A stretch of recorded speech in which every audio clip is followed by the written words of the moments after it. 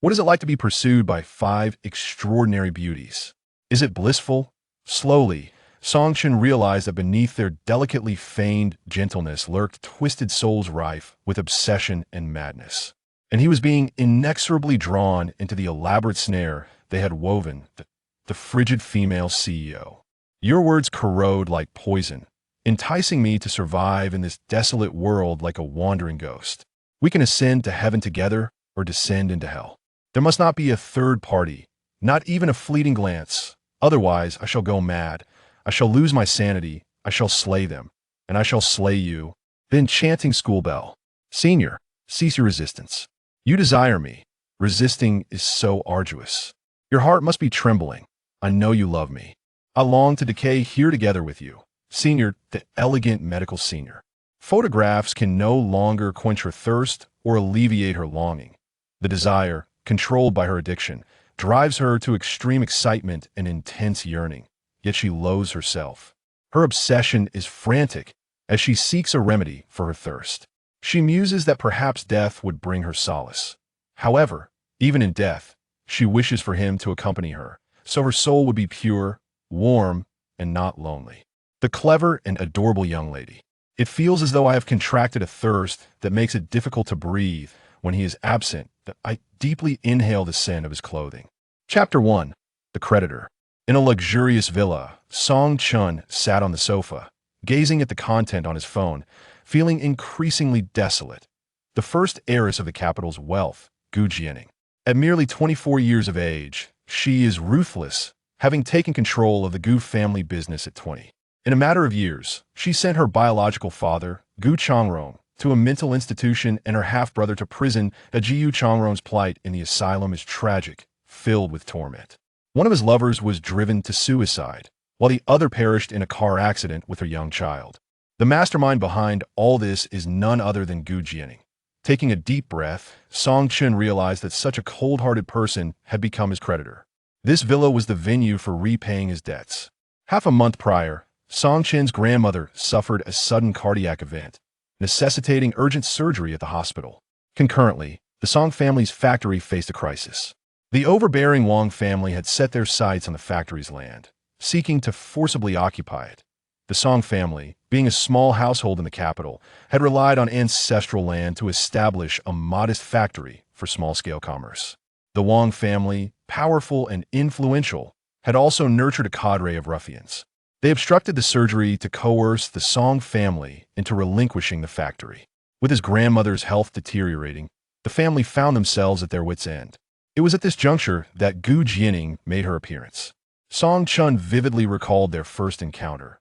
She was breathtakingly beautiful, exuding an icy elegance that left him astounded. She presented a document before him, her tone calm. I can assist you, provided you sign this agreement. Subsequently, Gu Jianing indeed resolved all their issues, and his grandmother's surgery was a success. However, the price was that he had to comply with the agreement and serve as her personal assistant. His family remained oblivious, believing that the Wang family's voluntary return of the factory was the result of police intervention and did not probe further. Now, regret gnawed at Song-Chen's heart. Had the situation not been dire, he would never have consented to sign that agreement. Surely, no fortune falls from the sky. Now he found himself at the mercy of a creditor so ruthless that if he ever displeased her, would she not extinguish his life as easily as one squashes an ant? As he spiraled into these thoughts, the doorknob turned, and Song-Chen hastily rose to his feet, but a delicate, fair arm pushed the door open, revealing long, slender legs that glimmered like white jade, adorned in a flowing white gown that accentuated her exquisite figure. She placed her handbag on the adjacent cabinet, bent slightly to remove her high heels, and her deep brown curls cascaded from her back to her chest. She tucked a strand of hair behind her ear with her delicate fingers, revealing her elongated, graceful neck. Song-Chen stood rigidly, stealing a glance at her nearly 170 centimeters tall stature, her ethereal visage, alabaster skin that accentuated her soft red lips, and her delicate nose. When her lake-like, clear eyes met his, he found himself breathless. Clutching his phone, he recalled the earlier message. This seemingly otherworldly beauty was, in fact, so merciless. Gu Jianing approached the sofa and gently sat down, her voice soft yet devoid of emotion. You're here. Startled back to reality, Song Chun nodded, yes. He moved to the coffee table, poured half a glass of water, and placed it before Gu Jianing. Miss Gu, please have some water. Her gaze lingered on his hand holding the glass, clean and slender. Even the shape of his fingers was to her liking. She slightly furrowed her brow, suppressing the tumult of desire within her eyes, forcing herself to divert her gaze from his fingertips. Then, she lifted the glass he had poured, her red lips gently grazing the rim, as the warm water flowed into her stomach, igniting a fervor in her veins. Later that night, Song Chen lay in the guest room on the first floor, contemplating his current situation. Working here was not particularly exhausting.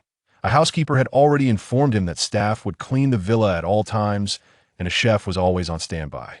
His duties were quite simple, serving tea and water or preparing basic meals. His creditor seemed relatively stable, not as terrifying as rumored. In the short term, as long as he remained cautious and diligent, she likely would not act against him.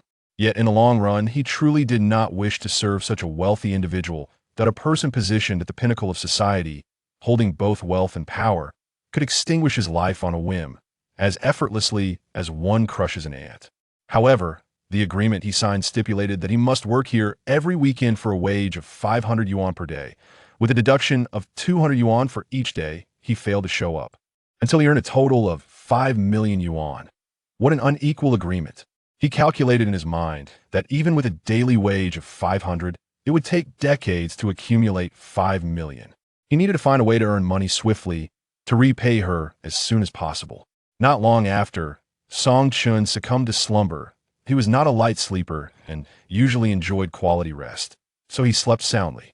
In the deep of night, at the foot of his bed, Gu Jianing, clad in a silk nightgown, revealed skin as pure as snow, accentuating her alluring figure.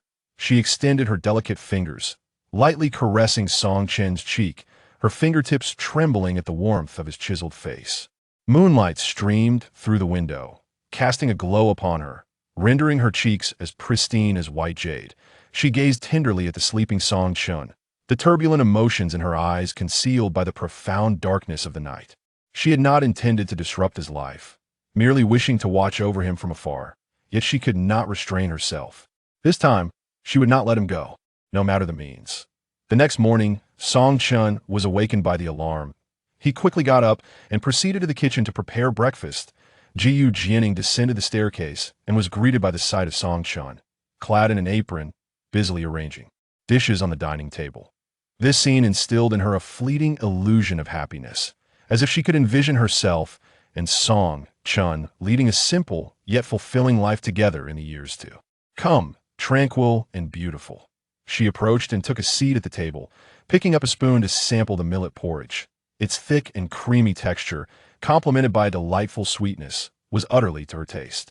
I have a business trip coming up, so you needn't come over next week. Gu Jianing suddenly announced that a spark of joy flickered within Song Chun, pleased by the prospect of a temporary reprieve from his labor here. However, that joy was soon overshadowed by the realization that each missed day meant a loss of 500 yuan. He pondered how long it would take to repay that 5 million. Gu Jianing's subsequent words washed away any remnants of his earlier delight. Do not forget the terms of our agreement. Until our relationship concludes, you are prohibited from dating, marrying, or frequenting any entertainment venues, for I have a germophobic disposition. Chapter 2. Teased. Song Chen was taken aback. When did such stipulations find their way into the agreement? His thoughts lingered on this perplexity until Gu Jianing's assistant entered, carrying her luggage away. He stood in the bedroom, gazing from afar as Gu Jianing's Rolls-Royce drove off. Reflecting on her serious demeanor moments prior, it seemed almost as if those terms were inscribed in the contract. Yet, Song Chun was no fool. At 19, he was far from senile. He had scrutinized the agreement carefully and could recall each clause distinctly, assured that none of what she claimed was included. The only oversight on his part was that he had signed only one copy, which Gu Jianing had taken with her. Regret surged within him as he felt duped. Wasn't a contract supposed to be executed in duplicate, with each party retaining a copy? Now it seemed she could assert whatever she wished. He wondered where she had stashed the agreement. Since she had departed, perhaps he should search for it. Song Chun ascended to the second floor and entered the study. The spacious room housed several large bookshelves brimming with an array of volumes, some on management and economics, others on calligraphy and the arts. The walls were adorned with several calligraphic works, bold and majestic in their strokes. He opened a large desk drawer and began to search meticulously, but to no avail. The study yielded nothing. Might it be in the bedroom? Standing at the threshold of Gu Jianing's bedroom, Song Chun hesitated. After all, it was a young woman's private space, and entering felt somewhat inappropriate. Yet, if he refrained from searching, would she impose additional demands that were not outlined in their agreement? Compelled by an insatiable curiosity, he pushed the door open and stepped inside. Before him lay a clean and tidy bed, adorned in soft gray hues, rather understated for a young woman. One might think she would prefer something more vibrant. He approached the bedside table, opened a drawer, and discovered a box containing a pale green jade pendant that appeared to have some age to it. As he cautiously rummaged through the drawer, the sound of high heels clicking on the floor echoed from outside. Tap, tap, tap. As the sound drew nearer, his heart raced. Had she returned? In a flurry of panic, Song Chun slipped into a nearby room. It was dark and devoid of windows. He closed the door behind him, hiding against it. He heard the sound of the bedroom door opening, followed by the rhythmic click of heels on the floor, approaching his hiding spot. His heart pounded in his chest, relieved when the footsteps finally halted. He silently prayed she would not enter this room. Yet the next moment, creak, the door opened, accompanied by a faint, cool fragrance. Song Chun recognized it immediately as Gu Jianing's scent. Nervously, he pressed himself against the wall, holding his breath. Gu Jianing did not turn on the lights. Instead, she gently shut the door, plunging the room back into darkness. She actually closed the door and did not turn on the lights. Song Chun contemplated whether he should make a break for it. But where could he escape in such a small room? Before he could decide, Gu Jianing took a step forward. He instinctively retreated until he was backed against the wall, breath held tight. Gu Jianing drew closer still. In the enveloping darkness, her fragrance enveloped him, making him feel uncomfortable. He dared not utter a word. Gu Jianing advanced further, and suddenly he felt the softness of her body brushing against him, an overwhelming sensation that left him parched. Then, her delicate fingers gently grazed his lips. In a soft whisper, Gu Jianing inquired, "What are you doing here?" Song Chun recalled her earlier declaration about her germophobia. This was disastrous, that a germaphobe would surely despise anyone intruding into her room. He hastily apologized. "I'm sorry, Ms. Gu. Please don't be angry. I came to help you clean." The excuse felt utterly flimsy, yet he could conjure no better alternative. That's so. Song Chun nodded vigorously. Gu Jianing let out a light laugh, her response ambiguous. He exhaled quietly, hoping she was not too upset. Her proximity was disconcerting. He subtly angled his head away, attempting to create distance. Yet, Gu Jianing's fingers shifted to tilt his chin upward, her voice low and commanding, "Do not shy away." Song Chin's mind went blank for a moment as he felt her nose brush against his. Surrounded by her essence, he lost awareness of whether her lips were near his cheek or mouth. He fought to quell the frantic beating of his heart, but in the stillness of the dark, its rhythm echoed like thunder. In mere seconds, her warm breath brushed against his ear. Gu Jianing's voice, languid yet tinged with a threat, whispered, "While I'm away, you must behave. It's best not to get too close to other girls, or else." "Understood, Ms. Gu," he replied hastily. When Gu Jianing finally exited, silence reclaimed the room. Song Chun exhaled deeply, leaning against the wall as he prepared to rise. Click! The room instantly illuminated. He realized the switch was just behind him. It dawned upon him that this room was likely a walk-in closet. The racks were filled with high-fashion garments, while the other side showcased an array of exquisite designer handbags. A glass display case boasted an assortment of diamond jewelry that sparkled under the light, each piece seemingly worth a fortune. He had just claimed he was there to clean. No wonder his creditor found him amusing. Song Chun touched his lips, feeling vexed. On his second day of work, he had already been teased by his creditor. He was still a pure-hearted university student, having never experienced romance. The risks of this job were alarmingly high. At Jing City University, Song Chun was a sophomore in the School of Management. Early in the morning, Song Chun arrived at the grand conference room of the School of Management, carrying a bag of steamed buns. Today marked a significant gathering for the faculty and students, as a distinguished professor from an esteemed international university was scheduled to deliver a lecture. After savoring his buns, Songchen noticed that most attendees had already assembled in the conference room to take tea that moment. A message from his classmate, Shunzi, pinged in. Songchun, I'm experiencing stomach pains and won't be able to attend. Please offer my reserved seat to someone else. Songchun replied affirmatively, then removed the books from the vacant seat.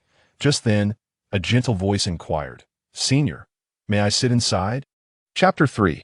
No more tolerance. Songchun raised his head and found Su Jinru, a freshman, standing beside him. She stood at approximately 160 centimeters. Her slender form delicate and charming. Her long, black hair cascaded like a waterfall, soft and smooth, while her pale yellow waist-length dress accentuated her fair and tender skin, as if one could almost extract moisture from it. Her exquisite and beautiful face was graced with large, doe-like eyes that sparkled with anticipation as they gazed at him. The surrounding boys looked on with envious eyes, for she was the campus belle, a stunningly pure beauty, and yet she chose to sit beside this young man. Songchen stood up, feeling pleased. Su Jinru, with her bag slung over her shoulder, took a seat inside.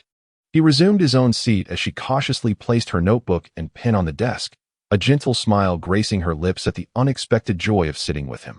She pondered what words she should utter to endear herself to the senior without appearing too abrupt. Senior, she began, but was abruptly interrupted by a harsh voice. I'm sitting here, you move away. Turning her head, Su Jinru saw Wang Haodong standing beside Song Chun, his tone unfriendly. Song Chun cast a glance at Wang Haodong, his anger flaring. This was the very son of the Wang family who had recently attempted to seize his family's factory. Song Chun harbored a deep disdain for such bullies, and now, it felt as though he were face to face with a sworn enemy. The Wang family had even obstructed his grandmother's surgery in their ruthless pursuit, valuing human life as nothing. The thought filled him with fury. His family had always taught him to be accommodating and to avoid unnecessary conflict. But he now realized that constant concession only invites further encroachment. He resolved that he would no longer tolerate such behavior. I am sitting here today, Song Chen declared coldly. Wang Haodong was taken aback. He had not anticipated encountering someone bold enough to defy him in this school. Angered, he laughed derisively. You a pauper? What gives you the confidence to vie for a seat with me? Just look at yourself. As he spoke, he forcefully slammed 2 books onto the table in front of Song Chun. Before Song Chun could respond, Su Jinru mustered her courage and stood up. Wang Haodong, he is a good person. You must not speak of him like that. Wang Haodong's irritation intensified at Su Jinru's defense of Song Chun. He had wanted Song Chun to move so that he could sit next to Su Jinru, whom he admired. Now, her support for another man publicly embarrassed him. How could he endure such humiliation? With a scornful expression, Wang Haodong extended his right index finger, pointing at Su Jinru as he spat out insults. Su Jinru, don't overestimate yourself. Just because others regard you as the campus belle doesn't mean you're a goddess. If it weren't for your slight charm, I wouldn't even think of you. Do you dare to speak on behalf of this fool? Are you aware of his background?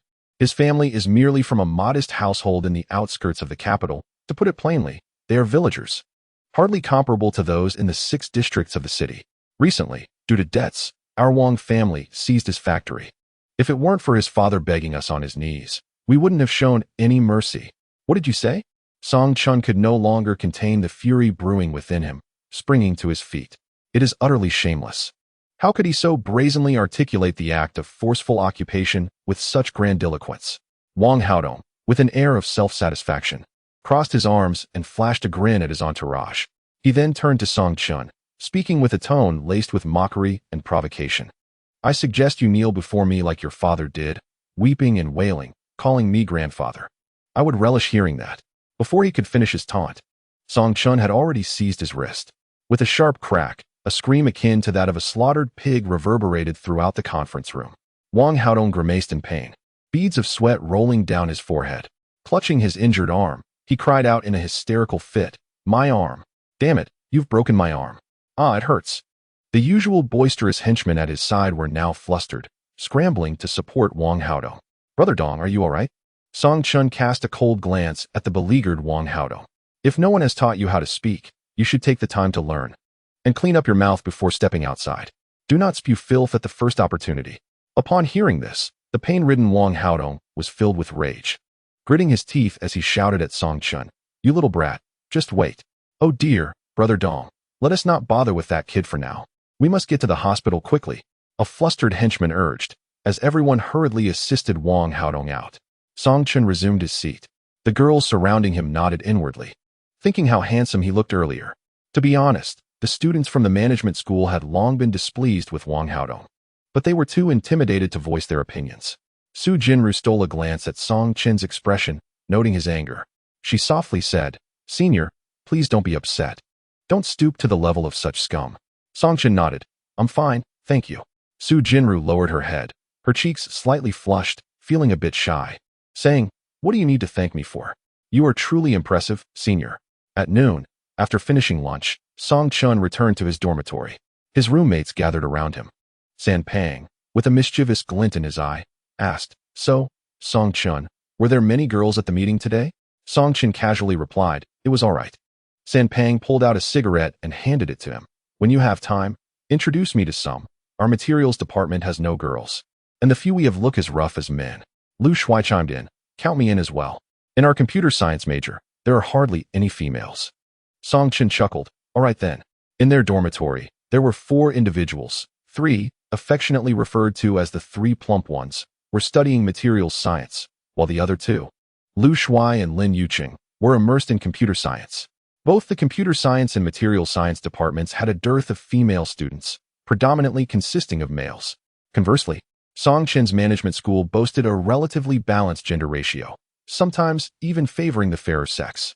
The personalities of these individuals were agreeable, all being earnest and genuine, which fostered a harmonious camaraderie among them. The following morning, a dazzling red Ferrari, gleaming with brilliance, gracefully entered the campus, captivating the attention of countless onlookers. Miss Mu has arrived. Upon hearing this exclamation, Liang Zhong felt an uncontainable excitement surge within him. He adjusted his attire and spectacles, clutching a bouquet of flowers as he stepped forward. When the luxurious vehicle came to a halt, a pair of long, slender legs clad in red high heels emerged. Mu Yao alighted from the car, her statuesque height of 168 centimeters accentuated by an orange mini dress that perfectly outlined her delicate waist. Her chestnut waves cascaded lazily down her back. The sun shone particularly brightly that day, casting a warm glow over the earth and elevating everyone's spirits. Mu Yao casually removed her sunglasses, revealing her enchanting peach blossom eyes, which sparkled with captivating brilliance. She tilted her head slightly, gazing toward the sun, and took a deep breath of the fresh air. Turning to survey her surroundings, her cherry-red lips curled into a subtle smile, revealing a charmingly adorable canine tooth, enhancing her allure with a playful touch. Liang Zhong stood frozen, utterly mesmerized by her beauty. As Mu Yao walked forward, Liang Zhong snapped back to reality, presenting the bouquet with both hands. Yao Yao, these are for you. Upon hearing his voice, Mu Yao's good mood diminished by half. She glanced at the massive bouquet and nonchalantly remarked, I don't like flowers. You can either toss them or give them to someone else. Undeterred, Liang Zhong persisted. Yao Yao, these are specifically prepared for you. I personally cut and wrapped the roses. Mu Yao found his persistence quite bothersome. She halted and turned back. So, you truly have genuine feelings then? Liang Zhong nodded earnestly, of course. My sincerity is as clear as day. Mu Yao rolled her eyes, a smile playing on her lips. Since you are so sincere, why not run 100 laps around the playground? I might consider it. Chapter 4. I have a boyfriend now. Liang Zhong was overjoyed. Really? Mu Yao nodded. Of course, I never speak untruths. Now, go run. Let me know when you're done. With that, she resumed her stride. Liang Zhong gazed at her retreating figure, filled with confidence, determined to run. Nearby, Wang Haodong, with his arm in a sling, cautiously advised, Brother Zhong. 100 laps is quite akin to a marathon. Liang Zhong adjusted his black-rimmed glasses, a hint of stubbornness gleaming in his eyes. Since childhood, he had harbored feelings for Mu Yao, and what of the marathon? No distance was too great for him to attempt. In the afternoon, Liang Zhong began his laps around the playground, accompanied by several eager companions wielding their smartphones, recording his endeavor. It was his request that they document his 100 laps. Convinced that such dedication would surely impress Mu Yao. 1 lap, 2 laps, 3 laps. After several circuits, his companions were left breathless, needing to pause intermittently. At 6:30 in the evening, Song Chin arrived at the playground, a routine of his to run a few laps each day. The twilight still held a soft glow. With headphones in place, he jogged to the rhythm of music, pondering the unusual crowd present that day. As he ran, a graceful figure approached the stands and settled down. Liang Zhong's companions cheered. "Zhonggu, keep it up. Mu Yao is here." Exhausted and on the verge of collapse, Liang Zhong, who had intended to rest on the track, found renewed vigor at the mention of Mu Yao. "How many laps have I completed?" he inquired. 95, you're almost there. Keep going." Stealing a glance towards the stands, Liang Zhong saw Mu Yao gazing in his direction, her eyes brimming with admiration and encouragement. Instantly invigorated, he sprinted forward. Unbeknownst to him, Mu Yao's attention was captured by another. She rested her chin on her hand, intrigued by the figure running, a tall young man, easily measuring around 180 centimeters. His physique appearing quite fit. As he ran, the muscles in his legs tightened, exuding strength with every stride, each footfall resonating like a heartbeat in her chest. Her gaze remained fixated on Song Chun. Though she could not see his full face, his profile was undeniably handsome. Finally, Liang Zhong completed his laps, breathlessly exclaiming, "Yao Yao, I've finished." Mu Yao descended from the stands and approached the track. "Yao Yao, what have you decided?" Liang Zhong asked, anticipation lacing his voice. Mu Yao scanned the crowd, a smile gracing her lips. "I've made my decision." Liang Zhong awaited her response with bated breath. Mu Yao pointed at the approaching Song Chun, declaring, "I announce that from today onwards, I have a boyfriend, and it is him." "What?" The crowd turned in astonishment towards Song Chun. Unfazed by the attention, he continued his path, head down. Mu Yao stepped into his path. "Excuse me," Song Chun said politely. Glancing at his face, Mu Yao felt a thrill of delight. Indeed, he was to her taste. "What is your name?" she inquired, realizing she was addressing him. Song Chun finally acknowledged her, though he wished to keep the interaction brief. "Sorry, I have things to attend to," he replied, his tone cool and indifferent, not even sparing her a glance. Yet, this only deepened Mu Yao's intrigue. The more aloof he appeared, the more determined she became to win his affection. At that moment, a voice called out from a distance, "Hey, Song Chun, are you heading back to the dorm?" Song Chun nodded in response.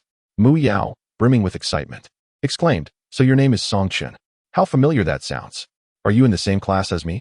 Song Chun chose not to respond and walked straight ahead. Mu Yao followed closely. "How come I never noticed you before? We must attend classes together frequently." Growing irritated by her persistence, Song Chun replied, "Miss Mu, you seldom come to school, so it's only natural you wouldn't know someone as insignificant as me." With stars in her eyes, Mu Yao declared, "Then I shall come often, just for you." Standing off to the side, Liang Zhong observed Mu Yao's joyful demeanor, his expression darkening.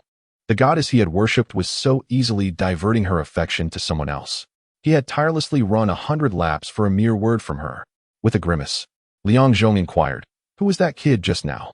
Wang Haodong, his face twisted with resentment, replied, "That's just the big fool named Song Chun. Why is he everywhere? I will not let him off easily." The next day, sunlight filtered through the leaves, casting dappled light on the paths of the campus. Song Chun, with a backpack slung over his shoulder, strode energetically toward the library. "The early bird catches the worm," he reminded himself. Determined to study diligently and strive for success in the CET 4 and CET 6 exams. As he approached a corner, a few unfriendly figures began to encircle him. Led by Wang Haodong, with a smug grin, he taunted, "Well, if it isn't Song Chun, where are you off to?" His tone dripped with sarcasm, his gaze laden with challenge. Song Chun frowned. He had no time for their antics. "What do you want?" he asked directly, a hint of impatience in his voice. "What do you think we want?" Wang Haodong elongated his words deliberately. "We still have some scores to settle." As soon as he finished, his companions erupted in laughter, as if rallying behind him. With a cold snort, Song Chun replied, "I have no time to entertain you." He attempted to walk past them, only to be blocked again by Wang Haodong. "You can't leave before we finish our conversation." Song Chun, growing increasingly impatient, shot back, "Spit it out already." "What do you mean spit it out? Can you even speak properly?" Wang Haodong retorted, and as he spoke, he pushed Song Chun's shoulder forcefully, expecting Song Chun to stagger back. He was taken aback when Song Chun stood firm, not budging an inch. Confused, Wang Haodong pushed again, only to have his hand deftly evaded by Song Chun. Sighing, Song Chun had no desire to waste further time with them and continued forward, but Wang Haodong seized his shoulder. Song Chen whipped around, a flicker of anger igniting in his eyes. Is this never-ending? He demanded, forcefully shaking off Wang Haodong, causing him to stumble back several steps. Wang Haodong, consumed by rage and humiliation, shouted at the group of boys behind him. Charge at him. Teach him a lesson. No sooner had he spoken than several figures lunged towards Song Chen. With a sharp glint in his eyes, Song Chen deftly evaded their advances, retaliating with a flurry of punches and kicks that sent them retreating one by one. Undeterred, Wang Haodong swung his fist and charged at Song Chen, who deftly sidestepped the attack and executed a graceful spinning kick that struck Wang Haodong squarely in the abdomen. Doubled over in pain, Wang Haodong rolled on the ground. Song Chen picked up his backpack from the ground, dusting it off as he prepared to move on. Wait a moment, interjected a boy wearing black-framed glasses. Though Song Chen did not recognize him, he had a familiar air about him, reminiscent of the one who had pursued Mu Yao that evening. I am Liang Zhong. I trust you have heard of me, he stated. Liang Zhong had accompanied Wang Haodong, yet he had remained silent while others acted, merely observing from the sidelines. However, it was evident to Song Chen that this individual bore a sinister countenance, not one to be trifled with. I'm afraid I haven't, Song Chen replied curtly. Liang Zhong's brow furrowed slightly before he flashed a smile, saying, that is of little consequence. Allow me to extend an apology on their behalf. We are not here to trouble you. Rather, we wish to advise you to keep your distance from the young lady of the Mu family. Her status ensures that you are not of the same world. Ignoring him, Song Chen strode forward. Liang Zhong's expression darkened as he watched Song Chen's retreating figure. Upon arriving at the library, Song Chen took the elevator to the 5th floor, seeking out a quiet corner to immerse himself in his English vocabulary. At that moment, a subtle fragrance wafted through the air. A gentle voice broke the silence. Senior. Turning to look, Song Chen found Su Jinru smiling at him. Her lustrous black hair cascaded softly over her shoulders, and her fair cheeks glowed with a delicate blush, whether from shyness or excitement. Her large eyes curved into crescent moons, and the corners of her lips formed an enchanting arc. Su Jinru leaned closer, whispering, Senior, what a coincidence to meet in the library. Song Chen offered a polite smile, speculating that she was from the south, as her soft, melodic voice bore a southern accent that many boys would likely find appealing. However, as a single individual, he harbored no romantic notions towards this campus beauty. He had daydreamed about love, yet he believed that a relationship should be grounded in compatibility, preferring to seek a more ordinary girl for a stable connection. Seated beside Song Chen, Su Jinru appeared engrossed in her book, yet she frequently stole glances at him from the corner of her eye, even taking a deep breath to savor his presence. Song Chen endeavored to ignore her, focusing on his studies. Gradually, he became aware that the once empty desk around him was filling with boys, all drawn to the scene unfolding. He lifted his head, only to discover that the boys around him did not appear to be there for academic pursuits. Their wandering gazes and furtive expressions suggested otherwise, as they frequently glanced in his direction. In an instant, Song Chen understood. This group had come to see Su Xiaomei. As noon approached, he gathered his belongings, preparing to head to the cafeteria. Noticing this, Su Jinru hastily packed her things as well. Senior, shall we go to the cafeteria together? They took the elevator to the 1st floor. As they walked side by side, Song Chen addressed Su Jinru. Junior, I need to use the restroom. You go ahead. Su Jinru, ever considerate, replied, It's all right, Senior. Are you going to the cafeteria? I can wait for you. No, don't wait for me. You should go on. Song Chen insisted, waving his hand dismissively. After hiding in the restroom for 5 minutes, Song Chen suspected she must have left by now and slowly emerged. Upon exiting the library, he found that Su Jinru had indeed vanished from sight. In good spirits, he whistled, slinging his backpack over his shoulder as he descended the steps. To be honest, he did not harbor any dislike for Su Jinru, but walking alongside a girl always felt somewhat awkward. Thus, he preferred solitude. However, as he turned the corner, he heard a cheerful voice call out, Senior, I'm here. Su Jinru was joyfully waving at him. Su Xiaomei really waited for me. He had assumed she had already departed. With a resigned smile, Song Chen had no choice but to walk forward with her. Side by side, they strolled down the path flanked by towering sycamores, sunlight filtering through the leaves and casting dappled shadows upon the ground. With a clear mind, Song Chen walked on the inner side, while Su Jinru, carrying her bag, felt an unusual excitement. She subtly inched closer to him, and her delicate, fair hand accidentally brushed against his. Startled, Song Chun instinctively recoiled slightly. Yet, Su Jinru followed suit, edging closer once more. The late May weather was warm, and Song Chen's palm began to perspire. He shifted further inward, and as they walked, he found himself nearly pressed against the tree. Not far off, Mu Yao observed the two walking closely together. Beside Song Chun stood a remarkably gentle and beautiful girl, and their proximity ignited a flame of jealousy within her. Su Jinru. Although Mu Yao seldom attended school, she was familiar with the Su family. The Gu family held the title of the wealthiest in the capital, embodying the pinnacle of power and affluence, followed closely by the Mu and Su families. Su Jinru was likely a daughter born out of wedlock, raised in the south and only recently returned to the Su family. Therefore, her status within the family was rather tenuous. However, she was undeniably beautiful, with a delicate demeanor that irked Mu Yao, a native of the northern capital. Steeling herself, Mu Yao stepped forward and directly wrapped her arms around Song Chun's. Song Chun, accompany me for a meal. Song Chun felt a twinge of embarrassment as he attempted to push her away, yet Mu Yao tightened her embrace. Su Jinru stood at a loss, uttering, "Senior." Mu Yao flashed a smile at Su Jinru and said, "Junior, focus on your studies and do not disturb seniors in their romantic pursuits." With that, she clung to Song Chun and moved forward. Turning back, Song Chun called out, "Well then, Junior Su, I shall take my leave." Su Jinru responded with a faint smile, "All right." Feeling awkward with Mu Yao's embrace, Song Chun pushed her away. But she pressed closer once again, holding him tightly. From a distance, Su Jinru observed the two.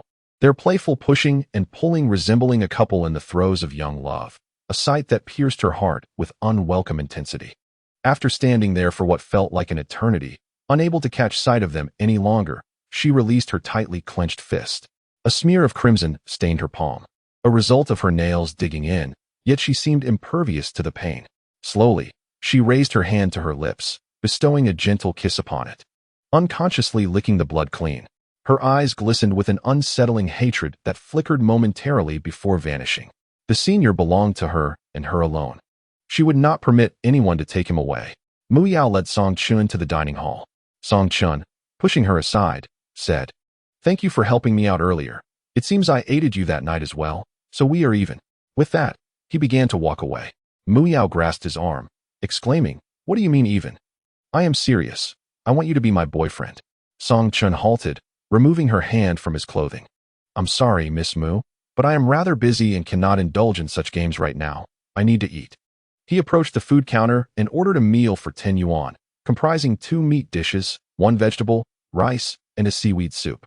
Although prices in Beijing were steep, the school meals remained quite affordable. "I want the same." Mu Yao closely followed Song Chun, carrying an identical tray of food. Just as Song Chun was about to leave, Mu Yao tugged at him again. "You need to swipe your card for me." Reluctantly, Song Chun asked, "Why must I do that? You are my boyfriend, so naturally, you should treat me to a meal." Upon noticing that surrounding students were now watching them, and that the cafeteria staff awaited his card swipe, he hastily complied, swiping the card before finding a secluded spot to sit down. As soon as he sat, Mu Yao took the seat opposite him. Song Chun found the situation baffling. This Miss Mu, whom he had seen only a handful of times over the past year, suddenly seemed intent on him. He lowered his head to eat, contemplating a swift exit once he finished. Meanwhile, Mu Yao did not eat but rested her chin on her hand, appraising Song Chun. "Even eating so ravenously has a certain masculine appeal," she mused. "But am I truly less attractive than Su Jinru?" He was unexpectedly gentle with Su Jinru, yet cold and indifferent towards her. This thought stirred an uncomfortable emotion within Mu Yao. Throughout her life, she had always been the object of others' affection. Never had anyone treated her with such aloofness. This very indifference seemed to possess a fatal allure, igniting her competitive spirit. The more he disregarded her, the more determined she became to win his affection. Tentatively, Mu Yao inquired, "Song Chun, what are you doing with the junior? She's the school belle. You don't have feelings for her, do you?" Song Chun took a bite of his chicken leg and replied, "Why should I answer you?" Mu Yao picked a chicken leg from her plate and placed it in front of him, saying, "Isn't it enough that I'm treating you to a chicken leg?" Amused by her audacity, Song Chun chuckled, "You certainly know how to use someone else's gift to your advantage." Undeterred, Mu Yao pressed on, "Come on. This is important to me. Do you like Su Jinru?" Song Chun replied, "No, I don't." "Really? That's wonderful. I knew you didn't like her because you're mine." Hearing the excitement in Mu Yao's voice, Song Chen couldn't help but roll his eyes at her. Yet, when he looked at her, he found her smiling, revealing her small canine tooth, utterly charming. Her large, bright eyes sparkled like sunlight, illuminating the dim surroundings. Truth be told, aside from her identity as the spoiled daughter of the Mu family and her capricious demeanor, she was indeed quite beautiful and possessed an admirable figure. In the blink of an eye, Song Chen finished his meal and stood up, preparing to leave. However, Mu Yao called out from behind, "Song Chen, you mustn't get too close to Su Jinru in the future, do you hear me? You belong to me." Song Chen, uninterested in looking back, thought to himself how peculiar it was that everyone insisted he shouldn't get close to this person or that. The only one he truly had to consider was Gu Jianing. His creditor. Suddenly reminded of Gu Jianing, a heavy weight settled in Song Chen's heart. He wondered when she would return and if she would seek him out for retribution. If he were to be entangled with Mu Yao and then discovered by Gu Jianing, it would spell trouble. Nevertheless, Song Chen dismissed the thought. Wealthy individuals were often fickle and might lose interest in him by tomorrow, leaving him unbothered. Chapter 6. Dining together on the weekend. Song Chen opted not to visit the library but instead found a classroom to study in. The library was too crowded, and since there were no classes on weekends, the classroom offered a quieter atmosphere. As he made his way to the cafeteria, he encountered San Pang and his friends, who were queuing for food. At that moment, his phone rang. It was Su Jinru. "Hello? Senior, have you eaten yet? I'm on my way to the cafeteria. Would you like to join me?" Su Jinru attempted to keep her voice calm, though a hint of excitement and nervousness lingered as she spoke with her senior. Covering the phone, Song Chen replied, "No, Junior. You go ahead. I'm not feeling well, so I want to be going to the cafeteria." He initially had no intention of deceiving. Yet he found himself doubting whether Su Jinyu might actually want to dine with him at the restaurant. In fact, he would much prefer to share a meal with his good friends from the dormitory instead. Upon hearing that he was unwell, Su Jinyu immediately expressed her concern, asking, "Senior, what seems to be the matter? Do you need to go to the hospital?" Reluctantly, Song Chen continued to fabricate an excuse, stating that it was nothing serious, just a lack of appetite, possibly due to indigestion. "It's nothing. You should go eat, Junior," he urged. After ending the call, Song Chen and his friends each ordered a serving of spicy hot pot, relishing their meal with great satisfaction. Once they had eaten their fill, the group sauntered back to their dormitory. Outside the boys' dormitory building, a girl stood holding a glass lunchbox. Su Jinyu, adorned in a light green vintage floral dress. Her slender waist accentuated, had her long, dark hair braided into two twists that cascaded gracefully down her chest. Her fair complexion glowed with a rosy hue under the sun's rays. Today, she had meticulously styled her hair in hopes of a chance encounter with her senior at the library. With a gentle smile gracing her lips, she recalled their earlier phone conversation in which he had mentioned his lack of appetite.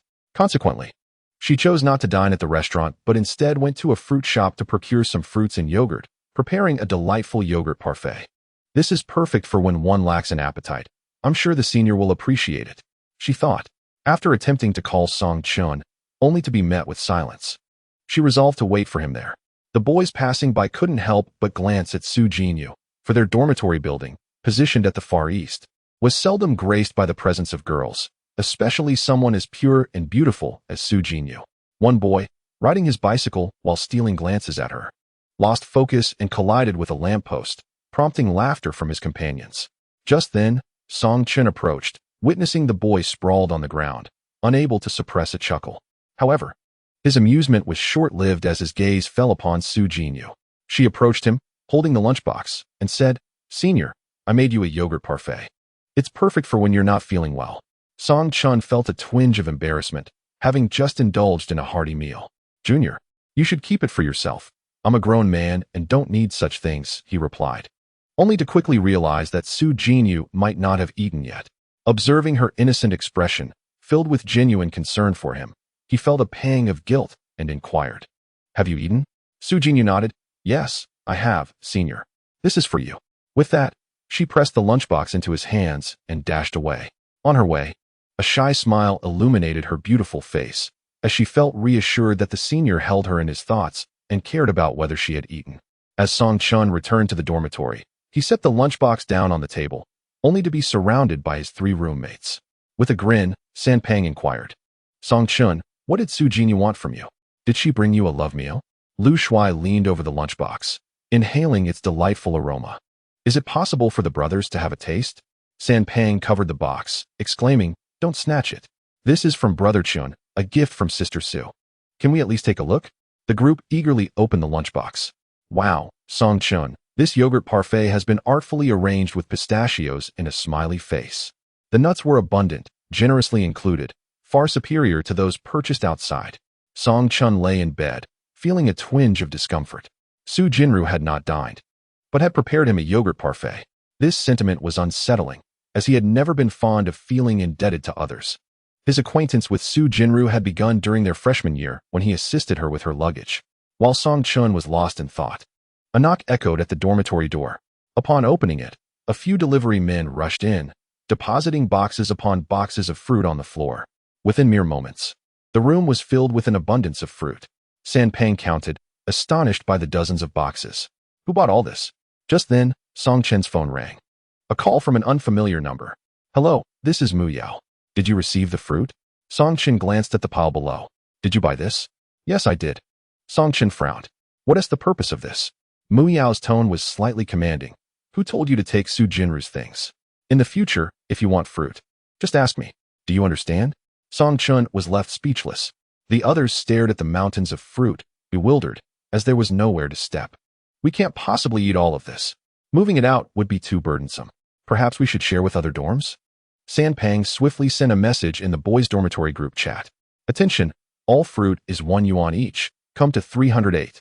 Before long, 308 was overflowing with people. In a blink, the more expensive fruits like jackfruit and cantaloupe were sold out. 1 yuan each is an incredible deal. The remaining fruits were apples and bananas. San Pang declared, 50 cents each. Let us clear them out. By evening, the fruit situation had finally improved. Liang Yuqing took a bite of an apple and remarked, "Ah, being handsome has its perks. I wish to find a wealthy girlfriend who would shower me with gifts." San Pang, his mouth full of bananas, mumbled, "I want that too. If I find a rich girlfriend, I'd just relax." Lu Shuai curiously asked, "So, Song Chun, has the young lady Mu truly become your girlfriend?" Song Chun quickly denied. "That is not the case." With a tilted head, the chubby one exclaimed, "Marvelous, marvelous. 2 extraordinary beauties are vying for your attention, Song Chun. What kind of secret technique do you possess? Share it with me." Song Chun picked up a banana and tossed it before the chubby one, urging, "Hurry and eat. Stop talking." In the luxurious presidential suite atop the WJ Hotel in H City, the room was enveloped in darkness, illuminated only by the faint glow of a phone. This soft light revealed a breathtaking visage, her skin appearing even more delicate and beautiful in the interplay of shadow and light. Her exquisite features akin to a finely crafted work of art. The images on the phone depicted Song Chen's daily life at school over the past few days, and she gazed at them with insatiable longing. His figure, his smile, even his expressionless face captivated her, inciting a fervent obsession. However, upon viewing the next photograph, her expression abruptly froze. Chapter 7. Why Are You Not Obedient? The phone's light accentuated Gu Jianing's stunning face as she stared at the image of Song Chun standing beside Mu Yao and Su Jinyu. "Heh, quite impressive," she remarked. 2 girls, and in such a short span, he had attracted 2. Had she not already warned him? Why was he not heeding her words? Why was he not obedient? Her beautiful fingers clenched the phone tightly, trembling uncontrollably as her inner fury raged like a wild beast, consuming her reason with fiery intensity. The tempest of her emotions tore at her, nearly driving her to madness. A glint of icy malice flickered in her eyes. Anyone who dared to approach him would face destruction. They would endure the utmost agony before vanishing from existence. She envisioned locking him away, preserving him as a specimen, ensuring he would eternally reside by her side, forever loyal and never again disobedient. Her heart surged with a storm of tumultuous thoughts as she closed her eyes, inhaling deeply until she regained her composure. With eyes as clear as tranquil waters, she opened them once more and retrieved a phone number. How could she reveal her inner turmoil and twisted desires to Song Chun? How could she bring harm to such a perfect being? What she sought was not coercion. She desired for Song Chun to love her willingly, a love that penetrated to the very marrow of his being, binding him to her for a lifetime. After all, had he not uttered those words? "Sister, may I offer myself to you?" Standing on the balcony of his dormitory, Song Chun lit a cigarette. Before he could finish, the phone rang. He glanced at the screen. Creditor. A wave of anxiety washed over him. Hello, President Gu. Gu Jianing's tone remained characteristically detached, yet with an added softness. How are you? I'm doing well. Thank you for your concern, President Gu. Song Chun replied hurriedly. Remember what I told you? Yes, I do. That's good. After hanging up, he noticed the cigarette in his fingers had burned down to ash. One Su Jinyu, one Mu Yao, and now a creditor. Currently, the situation vexes Song Chun, as he must find a resolution with Su Jinru and Mu Yao. After completing his evening routine, he settled into bed and opened his phone, only to find a friend request from his wife, Mu Yao. Furrowing his brow, he pondered how she had come to consider herself his wife. Initially inclined to decline, he ultimately accepted the request. Today, he had sold fruits in the dormitory for a total of 250 yuan, which he needed to transfer to Mu Yao. After sending the funds, he messaged her, Miss Mu, thank you for treating our dormitory to fruit today. We sold the leftover fruit, and here is the money. He promptly deleted the conversation. Next, he opened Su Jinru's WeChat and transferred her 30 yuan, choosing not to delete her contact. The thought of Su Jinru's delicate and pitiable demeanor tugged at his heartstrings. After all, she had not wronged him. In contrast, Mu Yao was obstinate, unreasonable, and overly clingy. It was best to maintain a clear boundary with such a spoiled young lady. He then turned off his internet connection and closed his eyes to sleep. In the girls' dormitory, upon receiving the transfer, Mu Yao glanced at her phone and momentarily mistook the amount for a romantic gesture, a 520 yuan gift. A blush graced her beautiful oval face as she thought, this boy is rather considerate, sending me a 520 red envelope. With satisfaction, she accepted the transfer, only to realize it was merely 250 yuan. Song Chun, you rascal. You're only worth 250. Furious, she attempted to initiate a video call, only to discover that he was no longer on her friend list. Enraged, she felt as though she might explode on the spot. Had it not been past 11, with the dormitory doors locked, she would have rushed to the boys' dormitory to scold him. The following morning, a management class awaited, held in a small classroom with only a handful of students. Song Chun arrived early and had barely settled in when a fragrant breeze wafted by. Mu Yao, donning denim shorts that accentuated her fair, supple, and slender legs, paired with a simple white chiffon blouse that highlighted her curvaceous figure, took a seat beside him. Her pouting lips and displeased expression, coupled with her alluring, watery peach blossom eyes glaring at Song Chun, conveyed her displeasure. He subtly shifted away, but Mu Yao followed suit, sniffing audibly, her voice thick with emotion and grievance. Song Chun, what do you mean by this? You don't have to insult me just because you dislike me. Upon hearing this, Song Chun panicked, realizing she was on the verge of tears. What's wrong? I haven't done anything. You bullied me. You called me a 250. Frantically glancing around the empty classroom, relieved that they were alone, he whispered, don't say such things. I haven't bullied you. Yet, Mu Yao's voice rose higher. You did bully me. You call me a 250, but you are the real 250. I truly did not insult you. It was merely a matter of their selling fruits for 250 yuan. If you doubt it, feel free to inquire with my roommate. Mu Yao turned her head, blinking her eyes. Really? Song Chun gazed at her reddened eyelids, feeling a twinge of compassion. He patiently explained, indeed, I harbor no ulterior motives. With a pout, Mu Yao insisted, then you must add me on WeChat. I shall transfer you 250 yuan. Unable to suppress a chuckle, Song Chun replied. Transferring me 250 yuan is your form of revenge? Absolutely. With a resigned smile, Song Chun retrieved his phone, thinking, why not add her?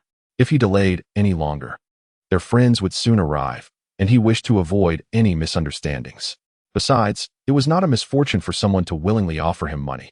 Thus, Mu Yao cheerfully transferred 250 yuan to Song Chun. She then picked up her makeup mirror to touch up her appearance. While applying her lipstick, she thought to herself, Humph. Song Chun, so you fear the tears of a girl. One day, I shall make you surrender beneath my fervent affection. Gradually, classmates began to trickle in, astonished to find the typically absent Lady Mu actually attending class, and sitting beside Song Chun no less.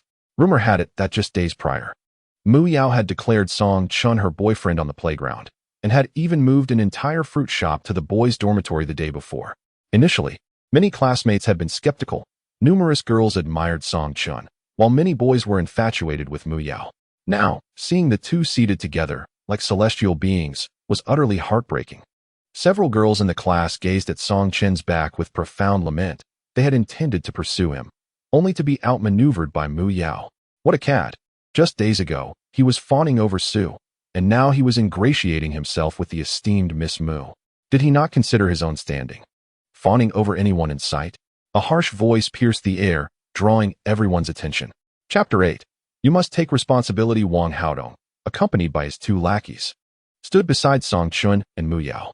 Song Chun frowned, about to speak, but Mu Yao stood up instead, declaring loudly, Wang Haodong, speak with respect. Song Chun is my boyfriend.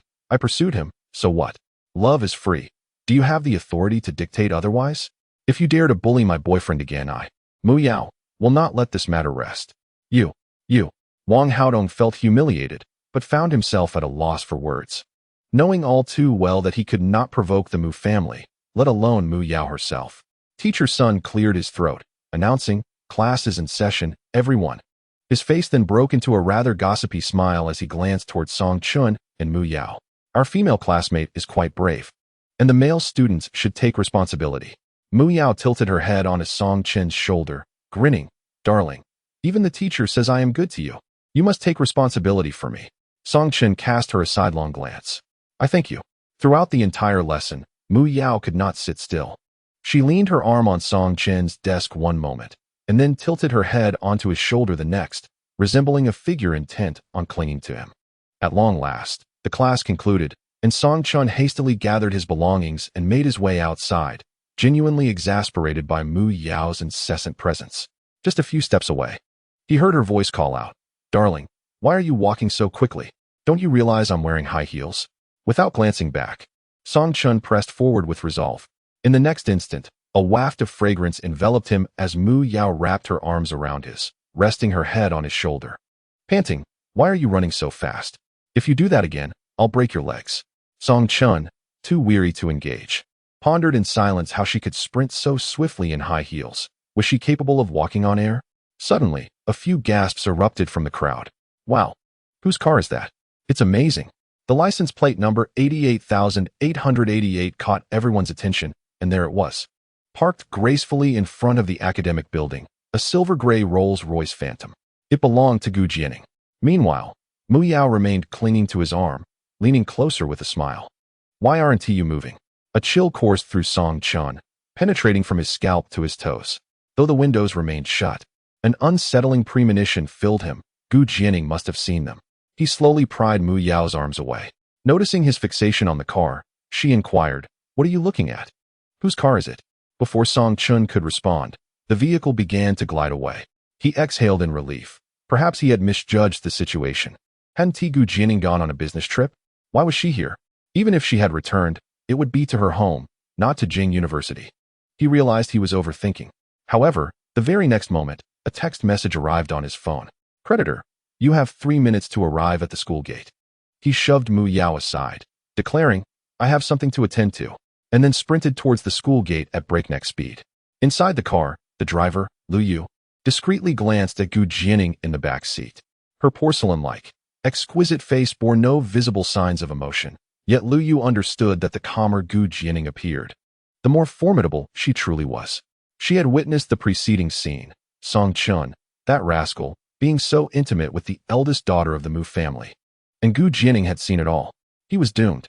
Jianing leaned back in her seat, her eyes tightly shut, long and curled eyelashes quivering slightly. She suppressed the tumultuous emotions swelling within her, maintaining an outward facade of tranquility and indifference. That glaring scene replayed incessantly in her mind, driving her nearly to madness. Her fists clenched tightly, then gradually relaxed. Song Chun approached the car, slowed his pace, regulated his breathing, and finally got inside. As he ran moments ago, his sole focus was on reaching his destination within 3 minutes, leaving no room for other thoughts. However, once he found himself seated in the back of the car alongside Jianing, a profound sense of torment enveloped him. The air pressure within the vehicle was uncomfortably low, and silence reigned among them. Lu Yu cast a sympathetic glance at Song Chun through the rearview mirror. Anxiety gnawed at Song Chen's heart. Jianing must have witnessed Mu Yao embracing him. Although he yearned to clarify that there was no connection between him and Mu Yao, would Gu believe him? Your arm seems to be dirty.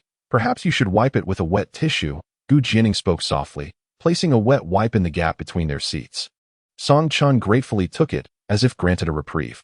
Was it merely his imagination, or had Gu Jianing's voice held a touch of tenderness just now? Glancing at his arm, he wondered what could possibly be dirty. It was likely that Gu Jianing disapproved of Mu Yao's earlier embrace, revealing her obsessive cleanliness. Inwardly, Song Chun scoffed. I am neither your partner nor your servant. Such fastidiousness is rather peculiar. Yet, he dared not voice this sentiment, and obediently pulled out the wet tissue to clean his arm, recognizing the wisdom in yielding to the situation. He certainly did not wish to find himself confined to an asylum or a prison by Gu Jianing. Before long, the car arrived at the villa district. Liu Yu departed swiftly, leaving only Song Chun and Gu Jianing within the expansive villa. Although Song Chun was not particularly fond of commotion, the sheer vastness of the villa felt daunting with just the two of them. Shouldn't a wealthy person's villa be bustling with servants? Yet, Gu Jianing's obsession with cleanliness extended to such extremes that even servants were unwelcome. Each day, they quietly arrived to clean and departed without a trace. The yard feels too empty. I wish to plant some roses, Gu Jianing suddenly remarked as she descended the stairs. Song Chun mused. You wish to plant them? Do you mean for me to do so? Following her gaze, he noticed an abundance of rose bushes, wrapped in soil, lying quietly on the ground, seemingly amassed in great number. A chill ran through him. It was evident that Gu Jianing would not easily let him off the hook. Ms. Gu, do all of these need to be planted? He inquired. Indeed, 99 bushes. Please assist me with this task, she replied. Song Chun walked around to assess the situation before returning to Gu Jianing. Ms. Gu, the yard is already paved with tiles. There appears to be no space for planting flowers. Gu Jianing glanced towards the entrance, casting her eyes southwest before gently responding. You may remove the tiles and then plant them. A smile tugged at Song Chun's lips as he replied, Very well, Ms. Gu. However, as he turned away, his smile quickly faded. There was no choice. After all, he was there to work, and work he must. The tools lay conveniently in the corner, seemingly prepared for his use. With his robust physique, this seemingly trivial task posed no challenge for him. First, he pried the bricks up one by one, setting them aside, and then turned the ground loose. Chapter 9. Out of control as Song Chun was moving bricks, he cast a glance towards the doorway, only to find Gu Jianing lazily reclining on a lounge chair, engrossed in a book. She adorned herself in a pure white gown, radiating an ethereal beauty akin to that of flawless jade. Her soft, flowing hair cascaded down her shoulders, and her exquisitely sculpted profile resembled that of a celestial being descended to earth. A gentle smile graced her lips as her delicate fingers turned the pages, sunlight bathing her nose and rendering her skin a translucent pink. Her expression was one of deep concentration, as if time had momentarily frozen. Suddenly, his phone buzzed, jolting Song Chun back to reality. He retrieved it, only to discover it was merely an alarm. Lowering his gaze, he resumed his labor, astonished at himself for stealing glances at Gu Jianing. As time wore on, fatigue began to set in for Song Chun. It had been a while since he engaged in such physically demanding work, and he truly felt exhausted. In the evening, Gu Jianing stood within the house, gazing out the window at Song Chun's diligent figure, her heart beginning to soften. In truth, her anger had long since dissipated, and she found herself hesitating over whether to call him inside. Suddenly, she heard Song Chun shout. Rushing over, she discovered his left hand was bleeding profusely, crimson droplets trickling from his palm. Her heart jolted with alarm, her voice tinged with panic. What happened to your hand? Song Chun shook his hand dismissively. It's nothing. Just a scratch from a thorn. Gu Jianing seized him, leading him into the house. I only have one more to go, he protested. She pressed him down onto the sofa and swiftly fetched a first aid kit. Kneeling beside him, she spoke softly, just bear with it. As she held his hand, disinfecting and dressing the wound, Song Chun watched her delicate fingers dance gracefully over his skin, her fragrant hair cascading down, brushing against his face. Her brows knitted with concern. She appeared genuinely anxious. At that moment, Song Chun's heart raced, thrown into disarray. He glanced at his bandaged finger, hurriedly standing up. Thank you, Ms. Gu. I'll go make dinner. With that, he headed towards the kitchen. Gu Jianing called after him, let the chef handle it. Soon, the ever-ready chef prepared a sumptuous dinner. That night, Song Chun, using one hand, awkwardly washed up before lying down to sleep. After a full day of labor, he was indeed weary. Although he maintained a regular fitness regimen, he seldom engaged in such agricultural tasks. As he lay in bed, sleepiness washed over him. Yet a swarm of mosquitoes buzzed incessantly around his ears. Despite it being early June, the mosquitoes were already a nuisance. Perhaps the dense foliage of the villa area, coupled with its sparse population, accounted for the abundance of these pests. He pulled the blanket over his head, but soon grew hot and had to toss it aside. However, the mosquitoes resumed their torment. Whenever he was on the verge of slumber, the incessant buzzing of mosquitoes would rouse him from his dreams. Thus, Song Chun reluctantly rose to seek out the mosquito coil. He recalled having seen it in a cabinet within the living room, and soon enough, he located it. Once ignited, he fell asleep swiftly. In the stillness of the night, Jianing gently pushed open the door to Song Chun's bedroom. She seated herself at the edge of the bed, gazing at the serene visage of the sleeping boy. His tranquil expression was innocent, reminiscent of a child. Jianing tenderly caressed his face, placing a gentle kiss upon his forehead. Subsequently, she clasped his hand, reveling in its warm embrace. Bathed in the moonlight, she observed his hand, wrapped in bandages, and a wave of sorrow surged within her. "I am sorry. Your hand is injured, and it is my fault." She bestowed a soft kiss upon his hand before resting it against her cheek, gently stroking it. "I do not wish to burden you, nor do I want to tire you. Yet, why do you not listen? Why must you be disobedient? I have expressly told you to avoid close contact with other girls. Why did you not heed my words? I detest the thought of anyone else gazing upon you. I wish for them all to suffer. No, not merely to suffer, but to descend into the depths of hell." Her exquisite face remained gentle, yet her eyes harbored a chilling intensity that could send shivers down one's spine. Her slender, pale fingers traced the contours of Song Chun's soft lips. "This place shall forever belong to me." With that declaration, she lowered her head, capturing his lips in a kiss. The softness of the contact sent a tremor through her heart. This was her first kiss. She discovered for the first time the exquisite sensation of kissing his lips, an intoxicating experience, akin to the finest wine, an addictive poison.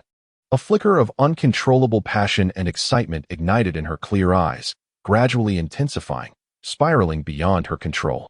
She kissed the sleeping boy fervently, starting from his forehead and traversing his entire being. She felt as if she had entered a dream, surrendering herself to unrestrained indulgence. She greedily explored every intimate corner of him, reveling in the sensation that he was solely hers. In the tumultuous waves of agony, she encountered a happiness that felt as if it had descended from the heavens. It was as if she had returned to that fateful year, the year she was 11, when her father's infidelity shattered her family, leading her mother to succumb to despair and take her own life. Her world lay in ruins. She stood by the river where her mother had ended her life, lingering on the bridge for what felt like eternity. A small boy approached her, tugging at her sleeve. "Sister, do not jump. You must live on." She smiled faintly, questioning the purpose of life. "What meaning is there in living? There is no one left who loves me. The only one who did has departed." As she spoke, tears streamed down her cheeks. The 6-year-old Song Chun gazed at the girl, radiant like a fairy, and comforted her. "Sister, there will surely be someone in this world who loves you." She shook her head, declaring that it was gone, never to return. Song Chun, filled with urgency, replied, "But I can love you." Jianing turned to him, questioning, "You love me? You are so young. What can you offer me?" Song Chun grasped her hand and earnestly proposed, "Then, I will give you myself. Is that acceptable?" Jianing was taken aback. Song Chun removed the jade pendant from around his neck and placed it in her palm, saying, "This is a talisman my grandmother gave me. If you wear it, fortune will follow you." That night, Jianing slept soundly, as if enveloped in a warm embrace, experiencing a sense of security she had never known before. Her long eyelashes fluttered slightly before she opened her eyes, only to be startled. Right beside her was Song Chen's handsome face, his breathing steady as he slept peacefully. A flicker of panic crossed Jianing's exquisite features. How was it possible that she had slept in Song Chen's room, nestled in his arms, throughout the night? She gently rose, only to discover her body ached, particularly in certain areas, with a discomfort she could hardly articulate. She extended her fair leg, barefoot on the floor, and quietly adjusted the blankets, only to notice a crimson stain on the sheets. Chapter 10. It belonged to her. Jianing bit her lip, filled with quiet regret. What had happened to spiral out of control? She softly approached Song Chun, unwrapping the bandage from his hand. Then, Picking up her shoes, she tiptoed out of the room. And in the fleeting moment of closing the door, she caught sight of the burnt incense ashes by the door. At 6 o'clock, Liang Qi was still nestled in her blankets, lost in dreams, until the incessant ringing of her phone jolted her awake.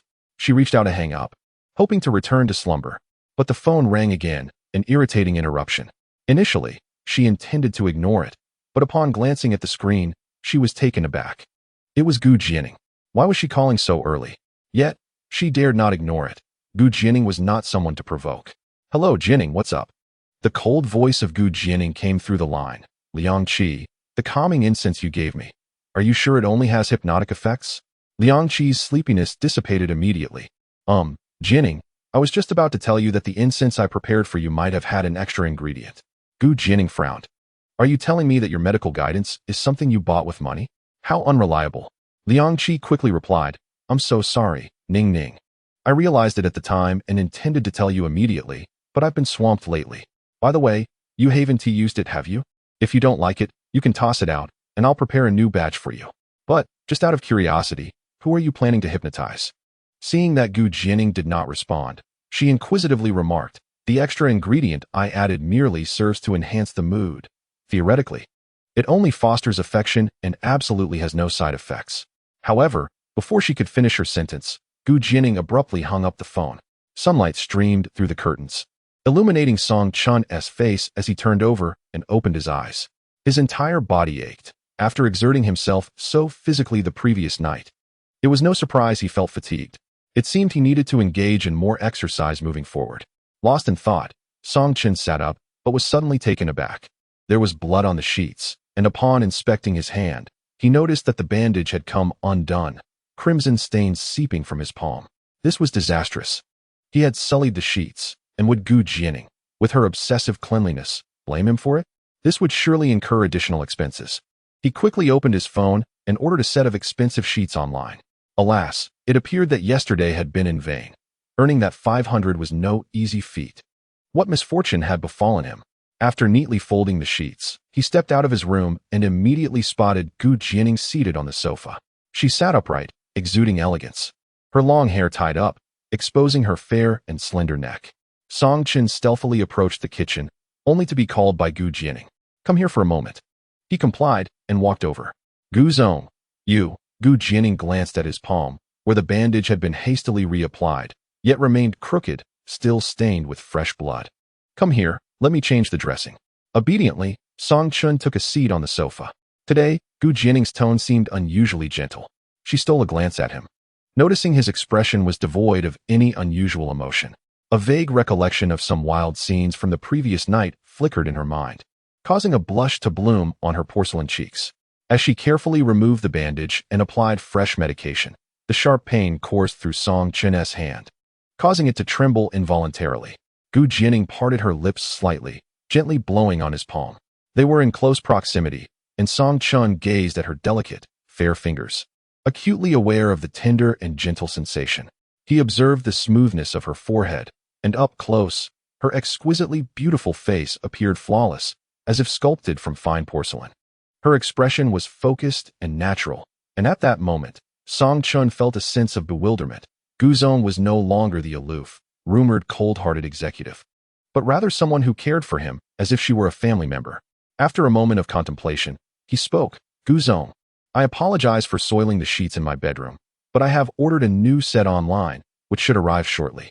Jianing responded with a soft before inquiring, "Should I wash the old ones or?" Feigning indifference, she replied, "You may simply discard them." Song Chen remarked, "May I take this back to school?" "It would be a pity to discard it." Jianing's lips curled into a barely perceptible smile as she nodded in agreement. "All right." Subsequently, Song Chen proceeded to the kitchen to prepare breakfast.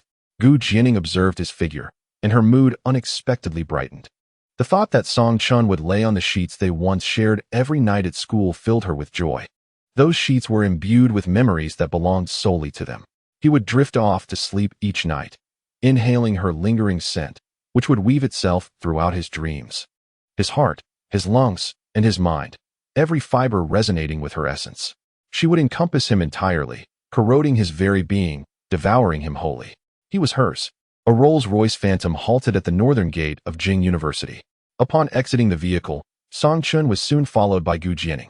She donned a crisp white shirt paired with a sleek gray pencil skirt, her elongated legs accentuated by silver stilettos. Her chestnut hair cascaded softly over her shoulders, presenting a professional yet somewhat aloof demeanor. Song Chun waved his hand, expressing gratitude. "Thank you, General Manager Gu, for bringing me back. I shall head in now." "Wait," Gu Jianing said, glancing at a sports car parked a short distance away, a smile gracing her lips before she approached Song Chun. She meticulously adjusted his attire and then embraced him, placing a gentle kiss on his cheek. The unexpected warmth left Song Chun momentarily stunned. Leaning closer, Gu Jianing whispered in his ear, "Keep your distance from the eldest Miss Mo." Stepping back slightly, Song Chun replied, "Understood, General Manager Gu." Her clear, penetrating gaze scrutinized his face. "Do you truly understand?" Song Chun explained, "Well, General Manager, I cannot control that. I don't wish to see Mu Yao either. But she insists on pursuing me, and there's little I can do about it. Can I be blamed for that?"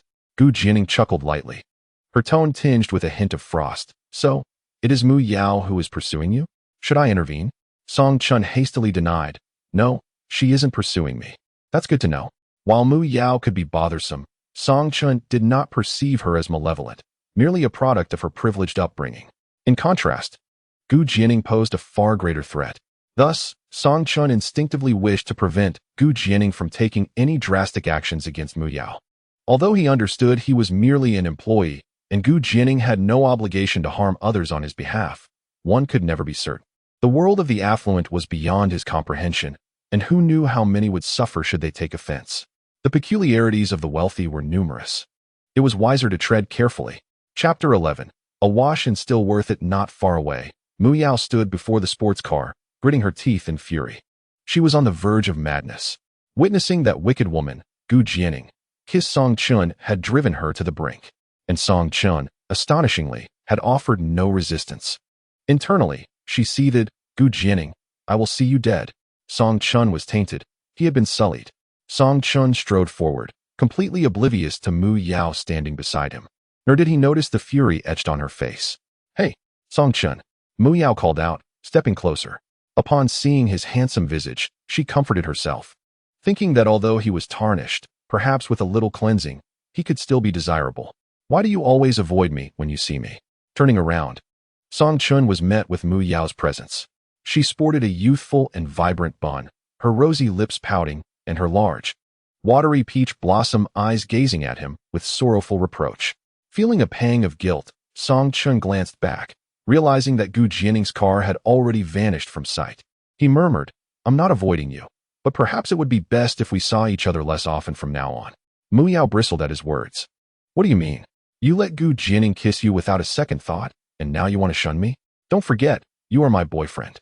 Song Chun shot her a sidelong glance. "Who is your boyfriend? I certainly never agreed to that." Mu Yao leaned in, inquiring, "Then whose boyfriend are you? Don't tell me you have feelings for Gu Jianing. She is not a good person. Did she tell you to avoid me?" Song Chun remained silent. Mu Yao pressed on, "I knew it. It must be her, that cold-hearted woman.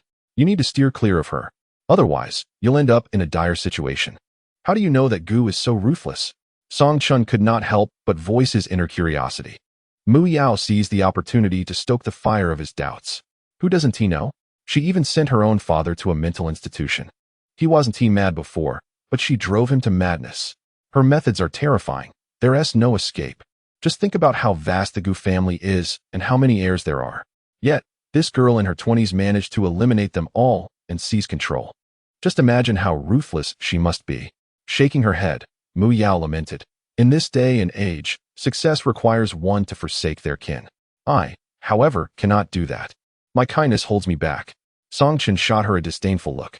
"So, while belittling others, you take the opportunity to extol your own virtues?" With that, he continued on his way. Mu Yao hurried after him. "Hey, don't go. We haven't seen each other in days. Let us go have a meal together." "No thanks, farewell." With that, Song Chun dashed towards the boys' dormitory. That evening, after washing up, Song Chun had just settled into bed when a WeChat video call came through. He glanced at the screen to see it was Mu Yao. He chose not to answer, contemplating whether to remove her from his contacts. His concern stemmed from Gu Jianing having specifically pointed out Mu Yao, He genuinely feared that if Mu Yao continued to cling to him, Gu would become furious. As he hesitated, a text message arrived. Song Chun, are you ignoring my video call? Don't even think about deleting me. If you dare to remove me, I'll run to the boys' dormitory and shout your name at the top of my lungs. I'll declare you as my boyfriend, that I love you. Then the entire school will know about our relationship, and Gu Jianing will definitely find out. Humph. Song Chun sighed, pondering the possibility that Mu Yao could indeed engage in such antics. He casually changed Mu Yao's contact note to annoying and set his messages to do not disturb. Deleting the contact was not an option. It was simply too bothersome. The following day, with no classes scheduled, Song Chun joined his classmates at the calligraphy club for an event. He was naturally a rather reserved individual, having admired talented people since childhood. Thus, during his freshman year, he had decided to join the calligraphy club. In his spare time, he practiced writing alongside others, nurturing his artistic sensibilities. Recently, preparations were underway for an upcoming calligraphy exhibition, and everyone was busy organizing the collected works and arranging the exhibition space. After a long evening of labor, Song Chun intended to return to his dormitory. As he walked along the path, a gentle voice called out from behind him. Senior, wait a moment. Turning around, he saw Su Jinru rushing toward him. She wore a loose linen dress, her soft hair cascading over her shoulders. Her large, joyful eyes sparkled as she looked at him. Senior, it's been several days since we last met. You seem quite busy lately.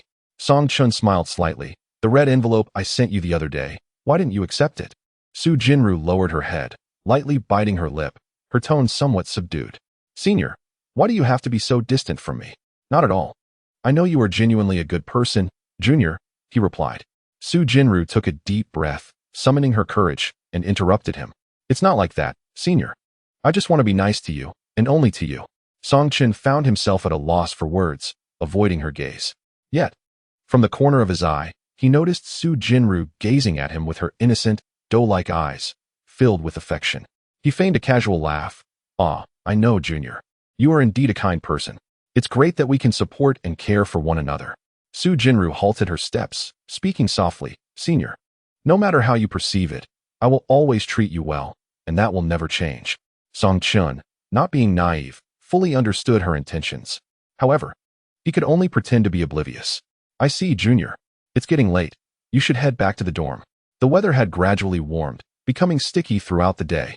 Having grown up in the capital, Song Chun could only characterize the local climate with two traits: the long winters and summers, and the complete absence of spring and autumn. Just a few days prior, he had been bundled in a thick winter coat, and suddenly, in May, he found himself donning a short-sleeved shirt.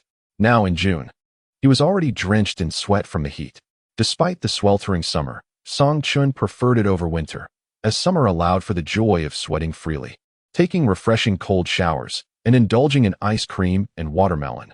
Memories of delightful times seemed to be intertwined with summer. Especially, summer offered the luxury of a 2-hour afternoon nap. From noon until 2 o'clock. At 2 in the afternoon, Song Chun's phone alarm rang. He rose from his slumber and splashed some water on his face. Standing on the balcony, I gazed around to clear my mind. The voices of boys discussing from the neighboring dormitory drifted over.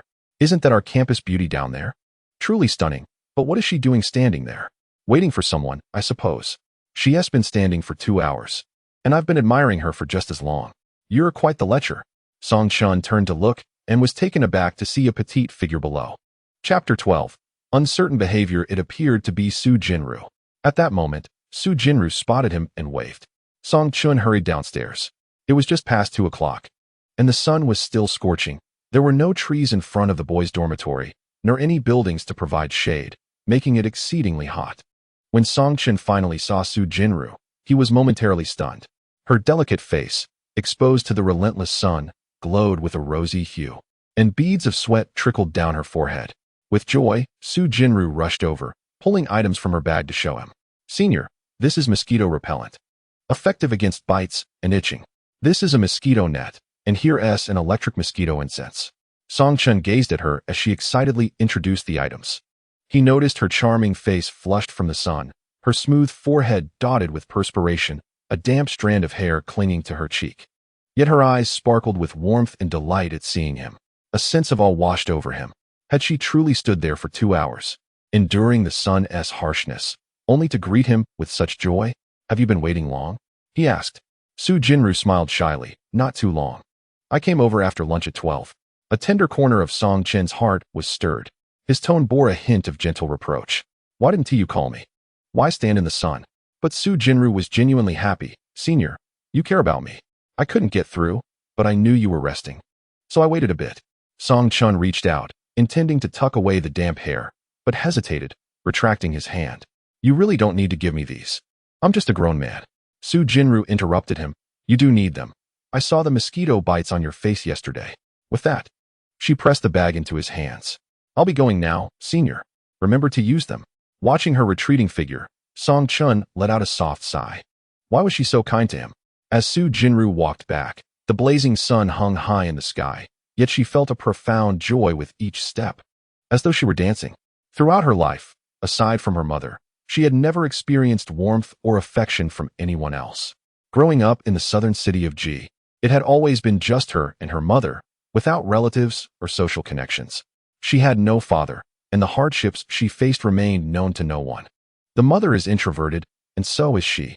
It was not until she turned 16 that her so-called father, the head of the Su family in the capital, acknowledged her as his daughter. On the day she reported to Capital University, she found herself alone, struggling with a heavy suitcase, when Song Chun came to her aid. He meticulously helped her organize her belongings, introduced her to every corner of the campus, and, noticing she had not eaten, generously offered her his own meal. From that day forth, she realized that Senior Song was a person of warmth. This fleeting warmth etched itself deeply in her heart, enticing her to become utterly and permanently possessive of him. After Song Chun returned to his dormitory to put away his belongings, he proceeded to the classroom to study. Just as he settled down, someone took a seat behind him. He opened his book and began to study, but soon the chair behind him began to thump incessantly. Frustration bubbled within him as he wondered which fool was being so disruptive. He turned around, intent on giving the offending party a glare, only to meet Mu Yao's eyes, sparkling with mirth. Hello, dear. Song Chun, exasperated, retorted, Why are you everywhere? Are you following me? Mu Yao picked up a book from her desk and pretended to read, saying, Don't talk to me. I'm here to study. Song Chun, disinterested, returned to his studies. After a while, noticing that Mu Yao had succumbed to slumber with her head resting on the desk, he quietly decided to change classrooms. In the new classroom, which was sparsely populated, he felt a sense of relief. Finally, he could distance himself from the daughter of the Mu family. However, to his dismay, as soon as he sat down, Mu Yao once again took her place behind him. He shook his head in resignation. She was indeed a persistent shadow. Determined to have a serious conversation, he said, Mu Yao, I believe we should maintain some distance. You know how formidable President Gu can be. I fear she might cause you trouble. Mu Yao's eyes widened with excitement, a glimmer of joy flickering within them. Are you concerned about me? You must be worried about me. Song Chun was at a loss for words. Just as he was about to retort, Mu Yao placed a finger to her lips and shushed him. I want to speak. I don't know you. I'm here to study. President Gu has no authority over that. The country encourages us to study hard. Can she really control my education? Like an unyielding adhesive. She was impossible to shake off, so Song Chun fell silent. Later that evening, as he returned to his dormitory, Mu Yao called out to his retreating figure, Song Chun. See you tomorrow. Let us study together. He thought to himself, as if. The next day, Song Chun arrived at the classroom by 7 o'clock. Today, he intended to study for just 2 hours, hoping to leave early and return sooner. He figured that lazy Mu Yao would not rise so early, giving him the perfect opportunity to escape her. Upon arriving at the classroom, he found it completely empty. Finally, he could break free from Mu Yao. He silently cheered within himself as he took a seat and opened his book. Just then, Mu Yao yawned and settled behind him, her voice tinged with mild complaint. Song Chun, don't you ever sleep in the morning? I'm so tired. Frustrated, Song Chun felt like cursing. He too was weary. Had it not been for her insistence, he would not have risen so early, only to find himself still ensnared in this predicament. He genuinely suspected there was a traitor in the dormitory, someone who had tipped off Mu Yao. Nevertheless, since he could not escape this situation, he decided to let it be. After all, he had done nothing wrong. If Mu Yao was unafraid of Gu Jianing, then let the two of them resolve their issues on their own. He had no guilty conscience. In M City, Gu Jianing attended a crucial banquet alongside several colleagues. This gathering drew together the illustrious figures of M City, social elites, dignitaries, and the creme de la creme. The elegantly attired women vied for attention, each clad in alluring gowns that boldly showcased their fair legs and plunging necklines accentuating their curves. Jianing opted for a more understated look, her hair casually styled. She wore a simple yet elegant gray professional suit devoid of adornments. Yet, her breathtaking visage and statuesque figure made her the most captivating presence in the crowd, drawing all eyes towards her. Many recognized her status and were intimidated by her air of nobility and aloofness, thus engaging with her in a courteous manner, hesitant to overstep boundaries. However, there are always those who are oblivious. While Jianing was engaged in discussions regarding future market developments, a hand unexpectedly rested on her shoulder. She turned, her gaze icy and formidable. In a flat tone, she commanded, "Remove your filthy hand." The owner of that hand recoiled, startled into retreat. "You must be the esteemed Gu," he boldly proclaimed. "I am Zhao Shuahao. In M City, if you mention my name, everything can be arranged effortlessly. Why not be friends?" His lecherous eyes roamed over Jianing, captivated by her ethereal beauty and icy demeanor. Ignoring his outstretched hand, Jianing addressed those beside her, saying, "Excuse me." She promptly made her way outside. Her assistant, Li Ling, mused internally, "The CEO must have a cleanliness obsession. Zhao Shuahao is finished." Upon entering her car, Jianing immediately shed her suit jacket, discarding it out the window. Once back at the hotel, she stripped off all her clothing, instructing Li Ling to dispose of them. Before taking a meticulous shower, dressed anew, droplets of water still clung to her skin, which glowed with a rosy radiance, utterly exquisite. Li Ling waited in the living room. "Has it been dealt with?" he asked respectfully. "Yes, it's all taken care of. That Zhao fellow's arm is rendered useless," Jianing replied with a nod. "You may leave." Li Ling gently closed the door behind him, reflecting that Zhao Shuahao had brought this upon himself. No one could intervene. Jianing settled onto the sofa and opened her phone. "Recently, I have been on a business trip and have not had the time to care for my little puppy. I wonder if he is behaving well at home." Chapter 13. Eating grapes in the self-study room of Jing City. Song Chun was diligently composing a paper assigned by the teacher. Mu Yao sat behind him, secretly admiring his earnest demeanor. Suddenly, the sound of his phone rang through the empty classroom. Upon checking, he realized it was his creditor, and he was startled.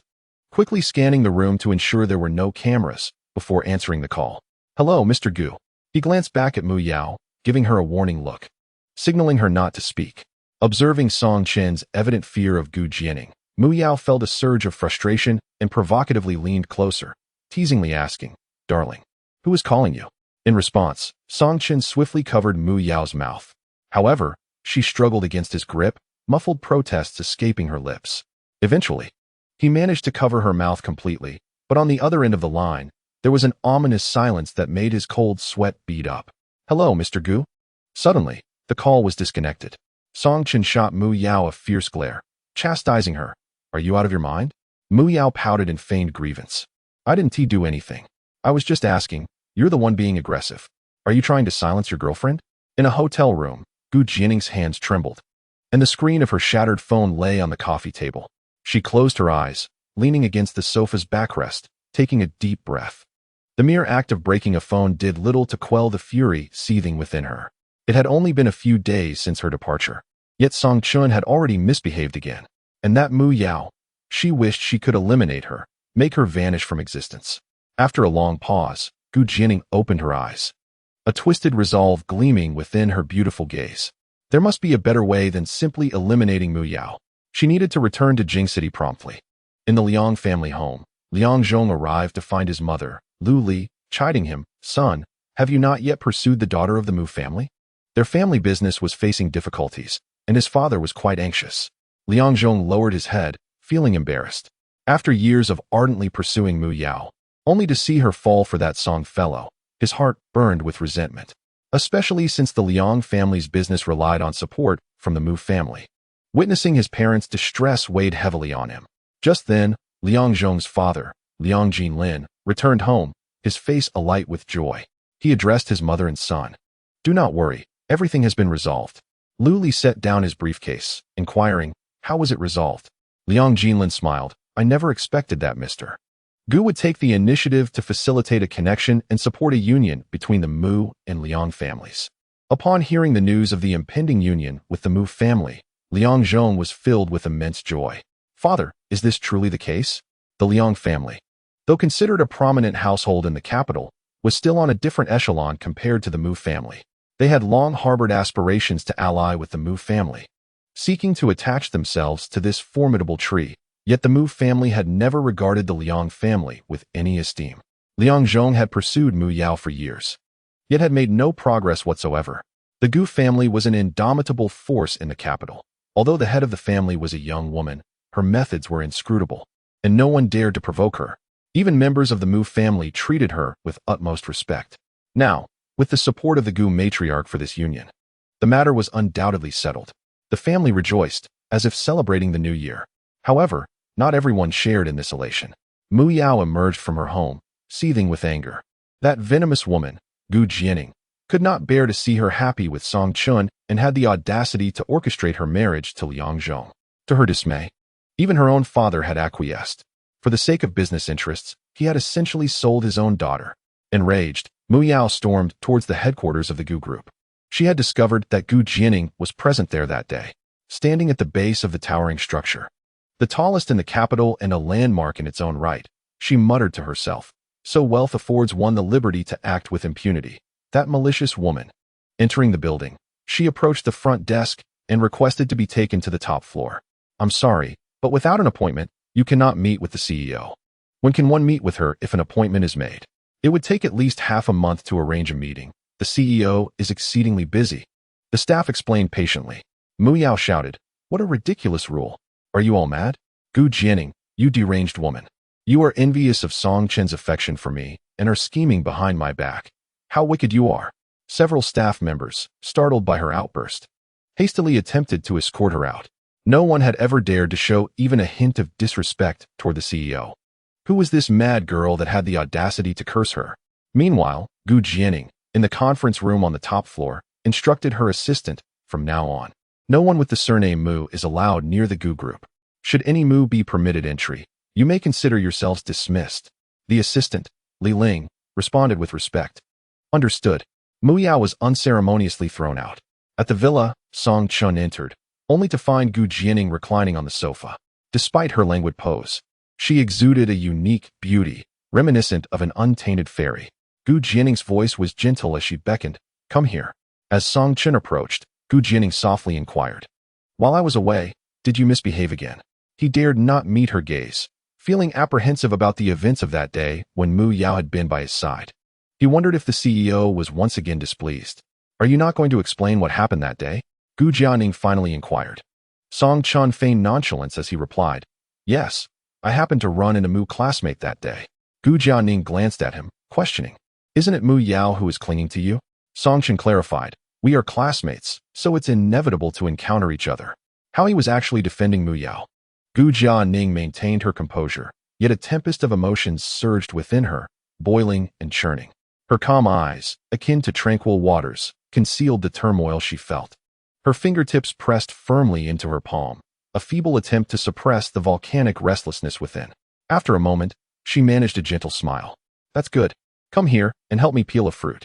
I will wash my hands first, Song Chun replied as he headed towards the restroom, mindful of Gu Jianing's cleanliness obsession. The previously furrowed brow of her enchanting face gradually relaxed. Song Chun cared for her, attending to her needs with thoughtfulness evident in the details. After washing his hands, Song Chun approached the sofa, pausing briefly before taking a seat across from Gu Jianing. Before he could settle in, Gu Jianing gestured for him to sit beside her. Song Chun complied and moved to her side. He then picked up a grape from the fruit platter, carefully peeling its skin. Gu Jianing's delicate red lips parted slightly, signaling her desire for him to feed her. Understanding her intent, Song Chun reached for a fruit skewer, but she softly insisted, with your hand. Her tone was gentle, yet left no room for argument. Reluctantly, Song Chun pinched the grape between his fingertips and brought it to her lips.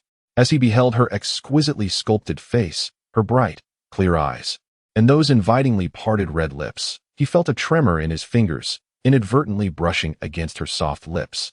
The tender contact startled him, prompting an immediate apology. I'm sorry, Gu Zong. However, Gu Jianing showed no sign of displeasure. Instead, her gaze remained fixed on the grape, compelling Song Chun to peel another. As he brought it to her lips once more, she lightly sucked on his fingertip. Unable to resist, he glanced at his fingertip, which seemed to linger with the warmth of her touch, questioning if it was merely his imagination. Yet, when Song Chun once again offered a grape to Jianing, he realized it was no illusion. It appeared deliberate. She seemed to intentionally graze his finger while consuming the fruit. He lifted his gaze to find Jianing languidly reclined on the plush sofa, one hand casually resting on the armrest, her figure graceful and curves alluring. Her exquisitely beautiful face betraying no hint of the previous moment's intimacy, as if nothing had transpired at all.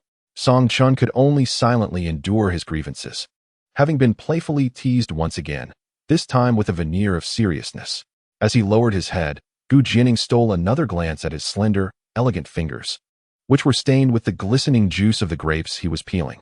A fleeting, uncontrollable desire flickered in her eyes. As night fell, the world was enveloped in darkness. In his room, Song Chun lit an incense coil, and the wispy blue smoke ascended, exuding a delicate fragrance. A wave of weariness washed over him as he pulled the soft quilt over himself and soon drifted into slumber. In the midst of his deep sleep, a beautiful silhouette quietly pushed open his door. Jianing gazed intently at the sleeping Song Chun, reaching out to caress his cheek, feeling the warmth radiating from his skin. An irresistible expression danced across her fair, exquisite face. She leaned down slightly and softly kissed his lips, the tender sensation igniting a flame deep within her. Before she continued with a deeper kiss, until Song Chun's eyes slowly fluttered open, revealing a trace of bewilderment. General Manager, what are you doing here? He murmured, his voice thick with sleep. Jianing continued to kiss him softly, her tone gentle. You are merely dreaming. Oh, he replied, closing his eyes again. Intending to return to slumber, Jianing cradled his face in her hands, gazing at him with affection, and asked, I see you light this incense every day. Why do you like it? In his dazed state, Song Chun perceived Jianing's voice as a gentle breeze caressing the surface of a lake in spring, soft and light. Because there are mosquitoes, he replied, instinctively reaching to scratch his neck. Jianing grasped his hand and continued her inquiry. Then, do you prefer winter or summer? Summer. Do you enjoy lighting this incense? Yes. Why? Because there are no mosquitoes. Jianing extended her slender fingers and gently placed them on his lips, applying a slight pressure. She gazed tenderly into his eyes and softly stated, You are mistaken. It is because after lighting the incense, you will have a beautiful dream. Song Chun mumbled an indistinct agreement. Jianing pressed on, Do you like having this dream? He nodded yes.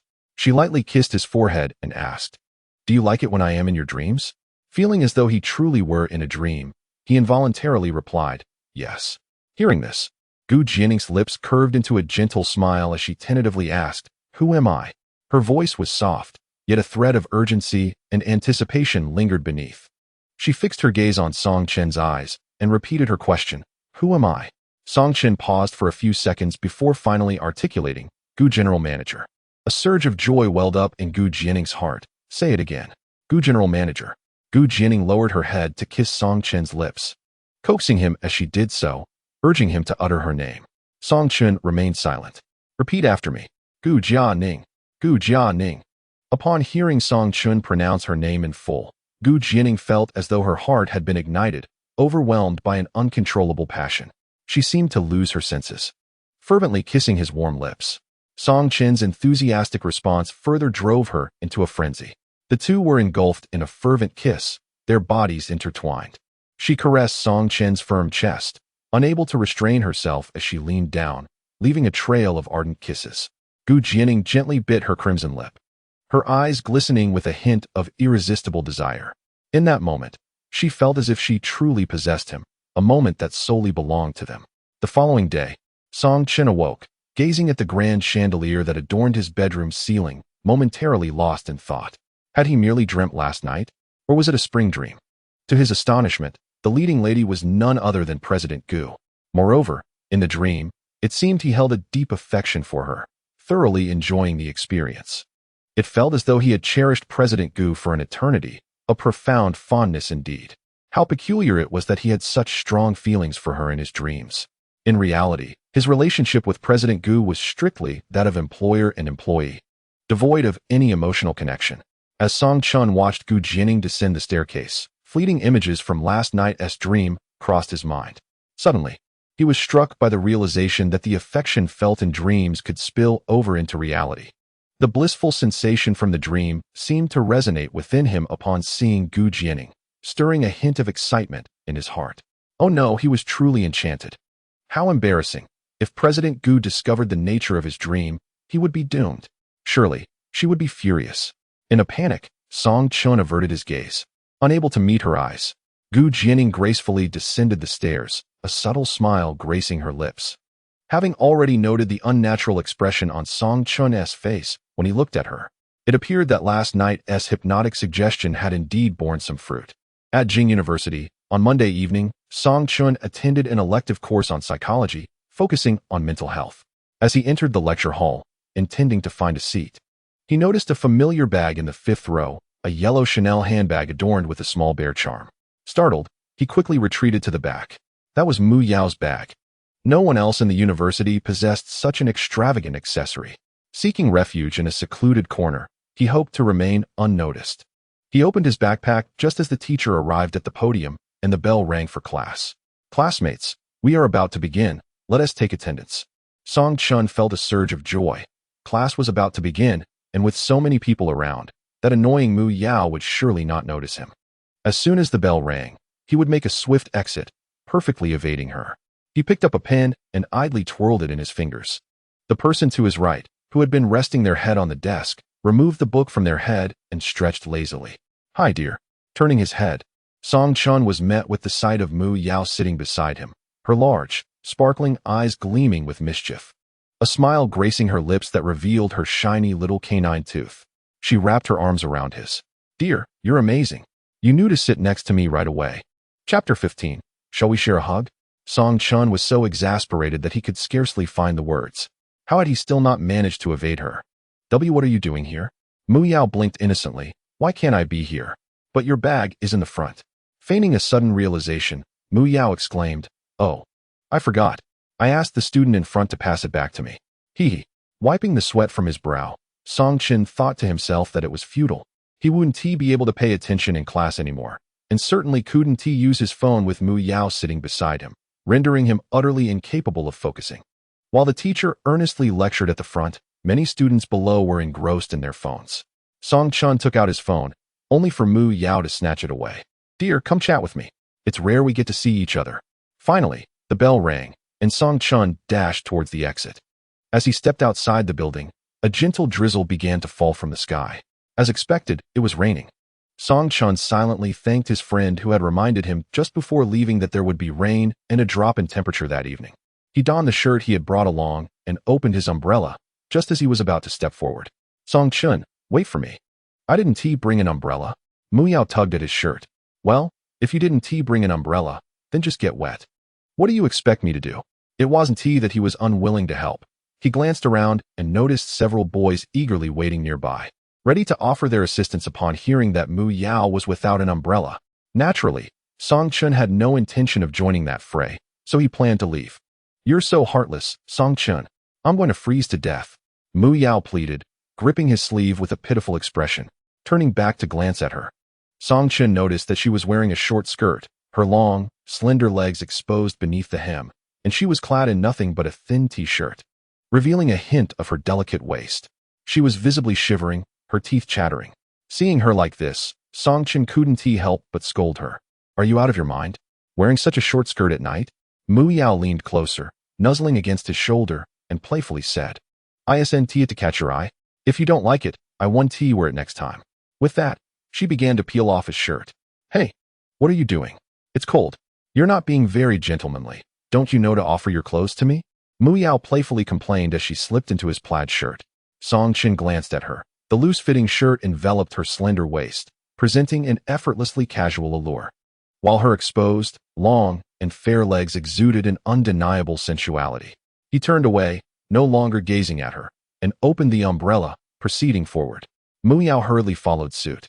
As they walked side by side beneath the shared umbrella, the proximity between them grew intimate.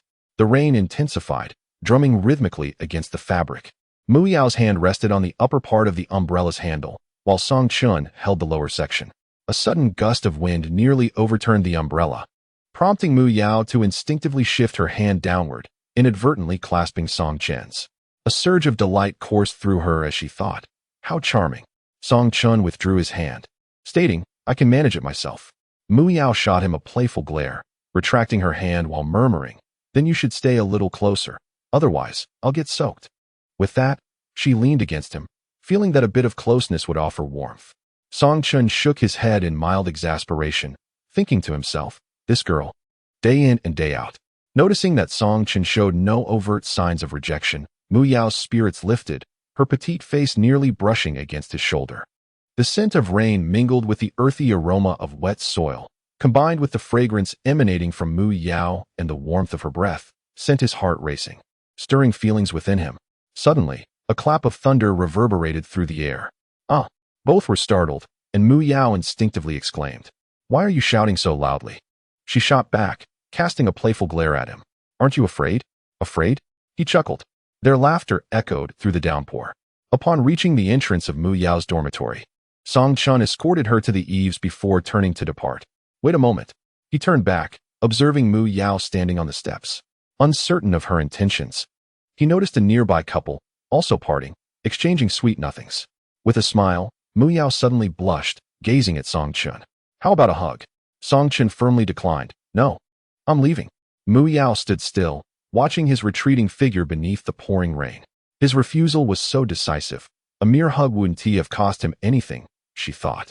Exasperated, after returning to her dorm, Mu Yao removed the plaid shirt and placed it on her bed. That night, as she lay beneath the soft covers, she nestled the shirt close to her chest, feeling an inexplicable thrill.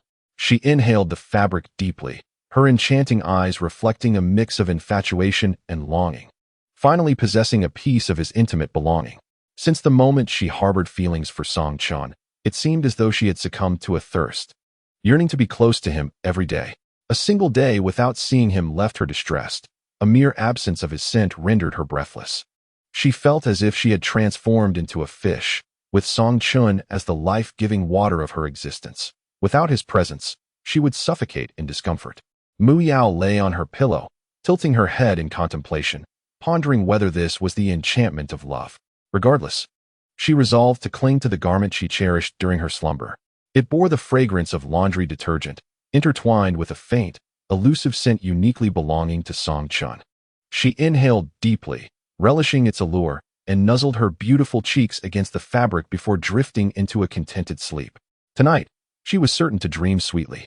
On Friday, Song Chun received a message from Mu Yao. It was regarding a tutoring job. Male, with a bachelor's degree or higher, proficient in elementary Chinese and mathematics, amiable demeanor. With a pay rate of 500 yuan per hour, contact number 186. Song Chun responded with a question mark. Mu Yao replied, "It's just a part-time job that someone forwarded to me. I thought you might need it, so I passed it along." Upon seeing the pay, Song Chun noted its allure. Typically, his tutoring jobs paid a maximum of 100 yuan per hour. The prospect of 500 yuan was indeed tempting. He was eager to earn enough to repay Jianing and achieve his freedom. Although he was aware of Mu Yao's unreliability, when he called the contact number, a kind-sounding man in his 40s answered, giving him a sense of reassurance. That afternoon, Song Chun arrived at the address provided by the man as scheduled. Yunwu Mountain Villa, Building 02. He assumed it was the name of a villa or a residential complex. Upon arriving at the lobby on the first floor, he discovered it was an upscale members-only restaurant. As he approached the front desk, intending to inquire further, he heard a cheerful voice call out, "Hey, Song Chun."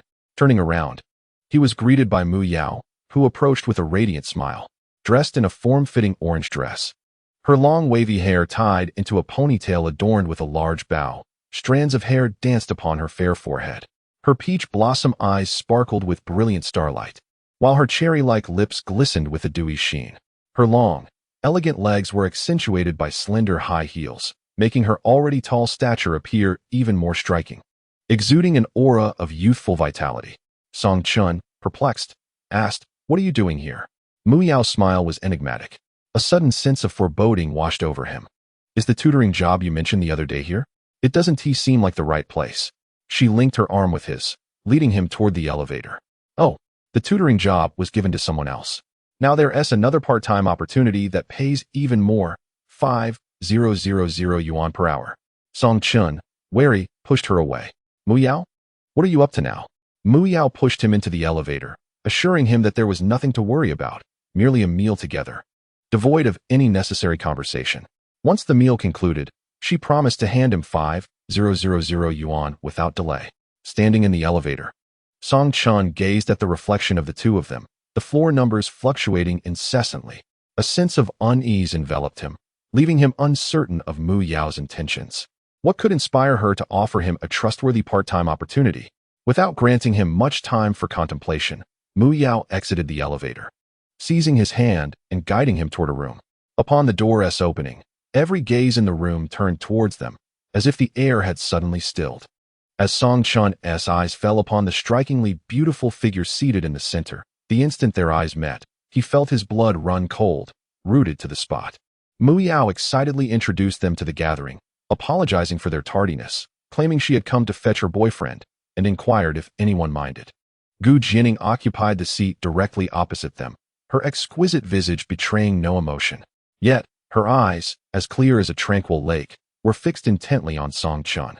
Those eyes held a serene depth, concealing a tumult of unspoken feelings beneath the surface.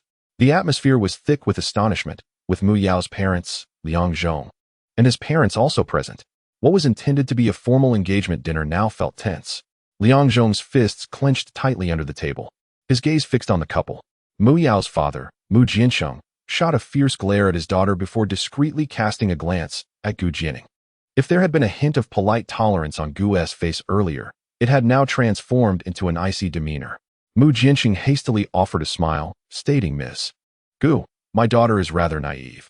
I hope you can overlook her rudeness." He then reprimanded Mu Yao sharply, "You reckless girl. We have esteemed guests present. Your behavior is utterly impolite. Apologize to Ms. Gu at once." Mu Yao glanced at Gu Jianing, who, despite her composure, wore an evident lack of amusement. "Huh? You think you can dictate my life? You are not worthy," she declared, grasping Song Chen's hand and addressing Gu Jianing. "I apologize, Ms. Gu, but I am unaware of how I may have offended you. Is it because I brought my boyfriend along that you are displeased?" Though articulated as an apology, her words dripped with provocation. Song Chun hurriedly attempted to clarify, "I'm not." But before he could finish, Mu Yao placed her other hand over his lips. Gu Jianing's gaze lingered on Song Chen's hand, the very hand she cherished, now clasped by Mu Yao, while her own lips were similarly touched by Mu Yao's hand. The deliberate display of youthful exuberance in Mu Yao's attire contrasted strikingly with the scholarly demeanor of Song Chun, creating an uncanny harmony between the two, as if they were a pair of ethereal beings. Gu Jianing clenched her molars, a sickly hue gradually blossoming in her seemingly tranquil gaze, as tumultuous emotions surged within her, threatening to erupt at any moment. Abruptly, she smiled and inquired, "You claim he is your boyfriend. Does he acknowledge that?" Song Chen's gaze flickered across Gu Jianing's face. He perceived her smile, yet her voice resonated like a haunting whisper from the depths of hell, instilling a sense of dread within him. In a flurry, Song Chun attempted to clarify, "I actually came to..." Mu Yao pinched his palm sharply, leaning closer to murmur in his ear, "Say nothing. I will hand you that 5,000 yuan immediately. If you utter a word, I will claim you assaulted me. And then we shall see what happens." In disbelief, Song Chun whispered, "Are you out of your mind?" Mu Yao flashed him a charming smile and softly replied, "Darling, there's no need to be so irritable." To the onlookers, this exchange appeared as nothing more than a playful flirtation between young lovers. Unable to remain seated any longer, Gu Jianing abruptly stood up. As she passed by Song Chun, she paused for half a second, yet that fleeting moment felt like an eternity for him. He lowered his gaze, too afraid to meet her eyes, but he sensed that if Gu Jianing's glare could kill, he would be riddled with wounds at that very moment. Mu Jiansheng hurriedly trailed behind Gu Jianing, pleading, "Please, General Manager, do not be angry. Allow me to escort you."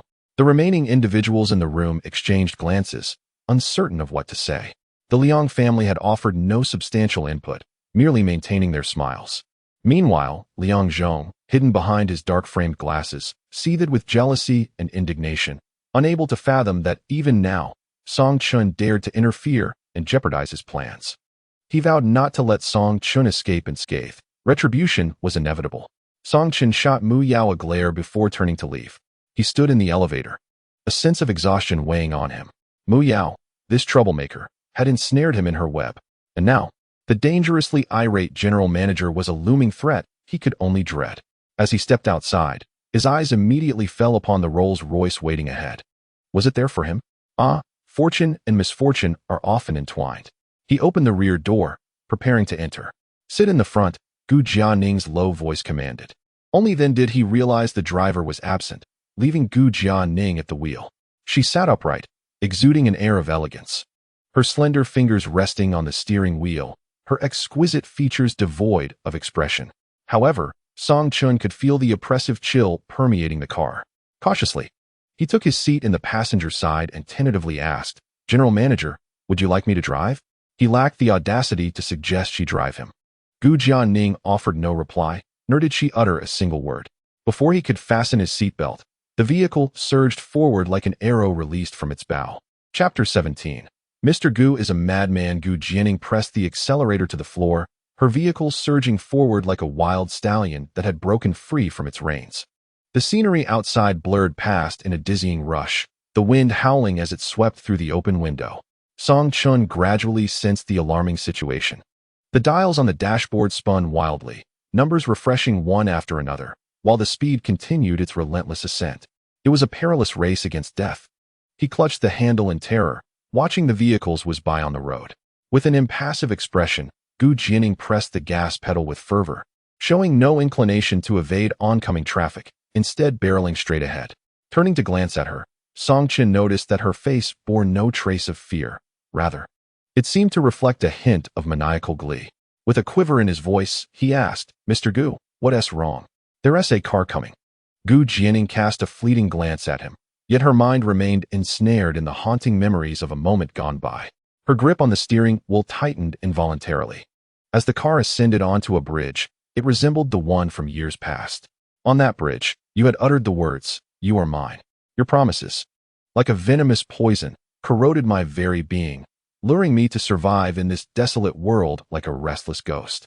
I survived, yet you failed to fulfill your vow. You have grown up, and your words have lost their weight.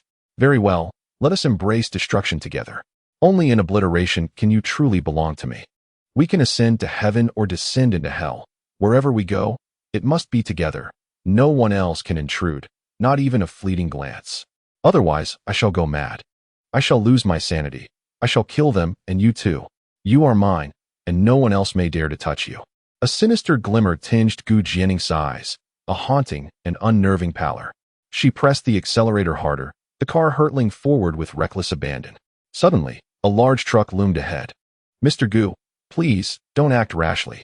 Watch out for the truck." Song Chun screamed in terror. Yet, Jianing showed no signs of slowing down.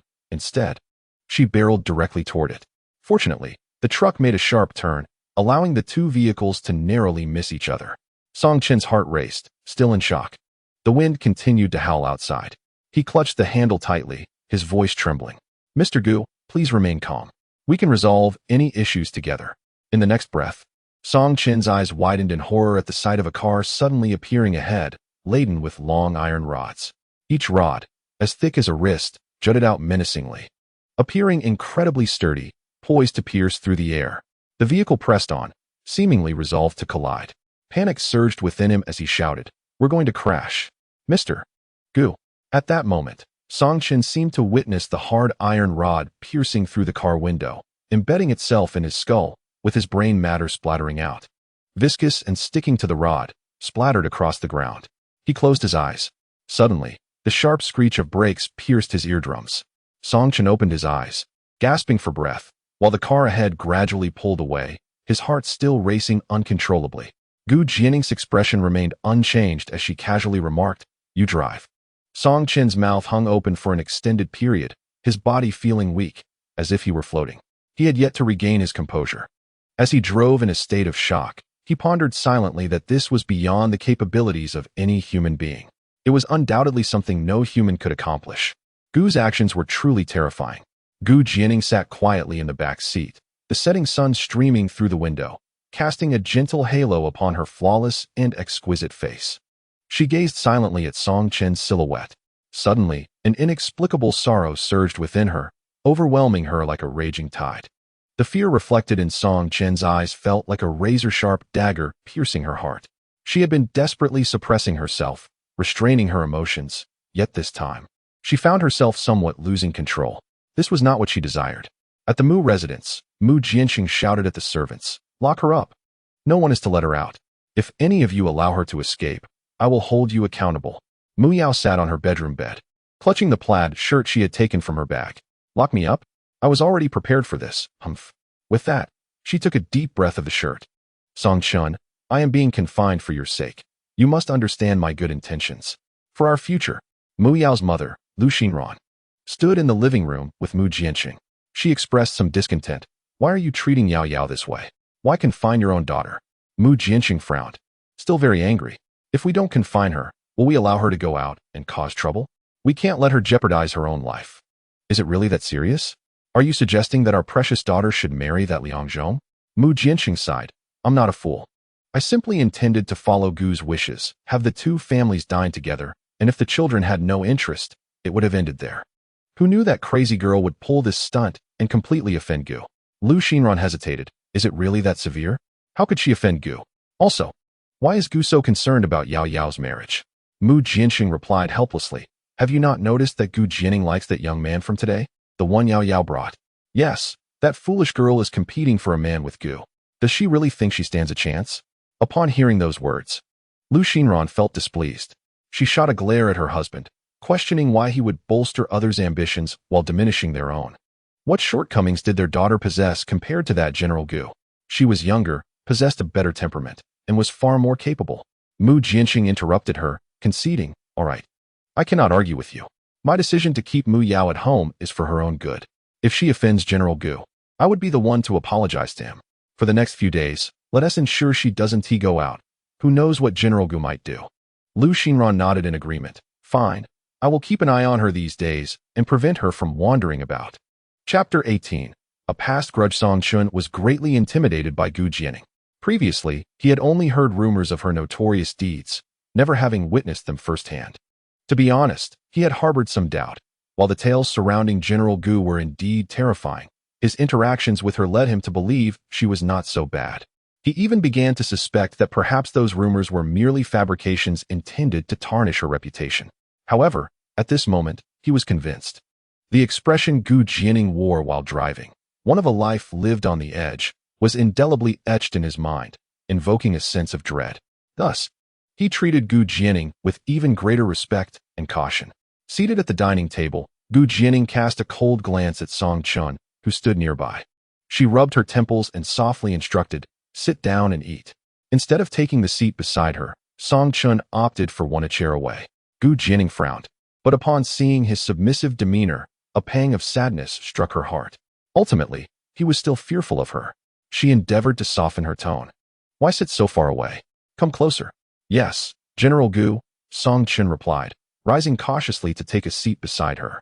Noticing her hesitation to pick up her chopsticks, he used the serving utensils to place a piece of tomato and scrambled eggs on her plate. "My apologies, General Gu. I'm afraid my cooking is not to your liking. Please bear with me." That night, as Song Chun lay in bed, a sudden realization struck him. He had never locked his door. How reckless. Living with someone as unpredictable as General Gu, he had never taken precautions. He lit an incense stick and securely locked the door before extinguishing the lights and drifting into a deep slumber. Meanwhile, Gu Jianing had been occupied at her computer for several hours. After shutting it down, she descended the stairs and, out of habit, approached Song Chun's bedroom door, gently grasping the doorknob. To her surprise, it was locked. A pale smile flickered across her enchanting face. Had he begun to guard against her? Shaking her head, she walked to the living room cabinet, retrieved a key, and unlocked the door, sitting at the foot of Song Chen's bed. The lingering scent of incense filled the room, creating an atmosphere of tranquility. With her cool visage, her eyes resembled the depths of an autumn lake as she extended her slender fingers to caress Song Chen's forehead. "Song Chun, did I frighten you today? I assure you, it was not my intention to scare you. I harbor no desire to cause you harm. You are my dearest. And how could I ever hurt you? Yet, why do you provoke me? Why do you stand beside that wretched Mu Yao? And why do you choose to be her boyfriend?" As she spoke, Gu Jianing's eyes reddened. She resembled a helpless child, akin to one whose beloved toy has been snatched away, rendered utterly powerless. A single tear cascaded from the corner of her eye, falling delicately onto Song Chen's lips, moistening his parched mouth. At that moment, Jianing's eyes glistened, her tear-streaked visage imbued with a captivating allure, rendering her exceptionally beautiful. She lowered her head and gently pressed her lips against Song Chen's. As he slumbered, he found himself ensnared once more in that familiar dream, the sensation soft and damp, igniting a fervor within him. No, he could not be swayed again. He muttered to himself, Ba, demon, begone. Jianing released him, tears still clinging to her cheeks. Yet she could not suppress a smile at his words. Did he truly call me a demon? It seemed he had genuinely been startled today. The bond and trust they had painstakingly built had been shattered in an instant. With a resigned sigh, Jianing conceded, very well, I shall not frighten you again. From now on, I shall soothe you instead. After a restful night, Song Chen awoke to bright sunlight streaming in. It was a splendid day. Upon entering the living room, he was greeted by the enticing aroma of food. Jianing, clad in an apron, approached the dining table with a plate in hand. Dressed in casual home attire, the apron softened her aloof demeanor, imparting an inexplicable warmth. She flashed a smile at Song Chen. Come, breakfast is ready. Song Chen felt a wave of trepidation. He feared he had overslept and hastily checked his phone. It was 6:50 in the morning.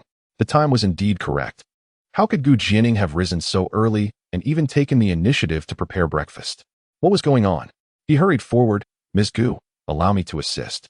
Before him lay a plate of golden egg pancakes, their appearance delightful and aroma enticing. Song Chen took a bite, savoring the delectable flavor. It was visually appealing and had an exquisite taste. He could hardly fathom that this was crafted by Jianing. Ms. Gu, has the breakfast schedule changed? Next time, I'll wake up half an hour earlier to cook. Jianing shook her head. It's fine. Just keep to this schedule. Understood, Ms. Gu.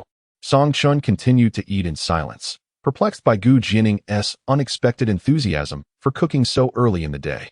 I would like to discuss yesterday's events with you, Jianing suddenly stated.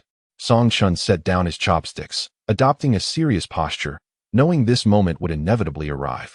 With a smile, he replied, Ms. Gu, please go ahead. Jianing delicately lifted a piece of egg pancake to her lips, savoring each bite with grace.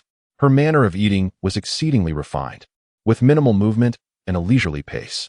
Tell me about your relationship with Mu Yao, Song Chen suggested, quickly organizing his thoughts before speaking. Well, it's rather simple. Jianing replied. Someone mentioned they would introduce me to a part-time job, so I went and coincidentally encountered Mu Yao. She lifted her eyelids and cast a glance at him. Wasn't it Mu Yao who invited you? I'm not entirely sure. It was someone else who asked me to go. He replied. Oh, Jianing nodded. Then why did Mu Yao claim you were her boyfriend, and you didn't refute it? Song Chen hesitated for a moment before responding. I'm rather inarticulate. I intended to argue, but she spoke so quickly that I didn't have the chance. Jianing raised an eyebrow. She was acutely aware that Mu Yao must have whispered something to Song Chen privately, and his explanation was not entirely truthful. However, what could she do? She was in love with Song Chen, and that single word of affection had her completely ensnared. She could neither scold him nor be harsh. All she could do was coax him gently. She softened her tone, saying, I understand. It's not my intention to meddle in your personal affairs. It's just that I have some past grievances with Mu Yao. Thus, I would prefer if you maintain some distance from her. Do you comprehend my sentiment? Song Chen nodded, somewhat confused. Understood, Gu. Since you dislike her, I will try to avoid her. Chapter 19. A live broadcast of eating excrement. Song Chen pondered the series of events. Jianing often teased him, while Mu Yao consistently clung to him, and they seemed to harbor a grudge against one another. Everything started to make sense. So, it turns out you two have a rivalry, and have turned me into a pawn for your vendetta. I thought you both were vying for my affection, sparking jealousy. It nearly stirred feelings in me and destabilized my resolve. On his way home, Song Chen received a message from Mu Yao. Darling, are you alright? He chose not to respond. Darling, are you truly okay? Darling, if something is wrong, just let me know. A flurry of messages poured in, leaving Song Chen utterly speechless. What could possibly be wrong, Miss Mu? You've caused me quite enough trouble. Kindly refrain from messaging me so frequently. Mu Yao replied almost instantly, What's wrong? Did that tyrant Gu do something to you? You must tell me. I'm genuinely concerned. Song Chen replied, Nothing happened. Just take care of yourself. Mu Yao sent a playful kiss emoji.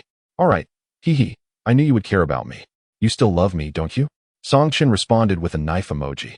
Stop being disgusting. Refrain from messaging me, or I will block you. Mu Yao quickly replied, I simply feel that fighting alongside you is a wonderful experience. Song Chen sent a question mark. What do you mean by fighting alongside? We're joining forces against the forces of evil. Song Chen retorted, you two are nothing but a menace, devoid of any redeeming qualities. I shall keep my distance from you henceforth.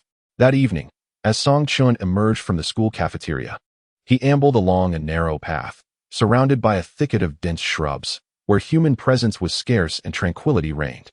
As he strolled, a group of individuals suddenly materialized before him.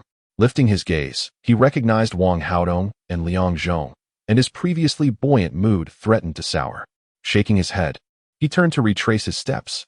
However, upon looking back, he found himself encircled by another group of people.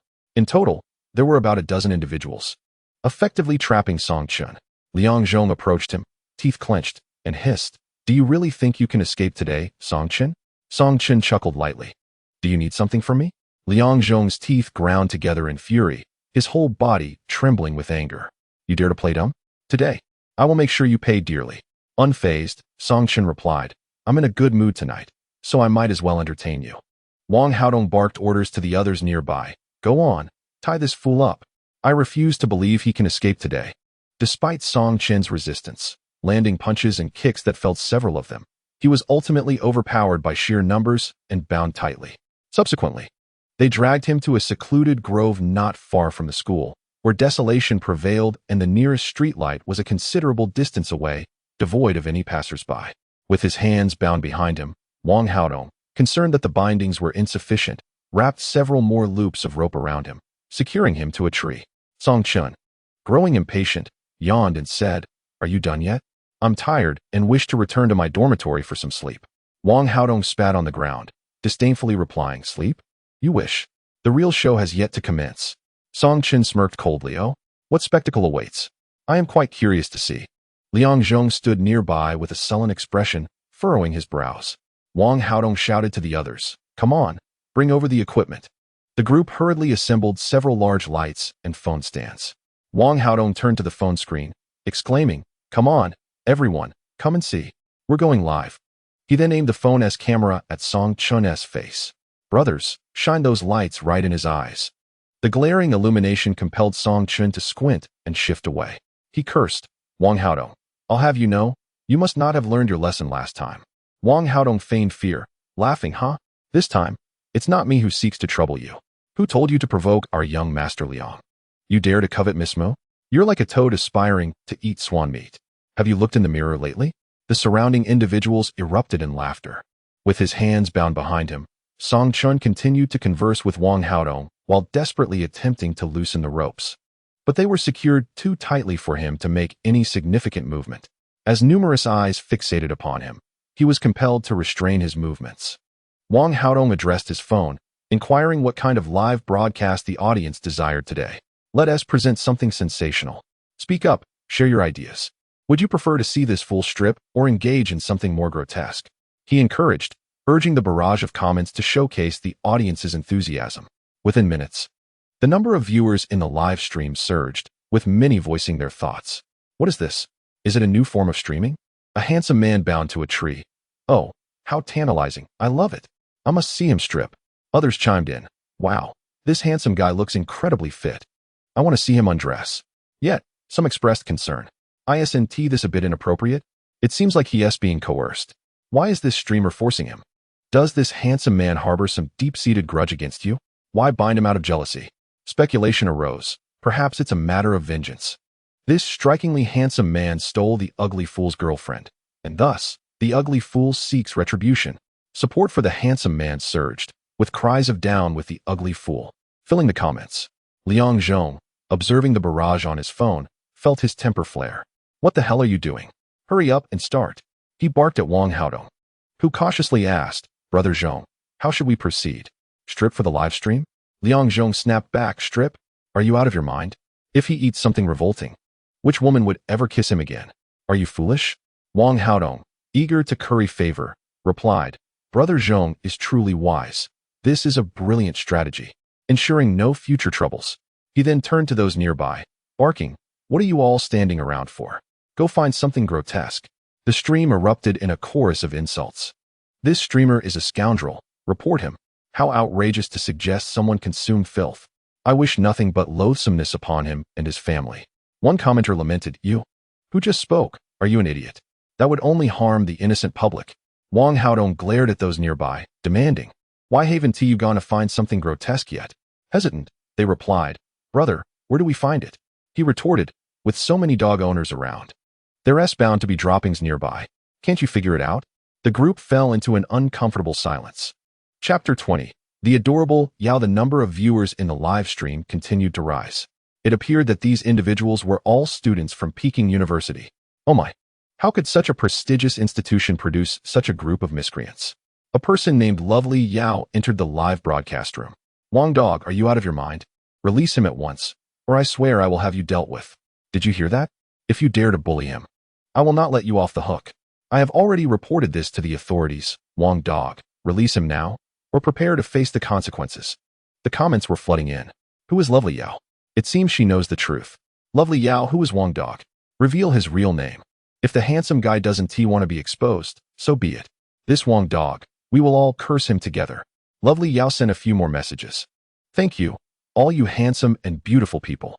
Wang Dog is actually Wang Haodong, and there's an even worse mastermind behind him, named Liang Zhong. They are both villains, preying on innocent women and bullying anyone who displeases them.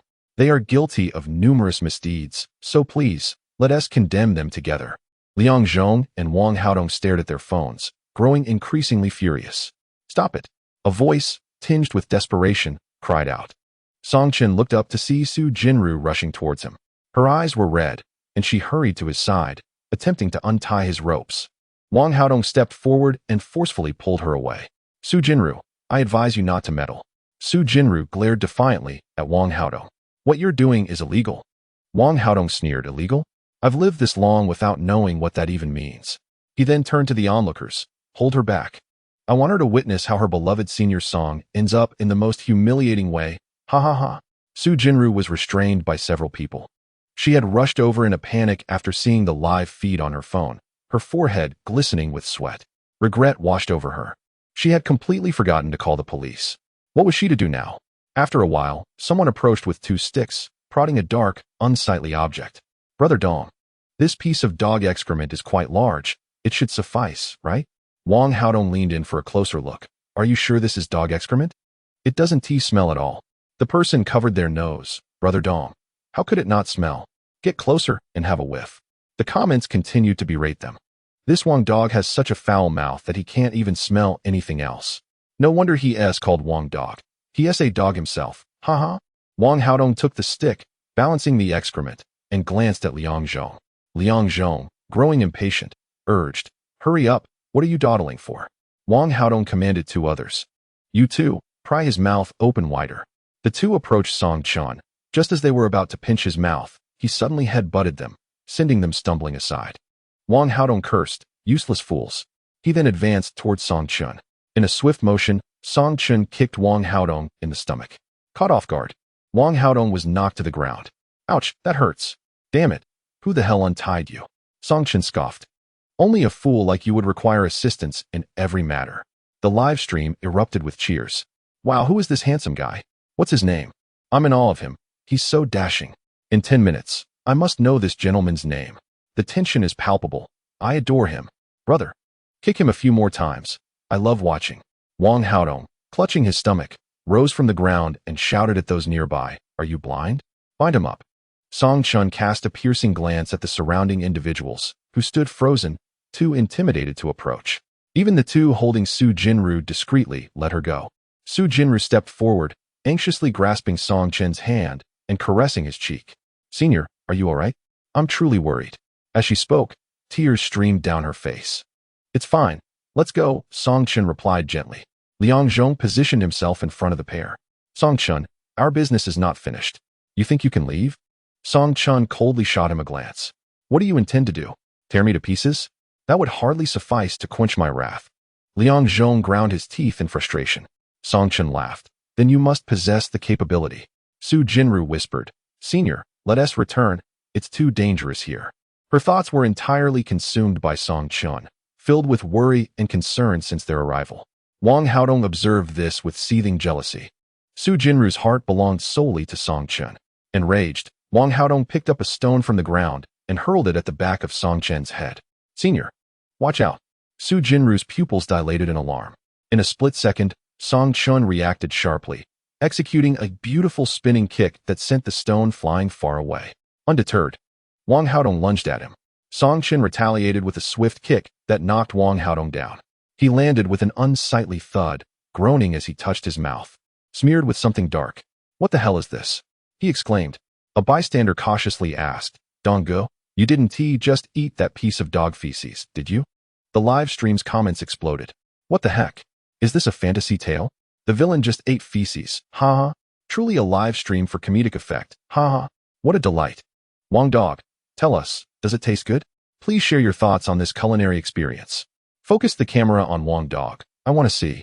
Aren't you disgusted, child?" Curiosity shouldn't be so strong. It's utterly revolting.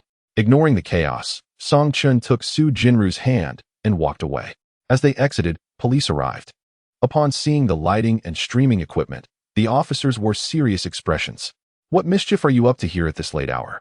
Liang Zhong smiled as he explained to the police officer, "It's nothing, officer. We are all good people." The officer, noticing the dirt smeared across Wang Haodong's face, inquired, "What happened to him?" Wang Haodong, catching a glimpse of Liang Zhong's brooding expression, dared not speak, merely muttering, I fell by myself." The officer nodded, stating, "All of you, accompany me back to make a record." Chapter 21. Strolling. Upon returning to the dormitory, Song Chun received a phone call from Mu Yao. Her tone laced with urgency. "Darling, are you all right?" Sitting on his bed while removing his soiled socks, Song Chun reassured her, "I'm fine." A sigh of relief escaped Mu Yao. "That's good to hear.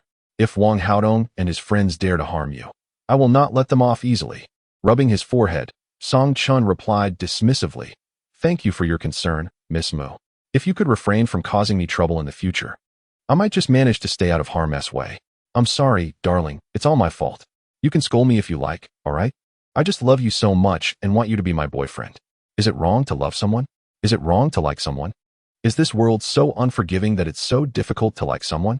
Scratching his ear, Song Chun interjected, "Stop." If he did not speak up, Mu Yao would continue her rambling, making it impossible to find peace that night. "I'm tired today. I'm hanging up now." "Oh, don't." Another day passed. And after dinner, the sky gradually darkened. The daytime heat dissipated, replaced by a refreshing breeze. At this hour, many students strolled around the campus, some couples hand in hand, sharing tender moments. As a single man, Song Chun often took solitary walks to digest his food.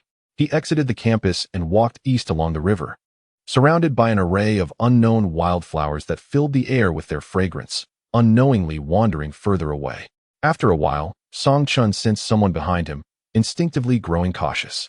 Could it be Wang Haodong and his gang? Turning a corner, he concealed himself behind a bush, where he spotted a petite figure glancing around. "Why are you following me?" Song Chun called out loudly. "Ah!"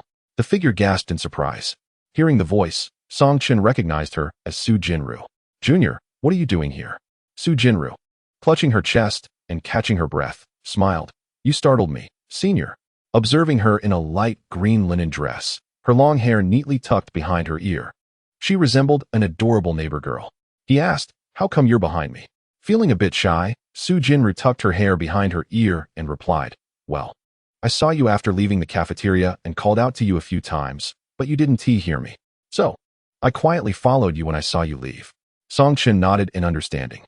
Su Jinru hurriedly continued to explain, "Senior, please do not misunderstand me.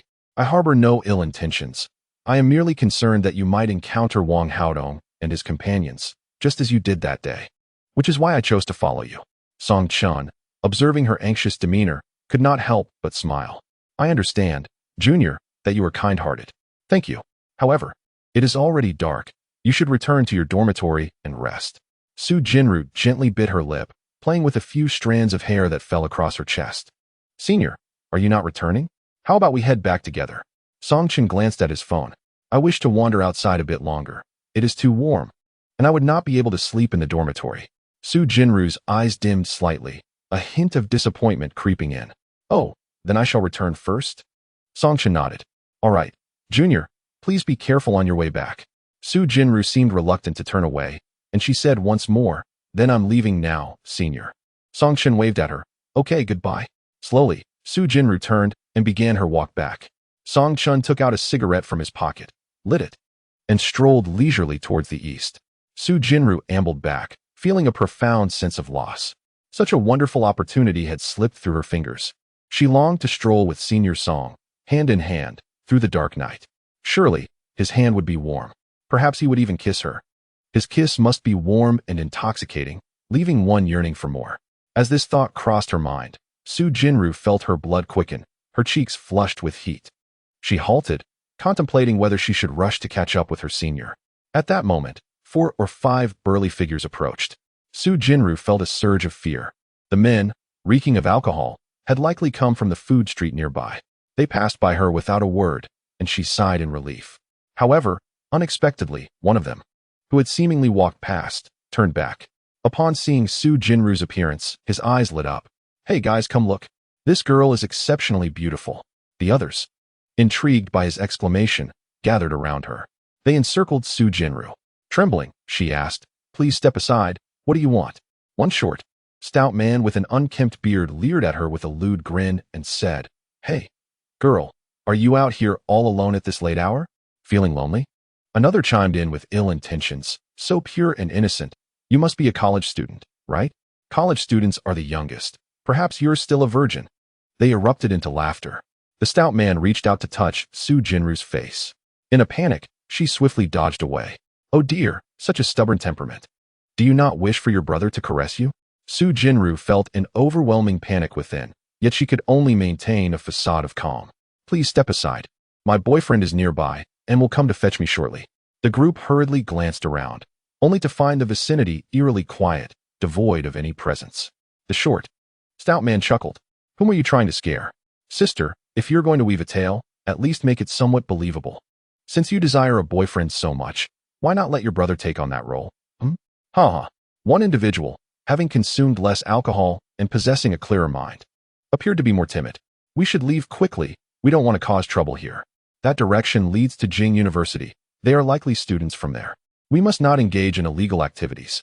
The short man shoved him aside. What do you know? University students are still naive. My brothers and I may never have the chance to experience such beautiful women. If you're not interested, then just step aside. The timid man struggled. Brother, don't act rashly. The police might discover this. Discover what? It's pitch black here, and there are no cameras nearby. How could they find out? We just need to drag her behind the artificial hill in the park. Chapter 22. Carrying the younger sister, seizing the moment when they were distracted. Su Jinru forcefully pushed aside the 2 men blocking her path and sprinted forward with all her might. Her heart raced with panic as she trembled and dialed a number. The men pursued her relentlessly. Don't run, sister. Spotting a small river nearby, Su Jinru dashed towards it without hesitation. Songchun was on the phone, speaking. Hello? Younger sister. Sister, why are you running? Let your brother give you a kiss, came a greasy and lewd voice from the phone. Suddenly, Songchun sensed something was amiss. He shouted, Sister, what is happening? All he could hear was Su Jinru's desperate cries. Get away. Leave me alone. Then the call abruptly fell silent. Songchun rushed back to the spot where he had last parted ways with Su Jinru, his heart racing in turmoil. He ran furiously, regretting that Su Jinru had followed him out of concern for his safety. If anything were to happen to her, he would be utterly despicable. His heart pounded as he silently prayed for Su Jinru's safety. In the distance, he spotted several dark figures. The group had moved away from the path and had gathered near the small river below. Songchun sprinted toward them, shouting, Sister, is that you? The men, startled by his voice, scattered in all directions. Overcome with joy, Su Jinru cried out, Senior, I am here. Songchun carefully crossed the protective railing by the small river and cautiously made his way over. Su Jinru stood by the riverbank, desperately clinging to the railing. In an attempt to evade a few individuals, she had contemplated leaping into the water. The men, caught off guard by her intention, had no desire to escalate the situation into a tragedy. Upon hearing a man's voice and feeling the effects of the alcohol diminish, they hastily retreated. Extending his arm, Songchun lifted Su Jinru and slowly navigated over the railing, bringing them back to safety. Are you all right? He inquired softly. casting a glance over her to ensure she bore no visible injuries. Fortunately, she appeared unscathed. Su Jinru's cheeks flushed crimson, her heart racing like a startled deer. Moments ago, her senior had swept her into his embrace, her head resting against his chest, where she could hear the steady rhythm of his strong heartbeat, making her feel both bashful and exhilarated. The faint scent of laundry detergent clung to him, offering a comforting warmth. "Are you feeling unwell?" Songchen asked, concern lacing his voice as he noticed her dazed expression. Had the fright left her somewhat stunned? Su Jinru lifted her gaze and smiled reassuringly. "Don't worry, senior. I'm perfectly fine." Relieved, Songchen replied, "That's good. It's getting late. We should head back." Su Jinru obediently acknowledged, "All right." However, after taking just a couple of steps, she suddenly gasped, her leg trembling violently. She bent down, grasping her ankle. "I'm so sorry, senior. I think I may have twisted my foot." Songchen leaned down to inspect it, but Su Jinru instinctively recoiled her foot. He suddenly realized that it might be rather impolite to scrutinize a young lady's foot. "Perhaps you were running too quickly to escape those ruffians and didn't watch where you were going," she offered softly. A wave of guilt washed over Songchen. "Can you not walk at all?" he asked, noticing her furrowed brow, which suggested considerable discomfort. "Senior, why don't you go ahead? I'll move slowly," she suggested, standing up, but immediately crouching down again in pain after attempting to shift her weight. After a moment of contemplation, Songchen proposed, "How about I carry you back?" At this, Su Jinru's lips curled into a barely noticeable smile, a blend of joy and shyness illuminating her features. "Really, senior?" she asked, her eyes sparkling with hope. Nodding affirmatively, Songchen crouched down before her. Su Jinru gazed at his broad back, her heart fluttering. With great care, she nestled against him, preparing for the journey home. A gentle, warm sensation enveloped her, accompanied by a faint fragrance. Su Jinru was light, perhaps weighing around 80 to 90 pounds. Songchen lifted her gently, whispering, "We're off now. Hold on tight. Don't fall." Su Jinru obediently wrapped her arms around his neck. Under the dim glow of the streetlights, they strolled slowly, surrounded by an atmosphere of serenity, punctuated only by the occasional chirping of insects from the nearby grass. The moon hung high in the sky, accompanied by a star or two, twinkling softly. Su Jinru rested her head on Songchen's shoulder, greedily inhaling his scent. Although she had encountered a few scoundrels that day, it granted her the intimate closeness with her senior that she had longed for. If facing danger could soften her senioress heart, she would gladly embrace peril every day. Carrying Su Jinru, Songchen did not find her weight burdensome, yet he sensed that the atmosphere was rather ambiguous. He was unsure whether Su Jinru was merely naive or somewhat disingenuous. Her head drooped down, swaying near his face. Several times, he felt her lips brush against his ear, her slightly cool visage even resting against his cheek. The fleeting sensations stirred an unsettling restlessness within him. Su Jinru's long, dark hair danced in the wind, releasing a delightful fragrance all around. Clearing his throat softly, Songchen attempted to shatter the awkward silence. Junior, do you enjoy playing video games?" Su Jinru shook her head, replying, "I'm not fond of gaming, senior." "Do you like it?" "Occasionally," he replied. "If you enjoy playing, I could learn and play with you. How about that?" "No, that is not a good idea." He quickly diverted the topic. "I don't really like it either. When it comes to gaming, it's better to play with the guys. Girls can be quite troublesome." As Songchen carried Su Jinru, they exited the narrow path by the river, turning onto the main road leading to the school's entrance. The wide avenue was flanked by tall, bright streetlights, illuminating the surroundings as if it were daylight. Engaged in light conversation, they remained blissfully unaware of a vehicle trailing slowly behind them. Chapter 23. When have I ever deceived you? Driver Lu Yu sat in the driver's seat, stealing a glance at the back seat through the rearview mirror. The interior of the car was dimly lit, obscuring her view of Mr. Gu's expression. All she could see was him reclining against the seat, his beautiful eyes emotionlessly fixed on the distant pair. However, she could feel the pressure in the car plummet suddenly, making it difficult to breathe. Her hands trembled on the steering wheel, her body filled with discomfort. Although Mr. Gu's gaze was not directed at her, she felt as if his eyes shot countless arrows, piercing through her back, leaving her feeling as if she were in hell. She merely wished to finish her work swiftly. Little did she expect that, late at night, Mr. Gu, after attending to company matters, would whimsically decide to visit the school and check on that fellow surnamed Song. Having heard that Song Chun was being bullied, To her surprise, he arrived only to witness an entirely different scene. He had not been bullied at all. In fact, he appeared to be in splendid spirits, surrounded by a throng of admirers. Lu Yu gradually brought the car to a halt, observing the two figures on the road. The boy carried the girl on his back, a sight that could only be described as exquisitely romantic, reminiscent of a couple deeply in love. Gu Jianing's exquisitely beautiful face bore an expression of coldness, with only her slightly trembling eyelashes betraying the tempest within her heart. She slowly closed her eyes and murmured, "Let's go." Lu Yu started the vehicle and sped away. Song Chun escorted Su Jinru to the entrance of the girls' dormitory. "Junior, can you make it up by yourself?" Su Jinru smiled and nodded. "Of course, senior. Thank you for today." Song Chun ruffled her hair. "What is there to thank for? Just promise me you won't go out alone at night. It's not safe." The corners of Su Jinru's mouth curled up. Senior Song truly cared for her, always considering her well-being. Tonight had marked a significant progress, and she was determined to seize the opportunity to spend more time with him. Song Chun waved his hand. "Junior, I'll be on my way." "Wait a moment, senior. Do you have any plans for tomorrow?" Su Jinru asked shyly. "Huh, me?" Song Chun pondered, uncertain of her intentions. A bad feeling creeping in. He fabricated a casual excuse. "Oh, I'm going to play basketball with my roommates." Su Jinru, filled with anticipation, asked, "Can I come cheer for you?" "I'd love to join." Song Chun scratched his head. "Oh, I forgot. It's not basketball. I might go to the museum tomorrow." "Really?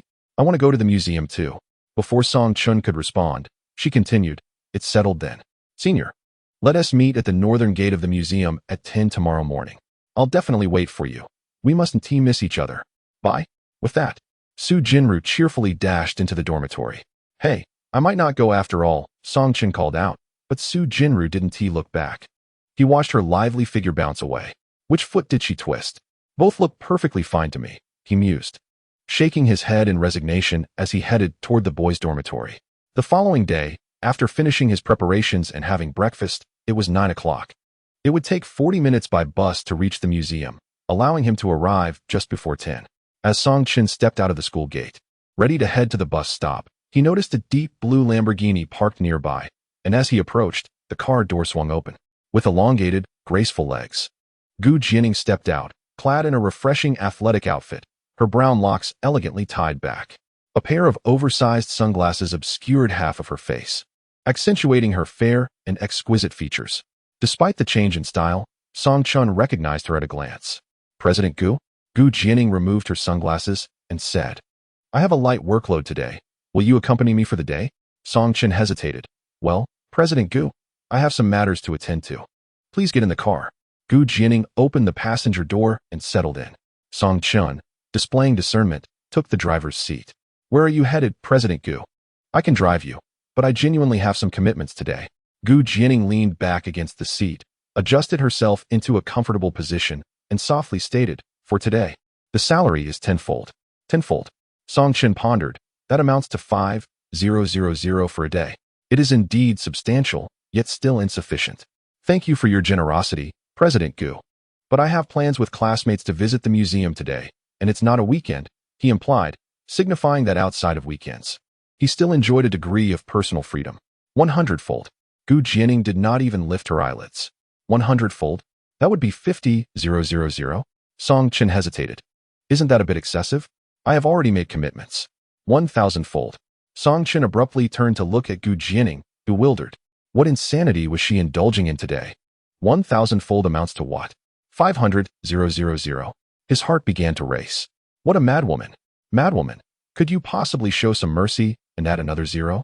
That way, the 5 million debt would be wiped clean. He silently prayed. "President Gu, I." Song Chun waited for a moment, but Gu Jianing remained silent.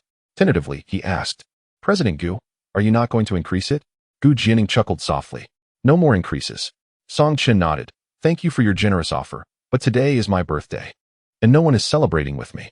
Gu Jianing suddenly spoke, her tone tinged with a hint of melancholy. "What?" Song Chun froze, realizing it was indeed President Gu's birthday. He had assumed that someone of her wealth and stature would be surrounded by affection and attention, with the world clamoring to celebrate her. Yet, her earlier words about having no one to accompany her resonated with a profound loneliness. Reflecting on the solitude of Gu Jianing's lavish villa, devoid of company apart from him. It became apparent that her fastidious nature might lead her to avoid close relationships. It was not unusual for her to have no friends. Song-Chen nodded. All right, I agree. But you are not deceiving me, are you? Jianing cast a sidelong glance at him. When have I ever deceived you? Rest assured, the 500,000 will not be shortchanged. Song-Chen fastened his seatbelt and placed his phone securely. He pondered, when have you ever been truthful with me? After all, he had just recorded a conversation on his phone. As he was about to drive, it suddenly struck him that he should call Su Jinru or send her a message. Surely, that silly girl wouldn't be waiting for him at the museum? He unbuckled his seatbelt once more. Excuse me, Mr. Gu. I need to step out to make a call. Please hold on a moment. He dashed out of the car and dialed Su Jinru's number. The phone rang for quite some time, yet no one answered. After 3 unsuccessful attempts, he resorted to sending her a WeChat message.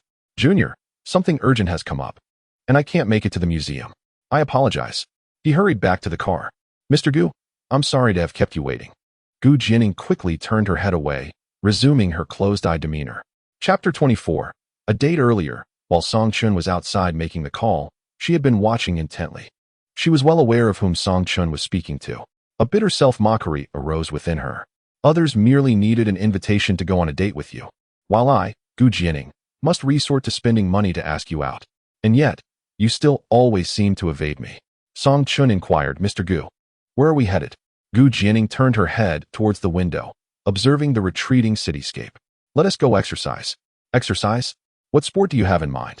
Yes, billiards. Tennis or badminton? Do you play any of them? Holding the steering wheel, Song-Chun replied, I dabble in all a bit, but I am more proficient in badminton. Then let us go play badminton. They drove to a badminton club. Once they truly began to play, Song-Chun discovered that although Jianing appeared slender, she possessed considerable strength. The shuttlecocks she sent over were powerful and skillfully angled, challenging even him to return them. Moreover, whenever Jianing reached for the shuttle or leaped, her delicate and fair waist was undeniably on display, drawing the attention of other men around them. During a break, Song-Chun picked up his phone. To his surprise, Su Jinru had not replied to his message, leaving him perplexed. He dialed her number again, but still, no one answered. What could be the matter? An inexplicable sense of unease washed over him. He called his roommate, Sen Pang, who had a crush on Su Jinru's roommate, Lin Xian. Perhaps he could inquire about her. Song-Chun asked Sen Pang to relay to Lin Xian to get in touch with Su Jinru and inform her not to go to the museum. Jianing was calling for him. Song-Chun, hurry over. He reluctantly set down his phone and ran to her. At the northern entrance of the Beijing Museum, Su Jinru sat on a large rock, her gaze fixed intently on every approaching man. Today had been exceptionally unfortunate. Upon arriving in the city, she had faced 2 boys jostling her on the bus, one on each side, yet neither boarded, as if their sole purpose was to crowd her. At that moment, Su Jinru felt a sense of bewilderment. Once she boarded the bus and tapped her transit card, she reached into her pocket only to discover that her phone had been stolen. In a panic, she searched for the 2 figures that had jostled her. But the bus was crowded, and with each stop, people disembarked and new passengers boarded, rendering those individuals lost to her sight. Su Jinru was on the verge of tears. Fortunately, the bus was nearing the museum station. As long as she disembarked and waited at the northern entrance, she would surely encounter Song-Chun. With this thought, her heart gradually calmed. Upon arriving at the northern gate of the museum, she perched herself on a stone, her gaze unwavering as she scrutinized each person entering. Fearful of missing Song-Chun, she inquired of a passerby regarding the time and learned it was already past 10:30. Yet, she still did not spot Song-Chun's figure. A tinge of disappointment washed over her, but she remained convinced that he would come. Ultimately, she borrowed a phone from a girl to call Song-Chun, but no one answered. Reluctantly, she sent him a message. Senior, I am waiting for you by the large stone at the northern gate of the museum. I lost my phone and will wait here all day. After sending the message, Su Jinru continued to sit there, her eyes fixated on every individual entering, scarcely daring to blink. Suddenly, she caught sight of a figure whose silhouette bore a striking resemblance to Song-Chun. The person stood approximately 180 centimeters tall, donned a plain t-shirt, and carried a black backpack. Filled with joy, she approached, her eyes sparkling with hope. Senior, I knew you would come, she exclaimed. The individual turned, and upon seeing Su Jinru, his expression brightened. This girl was truly beautiful. Classmate, do you need assistance?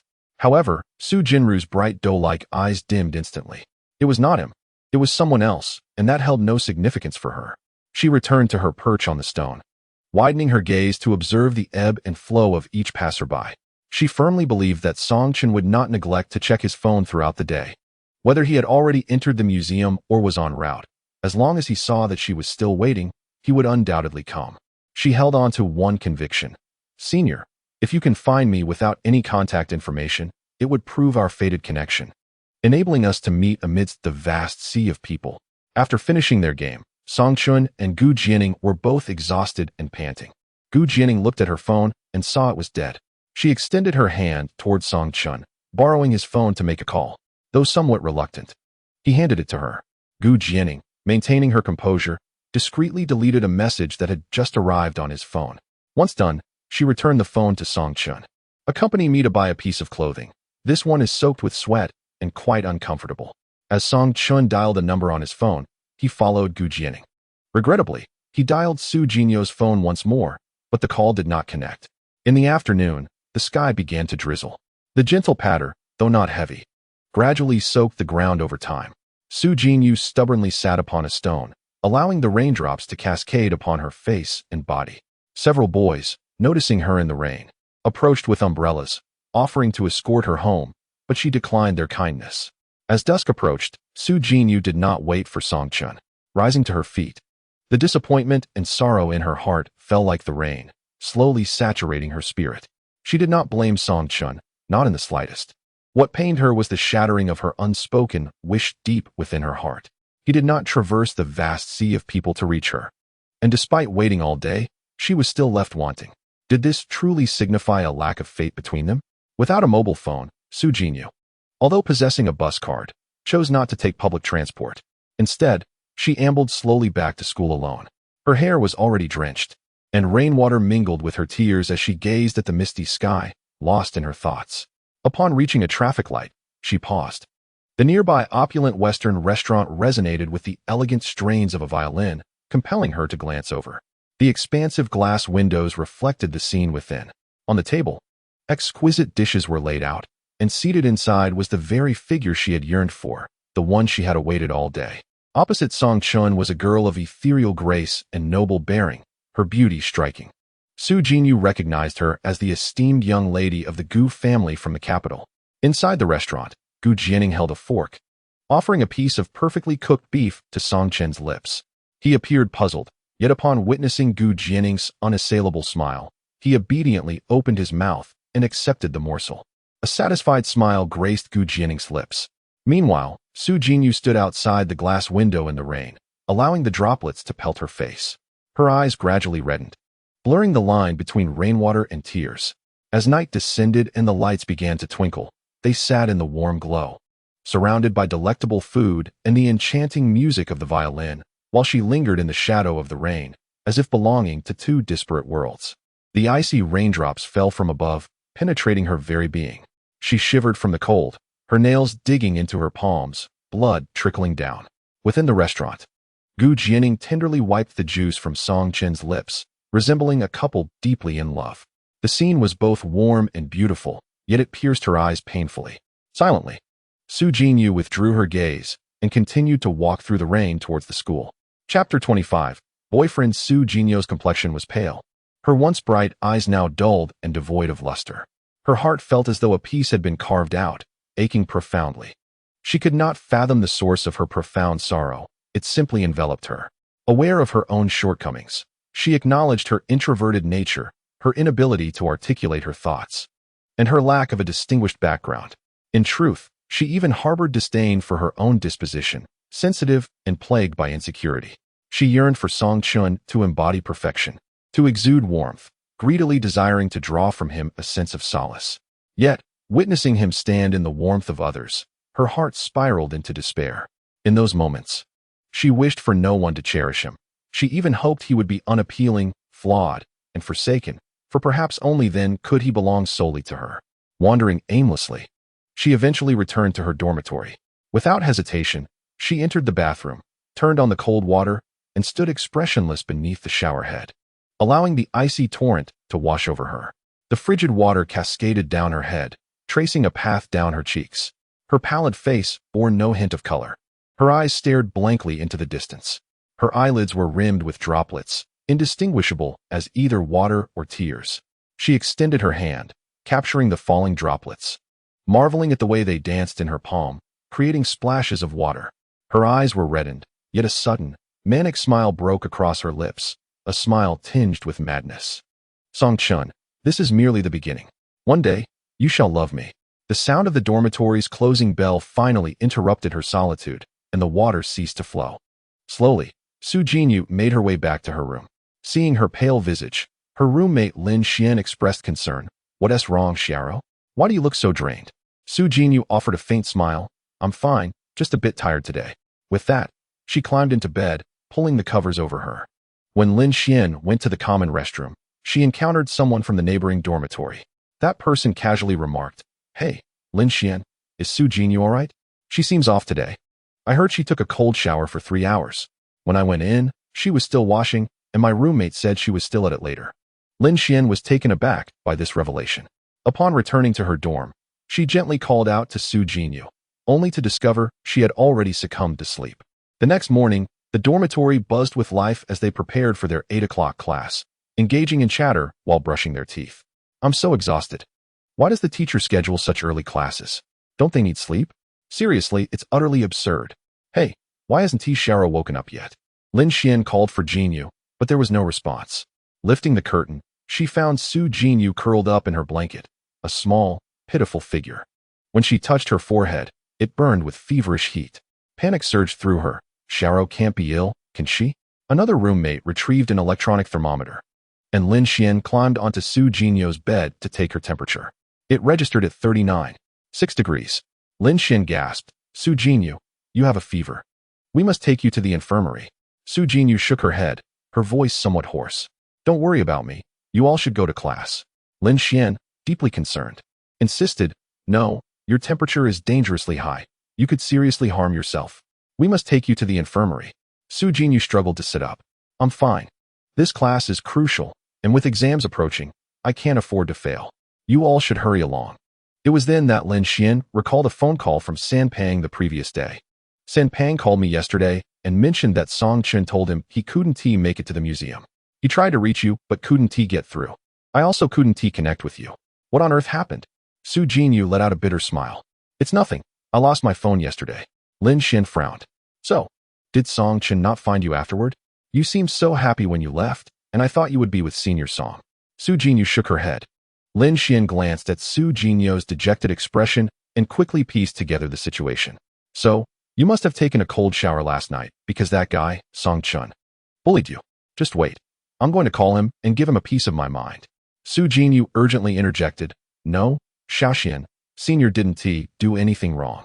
It's all my fault for losing my phone. Just then, Lin Xian's phone rang. When everyone saw it was Song Chen, they all breathed a sigh of relief. Lin Xian handed the phone to Su Jinyu, saying, Your senior still has some conscience. He knows to call. Once the call connected, Song Chen's voice came through. Junior, I wanted to check if Su is okay. I couldn't make it to the museum yesterday and couldn't reach her via phone or message. I was worried something might have happened. Su Jinyu softly replied, Senior, I'm fine. Noticing Su Jinyu's hoarse voice, Song Chen asked, What's wrong? Is your throat uncomfortable? Lin Xian seized the phone, exclaiming, Senior Song, what's going on? You could have informed us earlier that you weren't coming. Our little Ro waited for you at the museum all day. She lost her phone and had to walk back alone for 2 hours. Did you know it started raining in the afternoon? Do you realize how long she was drenched? Now she has a fever of 39.6 degrees. Upon hearing this, Song Chen felt a wave of guilt wash over him. I'll come right away, he said, as he hurried from the boys' dormitory to the girls' dormitory. He truly hadn't anticipated the situation would escalate to such severity. He had assumed San Pang would convey his message, and that Su Jinyu wouldn't wait for him. To his surprise, Su Jinyu not only went but waited for him all day, and now she was sick with a high fever. The thought of her delicate and vulnerable demeanor filled him with remorse. Upon arriving at the entrance of Su Jinyu's dormitory, he was stopped by the dormitory supervisor. Hey, student. Boys are not allowed in the girls' dormitory. Song Chen anxiously explained. Auntie, she is my friend. She has a high fever, and it's quite serious. I need to take her to the infirmary. The dormitory supervisor, appearing rather unsympathetic, cast a glance at Song Chun before resuming her attention on her phone. I can't help you. She can have her classmates escort her down, she retorted. Song Chun could only don a smile, attempting to appease her. Auntie, please. Her classmates have all gone to class. I really just need to bring her down. Would you like to accompany me? The supervisor suddenly showed interest, leaning in with a hint of curiosity. What is your relationship with her? Are you perhaps her boyfriend? Song Chun scratched his head, hesitating. Well. The supervisor chuckled. If you're her boyfriend, then you can go in. Reluctantly, Song Chun nodded. Yes, I am her boyfriend. Thank you, Auntie. The supervisor, her demeanor brightening, led Song Chun to the doorway of Su Jinru's dormitory. After knocking, they heard Su Jinru's voice inviting them in. Upon entering, Song Chun beheld Su Jinru seated on the bed, clad in a flowing white dress that accentuated her pallor and fragility. Her large eyes glistened with unshed tears, evoking a profound sense of sympathy within him. A sudden tremor coursed through his heart, intensifying his guilt. He cautiously approached her. I'm so sorry, Junior. Upon hearing his voice, tears streamed down Su Jinru's cheeks.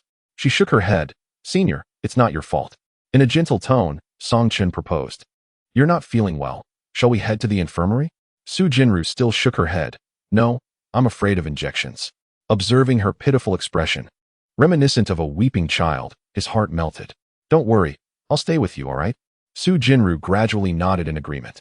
Song Chun then carried her to the infirmary. After examining her, the doctor suggested that an intravenous drip would expedite her recovery. As the nurse approached with the needle, Su Jinru turned her head away in fear. Standing by the bedside, Song Chun extended his arm to offer her strength, and she grasped his hand tightly. His large hand was warm and reassuring. Su Jinru's heart soared beyond the confines of the room. A smile graced her lips as she savored the warmth of Song Chun's grasp, momentarily forgetting the impending pain of the injection. Once the floor was set up, Song Chun softly reassured her, Junior, close your eyes and rest for a while. Upon hearing this, Su Jinru panicked. Senior, don't leave. I'll be scared alone. Initially intending to return to his dorm, Song Chun felt hesitant to abandon her at this moment. Just then, his phone rang. He glanced at the screen. It was a call from a creditor, Jianing. He chose not to answer and discreetly silenced his phone. After a short while, the phone persistently rang again. Song Chun hesitated with his phone in hand before finally saying, I'm sorry, Junior, but I must step out to take a call. He exited the ward, making his way to the end of the corridor before answering the call. Hello, Mr. Gu. A cool voice belonging to Jianing resonated from the other end. Are you busy? Not particularly. I'm at the library reading. Song Chun casually fabricated a lie, and he had become adept at maintaining a calm facade while doing so. All thanks to Jianing. He recalled her words about not getting too close to other girls. If she were to discover the truth, it would lead to complications. A hint of derision danced at the corners of Jianing's mouth. She was well aware that Song Chun was likely lying, yet it seemed she was at a loss regarding him. Her assistant cautiously interjected, Mr. Gu, the meeting is about to commence. Jianing suppressed the fury simmering in her eyes, restoring her gaze to its usual icy demeanor. Then let us end the call. All right, Song Chun replied. After hanging up, he exhaled deeply. Inside the infirmary, Su Jinru stared blankly at the foreign needle in her wrist, her emotions roiling beneath the surface. She was curious about whom Song Chun was speaking to and sensed it was a girl, perhaps someone he cared about deeply. Jealousy began to consume her, and resentment slowly fermented within her heart. When Song Chun returned to the infirmary, he found Su Jinru lying obediently. She smiled at him, her pale face exuding a fragile beauty that stirred a sense of pity within him. He poured a glass of water and placed it on the bedside table. Junior, is there anything you need? I can get it for you. Su Jinru shook her head. No, thank you, Senior. Let me fetch you some fruit. Just wait here, he said, hurrying out. He bought some apples and retrieved a fruit knife from his dormitory. Upon returning to the infirmary, he selected the reddest apple and began to peel it slowly. Su Jinru watched his hands as they peeled the fruit, noting their cleanliness and elegance, with neatly trimmed nails. Her gaze followed his moving fingers, mirroring the tumultuous emotions surging within her heart, fluctuating like the tide. It seemed she adored everything he did. In essence, all of Song Chun was aligned perfectly with her aesthetic sensibilities. He presented the peeled apple to Su Jinru. Junior, eating an apple is beneficial when you have a cold. Su Jinru gazed at his hands, swallowing quietly. With her icy little hand, she accepted the apple from him. Senior, you are truly impressive. The way you peel apples is so aesthetically pleasing. Song Chun chuckled bashfully. Oh, it's nothing. Su Jinyu replied earnestly, no, really. I've only seen adults peel apples into long spirals. I didn't expect you to be so skilled. Song Chun teased, so? Are you implying that I'm quite old? Su Jinru hurriedly shook her head. No, that's not what I meant. Senior, you are truly remarkable in every aspect. In the future, your girlfriend will undoubtedly be incredibly happy. Upon hearing this, Song Chun chuckled dismissively. Ah, I'm just a single dog. What girl would want to be with me? Su Jinru held the apple close to her chest, her large, expressive eyes gazing at Song Chun with deep emotion. Senior, what if I said I'm willing? Song Chun was taken aback by this sudden confession, unsure of how to respond. He could only feign ignorance. Oh, Junior. Don't joke around. You're so talented and beautiful. Senior, I'm serious, Su Jinru replied, her gaze unwavering. Song Chun, unable to meet her eyes, instinctively stood up and distanced himself from her. Su Jinru sensed his retreat and, instead of pressing forward, laughed nonchalantly. Senior, I was just joking. Don't be so nervous. Song Chun laughed along, relieved. That's good, that's good. So, Senior, what kind of girl do you like? He pondered seriously for a few seconds before answering. I prefer someone with an ordinary appearance and background, a simple girl to date and spend a stable life with. Su Jinru nodded in response, a smile on her face. Yet her eyes glistened with barely concealed tears. Her heart sank. The fact that the senior favored ordinary girls made her feel inadequate. She didn't even have a complete family. As an illegitimate child, her biological mother was a mistress unrecognized by the law. What right did she have to consider herself ordinary? Was the senior's remark a polite rejection? She envied the ordinary person he described, wondering who would be lucky enough to earn his affection and share a life with him. Deeply saddened, she pressed her fingers into her palm, holding back her tears. Meanwhile, Song Chun noticed that the once pale back of Su Jinru's hand was gradually turning red, the blood flowing back through the fore. Blood is returning. Song Chun exclaimed in shock, immediately calling for a nurse. The nurse attended to the situation, but Su Jinru's complexion remained pale, showing no sign of fear, while Song Chun felt a lingering dread. For some reason, he sensed that discussing girlfriend matters in front of Su Jinru in the future was unwise. He wasn't oblivious. Her repeated hints had made her feelings abundantly clear. However, in his heart, he felt that Su Jinru was far too beautiful and came from a good family, belonging to a world entirely different from his own. He believed he had no right to hold her back. Chapter 27. Pleasing. The basketball court was bustling with activity. The sunlight cascaded upon Song Chun as he executed a graceful spin, deftly maneuvering past his opponents, followed by an impeccably accurate shot. The basketball traced an exquisite arc through the air before swishing through the net, igniting a chorus of cheers from the surrounding crowd. Wow, so handsome. So impressive. Song Chun wiped the sweat from his forehead, a subtle smile curling at the corners of his lips. Just then, his phone abruptly rang. He retrieved it from his pocket. Glancing at the screen, a creditor. A wave of unease washed over him, but after a deep breath, he answered the call. Hello, President Gu. I'm at the north gate of the school. Could you come over? Gu Jianing's voice remained cool and devoid of any superfluous emotion. All right, I'll be there shortly. Upon hanging up, anxiety filled Song Chun's mind. It wasn't even the weekend, and he was uncertain of the reason behind Gu Jianing's visit. Casting a glance at the ongoing game, he sighed and turned toward the north gate of the school. Upon arriving, he spotted the familiar Rolls-Royce from a distance. He opened the door and settled into the car, which was permeated with a faint, crisp fragrance, luxurious and sophisticated. Gu Jianing sat in the back seat, her soft, long hair cascading over her shoulders, her profile exquisite and elegant. President Gu, what brings you here? He inquired. To pick you up, she replied succinctly, lapsing into silence thereafter. The driver started the engine, and they gradually departed. Once they disembarked, Song Chun realized they had arrived at the most opulent shopping destination in the capital, the Jincheng Shopping Center. The mall's decor was extravagantly lavish, with marble floors shimmering under the lights, and every detail exuded an air of high-end sophistication. As they navigated through the bustling crowd, composed mostly of well-dressed men and women clutching upscale shopping bags, Song Chun felt a bit out of place trailing behind Gu Jianing. He initially presumed she had whimsically decided to take him on a shopping excursion, preparing himself to assist her with bags. However, Gu Jianing did not lead him to a women's clothing store, but instead straight to a high-end men's apparel counter. The staff, upon spotting Gu Jianing, immediately approached with warmth and respect. "Welcome, President Gu." She nodded slightly, pointing towards a row of exquisite menswear, and instructed Song Chun, "Try these on." Stunned, he chuckled awkwardly. "Ah, President Gu, I have clothes. Don't overthink it. Consider it a perk of being my assistant." Gu Jianing's tone remained cool, yet carried an undeniable air of authority. With no other choice, Song Chun reluctantly followed the attendant to the fitting room. After donning the first ensemble, he emerged clad in a deep blue casual outfit, featuring a white t-shirt layered beneath and paired with straight-leg jeans. Though simple in style, Song Chun's tall, athletic frame and well-defined musculature rendered him exceptionally striking. His handsome features radiated a youthful innocence, and with a well-proportioned and robust physique, he could make any attire look remarkable. Song Chun stood before the mirror, gazing at his reflection, somewhat taken aback. Indeed, the adage "clothes make the man" held true. Donning new attire undeniably elevated his demeanor. Gu Jianing stood beside him, observing Song Chun in the mirror. His features were already striking, and combined with his tall stature, he exuded a distinctive charm. A subtle smile graced Gu Jianing's lips, her eyes sparkling with admiration and infatuation for Song Chun. Deep within her clear, lake-like eyes, a tumult of suppressed desires brewed.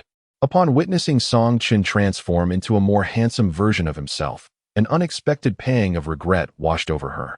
She felt she ought not to have allowed him to appear so dashing. Such allure would only draw the attention of more admirers. At that moment, all she desired was for Song Chun to love her alone. She even fantasized about keeping him eternally confined within her villa, shielded from the gaze of any other woman, deeming none worthy to approach him. Taking a deep breath, Gu Jianing stifled her chaotic thoughts. She needed to restrain her desires, as her previous outburst had frightened Song Chun. From now on, she resolved to gently coax and please him, ensuring she never intimidated him again, for that would only drive him further away. Uncertain of his preferences, she could only offer gifts she believed a young man might appreciate. Perhaps this could be considered a means of endearment. After purchasing clothes, Gu Jianing led Song Chun to select a watch, a backpack, and a myriad of other items. Following their shopping spree, they settled in a Western restaurant where Gu Jianing elegantly sliced her steak, bringing it gracefully to her lips. Song Chun quietly ate, refraining from conversation. Suddenly, Gu Jianing broke the silence, announcing she would be on a business trip for some time. Upon hearing this, Song Chun felt an unexpected wave of relief, though he dared not show it, merely nodding as he continued his meal. There might be some complications in the southern region, and this trip would take longer than usual. "All right then, Ms. Gu, please take care of yourself," Song Chun replied, masking the joy swelling within him. Observing his composed demeanor, Gu Jianing noted that, despite his lack of overt actions, the corners of his lips seemed poised to ascend to the heavens. She furrowed her brow, contemplating, "I'm leaving, and you appear this happy?" Her teeth clenched in irritation. After a moment, she slowly produced a list and placed it before Song Chun. "I've arranged for a car for you at the dealership. Do pick it up when you have the time." "Ah, aye," Song Chun exclaimed, abruptly raising his head. "Ms. Gu, do you mean? It's a gift for you. Don't boys typically enjoy cars?"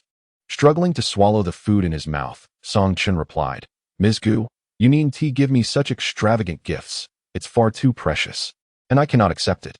Although he understood that the wealthy often had more money than they knew what to do with and could casually gift something worth hundreds of thousands, the very notion felt incredulous when it was directed at him. Today's events left him feeling quite anxious. He hurriedly recalled whether he had inadvertently offended Mr. Gu. It must be the case. Otherwise, why would her demeanor change so abruptly, and why would she present him with gifts? Could this be yet another of her cleverly devised traps? Song Chun quickly apologized. Mr. Gu, have I done something wrong? Please don't be upset. It was truly unintentional." Gu Jianing looked at him helplessly, surprised that he was frightened of her to such an extent. She rubbed her forehead in exasperation, wondering if she truly appeared that intimidating. It seemed she would have to treat Song Chun with more kindness in the future. Noticing the ketchup smudged at the corner of his mouth, she extended her delicate fingers, retrieving a tissue. Leaning in, she gently wiped the corner of his mouth. Song Chun lowered his gaze to her slender fingers, his breath momentarily suspended. Gu Jianing meticulously cleaned him up and then softly inquired, "While I am away on business, will you remember to behave as I instructed?" Song Chun nodded, affirming, "I will, Mr. Gu, you can rest assured. Chapter 28. Picking up the car with no plans for the weekend, Song Chun decided to visit the 4S dealership. He wasn't particularly interested in cars, but since Jianing had purchased one, he intended to retrieve it and return it to the villa. The most luxurious automobile 4S dealership in the capital is situated in a prime location downtown. The entrance was filled with a variety of top-tier luxury vehicles, each radiating an aura of opulence. These cars not only bore exorbitant price tags, but also symbolized status and identity, drawing the attention of passers-by who couldn't help but marvel.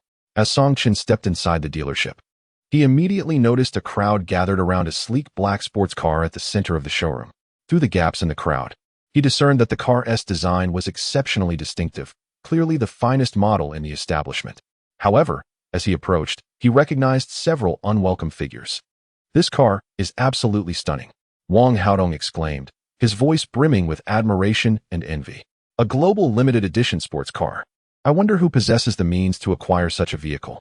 Another voice chimed in, "You can't just buy this car with money. There are only 5 in existence worldwide."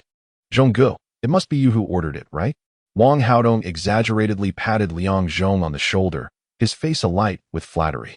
"Your family is so wealthy. In all of Beijing, who else deserves to drive such a premier sports car?"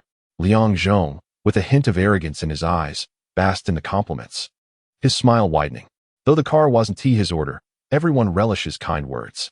He smiled modestly, feigning humility. "No, while this model is beautiful, it's not to my taste. I prefer another type." Song Chun slowly approached, clad in a simple white t-shirt and jeans, which contrasted starkly with the lavish surroundings.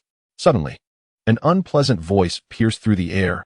"Oh, isn't that Song Chun? What brings you to a place like this?" Wang Haodong's eyes were filled with derision. Song Chun furrowed his brows slightly. He wished to avoid a confrontation with Wang Haodong in such a setting. Yet it was evident that Wang would not let him off easily. "Haha, Song Chun, what a bumpkin you are, coming to a place like this. Can you even afford a car?" Wang chuckled mockingly, his tone dripping with disdain as he gazed provocatively at Song Chun. Those nearby, upon hearing his words, wore expressions of derision. Noticing Song Chun's humble attire and Wang's taunts, they naturally looked down upon him, unable to tolerate Wang's arrogant demeanor any longer. Song Chun retorted, "Just because I can't afford it means I shouldn't be here? Don't look down on others with such contempt." Wang Haodong's lips curled into a sneer. He was certain that Song Chun could never afford a vehicle. "If you can buy even one car in this entire exhibition hall, I shall call you grandfather." Song Chun's brows knitted together. Then he replied, "Is it really necessary to make such a grand statement? Why waste breath on meaningless words? Are you admitting that you can't afford it? Why come here to embarrass yourself?" Wang continued his provocation, his tone growing ever more arrogant. "Oh, I see. You're not here for a part-time job, are you?" Someone chimed in. "Applying for a janitorial position? Sweeping floors?" Another added, joining in the mockery. "Honestly, why bother? Even a robotic vacuum can clean floors. You're even less capable than a dog." Wang erupted into laughter, and the surrounding crowd joined in, chuckling at Song Chun's expense. "Have you fallen so low that this is where you stand?" Liang Zhong couldn't help but interject, his voice laced with scorn. Anger surged within Song Chun, but he swiftly quelled his emotions and regarded Wang Haodong calmly. "What if I can afford it?" Wang was momentarily taken aback. Then his expression shifted to one of disbelief. "You? Don't joke with me. Didn't I say, if you can afford it, I'll call you grandfather? If not, you'll have to bow and kneel before me." Wang looked at Song Chun challengingly, his eyes brimming with confidence. Song Chun's countenance remained unperturbed as he merely nodded. "All right, it's settled. Everyone's watching. Remember to call me grandfather later." Wang persisted in his bravado. "I'll be waiting for you to bow before me. If you can't, just learn from a dog and imitate it. You might get better at it." With a smile playing on his lips, Song Chun remarked, "Whoever fails to keep their word shall be deemed the lesser." Wang cursed him. "You're destined to be the lesser." Turning away, Song Chun approached the staff and handed over a document. The staff, exuding respect, escorted him to the center of the exhibition hall. There stood a sleek black sports car, the Bugatti Chiron, its streamlined body gleaming under the lights, resembling a noble work of art. Standing beside the vehicle, Song Chun gazed in awe. Although he was not particularly knowledgeable about cars, he was utterly captivated. It was simply stunning. He had not anticipated that Jianing would be so generous as to gift him such an extravagant vehicle. "Mr. Song, here are your keys." The staff presented a tray. offering the keys with both hands in a respectful manner. Thank you. Song Chun picked up the key from the tray, offering a faint expression of gratitude, his tone remarkably calm. What? Wang Haodong was momentarily taken aback, unable to believe his own ears. Could it be that Song Chun truly could afford this? Soon, however, Wang Haodong reassured himself. Perhaps it was not even his purchase, and what could he possibly buy? At most, a mere trinket. What kind of fine automobile could he possibly own, given his pitiful appearance? Before he could finish his thought, he watched as Song Chun approached the Bugatti Chiron. Opening the door with the key in hand, Wang Haodong's eyes widened with astonishment. What? This car is actually yours? How is that even possible? Liang Zhong was equally stunned. He never imagined that this globally limited edition luxury vehicle, unattainable even for the Liang family, had somehow become Song Chen's. By what means had he acquired it? Did he possess such wealth? Who was backing him?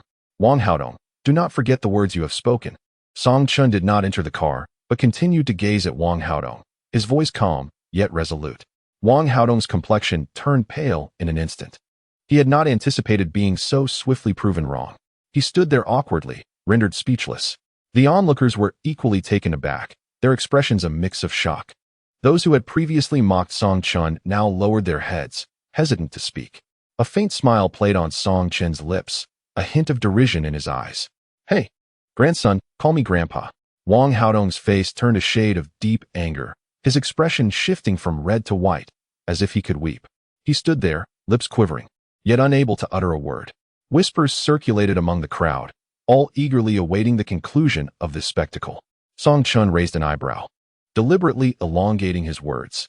Everyone is watching. Remember what was agreed upon earlier. You, grandson, are quite disobedient. Call me grandpa, and I shall buy you some candy.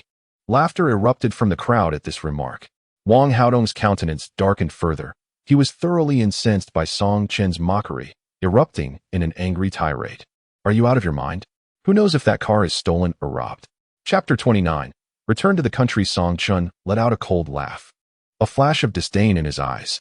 I knew you couldn't handle this. Perhaps next time you should think carefully before you speak. With that, he intended to enter the car and drive away. However, Wang Haodong, feeling humiliated before the crowd, approached Song Chun aggressively, shoving him while cursing. What are you saying, Song? Do you want to die? Song Chun stumbled back from the sudden shove, his brows knitting together as a glimmer of coldness crossed his gaze. He regarded Wang Haodong with a chilling look, his tone laced with warning. Wang Haodong, are you looking for a fight? Before Wang Haodong could respond, Song Chen's fist connected directly with his chest. Wang Haodong felt an overwhelming force strike him, causing him to stagger back several steps before landing heavily on the ground. Clutching his chest, he gasped in pain, and after a moment, he rose to his feet, his face a mask of fury and resentment. Song Chun, I swear I'll make you pay? Just as Wang Haodong prepared to charge at Song Chun, several security personnel rushed in upon hearing the commotion. The lead staff member incessantly apologized to Song Chun. I am terribly sorry, Mr. Song, for the disturbance. He then directed the security guards, throw that man out. The guards quickly surrounded Wang Haodong, lifting him and escorting him outside. He struggled and cursed, but his protests fell on deaf ears. They unceremoniously deposited him on the ground outside, where he howled in agony, yet dared not rise again to cause trouble. Song Chun smiled slightly, expressing his gratitude to the staff before turning to approach his Bugatti Chiron. He opened the door, settled into the driver's seat, and started the engine. The roar of the engine echoed as the car sped away like a streak of black lightning. Lying on the ground, Wang Haodong continued to wail, but the crowd had dispersed, leaving him unnoticed. Liang Zhong stood frozen in place, his expression grim as he watched the sports car disappear into the distance. Gritting his teeth, he turned to leave. After dinner, Song Chun strolled around the school playground when a familiar voice suddenly called out, Song Chun. He turned, momentarily frozen in surprise. Before him stood a girl of 165 meters, with a head of short black hair that framed her delicate, fair complexion. Her sweet visage and lively eyes seemed to hold the sparkle of stars. She possessed a shapely figure, exuding a quiet and gentle demeanor. Upon seeing Song Chun, her eyes lit up, and as she smiled, 2 shallow dimples appeared on her cheeks, adding a touch of innocent romance. Senior, when did you return? Song Chun exclaimed joyfully. Jiang Yu approached slowly, her lips curling into a smile. I've actually been back for a while. I heard you were at this university, so I decided to drop by after work. and I can't believe I ran into you. Why didn't you tell me sooner? Let me treat you to dinner. Song Chun replied, a hint of complaint in his tone. Jiang Yu cast him a sidelong glance, aware that he might be merely being polite. You're a busy man. When would you have time for me? Song Chun sensed a slight acidity in her words, but could not discern the reason. No matter how busy I am, I can always make time for you. With our relationship, there's no need for formality. Jiang Yu nodded in agreement, though a touch of bitterness lingered in her heart. In Song Chen's eyes, she was perhaps just a good friend, a buddy, which allowed him to speak so casually. Yet, her feelings were far more profound. Jiang Yu and Song Chun had once attended the same high school. It is a high school located in the western district of the capital, steeped in a quaint atmosphere and rich history. She is 2 years senior to Song Chun, serving as his upperclassman. Initially, they were as parallel lines, devoid of any opportunity to meet. However, during an essay competition, the school decided to select 2 students to represent it in the district-level contest, and thus, Song Chun and Jiang Yu became acquainted. The venue for the competition was situated far from their school, necessitating over an hour's bus ride. Despite his youth, Song Chun possessed a delicate sensibility and an innate ability to care for others. Jiang Yu, somewhat directionally challenged, often found herself lost. On the day of the competition, they traveled together to the examination venue. Song Chun first escorted Jiang Yu to her designated site, ensuring her comfort before hastily making his way to his own examination room. From that moment, Jiang Yu quietly developed an affection for this younger classmate. Subsequently, she sought every opportunity to draw closer to Song Chun, bestowing upon him study materials, sharing her handwritten notes, and imparting her academic insights across various subjects. Gradually, they forged a close friendship. Eventually, following her family's wishes, she pursued further studies abroad, selecting a specialization in cardiology, motivated by the fact that Song Chen's grandmother suffered from heart disease. Life abroad was not without its challenges, and she often felt a profound sense of loneliness.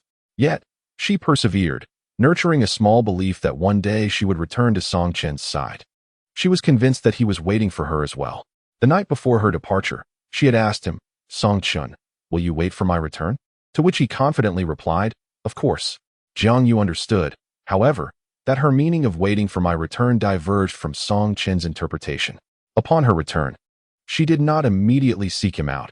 Instead, she rented an apartment near the capital university, taking leisurely walks on campus each day, hoping for a serendipitous encounter with Song Chun. At the Capital People's Hospital, Jiang Yu stood as the youngest intern in the cardiology department. The patients adored her, not only for her beauty, but also for her kindness and amiability. She treated everyone with equal compassion, be they doctors or patients, affluent or impoverished, beautiful or plain, clean or unkempt. Each day during her rounds, she attentively listened to every patient's concerns, responding with gentle patience. On one occasion, when an elderly patient was in distress without the presence of family or nursing staff, Jiang Yu noticed the discomfort etched on the old man's face. Through tender inquiry, she discovered he needed assistance with a personal matter, yet no one was there to help. With a warm smile, she handed him a bedpan and assisted him. Afterward, she took the bedpan to the restroom, ensuring it was thoroughly cleaned. The elderly man, moved to tears, expressed his gratitude, saying, "Thank you, Dr. Jiang. I never expected to encounter a doctor like you." Jiang Yu smiled, gently helping him lie back down. "Grandmother, please don't be formal. If you ever need assistance, just call upon me." After a light rain, the hospital room felt stifling. Outside, however, the air was refreshingly crisp, and Jiang Yu yearned to breathe in the fresh air. She strolled slowly to the flower bed outside the hospital.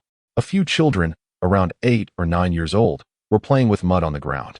Chapter 30. Respect suddenly. One child discovered a large earthworm.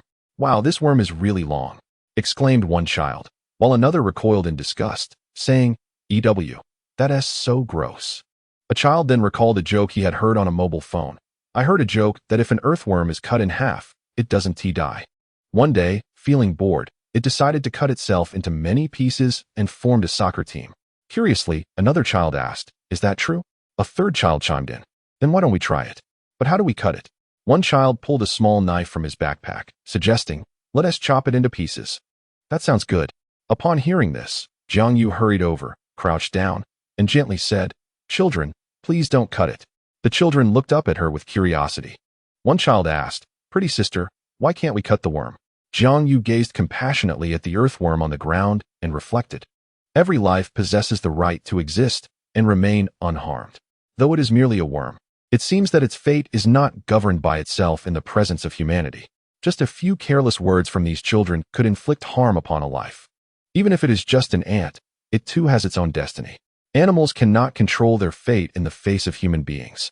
And does this not mirror the scenes within the hospital? During her months in the hospital, she had witnessed the cycle of life and death far too often. People suffered and pleaded, yearning for the chance to live healthily.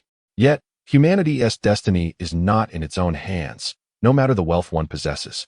Human fate remains subject to forces beyond comprehension. Thus, when Jiang Yu saw the children poised to harm the earthworm casually, she felt a deep sense of compassion. With a gentle smile, she squatted down and looked tenderly at the children. Though earthworms possess remarkable vitality, they are indeed living beings. If we were to cut them into pieces, they would suffer greatly. The children tilted their heads, seemingly contemplating her words. Jiang Yu continued. Every life is akin to us humans.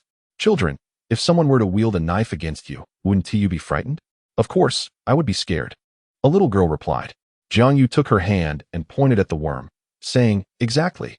The worm has done us no wrong. Let it live peacefully. We should not harm it. A young boy remarked, but it's merely an earthworm. Who knows if it feels pain? Besides, even if it is severed, it can still survive. Another child blinked curiously and inquired, Sister, do earthworms really not die? Jiang Yu gently nodded, affirming that earthworms are indeed remarkable. Sometimes they can regenerate parts of their bodies after being cut.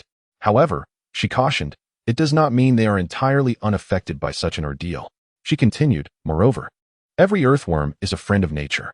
Their diligent toil aids in enriching our soil, and we should not harm them indiscriminately, should we? The children listened intently, nodding and understanding, their faces reflecting maturity. The boy holding the small knife also tucked it away. I understand now, sister. We won't harm earthworms anymore. Jiang Yu smiled with relief and rose to her feet. In truth, earthworms have their families and friends.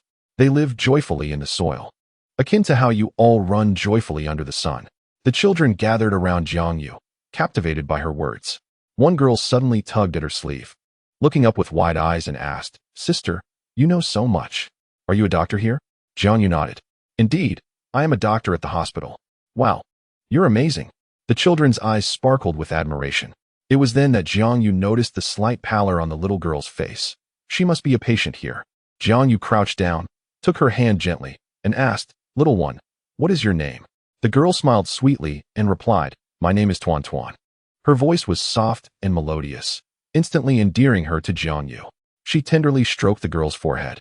Tuan Tuan, where do you feel unwell? Tuan Tuan pointed to her head, saying, Here, the doctor said something is growing inside my head. Jiang Yu's heart trembled at the thought of such a young child enduring such suffering. She spoke softly, Be brave, Tuan Tuan. You should return to your ward quickly. Don't linger in the wind. Tuan Tuan grasped her hand, reluctant to let go, but it's so boring in the ward. Sister, can you come to play with me? Jiang Yu made a pinky promise. All right, I will definitely come to find you. After her shift, Jiang Yu returned home, leaving behind the hustle and bustle of the hospital. The quiet house felt empty, with only her solitary figure present. A sense of desolation and loneliness enveloped the air. She walked into the kitchen and prepared dinner for herself, making a little too much and serving 2 bowls. Taking out her phone, she contemplated calling Song Chun, scrolling to his number, yet hesitated and ultimately refrained. Most of the time, she wished to reach out to him, but she often second-guessed herself, fearing she might intrude upon his life. She picked up a cushion from the sofa, eating her meal while talking to herself, laughing joyfully, only to fall silent once more. The front of the cushion features a photograph of Song Chun and her during their high school years, the sole picture they have together. Chapter 31. The little sun in the morning. Jiang Yu embarked on her daily journey to the hospital, just as she always did. The rising sun cast its warm rays, enveloping the earth in a soft, delicate veil. Navigating through the bustling streets, Jiang Yu entered the People's Hospital of Jing City. Like a little sun, her warm smile illuminated the lives of those around her. The busy morning swiftly passed, and as lunchtime approached, Jiang Yu hurriedly took a few bites of her meal. During her brief respite, she suddenly recalled the little girl from the previous day. The girl named Tuan Tuan had eyes that sparkled with clarity and vitality, leaving a lasting impression on Jiang Yu. Rising from her seat, Jianing traversed the quiet corridor and arrived at the neurology ward. A subtle scent of medication filled the air, yet Tuan's laughter breathed life into the room. Gently pushing the door open, Jianing saw Tuan sitting on her hospital bed, engrossed in an animated book. Upon noticing Jianing at the doorway, Tuan's eyes brightened, and she exclaimed joyfully, "Pretty sister, you're here." Jianing stepped into the ward, smiling as she extended an apple towards Tuan, saying, "This is for you." Tuan accepted the apple with wide eyes, exclaiming, "Wow, what a big red apple. Mommy, look." Eagerly, she held the apple up to her mother, her face radiating happiness. Jianing then noticed a woman in her 30s standing nearby, clearly Tuan's mother. The girl's mother took a few hesitant steps back, saying, "Doctor, please have a seat." Her voice carried a hint of fatigue, yet her tone was filled with respect. Jianing smiled kindly and replied softly, "No need to be formal. I just came to see Tuan." She crouched down gently to ask, Tuan, do you feel better today?" Tuan nodded enthusiastically, her eyes sparkling as she replied, "Pretty sister, I'm not in pain today. The doctor said I'll get better soon." Jianing turned her gaze to Tuan's mother, noticing the gratitude and helplessness reflected in her eyes. This expression was one Jianing had witnessed many times before, in the hospital. Every family member carried the weight of concern for their loved ones and the hope for recovery from the doctors. Tuan appeared to be in good spirits, chatting with Jianing and even singing a few songs before eventually drifting off to sleep. Jianing grew fond of Tuan and would visit her whenever she had a moment of free time. Gradually, Jianing learned that Tuan had only her mother, with no father in the picture. Her father had left upon discovering Tuan's illness, fearing that she would be a burden. Thus, he chose to divorce and start a new family. However, Tuan's mother found it impossible to relinquish her child. As a mother, she would never give up. She exhausted all her savings to take Tuan from one doctor to another. Upon learning of this, Jianing could not help but sigh internally. Indeed, there exist many scoundrels in this world. She discreetly assisted Tuan by covering some medical expenses, doing her utmost to lend a helping hand. At Jing City University, in the lecture hall, a statistics class, an essential course for the management discipline, was underway. Song Chen arrived early, as this class typically saw no absentees. The lecturer was a remarkably young and handsome male instructor, known for his engaging and humorous teaching style. Curiously, he never prepared lesson plans, nor did he bring any textbooks.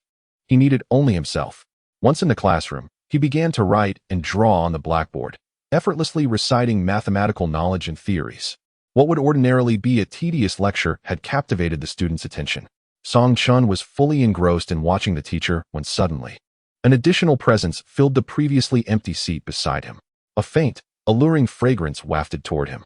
Without needing to look, Song Chen knew that the bothersome Miss Mu had returned. He couldn't help but inwardly lament. It had only been a few days of peace. "Hey, classmate, I'm talking to you." Mu Yao persistently poked his arm with her pen.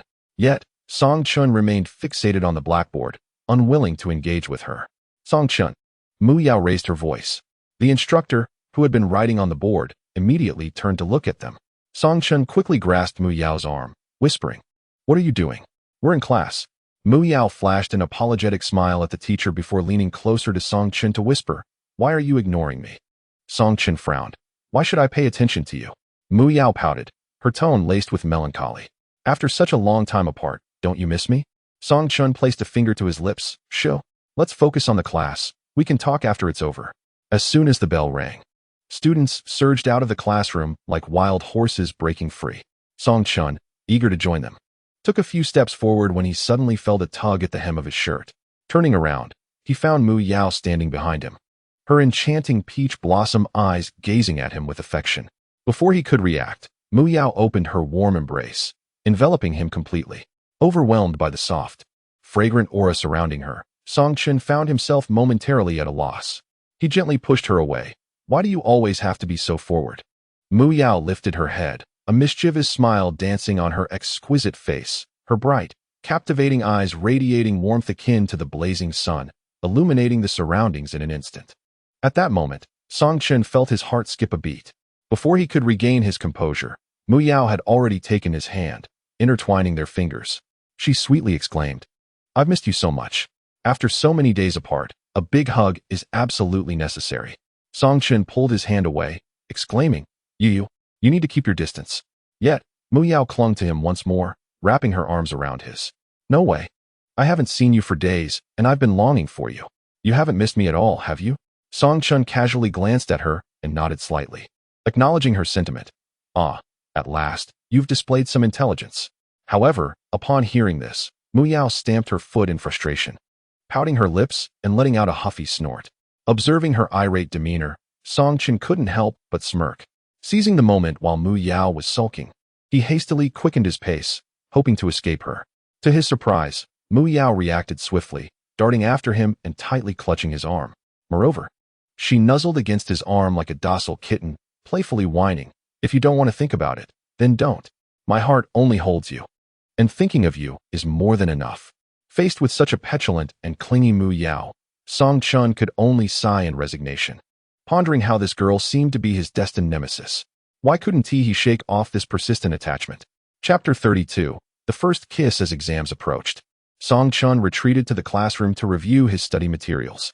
To avoid Mu Yao, he deliberately chose the experimental building, which was rather secluded, frequented by fewer individuals, and quite distant from the dormitory. Surely, Mu Yao wouldn't discover him here. Once inside the classroom, he quickly settled into a seat and immersed himself in his studies, not once glancing back to notice the figure behind him. Meanwhile, Mu Yao had quietly taken a seat in the last row of the classroom. Holding a drawing pad and pencil, her gaze was fixed upon Song Chun. The soft scratching sounds of the pencil against the paper filled the air as she became increasingly captivated by his silhouette. Soon, she began to sketch his outline on the paper. When Song Chun, feeling fatigued from his studies, decided to leave, he finally noticed Mu Yao. She held up her drawing pad for him to see. To his astonishment, it depicted his back, although merely a simple pencil sketch. The delicate strokes and expertly rendered shadows imbued the artwork with depth and dimension. The manipulation of light and shadow was particularly exquisite, evoking a unique sensation. An indescribable sense of wonder washed over Song Chun. He had never anticipated that the seemingly carefree and unstudious Mu Yao possessed such a remarkable talent. From a young age, Song Chun held a profound admiration for those who possessed the talents of painting or calligraphy, believing such individuals to be exceptionally gifted. Unable to suppress his heartfelt praise, he remarked, "Although I may not understand art, I truly feel that your painting is splendid." "Really? Is it true?" Mu Yao exclaimed, her joy soaring to the point of almost leaping with delight. His unintentional compliment filled her with a childlike exuberance. "Come with me," she urged, pulling Song Chun towards the staircase leading out of the classroom. She guided him onto the rooftop. At that moment, dusk had begun to settle. On the rooftop, there existed a small corner where Mu Yao led Song Chun to stand at the bend. Pointing at the sky, she joyfully exclaimed how beautiful it was. Suddenly, she fell silent, gazing intently ahead. It was then that Song Chun noticed the distant, layered mountains, bathed in the soft glow of the setting sun, emanating an ethereal halo, resembling a breathtaking landscape painting. The sky, tinged with the hues of twilight, appeared extraordinarily beautiful, akin to ink splashes on canvas. Song Chun was captivated by the vastness and beauty of the sky. He inadvertently turned his head, casting a glance at Mu Yao.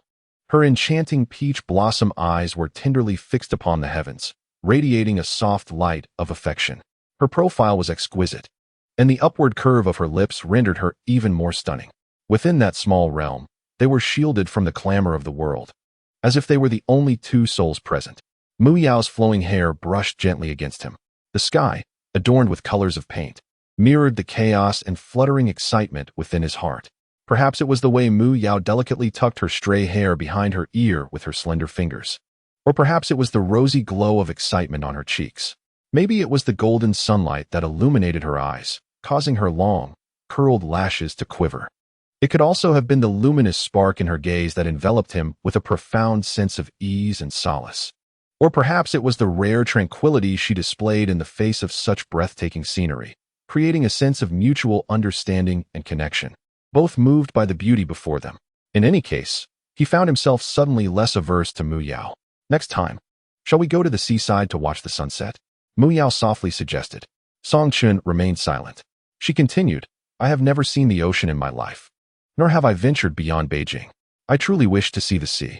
Still, Song Chun did not respond. "Have you ever seen the ocean?" Mu Yao pressed on. He shook his head. Her excitement crescendoed. Then it settled. You must take me to see the sea. Song Chun made no promises. It was getting dark, and it was time to return. With that, he took a step back. Suddenly, Mu Yao reached out and grasped his arm, as if wishing to say something. Yet unexpectedly, her grip was too strong, and she lost her balance. In an instant, Mu Yao tumbled forward, directly into Song Chen's embrace. Just as he was about to push her away, she inadvertently pushed him against the wall. The two bodies were pressed closely together, the distance between them so minimal that they could feel each other's warm breaths. Time seemed to freeze in that moment, and everything around them fell into silence. What are you doing? Song Chun felt a surge of anxiety, about to push Mu Yao away. Yet, Mu Yao nestled against his chest, whispering, "Don't move. Let me lean for a moment." A faint fragrance wafted towards Song Chun's nose, as if carrying an enchanting allure that momentarily mesmerized him, rendering his body stiff and his heartbeat inexplicably quickening. Mu Yao's lips curled into a mischievous smile as she softly remarked, "Your heart is racing." Before Song Chun could respond, Mu Yao rose on her tiptoes and kissed the corner of his lips. The sudden softness sent a jolt through Song Chen's heart.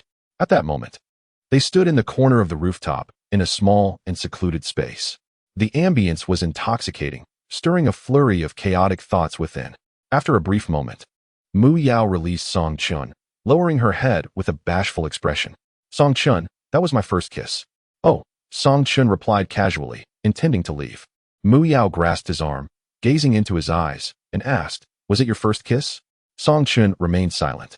Mu Yao, feeling a surge of frustration and a hint of foreboding, clutched his shirt and declared, "Song Chun, if it wasn't your first kiss, you're finished. I will make that person who kissed you pay dearly." Song Chun, flustered, retorted, "What exactly are we to each other? I haven't even addressed your invasion of my space." Mu Yao pointed at him, asserting, "Our relationship is simply this. You are mine." Song Chun hastily returned to the classroom, grabbed his bag, and headed out. Mu Yao chased after him, calling, "Darling, wait for me."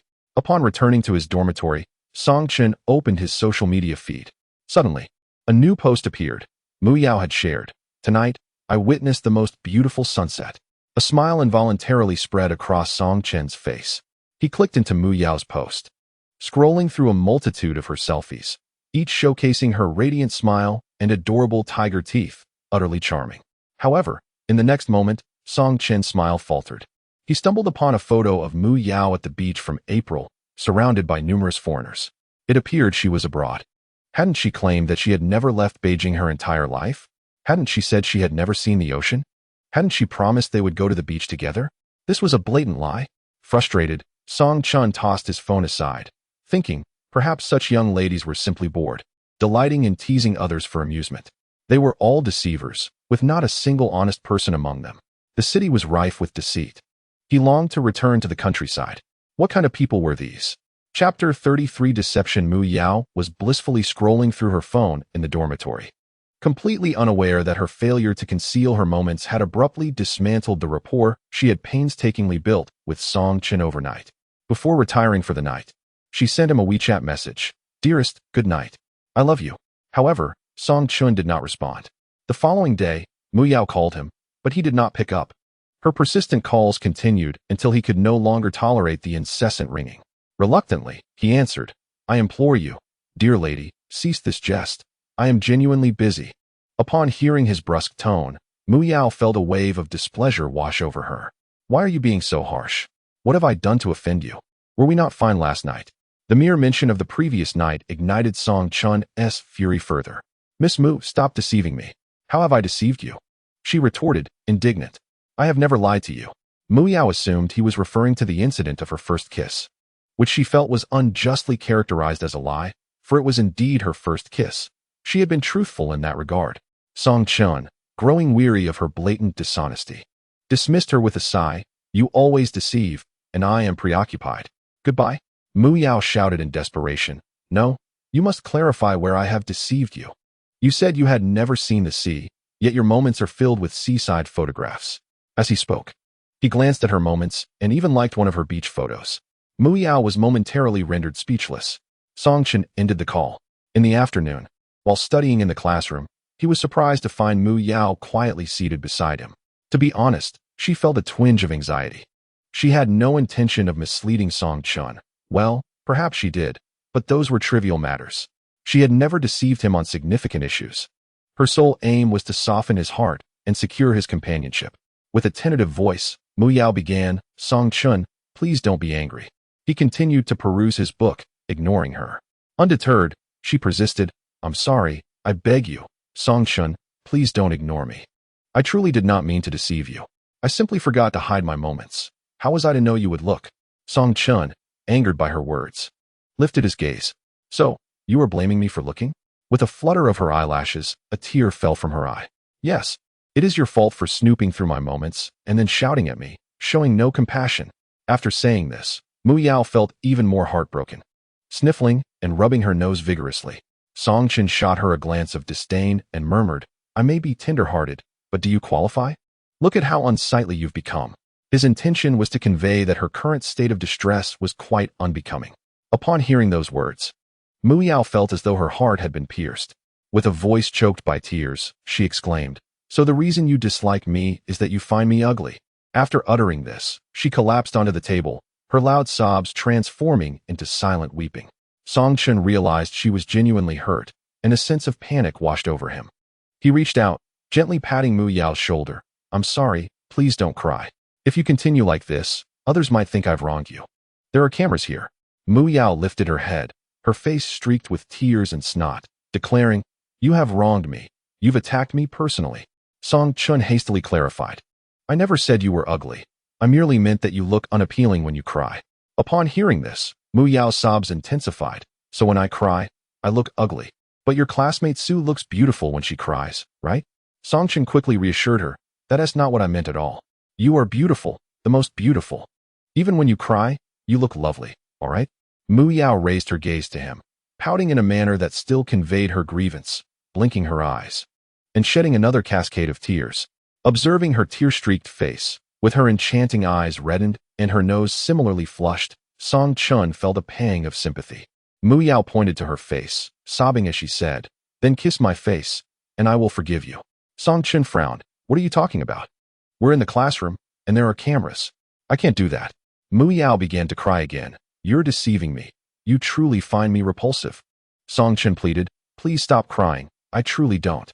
Yet Mu Yao continued to wail. Feeling utterly helpless, Song Chun finally shouted, "Be quiet." Instantly, Mu Yao fell silent. In a swift motion, Song Chun approached and planted a kiss on her cheek, his lips brushing against her salty tears. Mu Yao smiled, her face still glistening with tears.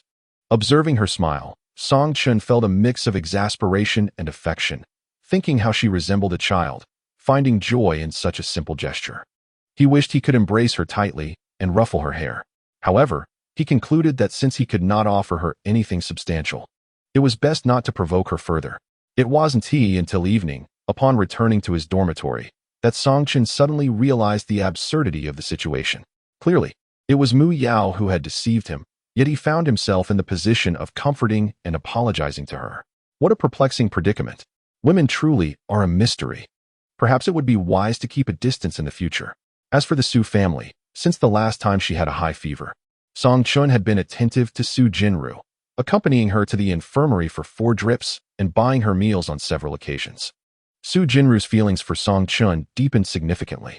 Although he had stated in the infirmary that he intended to find an ordinary girl to date, Su Jinru understood this as a rejection. Yet, his refusals only served to amplify her irresistible attraction to him. The fervent love that burned within her had never dimmed. She still loved him and would never give up, not now, nor ever. After some time of recuperation, Su Jinru's health gradually improved. Once her vitality was restored, her first thought was to find ways to treat Song Chun well. Last night, Su Jinru returned to the Su family home. In the early hours of dawn, while the sky remained shrouded in darkness, she had already risen quietly. After hastily completing her morning rituals, she tied on an apron and ventured into the kitchen. She intended to prepare some congee for Song Chun, as she had noticed his complexion had appeared somewhat sallow in recent days, possibly due to the poor quality of the meals at school. Furthermore, she often observed that his breakfast consisted solely of a cup of congee, served in a sealed plastic cup, which she deemed unhealthy. Thus, she resolved to make it herself. Gently lifting the pot's lid, she added various nutritional ingredients she had prepared beforehand: goji berries, red dates, and longans, into the bubbling kanji, allowing them to meld with the grains. The blue flames licked the bottom of the pot, and once it reached a vigorous boil, she lowered the heat to a gentle simmer, nurturing the concoction with tender care. The faint, steady flames resembled gentle guardians, quietly safeguarding a pot of exquisite nourishment. As the kanji bubbled and steamed, she stood by the pot, her gaze fixed intently upon it, as if she could envision delightful scenes through the rising vapor. She patiently awaited the moment when the kanji would thicken and sweeten. At that moment, a harsh voice broke the tranquility. "Just a worthless girl, just like that shameless woman." The voice sneered. "Cooking in the kitchen so early. Who are you making this for? Trying to entice some rogue man?" Chapter 34, Disdain? Su Jinru bit her lip tightly, her fists slowly clenching. The voice belonged to Wang Lin, the matriarch of the Su family and her father Su Jinwen's wife. The shameless woman she referred to as none other than Su Jinru's mother. Without uttering a word, Su Jinru gritted her teeth, a glint of coldness flickering in her eyes. After half an hour, the kanji was finally ready. Su Jinru carefully poured it into a thermos. Just then, a hand suddenly reached out from behind her. With a loud crash, the thermos was knocked over, tumbling to the floor, and the kanji splashed onto Su Jinru's slender arms, leaving angry red welts on her fair skin. Frowning, she turned to see the legitimate daughter of the Su family, Su Shan. Su Shan's sharp tongue was as cutting as her mother's. "Oh, who is this kanji for? How shameless can you be? At such a young age, already trying to seduce men." The nearby maid joined in the laughter. "A bastard child is still just that. How could she compare to you, miss?" With a cold smirk, Su Shan instructed the maid, "Ignore her. Let her clean it up. In this house, she is not the mistress." Su Jinru remained silent, quietly washing the thermos. Fortunately, there was still some kanji left in the pot, and she prepared it anew. Leaving the Su residence, she clutched the thermos and boarded the bus to school. The bus was not crowded, mostly filled with young people. Sunlight streamed through the windows, casting a patchwork of light and shadow within the vehicle. Su Jinru was adorned in a delicate green gown, her long black hair cascading gracefully over her chest. Her enchanting large eyes radiated warmth and tenderness. As she entered the vehicle, she resembled a striking landscape, instantly capturing the attention of several onlookers. Her beauty was undeniable. Her fair complexion rendered her the most captivating presence in any crowd. Seated comfortably, she retrieved her phone and sent a WeChat message to someone. It was a mere 2 words, "Send it." A satisfied smile graced her lips. In truth, she had possessed the compromising photographs and videos of Su Shan for quite some time, but today, she felt compelled to allow the media to disseminate them. Soon, a sensational headline surged to the top of the trending list. Explosive video of Su Shan, the eldest daughter of the Su family, despite being engaged. Scandalous images and videos of her with numerous men had surfaced online, revealing her extravagant lifestyle. At Jing City University, just as Song Chun was about to enjoy breakfast, he received a call from Su Jinru. "Senior, where are you?" "Junior, I'm heading towards the dining hall. Please wait for me. I will be there shortly." After hanging up, Su Jinru hurriedly made her way to the restaurant. Upon seeing her breathlessly approach, Song Chun couldn't help but inquire, "Why are you in such a rush? Are you feeling better?" Su Jinru handed him a thermos. "I've been fine for a while now. This is for you." With a puzzled expression, he asked, "What is this?" "Senior, it's the porridge I made.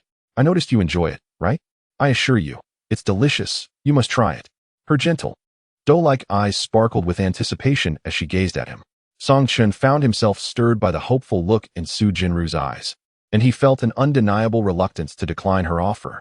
"Junior, you really don't have to be so kind to me." Suddenly, his gaze fell upon her arm. Her delicate, pale skin bore several alarming red blisters, stark against her otherwise flawless complexion. The sight was distressing. Concerned, he asked, "What happened to your arm?" Su Jinru instinctively recoiled her arm, softly responding, "It's nothing, senior." She had rushed so hastily that she had forgotten to apply ointment. Still anxious, he pressed, "Are you certain? That doesn't look like a minor injury." Realizing the gravity of the situation, Su Jinru quickly apologized. "I'm sorry, senior. I'll apply the ointment right away. I promise there won't be any scars." Then, with a hint of trepidation, she inquired, "Senior, you won't think less of me, will you?" Rather than worrying about the scars that might mar her delicate arms, she was more concerned that if they did scar, Song Chun might lose his affection for her. The thought of being rejected by him filled her with dread. Her eyes shimmered with a blend of helplessness and longing, yearning for a reassuring affirmation from his lips. Song Chen found himself at a loss for words. If she were his girlfriend, he would undoubtedly embrace her tenderly, showering her with care, assuring her that he would never be repulsed by her. But what right did he have to say such things? After a prolonged silence, he finally spoke. Su Jinru, could you refrain from being so naive? Must you invest such earnestness in someone? His tone bore a hint of reproach. Tears welled in Su Jinru's eyes, leading her to wonder if he was still angry with her, if he truly found her repugnant. She murmured an apology, observing her pitiful demeanor. Song Chen relented and reassured her, do not worry, there will be no scars. Even if there are, your future boyfriend will surely not disdain you. Upon hearing this, a glimmer of joy flickered in Su Jinru's heart. She opened her thermos and poured the porridge into a small bowl. Now, please drink the porridge. Noticing Song Chen's hesitation, she quickly added, I've been simmering it for nearly an hour. Following this, she gazed at him with a mixture of timidity and expectation, fearful of rejection. As Song Chen beheld the burn on Su Jinru's arm and the hopeful glimmer in her eyes, he felt a pang of compassion. He accepted the bowl and consumed the porridge in one go. After finishing, he took out his phone, intending to transfer money. Junior, let me cover the cost of the porridge. Please refrain from bringing me anything in the future. Upon hearing this, Su Jinru's head dropped suddenly, and tears like large droplets cascaded onto her chest. How could he say such things after consuming her porridge? It felt so callous. Song Chen sensed a twinge of guilt for his words. However, he truly did not wish for Su Jinru to feel obligated to provide for him. She treated him far too well, to the point that it pained him. Yet, he felt incapable of reciprocating her kindness. Oh dear, do not be disheartened, Junior. I merely believe you are overexerting yourself. With tears glistening in her eyes, Su Jinru smiled. I am not at all troubled, truly. Anything for you, Senior, is worth it. Song Chen could only smile in resignation. Later that evening, he attended a sociology elective class, where he unexpectedly encountered Mu Yao. Her persistent attention grew tiresome, and by the time class concluded, it was already past 9. Song Chen intended to return to his dormitory directly, but Mu Yao detained him. I'm so hungry, darling. I haven't eaten dinner. As he gently pushed her away, he replied, then why didn't you eat dinner? With a hint of melancholy, Mu Yao responded, I wanted to lose weight. After all, it's for someone. Song Chen cast a sidelong glance at her. Beneath her lovely short skirt were slender, alluring legs, and her exposed waist was smooth and delicate, while her upper body was voluptuous. Such a figure was already extraordinary, yet she still sought to lose weight. If you wish to lose weight, then do not complain about hunger, he remarked in a tone devoid of emotion. Chapter 35. Jinbing Guozi. Mu Yao pouted her lips in grievance, exclaiming, why must you be so heartless? Seeing someone suffer from hunger, and yet you possess no compassion. With each word, she stamped her foot, as if she had borne an immense injustice. However, Song Chen remained unmoved, striding ahead without looking back, retorting, what do you want me to do? A sly smile crept upon Mu Yao's lips as she suddenly declared, I really want to eat a Jinbing Guozi. At that moment, Song Chen finally understood. After all that fuss, she merely craved a Jinbing Guozi. He nodded and said, then go eat one. Mu Yao stepped closer, wrapping her arms around his, and began to feign a childlike charm. Then you should treat me. Song Chen countered. Why is it always me who treats you? With a hint of indignation, Mu Yao complained, I accompany you in your studies every day.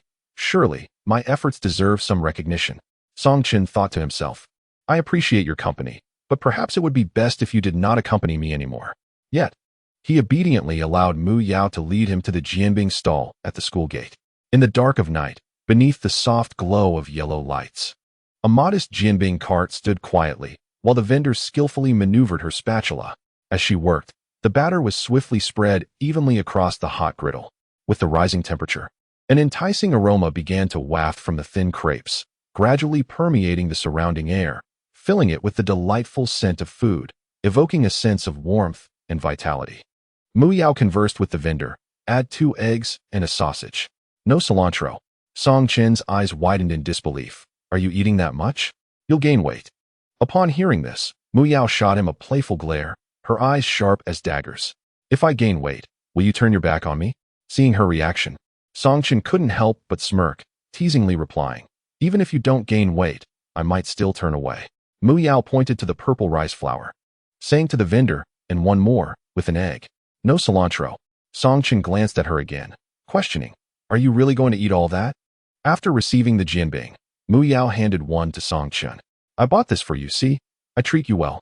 Song Chen replied, "I appreciate it, but I paid for it." Though he said this, he felt a flicker of warmth in his heart.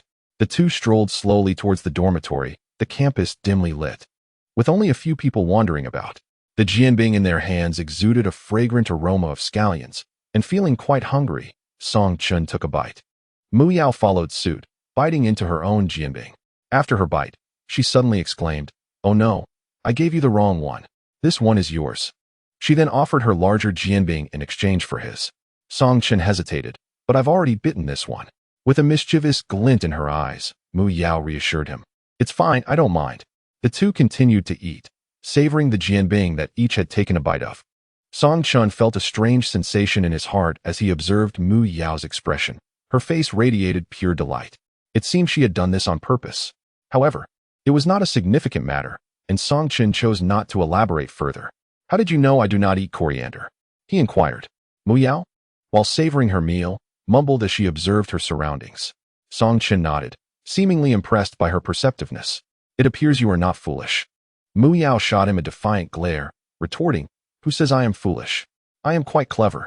To his surprise, Song Chen realized that Mu Yao, with her keen observations, had discerned his aversion to coriander and adeptly helped him avoid it. Noticing how heartily she ate without concern for his previous bites, he asked, "Aren't you disgusted that I have already bitten into this?" Mu Yao replied, "Not at all. Do you find me repugnant?" As she spoke, she leaned in, her lips, fragrant with the scent of scallions, brushed against Song Chen's cheek like a fleeting dragonfly, before she scampered away. Song Chen stood rooted in place, chuckling helplessly, before heading back towards the dormitory. Unbeknownst to them, a pair of eyes nearby observed their interaction quietly. In the Su household, Su Jinru busied herself in the kitchen, her face adorned with a smile. Recently, due to Su Shan's disgraceful antics making headlines online, her nude photos had spread across the internet. Wang Lin and Su Shan were preoccupied with their own troubles and had no time to torment her, as they were desperately trying to eliminate the negative publicity surrounding them. They sought to erase those images and videos from the web, but the explicit content had already circulated on numerous obscure websites, with some even being sold privately. Many had purchased them, storing them on their computers as illicit films. Wang Lin and Su Shan were distressed by the situation. Hence, Su Jinru found her days at the Su residence relatively pleasant lately, as no one had come to bully her. While laboring in the kitchen, Su Jinru decided to prepare beef and pumpkin porridge. However, as she was slicing the pumpkin, she inadvertently cut her finger. A sharp pain immediately coursed through her body. Staring blankly at the cutting board, tears welled in her eyes. Yet, it was not the pain in her finger that caused her to cry. Rather, it was the memory of the previous night that haunted her. Beneath the dim glow of the streetlight, she had seen Song Chen and Mu Yao walking together, laughing and chatting as if they were a couple deeply in love.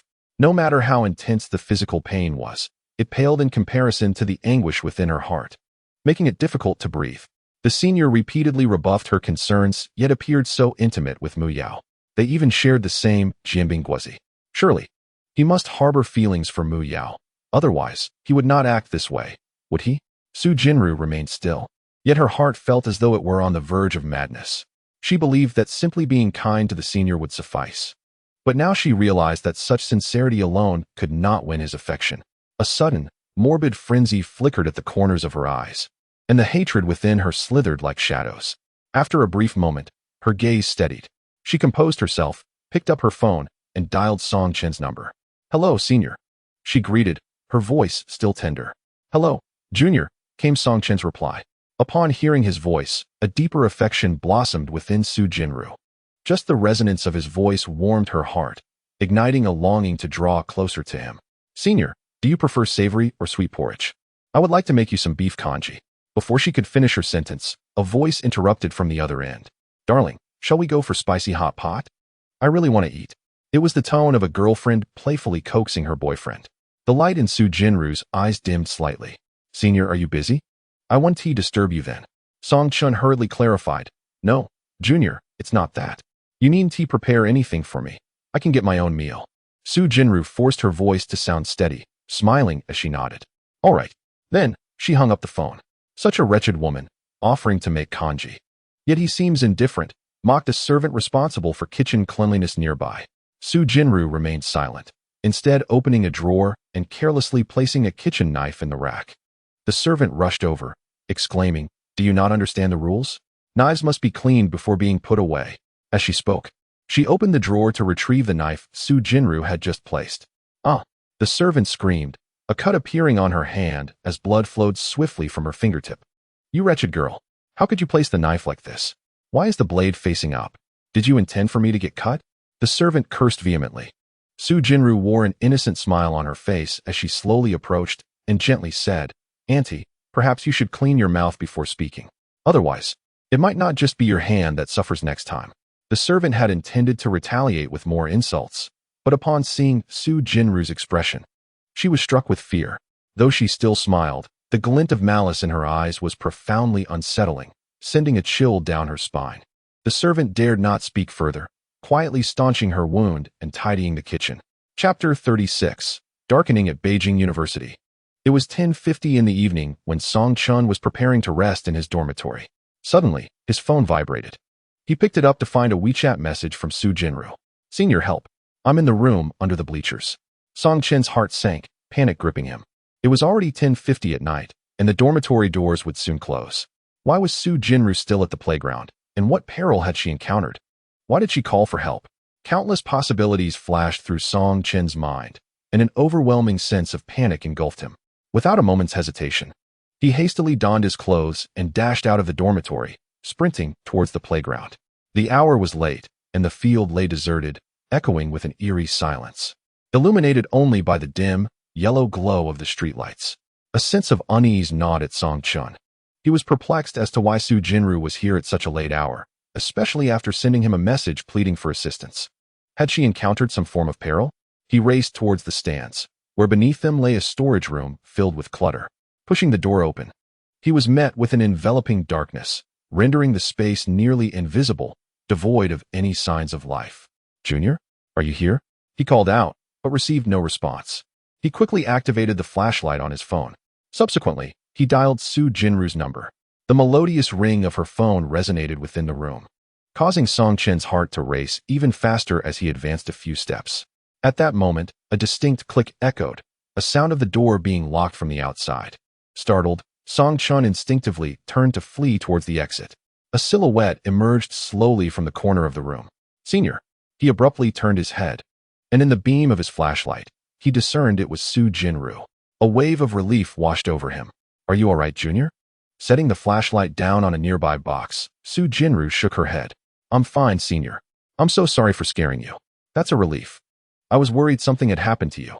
Song Chen exhaled, his voice tinged with concern. He then approached the door, only to find it locked from the outside. Pulling at it forcefully yielded no result. "This is bad. It's locked from the outside. Don't worry. I'll call my roommates to see if they can devise a plan."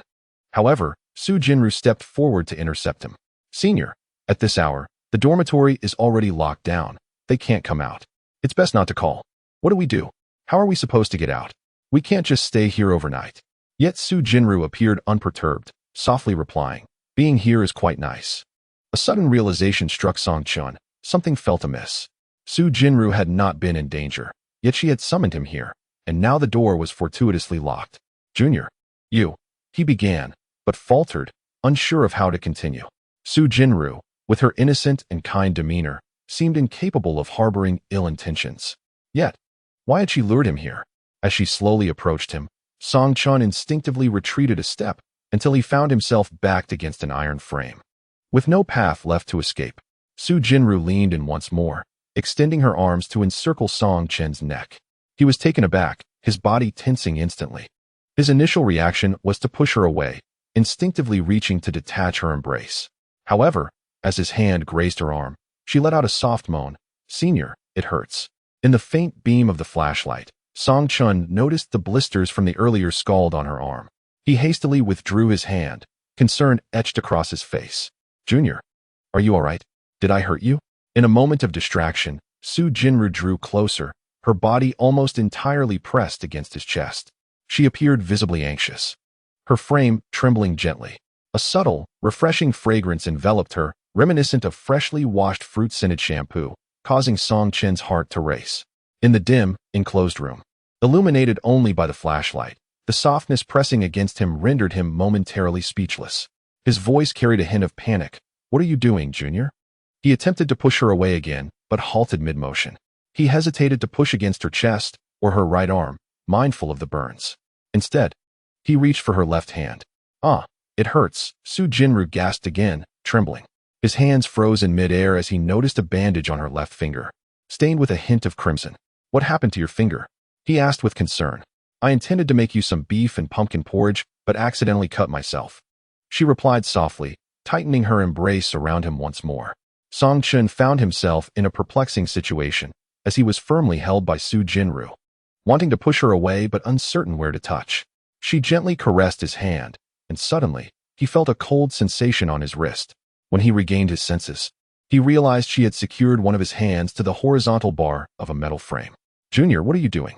he exclaimed, tugging forcefully, only to find it was a pair of handcuffs, impossible to break free. With a gentle tone, Su Jinru asked, "Senior, would you like me to help you get free?" He nodded. "Junior, stop teasing, please unlock me." Her face radiated an innocent, charming smile as she rose on her toes and said, "Senior, then kiss me." Song Chun fell silent, suddenly sensing something was amiss with Su Jinru. She had never behaved like this before, nor would she ever have spoken such bold words. What had changed in her? As he was lost in his chaotic thoughts, Su Jinru unexpectedly shackled his other hand to the horizontal bar. "Junior, what are you doing?" Song Chun exclaimed in a panic. Su Jinru lifted her gaze to meet his, her fair complexion tinged with an unusual flush, her eyes reflecting an unprecedented blend of illness and madness. Song Chun was momentarily taken aback. "Senior, I have long desired to do this," Su Jinru whispered softly in his ear. He was taken aback by the intensity of her gaze and tone. Before him, Su Jinru seemed transformed. Although she remained endearingly beautiful, her expression had entirely shifted. In disbelief, he asked, "Junior, what on earth is wrong with you?" Chapter 37. The shelter on the playground. Su Jinru slowly leaned closer, extending her delicate fingers to gently caress Song Chen's cheek. Her gaze held an almost obsessive glimmer, as if she were ensnared in an inescapable reverie. It felt as though she were speaking to him, yet also engaging in a soliloquy. "Senior, I have always wanted to lock you away. Just look at your exquisite face." Song Chun was unnerved by her fervent tone, instinctively recoiling. Su Jinru's fingers were remarkably soft and tender, gliding gently from his cheek down along his neck to his collarbone. There, her fingers lingered, greedily savoring his warmth and texture. "Senior, I long to keep you confined. Your collarbone is so beautiful, it takes my breath away. I cannot allow others to see you. I cannot let you leave my sight. You must not gaze upon other women, nor must they behold you. You can only love me. You are solely mine." Her voice quivered with a blend of excitement and an intense, possessive hatred. A sense of fear stirred within Song Chun. He gently urged, "Junior, what are you saying? Please, calm down." Yet, it seemed she had not heard his words. Her large, doe-like eyes were now brimming with mist, revealing a hint of confusion. The adoration in her gaze towards Song Chun was unmistakably fervent and yearning. His hands were bound to the iron frame, his long arms robust and muscular. In the faint glow of the flashlight, the contours of his muscles became subtly visible, hinting at a potent masculine allure. Su Jinru's breathing grew increasingly rapid, an unnatural flush creeping onto her cheeks. Unable to contain her excitement, her fingers trembled as they slowly reached towards Song Chen's arm. She murmured to herself, "I want you to belong solely to me." Song Chun felt discomfort at her touch, instinctively struggling against his restraints. He could not comprehend how he ended up in such a predicament, feeling as though he were a prisoner confined. Meanwhile, the usually innocent and kind Su Shuemei, surprisingly, approached him closely. "Shuemei, I do not know what has transpired, but please tell me. I can assist you." Song Chun continued to implore Su Jinru to remain calm. Yet, Su Jinru paid no heed. She leaned in closer to him, her body slightly inclined forward, nearly touching him. Her breath became rapid and disordered, the warmth of it cascading upon his cheek. Then, she rose on her toes and gently pressed her lips against his cheek. The soft, moist sensation caused Song Chen's body to shudder involuntarily. "Senior, do you have feelings for me?" Su Jinru gently inquired, her eyes brimming with yearning. Before Song Chen could respond, she placed her finger over his lips. "Never mind, you need not answer. She murmured softly, followed by a delicate laugh. Senior, I know you like me. You have always liked me, haven't you? Upon finishing her words, she brought her supple red lips close to his, yet she refrained from kissing him outright. Song Chun could only sense the fragrant breath she exhaled, lingering around his nose, rendering him breathless. Within the confines of the small, dimly lit room, all sensations were magnified infinitely, with his nerves more stimulated than ever. Su Jinru's erratic breathing further accelerated Song Chen's heartbeat, awakening a primal instinct deep within him. He struggled to suppress his physiological agitation, striving to maintain his composure. However, every movement and breath from Su Jinru relentlessly tested his limits. Song Chun turned his head aside. Speaking with seriousness, Shuemei, I do not care what has happened. You must calm down. Su Jinru fell silent for a moment, letting out a soft sigh. Was this yet another rejection? Suddenly, she smiled, lifting her head once more to draw near to his cheek. Song Chun, however, continued to evade her, his body discomforted by the restraint. Gazing into his eyes, Su Jinru softly asked, Senior, why are you avoiding me? Do you not like me?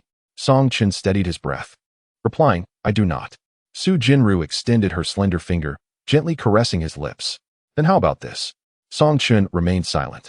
She rose on her toes again, kissing near his ear. The warmth of her breath lingered there, igniting every nerve in his body. Song Chun felt an uncontrollable impulse spreading within him, and he struggled to maintain his self-restraint. Su Jinru whispered softly in his ear, her voice imbued with an almost enchanting tenderness. Senior, cease your resistance. You are fond of me. It is such a struggle to fight against it. Your heart must be trembling, for I know you love me. Song Chen's heart raced uncontrollably, his breath quickening. He turned his head away, forcing himself to speak. Junior, please stop this. I do not harbor any feelings for you. Su Jinru let out a light laugh, then persistently pursued him. She greedily kissed his earlobe, murmuring softly, Senior, stop deceiving yourself. You have long been moved, have you not? Do you think you can resist my allure? You cannot. You feign indifference, yet on that day when you carried me, your heart raced faster than anyone else's. Can you claim to be devoid of distraction? Panting, Song Chun retorted, any man would have distractions upon encountering beauty, but that does not necessarily equate to affection or love. Su Jinru caressed his cheek and continued, you claim you do not like me. Then why do you treat me kindly? If you do not love me, why not reject me decisively? Are you not also enticing me, leading me to my downfall? Your coming here to find me signifies your love for me, does it not? Admit it, you love me. Song Chun fell silent, merely gazing at Su Jinru. Her eyes sparkled, yet beneath them lay a fervent obsession and an inescapable infatuation. He understood that no matter what he said now, it would not awaken her. Thus, he chose to remain silent. Gradually, his breathing steadied, and his body relaxed. Regardless of Su Jinru's relentless advances, he remained unmoved. He longed for dawn to arrive swiftly, so he could make his escape. He was well aware of Su Jinru's character. She would never cause him harm. Even though she was currently enamored with him, seemingly entranced, she would never act out of line. With this thought, Song Chun found solace. He closed his eyes, intending to sleep. Though standing while asleep was uncomfortable, with his hands shackled, there was no alternative. He mused that tonight's lesson was to never show kindness indiscriminately, as many who have been deceived likely fell victim while attempting to help others. Seeing Song Chun preparing to sleep, a sudden pang of hurt surged within Su Jinru, and tears cascaded down her cheeks. Song Chun sensed something amiss. He slowly opened his eyes, and the sight before him rendered him momentarily speechless. Chapter 38. The Playground Cabin 2. Su Jinru's eyes were red-rimmed, brimming with tears that sparkled on her eyelashes, ready to fall at any moment, evoking a poignant sense of pity. An inexplicable sense of panic surged within Song Chun. Why are you crying? Su Jinru did not wipe her tears, allowing them to cascade down her cheeks. With a choked voice, she spoke, Senior, you are upset with me, aren't you? I know you are angry. I am truly inadequate, so very inadequate. You do not like me, and neither does anyone else in the world. I am the most detestable person, am I not? I merely wish to draw closer to you, to be near you, yet I have only managed to ruin it. You dislike me even more now, don't you? Her tone carried a profound sense of loss, a despair as if the entire world had forsaken her. Song Chun gazed at Su Jinru's reddened eyes, her small face drenched in tears, and her nose flushed, exuding a pitiable charm. He felt a pang of compassion and hurried to comfort her. Junior, Please do not cry. I do not dislike you. Truly I do not. Su Jinru remained silent, her tears flowing unabated. Song Chun continued to reassure her. Do not say such things. How could the whole world not like you? You are so beautiful. There must be someone who adores you. After a considerable while, Su Jinru lifted her head, choking back her sobs as she replied, but you are my entire world. If you do not like me, then no matter how many others may like me, it is of no consequence. Upon hearing this, Song Chun was momentarily taken aback. The tenderness in his heart stirred once more. He suddenly recalled the many gestures Su Jinru had made for him, how she had skipped meals to prepare yogurt for him, or how, upon noticing a mosquito bite on his face, she had brought him all manner of mosquito repellent, even after sunbathing for 2 hours. Song Chun could not help but sigh. I am sorry, Junior, I truly. As if fearing he might utter further rejections, Su Jinru interrupted him, her voice tinged with a desperate plea. Senior, I beseech you, do not push me away any longer. Let me stay by your side. I will be obedient. I will listen. I have never had male friends. I have never held hands with a boy, much less kissed. Everything about me belongs to you. I implore you. Su Jinru looked at Song Chun with a pitiful gaze.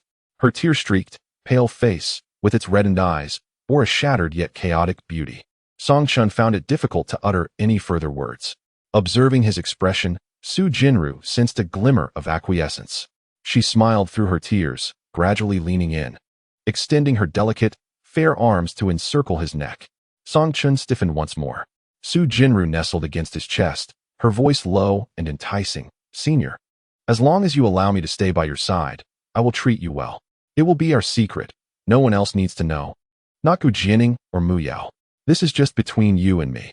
Together, we shall experience all the joys. As Song Chun began to perceive an oddity in the situation, before he could voice his thoughts, Su Jinru reached her slender hand into his clothing. Suddenly startled, Song Chun felt his heart race. In a state of fear, he exclaimed, Junior, what are you doing? Su Jinru fumbled, slowly exhaling, her complexion slightly flushed, adorned with a hint of shyness. After all, she had never engaged in such actions before. All her knowledge stemmed from online research. Her small hands trembled with anxiety. And Song Chun was even more tense. He shouted, what are you doing? Quickly, take your hand away. Yet, Su Jinru did not heed his words.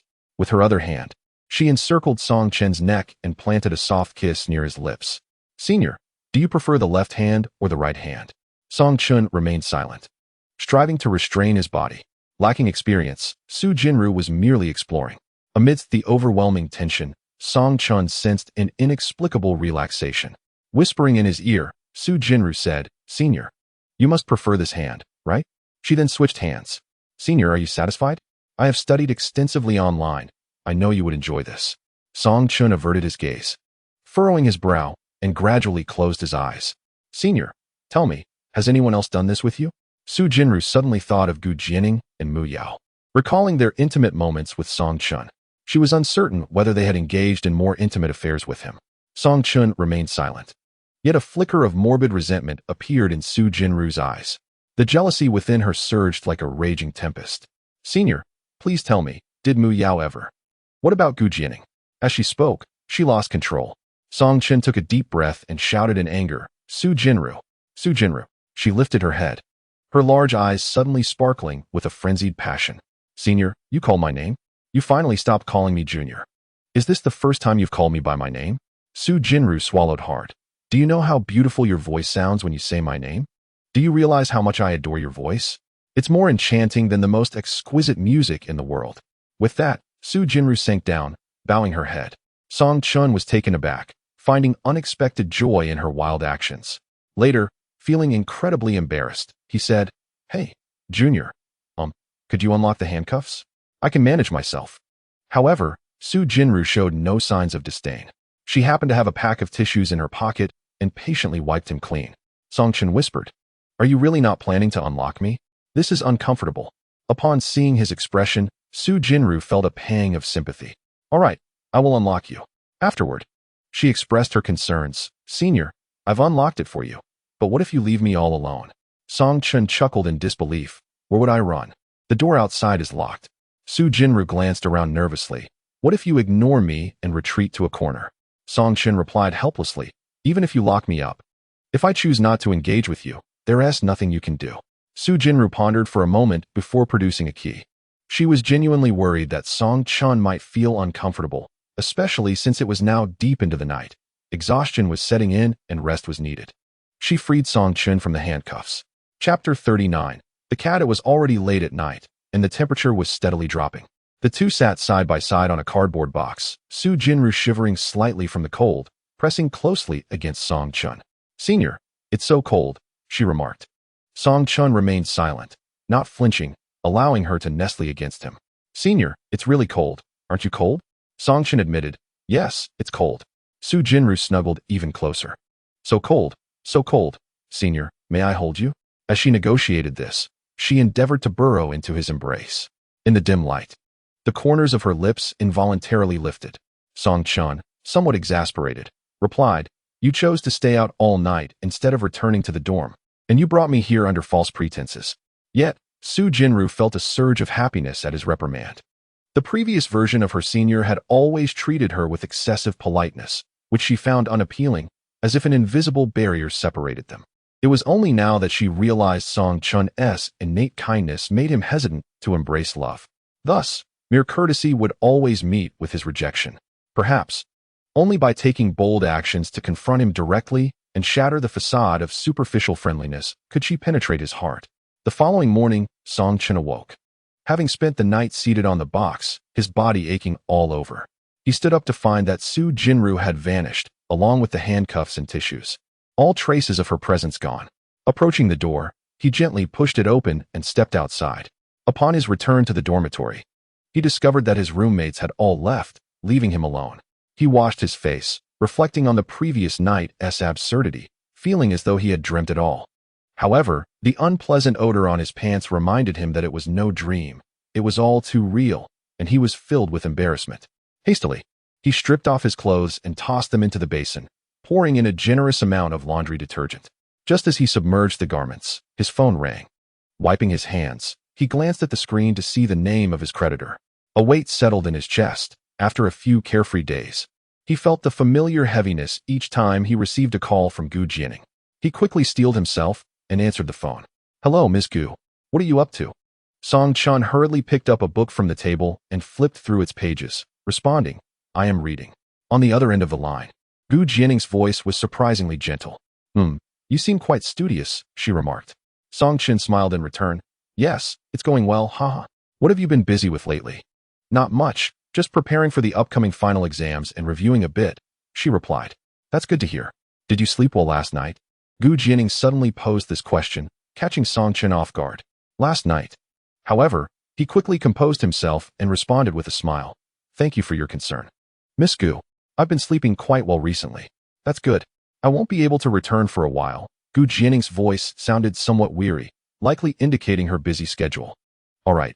Miss Gu, please take care of yourself. Goodbye." After they hung up, Song Chun let out a long sigh of relief.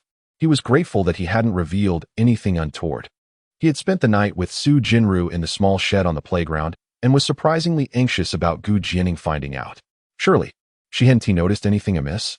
After all, it was night. She wouldn't have been watching him, would she? Song Chun touched his heart, which had been racing from the fright. He shook his head helplessly. Jianing wasn't even his girlfriend, yet he felt an inexplicable fear of being caught in infidelity. It was absurd for her, merely a creditor, to impose such restrictions, he thought to himself as he quietly grumbled.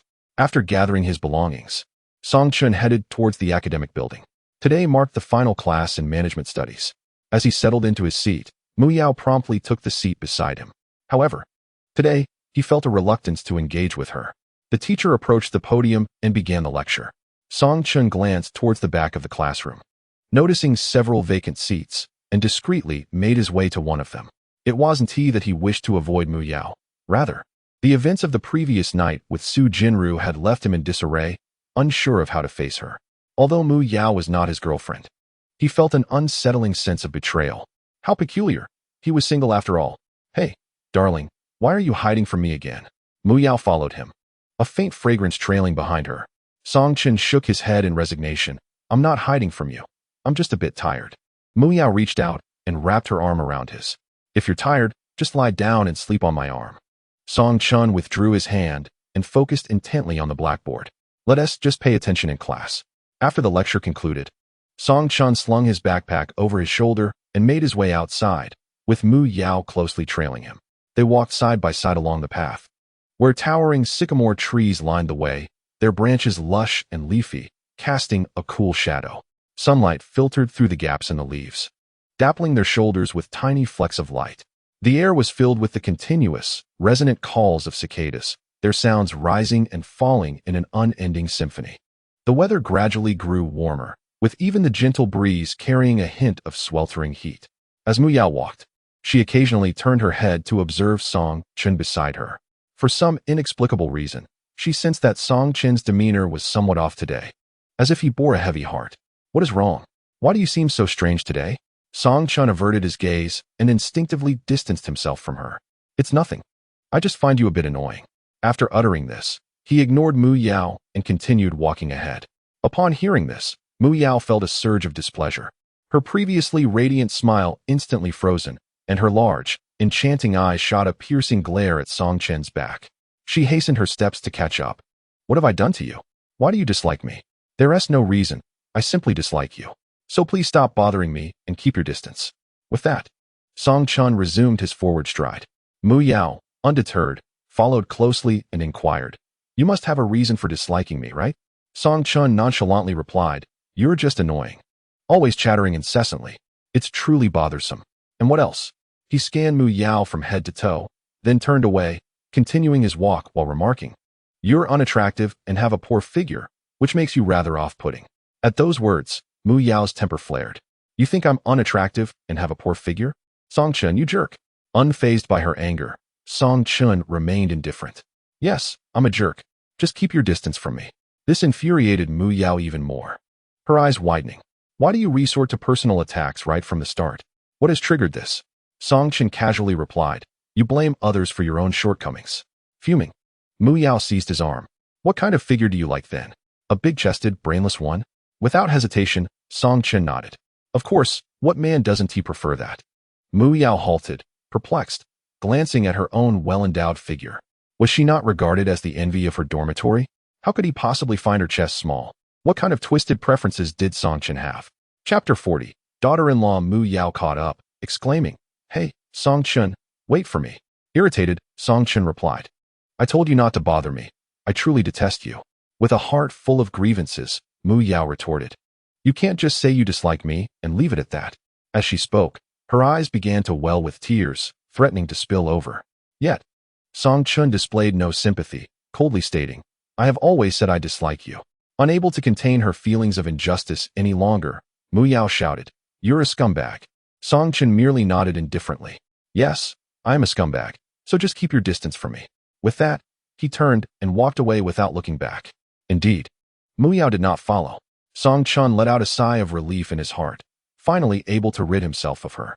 He fervently hoped that she would no longer cling to him. Silently, he whispered an apology to himself, for he never intended to hurt Mu Yao. The current circumstances left him in utter confusion. He longed to sever the ties of unreciprocated emotions that disrupted his life. Particularly, entanglements with numerous women left him feeling irritated and burdened by a persistent sense of guilt. At times, his compassion softened his resolve, leading him to entangle himself with everyone, which made him feel like a cad.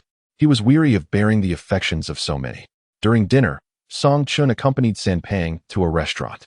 The air was filled with the tantalizing aromas of various delicacies, making one's mouth water. The two approached the ordering counter and requested 3 dishes and a soup. Suddenly, Sanpang cast a mysterious glance at Song Chun before swiftly diverting his gaze to the crowd waiting for their meals.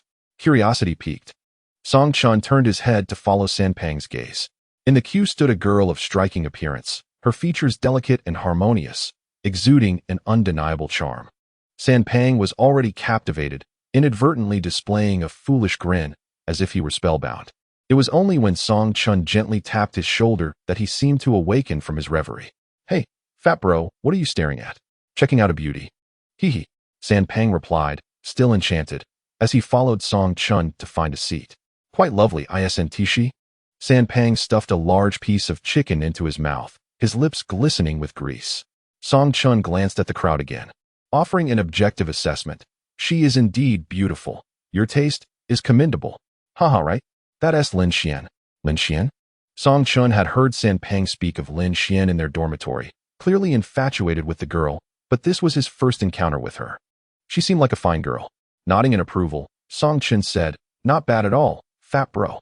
Just as San Pang was grinning widely, he suddenly froze. A stunning girl had taken a seat opposite him. Hey, Chingu, I think I'll take my leave," San Pang remarked tactfully, grabbing his tray and disappearing in an instant. Turning to look, Song Chin saw Mu Yao sitting beside her, her eyes wide and fierce. Clearly not one to be trifled with. He lowered his head to eat. "Hey," Mu Yao called out to him. Song Chun ignored her. "Hey, Song Chun. Your dislike for me isn't because of that girl, is it?" As she spoke, Mu Yao glanced towards the queue, where Lin Xian had reached the front, swiping her card. In a flurry, Song Chun also cast a hurried glance in that direction. He suddenly realized that since Lin Xian was present, Su Jinru was likely also at the scene. Moreover, Mu Yao was sitting beside him at that moment. If the two were to encounter each other, it would undoubtedly lead to some rather unpleasant consequences. Fortunately, after glancing around a few times, he did not spot Su Jinru. Song Chun breathed a sigh of relief, deeply appreciating the challenges of being a man, especially when that man finds himself entangled with two girlfriends simultaneously. His situation seemed even more complicated. He quietly explained to Mu Yao that it was not anyone else's concern. He was merely a scoundrel and did not wish to bring harm to her. However, to his surprise, Mu Yao once again displayed her tenacity and audacity. She reached out and wrapped her arms around his, exclaiming, "I just realized, I like scoundrels. Especially someone like you." What? The piece of meat that Song Chun was holding with his chopsticks fell back onto the plate. Was she out of her mind? Preferring scoundrels over good men? No, you. Song Chin's words were left unfinished as he stood there in disbelief. He watched as Mu Yao took the used chopsticks from his hand, picked up the fallen piece of meat, and put it in her mouth.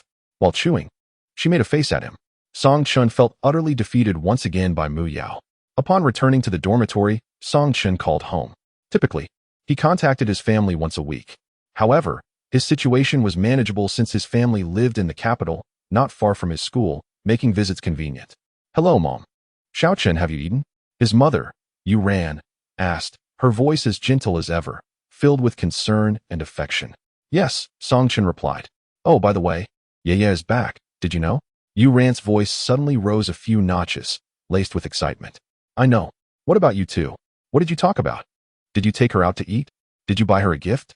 His mother bombarded him with questions, quite the gossip. "We just ran into each other at school." "What do you mean ran into? You silly boy, she doesn't even attend your school. She must have specifically gone there to find you. You really are thick-headed. She's a girl. You should be more proactive." Yu Ran continued. "If you don't take the initiative to invite her, she'll have to come to your school. And she's a doctor, so busy with work. Let me tell you, Yaya is genuinely wonderful. She was so kind to you back in high school. Since she returned to the country, she's visited our home a few times, helping with chores and taking care of your grandmother. She's such a sweet and kind girl. Our whole family adores her." Song Chun couldn't help but ask, "Is it really that exaggerated?" Yu Ran, with a serious tone, asked him, "Do you have a girlfriend now?" Song Chun rubbed his throbbing forehead and replied, "I suppose not." Yu Ran felt a sense of relief. "Well, your mother said you are not allowed to find a girlfriend. Our future daughter-in-law has already been predetermined, and that is Yu. Song Chun chuckled helplessly. "Mom, what are you talking about? Given Jiang Yu's status, how could we possibly aspire to that?" Yu Ran countered, "Oh, come on. Why can't we aspire? Didn't you mention that her family is just an ordinary working-class household?" Song Chun explained, "That was merely her politeness. Her grandfather was a former military district commander, and now even the high-ranking officials in the capital respectfully refer to him as Elder Jiang. Her father is also a prominent official in the city." After pondering for a moment, Yu Ran said, "It seems so. Isn't there a secretary in the capital with the surname Jiang? Could that be her father?" Song Chun nodded. "It's possible. In any case, our family is not a match for theirs, so please refrain from playing matchmaker." Yu Ran corrected him, "I am not matchmaking. It's Yu who has taken a liking to you. Otherwise, why would she frequently visit our home and care for our elders? It's all because of you. Remember to ask her out more often, understood?" "Understood, understood," Song Chun replied. After hanging up, he let out a resigned sigh. Chapter 41. Poisoned. Reflecting on the situation, Song Chun felt that he ought to express gratitude to Jiang Yu. She had indeed rendered significant assistance to his family. At the very least, even he, her own grandson, could not manage to visit his grandmother as often. With the summer vacation approaching, Song Chun had secured a summer job at a restaurant. Though the work was arduous, it presented him with a rare opportunity for personal growth. Moreover, he found himself genuinely enjoying the restaurant environment, as he harbored aspirations of opening his own eatery one day. Gaining insight into the industry beforehand was certainly advantageous. However, the restaurant owner required a recent physical examination report spanning 3 months. With a bit of free time on his hands, Song Chun scheduled an appointment at the People's Hospital for his checkup. Upon entering the hospital, he was taken aback by the sight before him.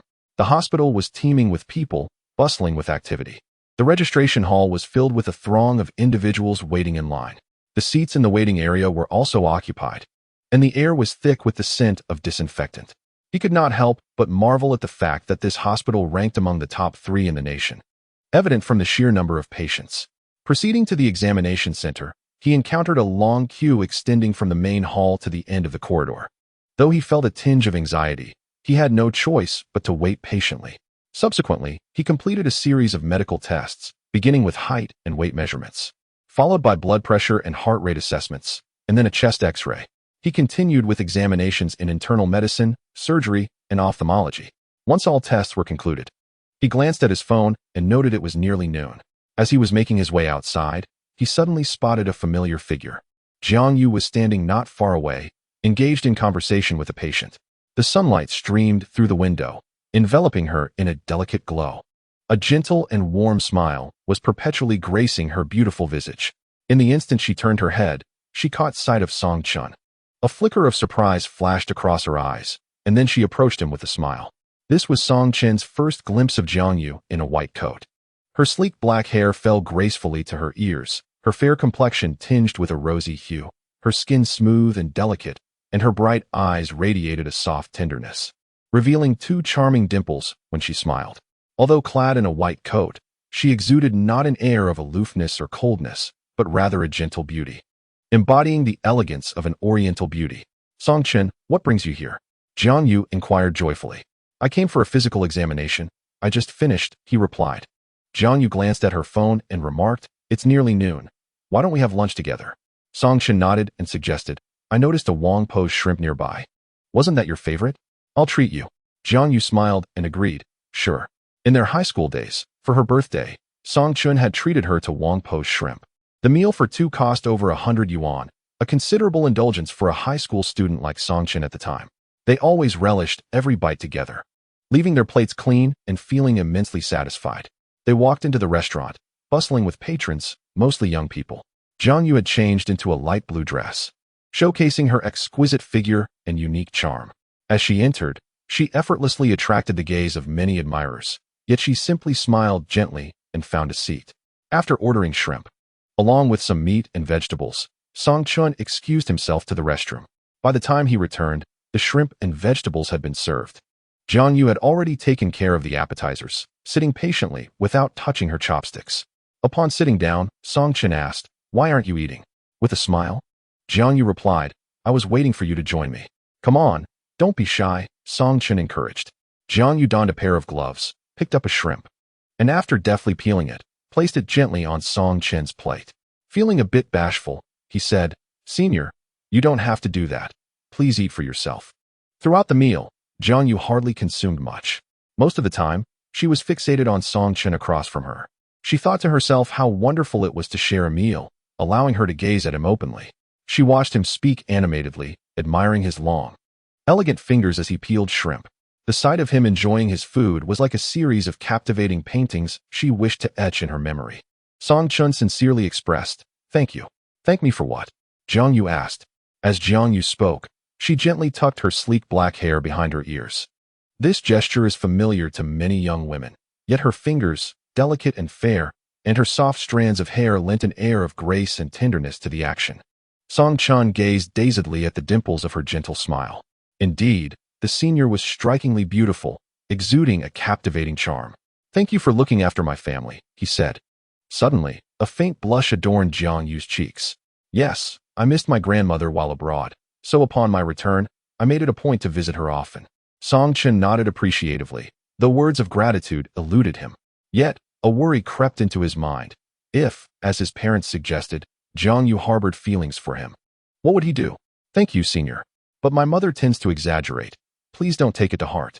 Jiang laughed softly, shaking her head. Not at all. Your mother is wonderful, and so is your grandmother, as well as your uncle.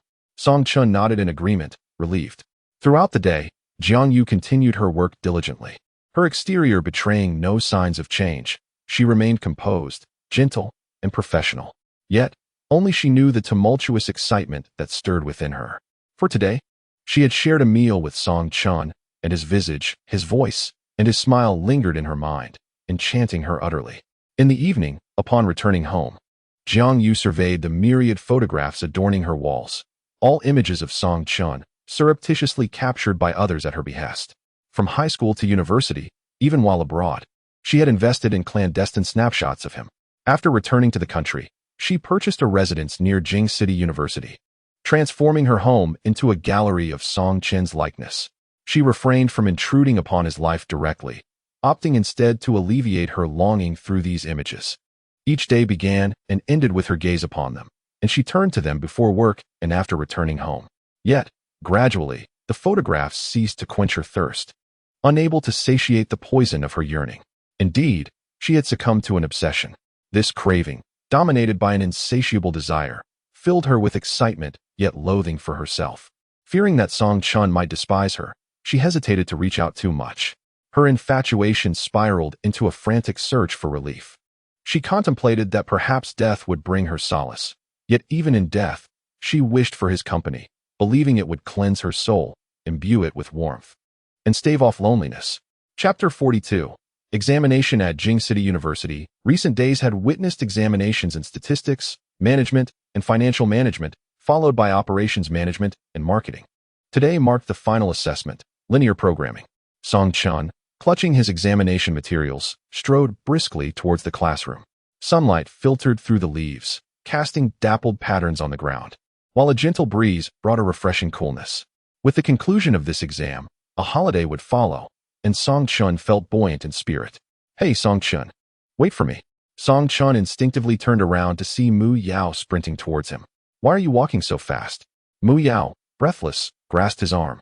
Song Chun glanced at her attire, a short skirt paired with sneakers, a stark contrast to high heels, which explained her rapid pace. Why aren't you wearing heels today? He teased, unable to suppress a smirk. Mu Yao looked up, a playful smile gracing her lips, and coquettishly replied, How can I chase you in high heels, handsome? She even winked. Song Chun shook his head helplessly, often the target of her unabashed flirtation. With an air of mystery, Mu Yao pulled a folded paper square from her pocket and handed it to him. What is this? He inquired, puzzled. Mu Yao squinted playfully. A lifeline. What on earth? He asked, bewildered. A cheat sheet. She explained. Song Chun unfolded it, revealing countless tiny squares folded together, resembling the size of an eraser. Upon unfolding, he saw minuscule printed text, smaller than a grain of rice. He chuckled. We're taking a linear programming exam today. There's hardly anything to copy. Mu Yao whispered, Oh, but there's always something to copy, right? Can you even read this tiny font? It must strain your eyes. With a mischievous grin, Mu Yao produced a pair of glasses from her backpack and put them on. To Song Chen's surprise, she actually looked quite sophisticated. You really do look the part, he remarked as he returned the cheat sheet to her. I won't be needing this.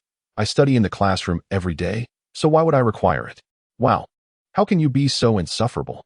Mu Yao exclaimed, unable to hold back a curse. Song Chun smirked, and together they entered the classroom, sitting according to their student numbers. By chance, Mu Yao ended up seated to Song Chen's right. In this large lecture hall, there was only one seat separating them, bringing them remarkably close.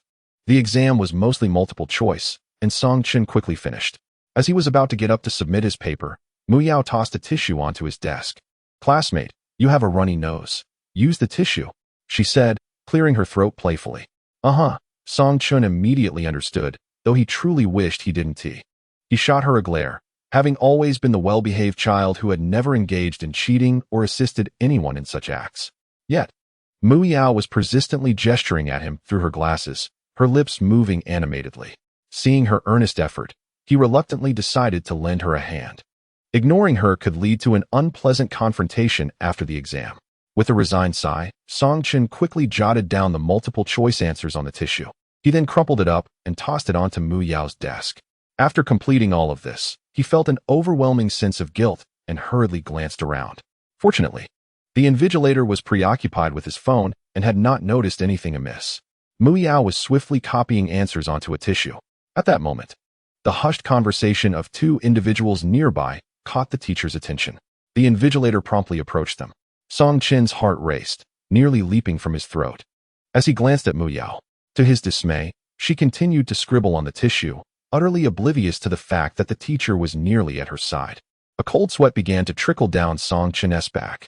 Although this final exam wasn't deemed particularly crucial, Beijing City University was renowned for its stringent regulations. Incidents of cheating could lead to severe reprimands and disqualify one from scholarships. Song-Chen worried. Was he destined to fall victim to Mu Yao's antics today? At that moment, the teacher had reached Mu Yao's side. Yet, remarkably, she casually raised the tissue to her nose, wiped it vigorously, crumpled it into a ball, and stuffed it into her pocket. She then flashed a smile at the teacher. The young male instructor returned her smile with a nod before continuing on his way. Song-Chen stole a glance at Mu Yao, who raised an eyebrow and grinned. He swore to himself that he would never again allow Mu Yao to copy his exam answers. As they exited the examination room, a wave of jubilance swept through the crowd. Having completed this, subject felt akin to the onset of a vacation. Many opted to take the train home immediately. As for Song-Chen, who resided in Beijing, he felt no urgency to return. He had secured a summer job and received his medical report. Everything was in order.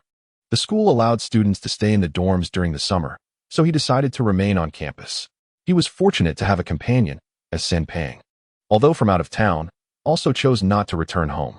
San Pang had found 2 jobs. During the day, he assisted a new materials company as a lab technician. And at night, he worked as a server at a club. By the end of summer, he could earn quite a substantial amount. Walking alongside Song-Chen, Mu Yao inquired, "Song-Chen, are you going home for the break?"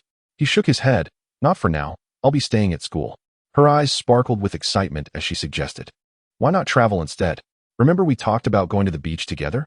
The mention of the beach reminded Song-Chen of the time Mu Yao had deceived him. He frowned. "No, I still need to earn some money. Have you found a job? What will you be doing?" Mu Yao's tone held a hint of surprise at his swift summer plans. Song-Chen nonchalantly replied, "I found a job as a restaurant server. Just something to do for now." Mu Yao chuckled. "You might as well accompany me on the trip. Just help me carry my bags. I'll pay you 1,000 a day. How does that sound?" Song-Chen shook his head. "Forget it. That money doesn't feel right to earn. Besides, I've already made arrangements with the restaurant owner." Mu Yao, unwilling to relent, continued to inquire, "Why don't you seek employment at a prominent company? Isn't Jianing fond of you? The Gu Group is vast, with numerous branches in the capital. Why doesn't she assist you in securing a position as the president?" Song-Chen, upon hearing this, felt quite helpless. "Miss Mu, you certainly have a way with words. I lack such influence. Then it seems Jianing is not as enamored with you as you might think. I always suspected she had a wicked side. By the way, why haven't I seen her pursuing you lately?" Mu Yao's tone carried a hint of schadenfreude. Song-Chen shot her a glance. "Could you refrain from speaking ill of others behind their backs? Huh? Are you so protective of that Gu? You must have feelings for her, given that you won't even allow a few words against her." Mu Yao grumbled, feeling aggrieved. "If you're so determined not to discuss her, why don't you consider working at our family's company? I can speak to my father about it." However, Song-Chen shook his head. "Forget it. I'd prefer to remain at the restaurant. My mind is made up." Seeing his resolute stance, Mu Yao could only sigh. "Very well, then. You can stay at school, and I will visit you whenever I have the time." Chapter 43. In the rain after finishing the exam, a group of boys exited the teaching building. As they strolled along the lakeside path, one of them casually glanced at a nearby bench and was instantly captivated. He whispered, "Hey, that girl is stunning. Who is she?" The others, upon hearing this, turned their gazes in that direction, all struck dumb by the sight. The girl seated on the bench possessed an exquisite figure. Sitting gracefully with a slender waist, a shapely rear, and an eye-catching, ample bosom. Most strikingly, she had a fair complexion and exuded a gentle aura that was unforgettable. "Goodness, she can't possibly be from our school, can she? I've memorized the faces of the school's beauties, and I don't recall anyone so breathtaking." One boy teased, "Aren't you only attracted to girls with long hair? This beauty has short hair. Let the brothers have a chance." The boy, still in a daze, replied, I've never seen such a beautiful girl with short hair. Hey, wipe that drool off your face. Are you brave enough to ask for her WeChat? Come on, brother. Are you? If you go, I'll follow suit. Let us go. They continued to egg each other on. Meanwhile, Jiang Yu had already risen and walked ahead. Having spotted Song Chun and Mu Yao walking side by side, she quietly trailed behind, observing their playful banter, her heart heavy with sorrow. In truth, she had witnessed their companionship before. Since returning to the country, she had often visited Capital University, wandering the campus in hopes of catching a glimpse of Song Chun. She sighed inwardly, having discovered that the girl was the eldest daughter of the Mu family. Her beauty was striking, her figure admirable, and her personality exuded warmth and charm. It was no wonder that Song Chun was enamored with her. A subtle wave of jealousy and resentment stirred within, yet she managed to suppress these feelings.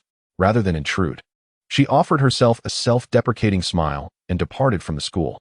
At the People's Hospital of Jing City, Jiang Yu had just concluded a demanding surgical procedure with the specialists and was finally afforded a moment of respite.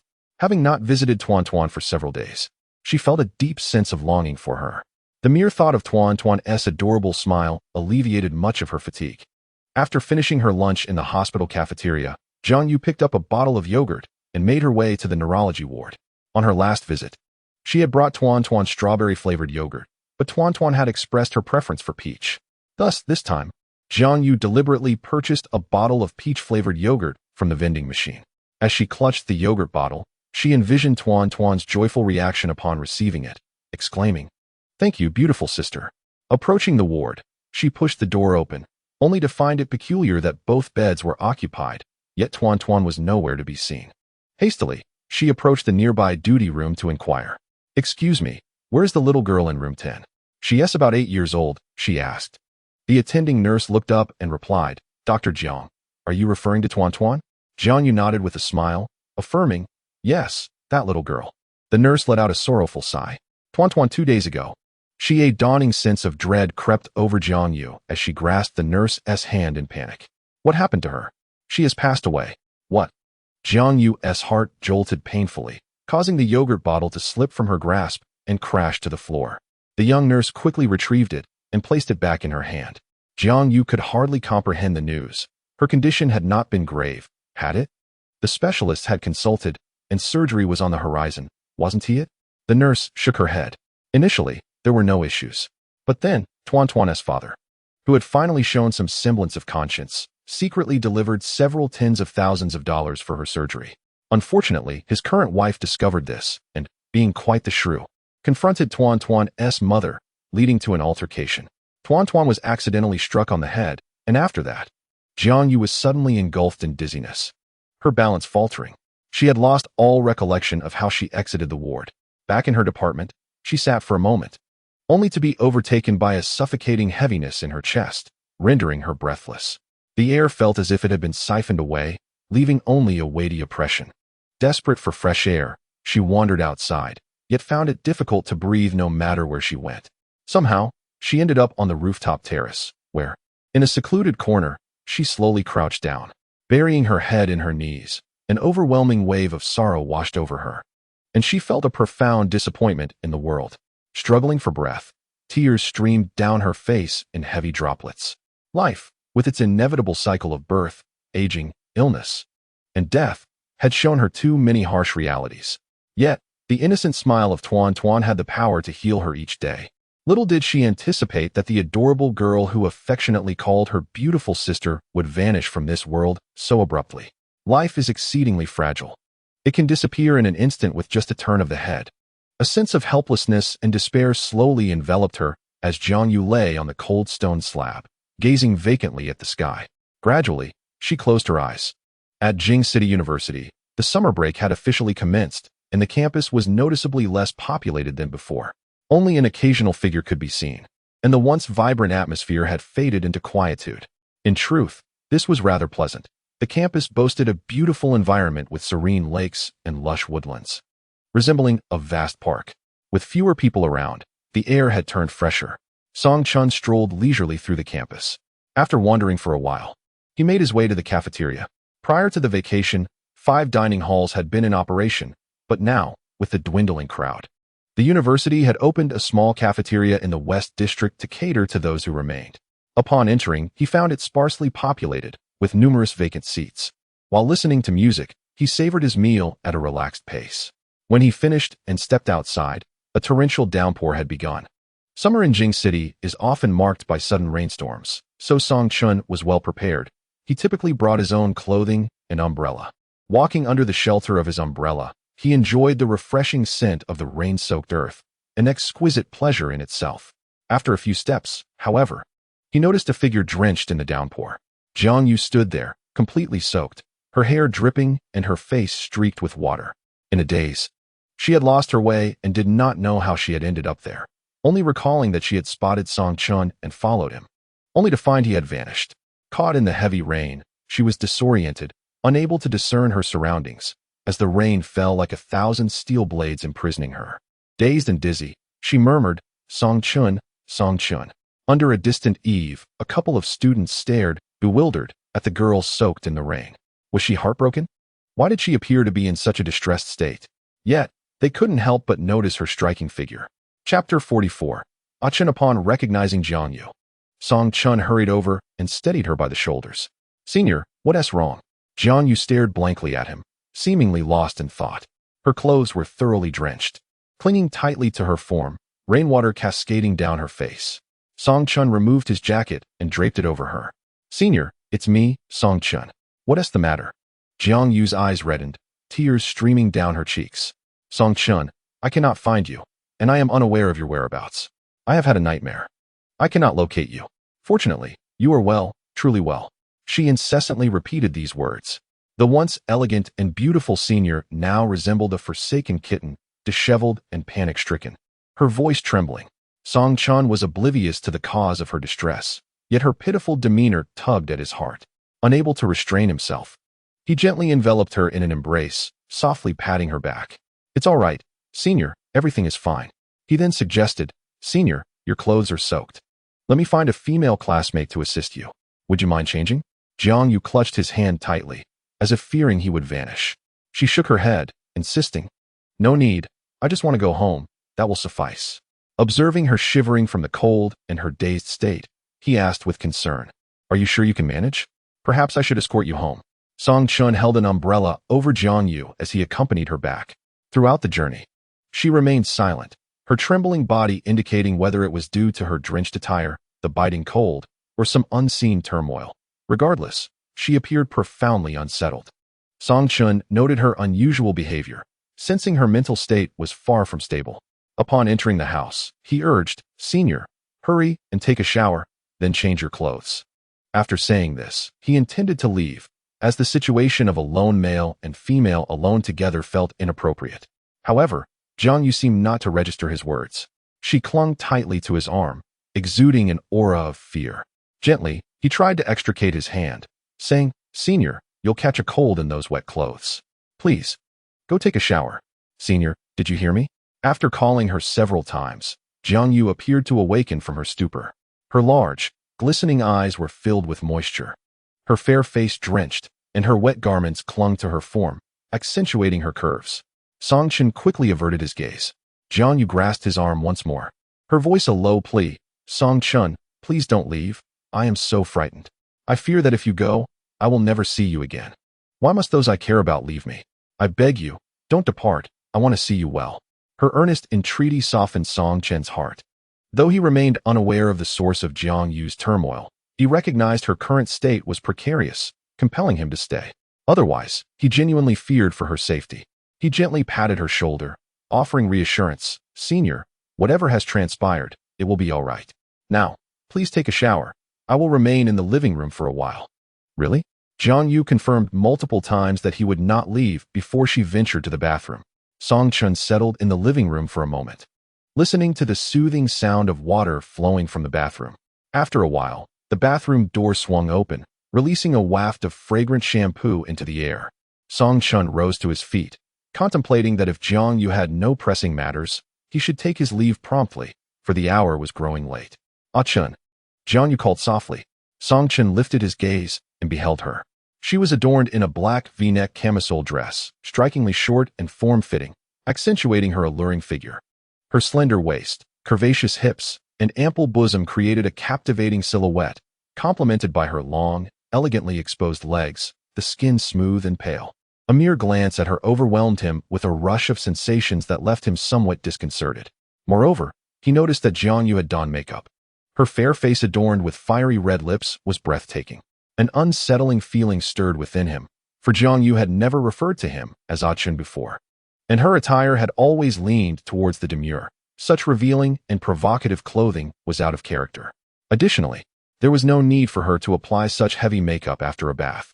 The gentle elegance she once embodied seemed to have evaporated, replaced by a bewitching allure that was foreign to him. Previously, her charming dimples and innocent smile radiated sweetness.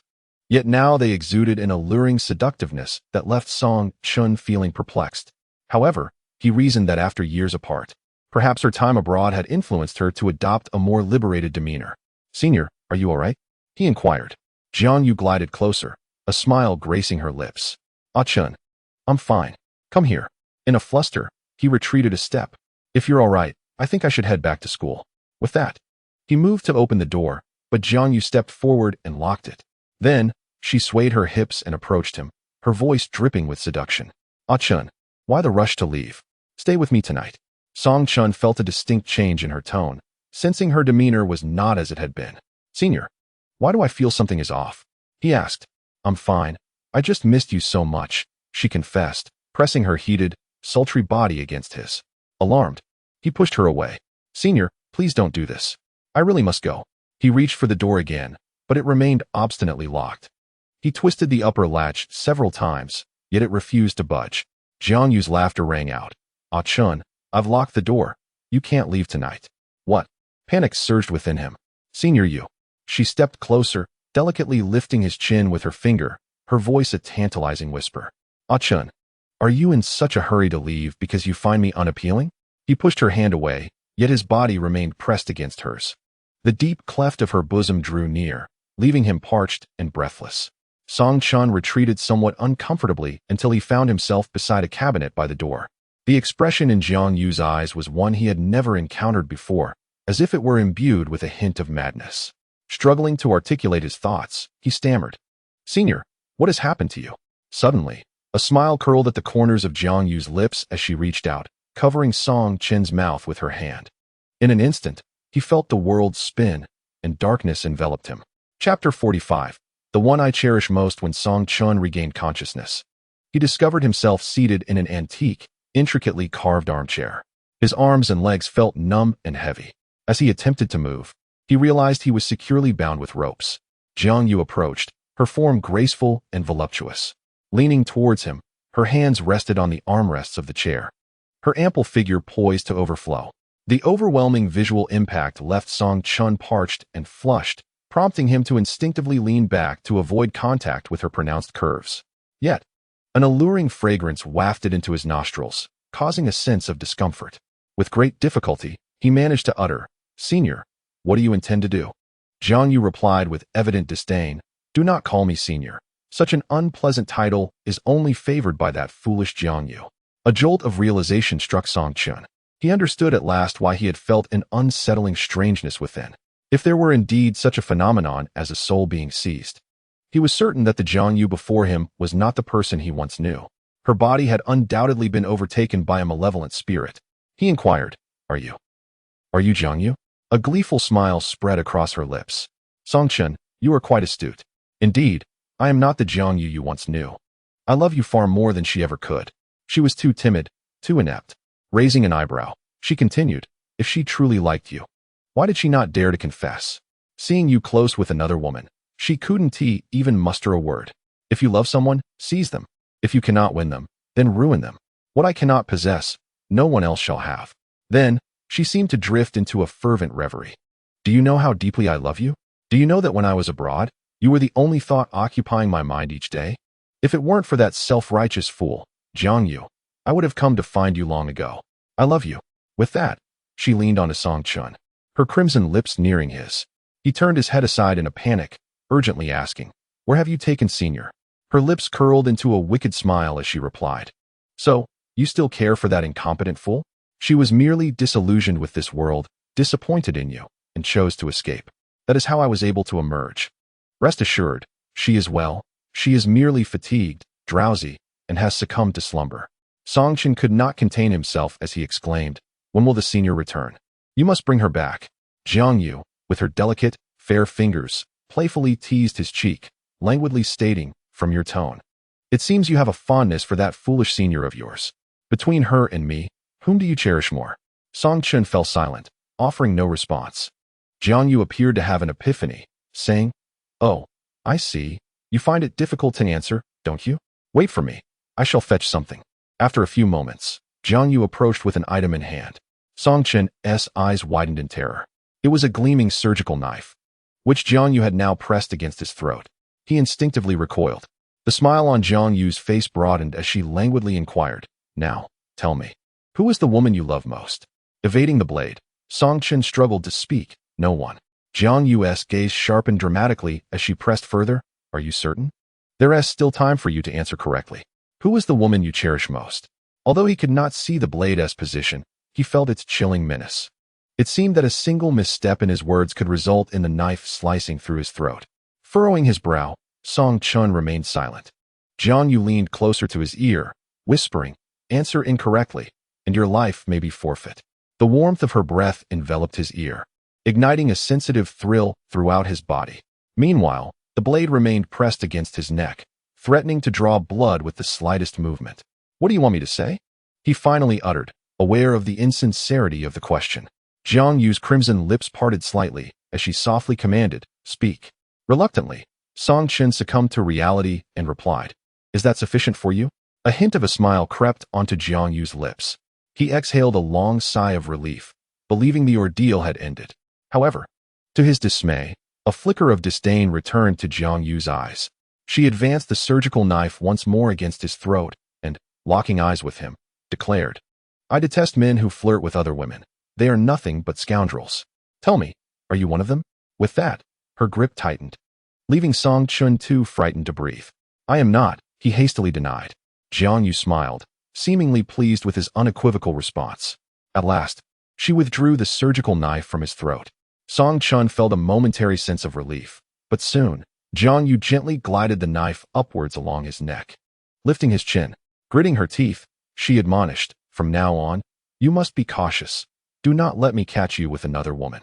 Gasping for air, Songchen was compelled to nod in agreement. In an instant, a flurry of beautiful silhouettes flashed through his mind. However, he dared not dwell upon them, only feeling that the days to come might prove increasingly arduous. Jiang placed the scalpel on the adjacent table, then approached and settled herself upon Songchen's lap. Her delicate, supple legs, coupled with her alluring figure, stirred an irresistible temptation within him. A waft of fragrance enveloped Songchen, intensifying the pressure of proximity and igniting a fervor within his heart. Struggling to steady his breath, he tentatively inquired, "May I return to school? The hour grows late." Yet, Jiang encircled his neck with her arm, asking playfully, "If I were to release you, would you obediently accompany me to the bedroom?" Songchen furrowed his brow, uncertain of how to respond. Jiang, however, continued, "Forget it. I shan't trust you." With that, she turned and departed. Songchen gazed after her captivating silhouette, contemplating her intentions. Moments later, to his astonishment, he noticed that Jiang had, at some point, acquired a syringe in one hand and 2 glass vials in the other. A wave of panic washed over him. What was she planning to do? Unable to contain himself, he exclaimed, "What are you doing?" Chapter 46. The perverse Jiang flashed him a smile, her dimpled cheeks enchanting, though her gaze bore a chilling menace. She lifted her phone and struck the 2 glass vials with force. With a sharp crack, the upper halves of the vials shattered upon the floor, shards scattering and sending a tremor of fear coursing through Songchen's heart. He truly had no idea what Jiang intended.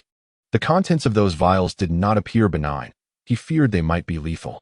He was suddenly reminded of the torturous scenarios depicted in horror films.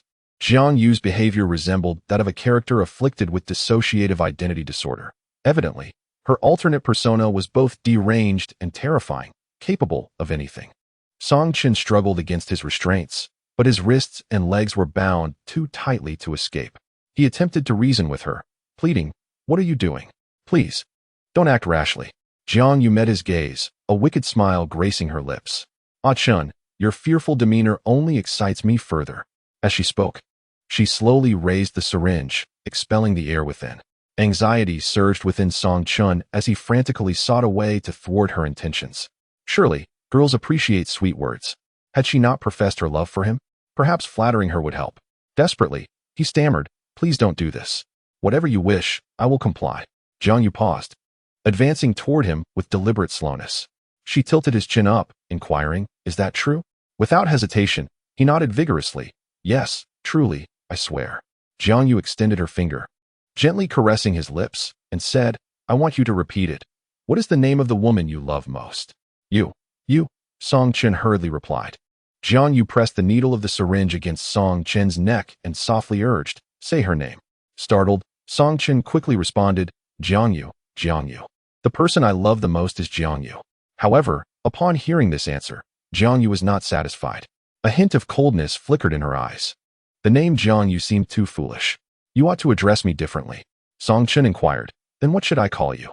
Jiang Yu parted her red lips, gently exhaling against his face, and said, "Master." Song Chen frowned, clearly displeased with this title. Observing his reluctance, Jiang Yu smiled slyly and suggested, "How about calling me wife instead?" Song Chen quickly prepared himself mentally and reluctantly uttered, "Wife." Hearing this word, a fervor ignited in Jiang Yu's eyes, and she could not help but swallow hard. She lightly bit her red lip and whispered in Song Chen's ear, "Then how do you wish to love me?" Song Chen replied, "I will treat you well. What about being flirtatious with other women?" I won't. "Really? Truly. Jiang Yu smiled with satisfaction. "Very well." A long sigh of relief escaped Song Chun as beads of sweat trickled down his cheek. He tentatively asked, "Can I leave now?" Jiang Yu countered, "What do you think? Since you love me so much, I certainly must reward you. How could I let you go? Rest assured, it won't be painful. It will bring you great joy." A heavy dread settled in Song Chen's heart, realizing that all his previous words were in vain. A wave of unbounded fear washed over him as he shouted, "No, please. Don't be impulsive." Before he could finish, a slight sting pierced his arm as the syringe plunged into his skin.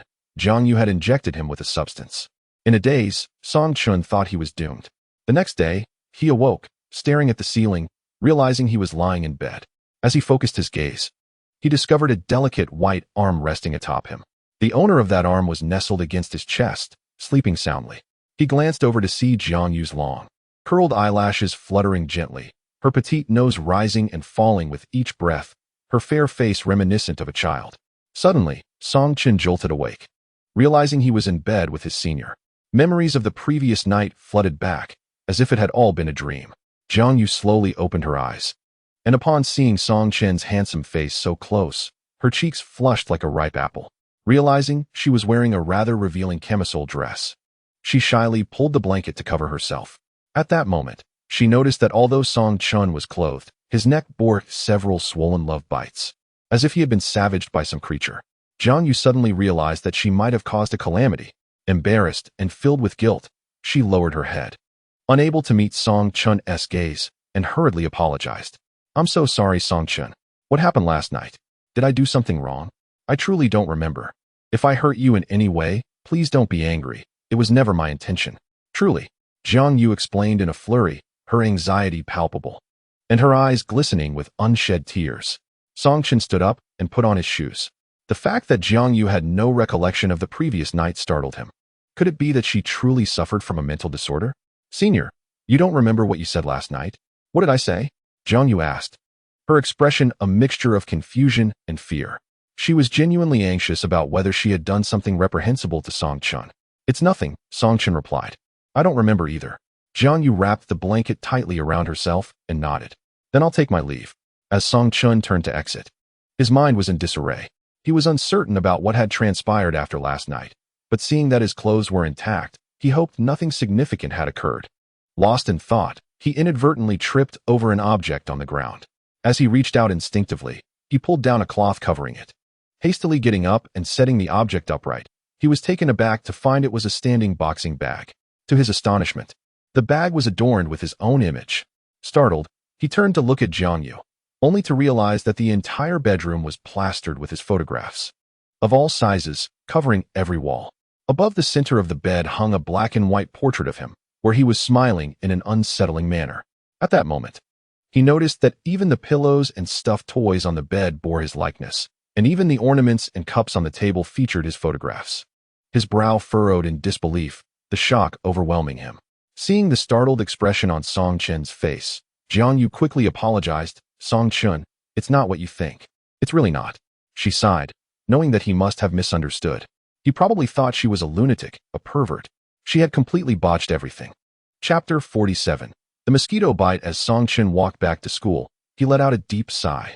The recent series of events had left his mind in utter turmoil. The impact far too great. A few passers-by glanced back at him, curious, which puzzled him. What are you looking at? Then, catching his reflection in the store's glass, he noticed the numerous red kiss marks on his neck. A group of nearby boys snickered, leaving Song Chen speechless. Upon returning to school, he tucked his chin and pulled his collar higher, fearing an encounter with acquaintances. Fortunately, the way was relatively deserted. Back in the dormitory, San Pang was engrossed in a video game. He cast a glance at Song Chen and said, "You're back." Song Chen responded with a hum. Suddenly, San Pang, as if he had stumbled upon a new world, excitedly leaned in to examine his neck. "You didn't return all night. The battle was so intense last night." "Who were you with?" "Goodness, that's quite insane." Song Chen tugged at his collar and retorted, "Don't spout nonsense. I was bitten by mosquitoes." "Hey, Brother Pang, could you find out what can reduce the swelling?" San Pang immediately opened his phone and searched. "It says that using a boiled egg can help. Haven't you seen it on TV? After a fight, they roll peeled eggs on their faces. Then hurry and buy 2. Song Chen went to a nearby shop to purchase 2 boiled eggs. Upon returning, he soaked them in hot water and rolled them vigorously on his neck. There was indeed a slight effect, but the swelling was still quite pronounced. Song Chen couldn't help but curse inwardly. This is too harsh. Is that madman a dog? Suddenly, San Pang suggested, why not use some girl-esque foundation to cover it up? Song Chen shook his head dismissively. Forget it. That evening, as per his routine, Song Chen headed to the cafeteria for dinner. While walking, he heard a voice calling from behind. Hey, Song Chen. He turned to see Mu Yao approaching. Her wavy long hair was styled in a playful ponytail, making her look both charming and lovely. Song Chen inquired, it's vacation, why haven't you gone home? Mu Yao stepped closer, wrapping her arms around his. I went home yesterday, but I came back today to see how you've been. Oh, I'm doing quite well. Song Chen replied nonchalantly, pulling his arm away. Hey, what happened to your neck? Mu Yao suddenly leaned in, grasping his collar to inspect closely. Song Chen felt a wave of guilt wash over him. To conceal the marks on his neck, he had deliberately worn a turtleneck today. Yet, Mu Yao had noticed. I'm asking you, what is wrong with your neck? Her doe-like eyes scrutinized him intently. Song Chen dared not meet her gaze and quickened his pace. It's just mosquito bites. Mu Yao hesitated. Really? But it doesn't look like mosquito bites. Let me see. With that, she tugged at his collar again. Song Chen dodged slightly, explaining, the mosquitoes kept biting me last night. I scratched a bit too hard. Oh, Mu Yao replied, still peeking at his neck. I hope it's not a hickey. I may not have eaten pork, but I've seen pigs run. Don't you dare lie to me. Song Chen hurriedly denied it. It's really not. He thought to himself that he seemed to be straying further down the path of a scoundrel. That's good. Later, I'll apply some foundation for you. You really don't want to give people the wrong impression. All right. After speaking, Mu Yao took Song Chen's hand and seated him on a nearby bench. She then opened her handbag and carefully applied foundation on him. Jiang, having spent a busy day at the hospital, returned home. Since Song Chen left in the morning, she had been increasingly troubled, although the specific events eluded her memory.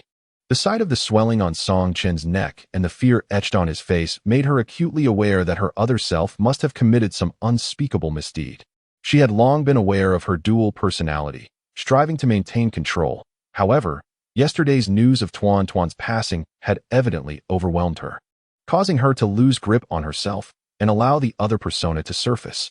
Anxious and restless, she contemplated calling or messaging Song Chen, but a nagging feeling told her he must despise her now. After much deliberation, she resolved to apologize to him. Opening WeChat, she began to compose a message. Song Chen, I am truly sorry. I hope I did not frighten you, but I assure you, it was unintentional. I will strive to control myself better in the future. After typing a lengthy note, she deleted it word by word. Then she retyped, Song Chen, I sincerely apologize. It has been a long time since we last met, and I never anticipated that upon returning to the country, I would behave so poorly. I hope I have not caused you any distress. Her introspective nature often led her to ruminate excessively over matters, despite her amiable demeanor towards others. Throughout the day, she received no reply from Song Chun, and her thoughts spiraled into worry. Surely, he was upset with her. Meanwhile, at the Song residence, with work resuming soon, Song Chun returned home, seizing the opportunity while he had time. Upon entering, he spotted Jiang Yu seated on the sofa, engaged in conversation with his mother and grandmother. His grandmother adored Jiang Yu, her face radiant with joy. "Xiao Chun, you're back." Upon seeing Song Chun, his mother eagerly pulled him onto the sofa. "Xiao Chun, keep Grandma and Yu company while I prepare dinner." Song Chun cast a glance at Jiang Yu, who sat demurely with a gentle smile gracing her features. He settled beside his grandmother. "Grandma, my dear Xiao Chun, you haven't visited in ages. You wouldn't believe how often Yu comes by. She is such a delightful girl." His grandmother praised Jiang Yu profusely. As she spoke, she picked up a box from beside her and handed it to Song Chun. "Xiao Chun, these are pastries made by Yu herself. They are simply delicious. Do try some." "Ah, all right. This girl Yu not only possesses beauty and a lovely disposition, but is also so capable, handling household chores and preparing such delightful treats. Truly a rare treasure." His grandmother continued to extol Jiang Yu, already considering her as part of the family. Song Chun smiled and nodded, yet he refrained from meeting Jiang Yu's gaze. Before their elders, they both wore bright smiles, obediently engaging in the pleasant atmosphere, until the meal was finished. Yuran allowed a few people to sit while she went to clear the dishes. Song Chun stood up and said, "Mom, you should rest. I'll take care of it." Having not returned home for quite some time, he wished to contribute to the household chores. Having done chores at Jianing's place and served plates at the restaurant, he couldn't possibly act like a lord at home, doing nothing. Thus, Song Chun headed to the kitchen alone to tidy up. Chapter 48, Watercloud Pavilion. As Song Chun was washing the dishes, Jiang Yu entered the kitchen. Silently, she handed a plate to him. Previously, in the presence of the family, they had all been harmonious and cheerful, but now, with just the two of them in the cramped kitchen, an awkward tension permeated the air. Jiang Yu was the first to speak. "You haven't replied to my messages since that day." Song Chun smiled slightly. "Well, I've been rather busy lately." Jiang Yu recognized his words as a mere excuse. "I'm truly sorry. I didn't mean to." Her voice began to tremble. Song Chun quickly interrupted her. "Senior, I'm really not angry. I just didn't know what to say." Suddenly, it struck him that the crazy person seemed to detest being called senior. Would this address upset her? Jiang Yu, do you dislike being called senior?" he asked tentatively. "Not at all. You can call me whatever you like," Jiang Yu replied gently. "That's a relief." Song Chun exhaled in relief. Jiang Yu smiled wryly. "You don't need to be so afraid of me. I won't hurt you." "I know," he replied. "I'm truly sorry. I do have a dual personality. But I believe she won't harm you either. While abroad, I consulted a psychologist, but it didn't help. If I encounter intense stimuli, it might trigger an episode. Otherwise, I'm completely normal. You needn't worry. I would never harm you." Song Chun nodded. He preferred the Jiang Yu before him, gentle and non-threatening. The other side was far too frightening. He vowed never to provoke her. He never wanted to encounter that madwoman again. Suddenly, he considered that Jiang Yu must also be suffering greatly. After all, it was a mental illness, and she must endure considerable torment. He comforted her. "Senior, if you ever need assistance, feel free to reach out to me. Don't hesitate." A noticeable relaxation crossed Jiang Yu's face. "So, you forgive me?" Song Chun nodded. "I wasn't really upset with you in the first place." Jiang Yu smiled. "That's good." As they conversed, they naturally continued their chores in the kitchen. In the living room, mother and grandmother exchanged glances, their eyes filled with mirth. It seemed these two children indeed complemented each other well. Beijing University. Sampang fell ill, suffering from vomiting and diarrhea. He lay in bed, weakly conversing with Song Chun. "Alas, Chenggu, I am unable to go out. What shall I do tonight? Today marks the 5th day of my job at the club as a waiter." Song Chun inquired if he could request leave from the manager. San Pao shook his head, explaining that the manager had mandated no absences were allowed. One must work continuously for 30 days to receive payment. "If I do not attend tonight, all the previous days of labor would be in vain." Song Chun could not help but curse. "This is utterly outrageous. Brother Chun, could you please go in my stead? I will inform the manager." Glancing at San Pao, who appeared pale and utterly exhausted, Song Chun felt reluctant to decline and nodded. "Very well. He would not start working at the restaurant for another couple of days, and fortuitously, he had no plans for the evening. Though he was not particularly fond of the club scene, he resolved to assist San Pao, as he would merely be serving trays, akin to the restaurant environment, both being part of the service industry. That evening, Song Chun took the bus to Shuyunjian. Upon entering, he was momentarily taken aback. The club's ambience was both opulent and enigmatic, filled with numerous strikingly attractive individuals clad in revealing attire. He made his way to the room, locating the manager, Brother Wang, and explained that he was there to cover for San Pao for the night. Brother Wang's eyes lit up upon seeing him. What a handsome young man.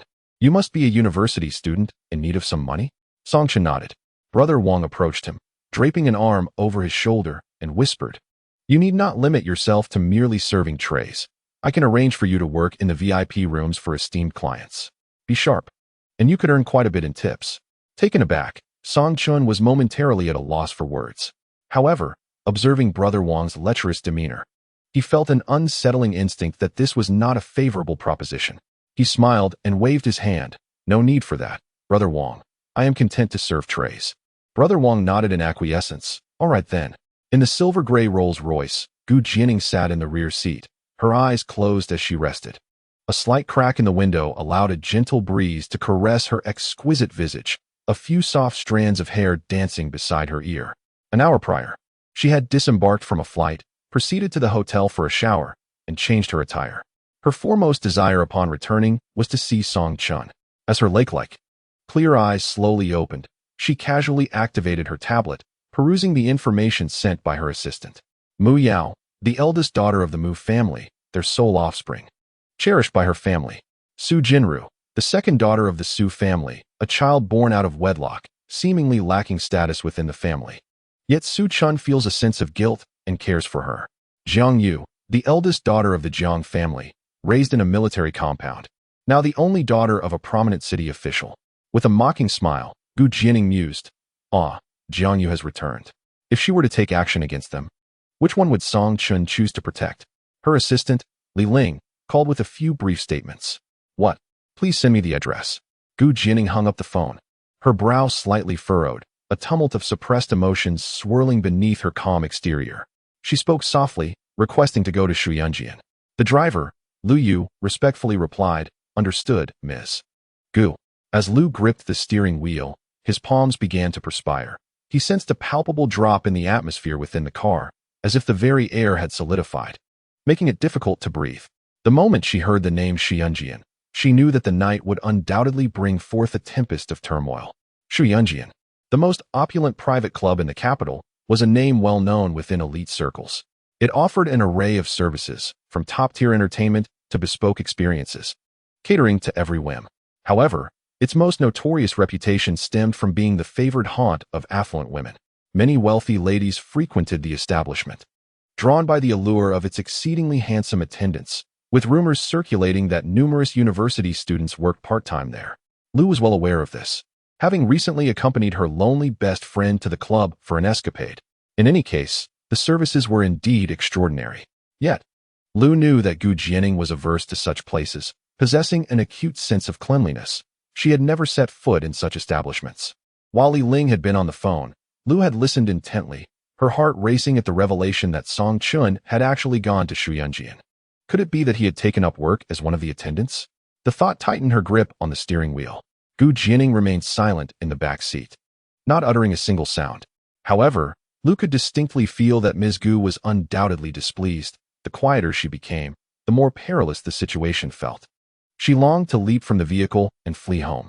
Chapter 49. The private room. Song Chun sat in the break room for a while, contemplating that this job was not particularly challenging.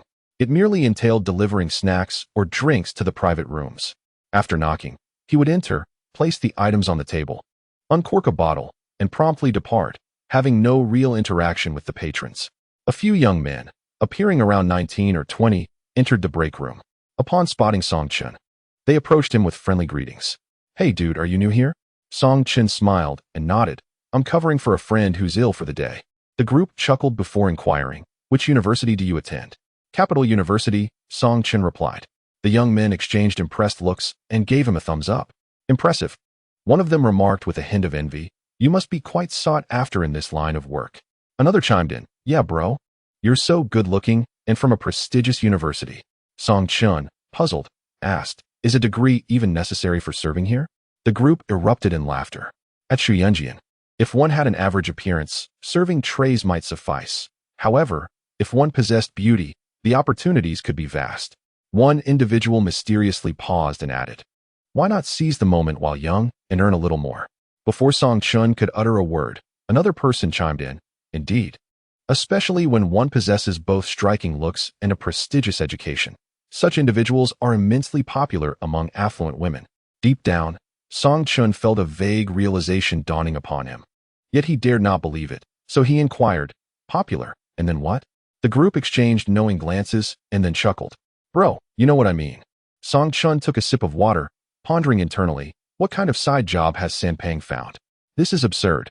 As they were engaged in conversation, someone entered the room. Hey, what are you all doing? Hurry up, they're calling for you over there. The group hastily retreated to the kitchen to fetch items. Upon arriving in the kitchen, they continued their discussion. I wonder what the guest in the Qinghuan Su room is going on about. He keeps demanding a change of staff. No way. Didn't a few exceptionally handsome university students just join recently? Is that guest really so discerning? The Qinghuan Su is the most prestigious private room at Shui Yunjian. Typically unaffordable for ordinary wealthy patrons, it is said that tonight's guest is a significant figure. As they spoke, a few more young men returned. One of whom gasped for breath and exclaimed, we're out of options. No matter who goes, it has to be someone else. However, it is rumored that this esteemed guest is extraordinarily beautiful. How beautiful? Someone asked with curiosity. I swear, I stole a glance just now, and I was utterly stunned by her looks. Another replied, looking dejected, you have some nerve. I didn't even dare to look. Not having seen her is a huge loss. You will never encounter someone so stunning. He laughed, a satisfied smile spreading across his face. At that moment, Brother Wang hurried over, seemingly searching for something, and then spotted Song Chun, his eyes lighting up. You are Song Chun, right? Song Chun nodded. The distinguished guest inside specifically requested a server with the surname Song. You're quite handsome. You should go. Before Song Chun could respond, Brother Wang thrust a tray containing 2 bottles of red wine into his hands. Hurry, don't dawdle. Confused, Song Chun followed Brother Wang towards the private room. Upon reaching the end of the hallway and turning a corner, they encountered a grand, intricately carved wooden door. Unlike the bustling atmosphere of other rooms, a palpable tranquility enveloped this one. Brother Wang said, Song Chun, it's up to you now. Go in. With that, he dashed away.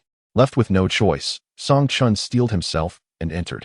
The moment he stepped into the room, an invisible pressure washed over him. The space was devoid of sound, music, or lively conversation. The atmosphere felt particularly oppressive, as if the air itself had solidified. In the dim light, Song Chun noticed several individuals standing in a line at the entrance. Opposite them, in the center of the spacious sofa, sat a solitary figure. Before approaching, Song Chun sensed an icy aura emanating from the figure seated on the sofa. He dared not glance around, instead cautiously making his way to the table, where he gently placed the bottle of red wine. After uncorking it, he intended to leave. Come here. The familiar voice, devoid of any emotion, sent a shiver through Song Chun's heart. A fleeting thought crossed his mind. Jianing? Was he mistaken? Why did he hear her voice? Turning his head, he inquired, is there anything else you require? Pour the wine. Her tone was frigid and detached. Suddenly, Song Chun felt a pang of breathlessness. It truly was Jianing.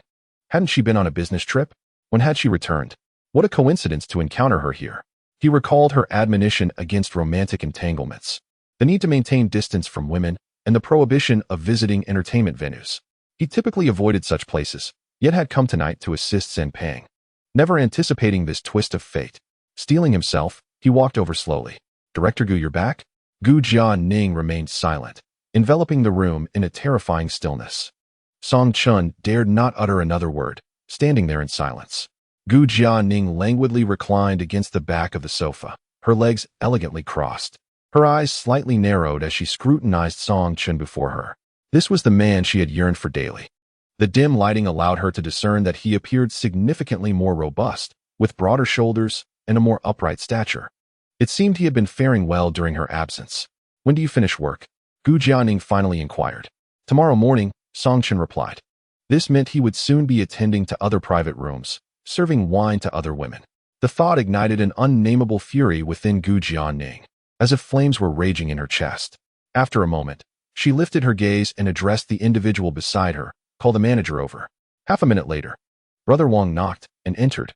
He stood in the center of the room, careful not to approach too closely, wearing a respectful smile.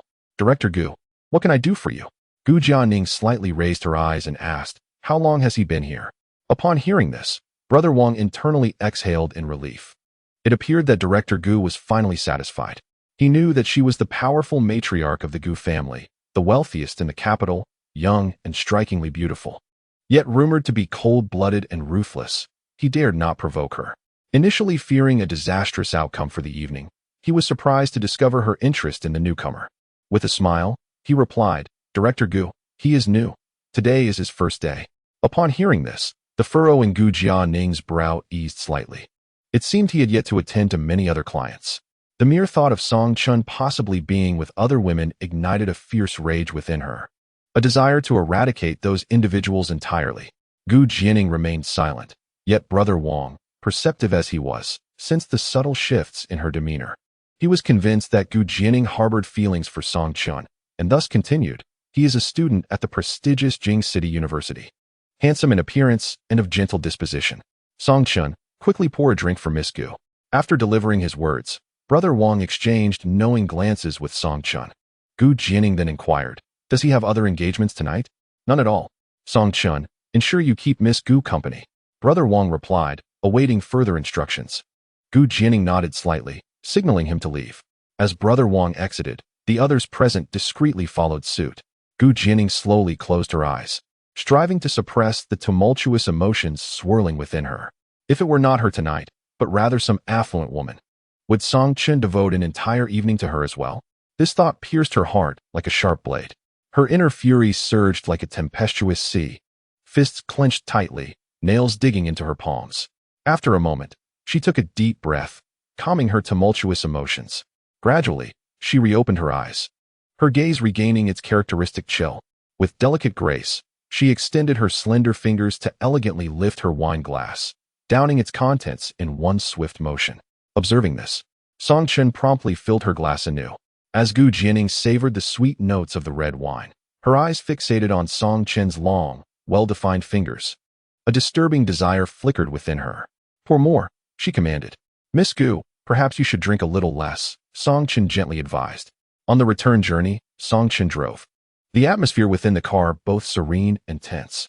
Jianing reclined in the back seat, her eyes slightly squinted, her intoxicated gaze resting on Song Chun's broad back. His fingers, defined and elegant, gripped the steering wheel, emanating an irresistible allure. The night enveloped them in darkness, with streetlights casting sporadic glimmers of light. The shifting shadows danced across Song Chun's profile and silhouette, accentuating his striking features. A subtle aroma of red wine permeated the interior, intoxicating in its essence. Jianing's cheeks flushed with warmth from the alcohol, her eyes slightly reddened, reflecting a complex blend of desire and confusion. She gazed quietly at Song Chun, then slowly closed her eyes. As the car approached Jianing's villa, Song Chun parked outside and moved to open the door for her. Jianing leaned back in her seat, appearing to have drifted into slumber. Hesitant to disturb her, Song Chun paused momentarily before gently calling out, Miss Gu, are you asleep? Jianing's eyes remained shut. Song Chun gently tapped her shoulder, urging, Ms. Gu, you should go back inside to rest. It will be cold outside. Jianing opened her bleary, intoxicated eyes, mumbled, I am not drunk, and promptly fell back asleep. Song Chun nudged her again. Ms. Gu, are you truly drunk? Jianing said nothing further, continuing to keep her eyes closed. With a sense of helplessness, Song Chun extended his arms, lifting her effortlessly. Despite her height of 170 centimeters, she was remarkably slender, feeling almost weightless in his embrace. Her delicate frame and soft waist only heightened the sensation. The faint aroma of red wine mingled with her cool, refreshing scent, wafting enticingly towards Song Chun's nostrils. Memories of the enchanting dreams he had previously indulged in at the villa flickered back to him, stirring a restless energy within. He scanned his fingerprint and entered the house. Gently placing Jianing on a stool behind the door, he attempted to close it. Once the door was shut, Song Chun crouched down, observing that Gu Jianing seemed to have awakened. She opened her eyes, the corners still tinged with a hint of intoxication. "Ms. Gu, you're awake?" he asked, taking a small step back. Since she was now alert and able to move freely, he thought it prudent to maintain a respectful distance. Gu Jianing stood, swayed slightly, and then suddenly fell into Song Chun's arms. Startled, he stepped back, but she followed suit, wrapping her arms around his neck. Leaning against the wall, Song Chun hesitated, unsure whether to push her away. He was well aware of her unpredictable nature and her influential position. She had once saved the Song family's factory and could just as easily bring it to ruin. "Ms. Gu, please don't," he murmured. Wearing high heels, Gu Jianing was nearly eye-to-eye with him. She lifted her chin and leaned closer, her warm breath brushing against his lips, laced with a hint of the wine's sweetness. The intimacy of their proximity made Song Chun uncomfortable, yet with his back against the wall, he found no retreat. Gu Jianing scrutinized his eyes and softly remarked, "You are not behaving yourself." Struggling to steady his breath, Song Chun replied, "Ms. Gu, She tenderly traced her fingers along his cheek, inquiring, "Have I not told you not to frequent entertainment venues?" Her gentle touch radiated warmth, sending an unsettling shiver through him. He discreetly shifted aside, responding, "You have." However, Gu Jianing turned his face toward her, compelling his gaze to meet hers as she pressed on, "Have I not said not to get too close to other women?" After a moment of silence, Song Chun replied softly, "You have. You don't wish to hear what I say, do you?" "That's not it. I just what?" With a firm resolve, Song Chun voiced his true thoughts. "I will adhere to the agreement, but only to the terms we have genuinely signed. The implication is clear. I am not interested in what you have added yourself." Gu Jianing seemed taken aback by Song Chun's candid expression of dissatisfaction. A smile tugged at her lips as she asked, "What does the last clause of our signed agreement state? Recite it for me." After a moment of contemplation, Song Chun slowly articulated, to satisfy other reasonable requests made by Party A. It suddenly dawned on him that he had indeed been ensnared by Gu Jianing. How should reasonable truly be defined? If Gu Jianing deemed forbidding him from engaging in romantic relationships as a reasonable request, then she could impose any demand upon him. Song Chun fell silent. Gu Jianing continued to loop her arms around his neck, drawing closer as she inquired, "Feeling emotional?" Song Chun turned his head away, denying it. While he verbally asserted his lack of feelings, inwardly he was cursing, yet he dared not show it. That night, Song Chun entered his bedroom. It was July, the hottest time of the year. He turned on the air conditioning, locked the door, and prepared to sleep. Lying on the bed, he gradually drifted into slumber. After a while, a persistent buzzing filled his ears. Another mosquito. Song Chun waved his hand in annoyance. However, the mosquito remained undeterred, continuing to flit around his head. Frustrated, he pulled the blanket over his head. While this managed to muffle the sound of the mosquito, it left him gasping for air. Soon, he was drenched in sweat beneath the covers. Reluctantly, he got out of bed, pondering to himself how, despite the villa's grandeur, there seemed to be an abundance of mosquitoes. He ventured out to the living room in search of mosquito repellent. Opening a cabinet, he casually grabbed a box that appeared different from the last mosquito repellent he had used. Chapter 51. A Dream Returning to his bedroom. Song Chun lit a coil of mosquito repellent and settled back down to sleep. In the depths of the night, he awoke from a dream, feeling somewhat dazed, with the sensation of a woman, an exquisite beauty, next to him. The beauty showered him with kisses and professed her love for him.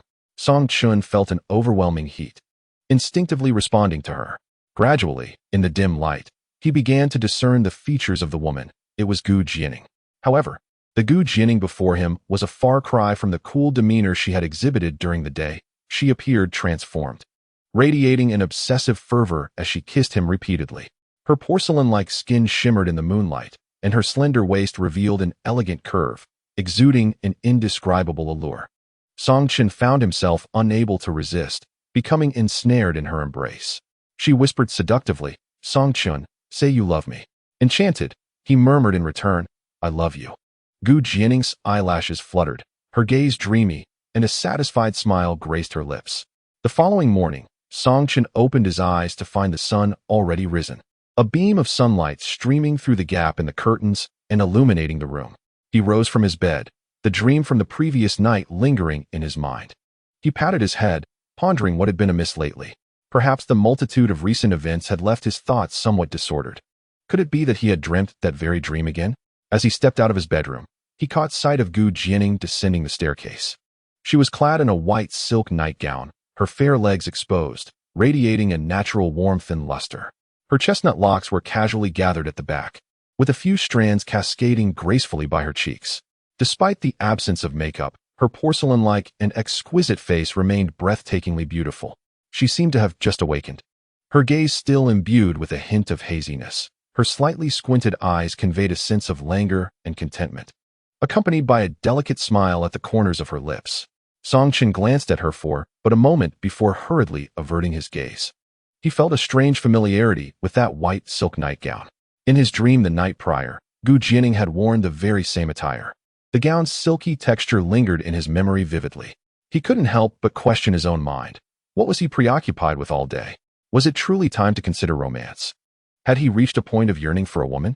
To dream such a dream, especially about Miss Gu, was quite remarkable. He silently admired Jianing's beauty. She possessed an ethereal quality that shone even without adornment. After breakfast, Song Chun tidied up the remnants of mosquito incense in the room and discarded them in the trash. The ash still emitted a faint fragrance, which he inhaled deeply, finding it quite pleasant. Suddenly, he wondered if the incense, capable of incapacitating mosquitoes, posed any harm to humans. Perhaps it would be wise to reduce its use. The mosquitoes in this villa were indeed too numerous. A thorough cleaning was in order. Jianing sat on the sofa, entirely engrossed in her computer screen, her delicate fingers dancing across the keyboard, indicating her busy state. She sat upright, her slender waist subtly revealing an air of gracefulness and elegance. The morning sunlight streamed through the window, casting a gentle halo around her, adding to the tranquility and beauty of the scene. Cautiously, Songchen approached her. "Miss Gu, it seems there are quite a few mosquitoes lately, have you noticed?" Jianing nodded, still focused on her screen. "I was thinking of spraying some mosquito repellent in the house. Would that be all right?" He ventured tentatively, aware of her numerous idiosyncrasies and uncertain of her response. Upon hearing his suggestion, Jianing hesitated for a moment, a subtle complexity flickering in her eyes. Then, she nodded gently. Yes. With her consent, Songchen diligently cleaned the entire house, spraying mosquito repellent in every corner. As he approached the living room window, a sudden realization struck him. All the windows were wide open, the screens ajar. No wonder there were so many mosquitoes. It was indeed curious. He wondered who had opened all the screens. Which servant is so lacking in sense? Do they not realize the abundance of mosquitoes? Song Chun meticulously inspected all the windows on the first floor, ensuring that every screen was securely fastened. Satisfied, he took a brief respite in his bedroom, contemplating that this precaution would surely reduce the number of mosquitoes. Afterwards, he ventured into the courtyard to tend to the roses. The 99 rose bushes he had previously planted appeared to be well cared for by someone, flourishing beautifully and adorned with numerous vibrant red blossoms. On the second floor, Jianing, armed with a smart remote, effortlessly opened all the windows and screens, allowing the mosquitoes to invade the interior. She stood by the window, observing Song Chun as he watered the flowers below, a subtle smile gracing her lips. He was clad in a simple white t-shirt, his broad back standing out distinctly in the warm sunlight, with muscles subtly defined beneath the fabric, exuding a masculine charm. Jianing's gaze was fixed intently on him, a faint blush coloring her cheeks. Suddenly, her phone vibrated, and Songchen picked it up to find a message from Su Jinru. "Senior, are you at school? I would like to see you." Unsure of how to respond, he was soon met with two more messages. "Senior, it seems you have been avoiding me. I will be taking a train back home to accompany my mother the day after tomorrow and won't return until after summer break. I really want to see you. Please." Just as he was about to reply, it struck him. Were there cameras in the courtyard? He glanced around before hurriedly typing back, "Junior, I'm not at school right now. Please return home safely." Stealing another glance around, he tucked his phone back into his pocket, feeling as though he were acting like a thief, despite having done nothing wrong. Jianing observed his subtle movements and expressions with keen interest. She narrowed her eyes, a sharp glimmer hidden within. How bold of him to disregard her words. It was evident he was messaging a girl. A soft sigh escaped her lips, yet a smile soon followed. Indeed, love extends to all. Even the guilty little expression he wore seemed somewhat endearing. That night, Song Chun was once again plagued by mosquitoes. Reluctantly, he lit an incense stick. Upon waking the next day, he felt an unsettling sense of disquiet. For 2 consecutive nights, he had dreamt of Jianing, feeling an inexplicable affection for her and experiencing an intimate closeness. While she was undeniably beautiful and graceful, was it necessary to dream of her in such a manner upon their first meeting? He disposed of the ashes from the incense stick into the trash bin, when a peculiar thought suddenly crossed his mind. Could it be that what transpired last night was not merely a dream, but reality? He wiped the cold sweat from his brow, recalling that he had experienced similar dreams before. However, it is peculiar that he only experiences such dreams while sleeping in the villa, never at school. Thus, there can only be one truth. It is not a dream. Rather, Jianing must have stealthily entered his room while he was asleep. In Chapter 52, The Unexpected Encounter of 3, Song-chun finds this deduction somewhat baffling. How could such a stunning individual as Gu, who could have any man she desired, possibly engage in such behavior? Moreover, does she not have a phobia of germs? He pondered that to uncover the truth, he would have to wait until his next visit here. While seated on the bus, Song-chun inadvertently dozed off. Upon reaching Jing City University, the announcement rang out, urging passengers to disembark in an orderly fashion while collecting their belongings. The sudden chime of the station's bell jolted him awake. In a flurry, he stood and exited the bus. The bus stop was conveniently close to the school. After walking a few hundred meters, he arrived at the north gate. At that moment, he noticed someone waiting at the entrance. Su Jinru, adorned in a flowing orange floral dress and shielding herself with a sun umbrella, stood at the gate. The heat was oppressive, causing beads of sweat to dampen the back of Song-chun's shirt. Upon spotting him, her eyes sparkled like those of a startled deer, and she rushed to his side. Noticing her flushed cheeks, sun-kissed by the heat, he inquired, "Junior, what brings you here?" Since their last encounter in the playground hut, Song-chun felt an involuntary awkwardness whenever he saw her. Su Jinru's face radiated a blend of excitement and shyness. "I came to school to find you. I didn't see you, so I decided to wait and see if we might cross paths." With a hint of reproach in his tone, Song-chun replied, "I never mentioned I would be back at school today. Were you not worried you might not find me?" Su Jinru chuckled softly. "Even if you weren't here, I wanted to come and take a look since I had nothing else planned for today." Song-chun then asked, "What about your train tomorrow?" Su Jinru nodded, stealing a glance at him, her expression tinged with reluctance. She truly wished to remain by her senior's side. Concerned, Song-chun inquired, "Do you have a lot of luggage?" At his question, Su Jinru's heart raced. His inquiry seemed to express genuine concern. Was he considering accompanying her to the train station? She nodded eagerly, awaiting his next words. Scratching his head, Song-chun suggested, "Perhaps you should send your luggage back and take the train alone, so you won't have to carry so much." He worried for such a fragile girl traveling alone with an abundance of belongings. After a moment of contemplation, Su Jinru couldn't help but ask, "Senior, would you, perhaps, be able to accompany me?" Song-chun hesitated for a moment, feeling a twinge of guilt as he replied, "I'm sorry, Junior, but I have to work tomorrow." Su Jinru's gaze dimmed. All right. In truth, she did not insist on his company. She merely longed to spend a little more time with him. Observing Su Jinru's dejected expression, Song-chun could not help but say, "Forget it. I shall escort you." "Really?" Su Jinru's eyes brightened, a spark of joy illuminating her features. However, her happiness was soon overshadowed by concern as she queried, "But will the boss be upset if you take leave on your first day?" Song-chun nonchalantly replied, "It's fine. I can simply take a day off." In truth, he was not scheduled to start work until the day after tomorrow. Initially, he had no intention of accompanying her. Yet for reasons unknown, her crestfallen demeanor tugged at his heartstrings. Among classmates, assisting one another is a natural inclination, especially since Su Jinru had always been generous in her gestures towards him. It seemed she had few friends. Thus, he felt compelled to extend his help. Ever since that day in the small pavilion on the playground, an inexplicable sense of indebtedness towards Su Jinru had settled within him, despite her being the one who had taken advantage of him. Upon returning to the dormitory, he found Sampang enjoying a meal. "Brother Chin, you're back," Sampang exclaimed. Song-chun nodded in acknowledgement.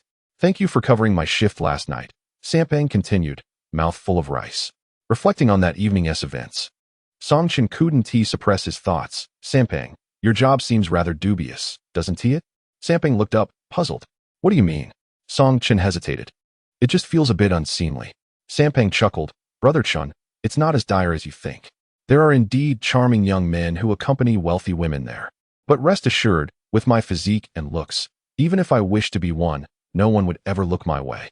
Besides, I must remain devoted to our Xianxian.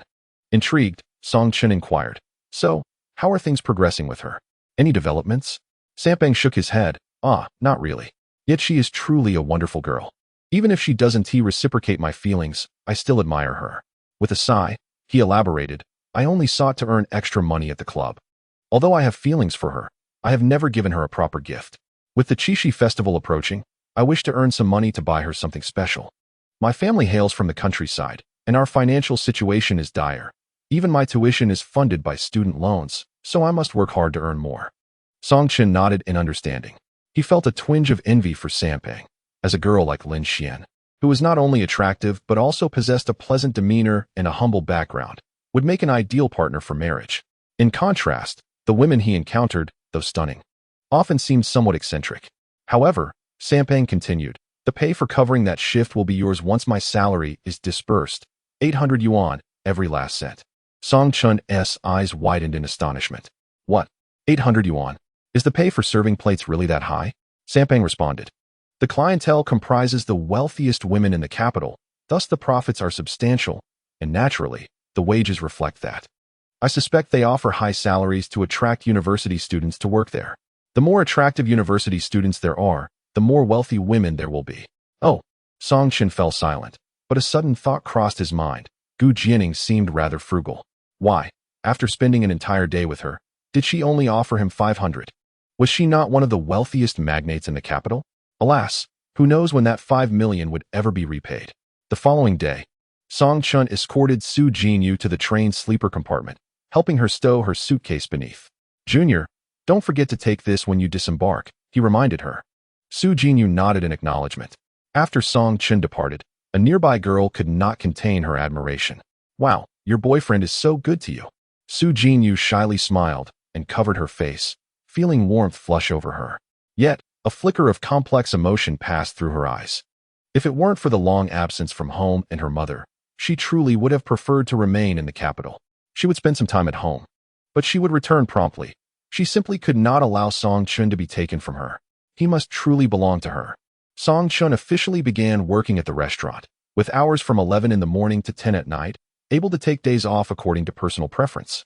With a maximum of 6 days off in a month, the restaurant provided dormitory accommodations, albeit cramped, making it less appealing than returning to school.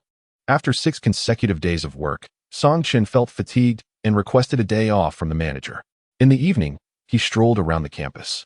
Reflecting on how exhausting work was, being a student was far more agreeable. While standing by the lake, lost in thought, a faint fragrance wafted past him, followed by delicate hands covering his eyes. Without a doubt, it was Mu Yao. No one else would engage in such childish antics. "Darling, guess who I am?" Song Chen feigned ignorance, shaking his head. "I don't know." "Oh, come on, take a good guess."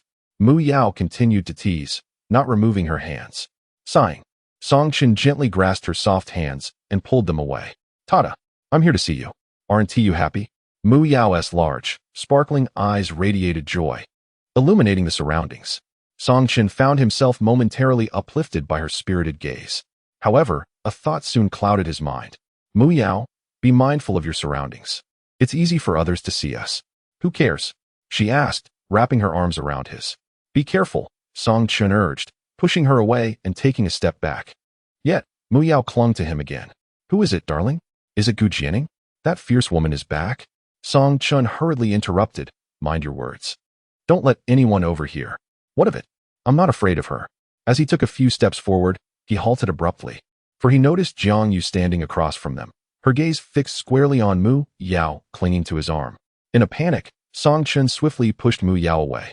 He felt a twinge of panic, haunted by the madness of Jiang Yu's alter ego, a lingering fear that still unsettled him. During one of her episodes, she had brandished a scalpel, warning him against any flirtation with other women. Chapter 53, The Menace. Song Chen genuinely worried that if his senior sister saw Mu Yao embracing him, she might misconstrue the situation or, worse, be triggered into another episode, unleashing that frenzied alter ego. The mere thought sent a cold sweat down his spine. Meanwhile, Mu Yao seemed to revel in the chaos, continuing to cling to Song Chen while playfully shaking his arm, pouting, "Darling, who is she? Do you know her?" Ignoring Mu Yao, Song Chen hurried over to greet Jiang Yu. Senior sister, what a coincidence. Jiang Yu delicately tucked a stray lock of hair behind her ear, offering a gentle smile that revealed two adorable dimples on her cheeks. I returned early today, just taking a stroll around the campus, she replied cheerfully. Observing the apparent familiarity between the two, Mu Yao felt a pang of discomfort. She scrutinized the striking beauty before her, short black hair, double eyelids, large expressive eyes, and skin as smooth as porcelain, devoid of any blemish. Most striking was her alluring figure, with ample curves that far exceeded Mu Yao's own. Clenching her teeth, Mu Yao couldn't believe how much more voluptuous this woman was. Furthermore, Song Chun had previously remarked on her less-than-ideal physique, expressing a preference for ample bosoms. Was it possible that this was the very type of woman he favored? No wonder he had completely disregarded her upon spotting this beauty.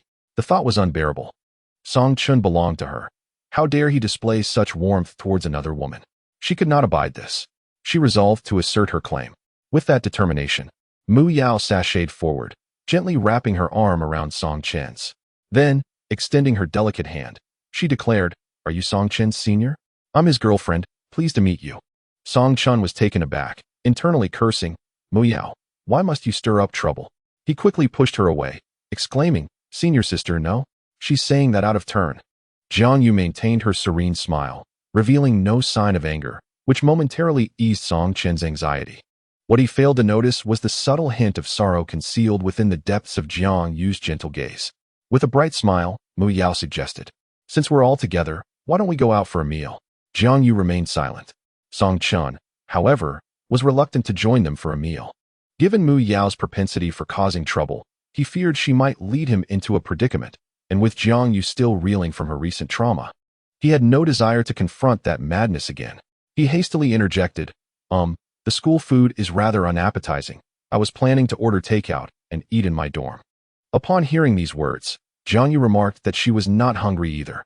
Mu Yao, observing the reluctance of both individuals to dine together at the restaurant, pondered that they must have matters to discuss, perhaps engaging in clandestine activities unbeknownst to her. Intrigued, she resolved to uncover the truth behind their demeanor. Mu Yao then urged, "Come on, who said the food at the restaurant is unpalatable? There's a spicy hot pot on the second floor that is absolutely delightful. I long to indulge in it, and dining alone would be rather lonely. Let us go, shall we?" With that, she linked her arm with Jiang Yu's and grasped Song Chun's arm with her other hand, leading them forward. Song Chun found the situation rather peculiar and withdrew his arm, stepping back slightly. Observing the two girls walking ahead, arm in arm, they seemed to be engaged in pleasant conversation. Both girls possessed enviable figures, with slender waists and alluring curves, each exuding her own unique charm. Fortunately, the campus was not overly crowded. Had it been, the striking sight of such beauty would undoubtedly attract a throng of onlookers. Concerned, Song Chun wondered if Mu Yao had said anything inappropriate. With that thought, he hurried to catch up. As he approached, he overheard Mu Yao speaking. "Senior, you were classmates with Song Chun before?" "Oh, our Song Chun is quite the helpful person. It's one of the reasons I admire him. When he was pursuing me, he treated me even better. I'll tell you all about how he wooed me sometime. I'm quite exasperated with his constant attention."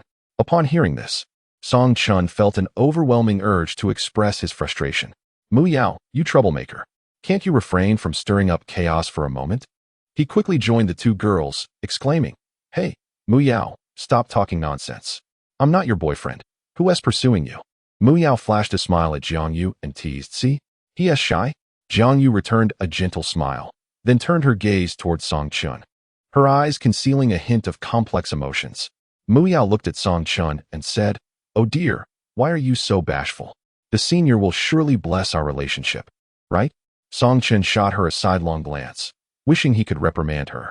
Upon reaching the restaurant, Mu Yao and Song Chun sat side by side, while Jiang Yu occupied the seat opposite them. Jiang Yu observed the two, who indeed appeared to be a loving couple. Mu Yao picked up a beef meatball with her chopsticks and held it to Song Chun's lips. "Darling, eat up." Reluctant to partake, Song Chun replied, "You eat it. Don't feed me." He offered a sheepish smile to Jiang Yu, silently hoping she would not misinterpret the situation or feel upset. Mu Yao popped the meatball into her mouth and mumbled, "Aren't you usually the one feeding me? Are you feeling shy in front of the senior?" Song Chun shot her an exasperated glare. Mu Yao continued, "What is wrong, baby? Why are you so bashful? In bed, you..."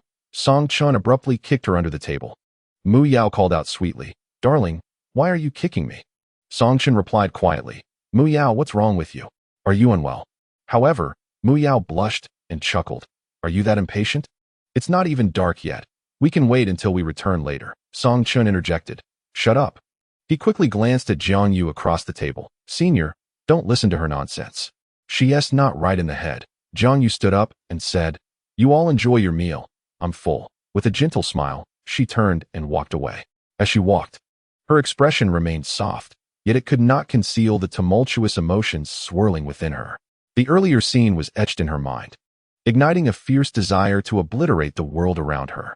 A tumult of anger and resentment surged through her, threatening to erupt at any moment. She clenched her fists tightly, her eyes gradually reddening. After a long while, she managed to suppress the overwhelming urge that threatened to spiral out of control. Chapter 54. A day out. Mu Yao watched Jiang Yu's retreating figure, a smile slowly forming on her lips. Meanwhile, she continued to eat and said to Song Chun, "Senior ate so little. Why did she leave so soon?" She adorned her beautiful face with an innocent expression. Song Chun shot a glare at the instigator. "Are you out of your mind, Mu Yao? Why are you saying such things in front of the senior?" Mu Yao chuckled. "Oh, come on. Don't be angry. I wasn't speaking out of turn. It's just a matter of time. Isn't it?" She picked up a slice of sausage and held it to Song Chun's lips. "You don't like meatballs, but you love sausages, don't you? Come on." Song Chun ignored her, picked up his bowl, and left. "Hey, where are you going, darling?" Mu Yao called out. Song Chun waved his hand dismissively as he headed back to the dormitory. Three Fatty had gone to work, leaving Song Chun alone in the dorm. After washing up, he climbed into bed, propped himself against the headboard, and opened a video app to watch a movie. After a while, his phone rang. It was Mu Yao. He hung up directly and resumed watching the film. Yet, Mu Yao called again, and Song Chun, feeling exasperated, contemplated blocking her but worried about the trouble she might cause. Instead, he changed her contact name to Annoying Pest to express his displeasure. He then silenced his phone and switched to his computer to watch the movie. Moments later, his phone lit up again with an incoming call from an unfamiliar number, also from Jing City. He suspected it might be Mu Yao, but feared it could be a call from the restaurant manager. Thus, he answered the call. "Darling, have you missed me?" Mu Yao's voice was filled with delight. It was indeed her. Just as Song Chun was about to hang up, she pleaded, "Don't hang up. I'm scared." Song Chun asked, "Scared of what?" "In the dormitory, I find myself alone, a wave of fear washing over me." Mu Yao, seemingly cocooned in her blanket, speaks in a hushed tone. Song Chun casually remarks, "Why don't you go home? What is the point of staying at school? I'm here to keep you company." He adds, "Why not join us in our dorm?" Mu Yao, her voice soft and tinged with a hint of desperation, replies, "I truly feel frightened being here alone." Song Chun promptly declines, "What are you thinking? I'm not going. Why must you be so harsh with me?" "It's quite disheartening," she responds. "I don't see how I've wronged you. You seem to treat other girls with kindness, yet your demeanor towards me is rather unkind."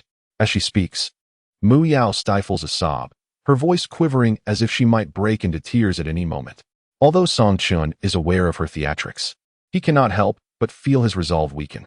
His tone softens. "What do you mean?" Mu Yao holds her phone close to her lips, whispering, "Just kiss me once, and I'll believe you." As he watches a scene from the Thai romantic film First Love, he finds himself moved by the protagonist's innocent and sincere emotions, his heart softening in response. Though he says, "No kiss," he secretly envies such pure affection. "What are you up to?" Mu Yao inquires. "Watching a movie," he replies. She yawns, her voice laced with sleepiness. "I wish to watch it with you." "Sure," he responds. She continues to murmur softly, "I'm feeling a bit sleepy." "Then go ahead and rest," he suggests, eager to return to his film. Mu Yao protests, "No, I can't sleep. I want to hear your voice." Song Chun chuckles helplessly, "You really should sleep. Then you must say you love me," she coos playfully. "That might not be appropriate," he retorts. "Please say it. Once you do, I can sleep. I'm really tired." She yawns again, emphasizing her fatigue. Song Chun remains firm, "I won't say it." Her voice, now thick with drowsiness, threatens, "If you don't, then you won't sleep tonight. I'll keep bothering you." Unable to resist a laugh, Song Chun replies, "Then you'll just have to manage that." He can easily picture her face, weary and delicate, her eyelids heavy and fluttering. Mu Yao stammers, "Why must you be so stubborn? If you keep this up, you'll do what?" Song Chun interjects, but silence follows. After a moment, He chuckles resignedly. Realizing she has fallen asleep, he hangs up and returns to his film. During lunchtime, the restaurant is bustling with patrons, a steady stream of customers overwhelming the waitstaff. By 2 in the afternoon, the crowd begins to thin, granting a brief respite. Just as Song Chin picks up his phone, he receives a call. It's his mother. Yu Ran. Hello, Mom. Are you tired working at the restaurant, my son? Yu Ran inquired with concern. I'm doing just fine here, not tired at all, he replied. Accustomed to sharing only good news, he refrained from expressing his fatigue to his family. You should come back if you're exhausted, she insisted. Song Chin chuckled. Really? Everyone is doing quite well. That's good to hear. Listen, when you have some time off, come back for a visit. I have a ticket to Jianing Mountain Villa, with a bus to take you there and back. You can stay at the hotel for a night and return the next day. Just go whenever you can. Song Chin couldn't help but ask, what is the purpose of going there? To have fun, of course. What else? She replied, I gave another ticket to Yaya. You two should go together. Ah, is that really appropriate, Mom? He hesitated. What is inappropriate about it? Yaya's birthday is coming up in a few days. It's perfect for you to spend some time together and strengthen your bond. Hearing this, Song Chin abruptly recalled that Jiang Yu's birthday was right after the summer break. Ever since Jiang Yu went abroad, he hadn't spent her birthday with her in quite a while. I'll see what I can do, he said. No need to ponder. You must go, otherwise that money will be wasted. All right then. After hanging up, Song Chun let out a slight sigh. Everything was arranged so clearly. A bus to take him, a hotel stay. And with Jiang Yu? Ever since that day she returned from the school cafeteria, they had not been in contact. He wondered how she was doing lately, if her mental state had improved at all. With that thought, Song Chin searched for Jiang Yu's phone number and dialed. The call connected immediately. Hello, senior. Hello, Song Chin. Unsure of how to begin, they fell into a brief silence. Jiang Yu gently asked, Are you busy with work? Not too bad. About that ticket to Jianing Mountain Villa from my mom, I was thinking. Before he could finish, Jiang Yu interrupted him, seemingly anxious that he might decline. I saw a psychologist a few days ago. He said I might just be feeling a bit overwhelmed lately. Song Chin asked with concern. Oh, what did the doctor say? Is it serious? Not really. Just advised me to relax and take it easy more often. That is good to hear. Yes. So I'm quite grateful to your mother for the ticket. It's been a while since I had a chance to go out and have some fun. After a brief hesitation, Jiang Yu cautiously inquired, Do you have time? No one is available to accompany me. Her voice carried a hint of anxiety and hope. With her making such a request, especially since it was her birthday, Song Chun felt compelled to agree. All right, let us see what your schedule looks like. I'll ask my manager to arrange some time off. Great. Her voice was filled with uncontainable joy. After hanging up, Song Chin stepped outside the restaurant, lit a cigarette, and took a puff. Just then, a luxurious business car pulled up, and a pair of slender, beautiful legs stepped out. When Song Chun recognized the person, he stood frozen in place. It was Gu Jianing. She donned an exquisite professional ensemble that accentuated her graceful figure, her hair elegantly coiled at the back of her head, and a subtle smile gracing her beautiful face, embodying a serene and breathtaking aura. As she approached with measured steps, Song Chun hastily clasped his hands, concealing the half-finished cigarette within his palm. A wave of searing pain coursed through him, yet he betrayed no sign of discomfort. President Gu, what brings you here? He inquired. Gu Jianing offered no response, instead stepping closer and fixating on his tightly clenched fist. What do you have in your hand?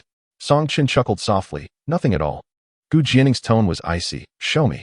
Reluctantly, he unfurled his fingers. Gu Jianing's gaze settled on his palm, now reddened by the cigarette ash.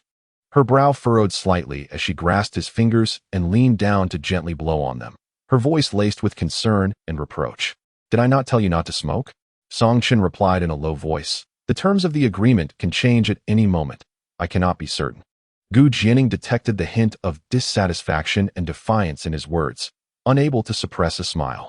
Then let us add this stipulation. No smoking henceforth, lest you burn yourself again. With a reluctant nod, Song Chun acquiesced. All right. Regret gnawed at him. How foolish of him to have been seen in such a state. When is your next day off? Gu Jianing inquired. A wave of panic washed over Song Chun as he pondered the meaning behind her question, for he was scheduled to accompany Jiang Yu to Jianing Mountain Villa during his time off. Chapter 55. Excursion. President Gu. We do not have any time off at the moment. As fortune would have it, I am keen to work a few extra days since there is nothing on my agenda, and I plan to take my leave at the end of the month. Upon finishing, Song Chen flashed a smile at Jianing. How effortlessly he spun a lie, maintaining his composure. Yet, he knew he was driven by necessity. Well, I have a meeting nearby. I shall take my leave, Jianing stated indifferently before turning to depart. As relief washed over him, Song Chen returned to the restaurant. A week later, Song Chen found himself with 2 days off. He returned home to fetch a ticket and packed a simple backpack. Just as he was about to step outside, Yuran approached, holding a delicate velvet gift box, and offered it to him. "What's this, Mom?" he asked. "Isn't it Jiang's birthday today? You should surprise her and say it's from you." Yuran replied with a smile. As Song Chen opened the box, he was taken aback to find a pair of diamond earrings. "Mom, you've really gone all out," he joked. Yuran carefully closed the lid. "These are just some small diamonds, not worth much, merely a few thousand. This marks your first formal date with your girlfriend, and it's her birthday. One must present a proper gift." Song Chen chuckled. "Mom, it's not a date. We're merely friends going out to have some fun. Have you prepared a gift for Jiangyu?" "No," Song Chen admitted sheepishly. During high school, he had merely treated her to dinner on her birthday, never having given her a present. From childhood to adulthood, he had never once gifted a girl. Naturally, such an idea never crossed his mind. "Well, that settles it. Since you haven't prepared anything, your mother will do it for you." "Perfect.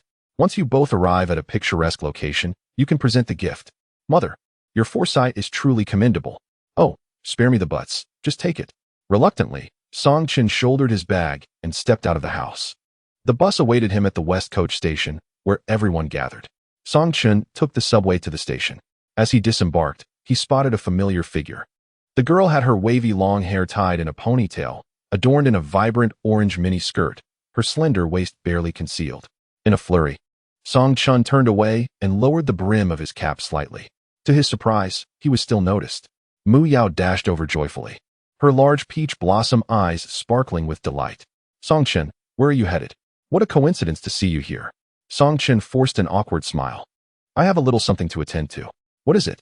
"I'll accompany you. I know this area well." As she spoke, Mu Yao wrapped her arms around his. Just then, Jiangyu approached. Clad in a simple white t-shirt and blue jeans, her form-fitting attire accentuated her enviable curves. Song Chen, donning a white t-shirt and blue shorts, inadvertently appeared as though they were in matching outfits. A twinge of displeasure stirred within Mu Yao. Were these two rendezvousing? It was one thing for their clothing to be similar, but they were both wearing black caps. "Hi, senior. What a coincidence," Mu Yao exclaimed first. Jiangyu beamed with joy upon spotting Song Chen and walked over slowly. However, as she drew closer, she was taken aback to see Mu Yao clinging to his arm. Her heart, once brimming with warmth, felt doused with a bucket of cold water. A foreboding sensation crept in. "Indeed," Mu Yao remarked, "Senior, are you going out with my Song Chen? He insists on being with me every day, so he asked me to accompany him. You don't mind, do you?" Jiangyu smiled and shook her head. "Not at all." Song Chen hurriedly interjected. "Mu Yao, stop fabricating stories. I never asked you." He then turned to Jiangyu. "Senior, let us go?" "Mu Yao is just joking. We happen to cross paths here." Jiangyu nodded, and the two moved forward. Mu Yao trailed closely behind, declaring, "What coincidence. Song Chen, don't think you can shake me off." Song Chen replied, "Oh, Mu Yao, we purchased our tickets in advance. You shouldn't tag along now. There are no tickets left." Mu Yao shot him a disdainful glance, ignoring his words. Upon reaching the bus, Mu Yao charmed the tour guide with her captivating beauty and vivacious personality, sealing the deal with just a few words. They purchased their tickets on site and boarded the bus. As they boarded the vehicle rather late, it was already filled to capacity, leaving only the last row with 3 adjacent seats available. Song Chen took the seat on the far right, for he was unwilling to be caught between 2 individuals. The sensation of being flanked by 2 was far less preferable than sitting beside just one. Observing this, Mu Yao swiftly claimed the middle seat, fully aware that if she did not, Jiangyu would occupy it, thereby sitting next to Song Chen. The journey would last an hour, and such a prolonged opportunity for close proximity to Song Chen was not one she could relinquish to another. Jiangyu smiled amicably and settled into the leftmost seat. Once seated, she closed her eyes and remained silent. Mu Yao, clad in a short skirt, exposed her delicate, fair legs and subtly shifted closer to Song Chen. Her smooth legs brushed against his, swaying gently as the vehicle traversed the road. Song Chen felt Mu Yao's legs persistently pressing against his, sliding softly. igniting a warmth within him that the air conditioning could not quell. Stealing a glance at those fair, straight legs, he swallowed hard, instinctively gulping, before turning his gaze towards the window. However, Mu Yao extended her tender hand, as if fatigued, resting it upon his thigh. Wearing shorts made of thin fabric, he found the sensation unbearable. Song Chun turned back, casting a fierce glare at Mu Yao, and whispered, "Could you please behave yourself?" With a playful glint in her eyes. Mu Yao leaned her head on his shoulder and, in a coy tone, replied, "All right, then I shall take a nap." With a deep sigh, Song Chun chose to ignore her and continued to gaze outside. Although Jiang Yu had her eyes closed, her eyelashes fluttered slightly. She was not truly asleep. Her ears were acutely attuned to the interactions occurring between the two on her right. An inexplicable sense of disappointment washed over her. Song Chun had ostensibly come to provide her solace, yet he had brought Mu Yao along. Furthermore, Mu Yao incessantly flaunted her affection, causing Jiang Yu to wonder if Song Chun had intentionally included her. Was this a subtle indication that he was already in a relationship and wished for her to cease her pursuits? The sorrow within her surged like relentless waves, and she felt a sharp pain in a corner of her heart. Throughout her years abroad, she had envisioned returning home to confess her feelings to Song Chun, hoping they would be together. She never anticipated it would unfold this way. Chapter 56. The hotel. After resting her head on Song Chun's shoulder for a while, Mu Yao awoke, drenched in sweat. Her throat felt parched, and she turned to Song Chun, asking, "Do you have any water? I'm so thirsty." Song Chun gestured towards his bag, indicating, "Help yourself from inside." Mu Yao retrieved his bag, found a bottle of water, and drank several generous gulps before placing it back inside. Her hand brushed against a velvet box, and upon taking it out, she discovered a charming pink gift box. Mu Yao exclaimed in delight, "Song Chun, is this a gift from you?" With that, she eagerly attempted to open the box. Song Chun hurriedly reached for it, whispering, "Don't touch it, that's for the senior." Upon hearing this, Mu Yao's expression soured. "Why should you give her a gift? I don't care, this is mine now," she declared defiantly. Song Chun tried to snatch it back, insisting, "Give it to me."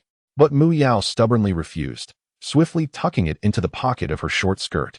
When Song Chun reached for it, he realized that the pocket was too small, and despite several attempts, he couldn't retrieve the box. Moreover, Mu Yao seemed to be tickled, laughing and playfully saying, "Don't touch me, huh?" Reluctantly, Song Chun withdrew his hand. He cautiously glanced around, noticing that Jiang Yu appeared to be asleep. For now, he had no choice but to let it be. In truth, Jiang Yu was not asleep. She had heard every word exchanged, including the playful banter between Song Chun and Mu Yao. It became evident that their relationship had grown quite intimate. Jiang Yu maintained her composure, though her brow slightly furrowed as tumultuous emotions surged within her.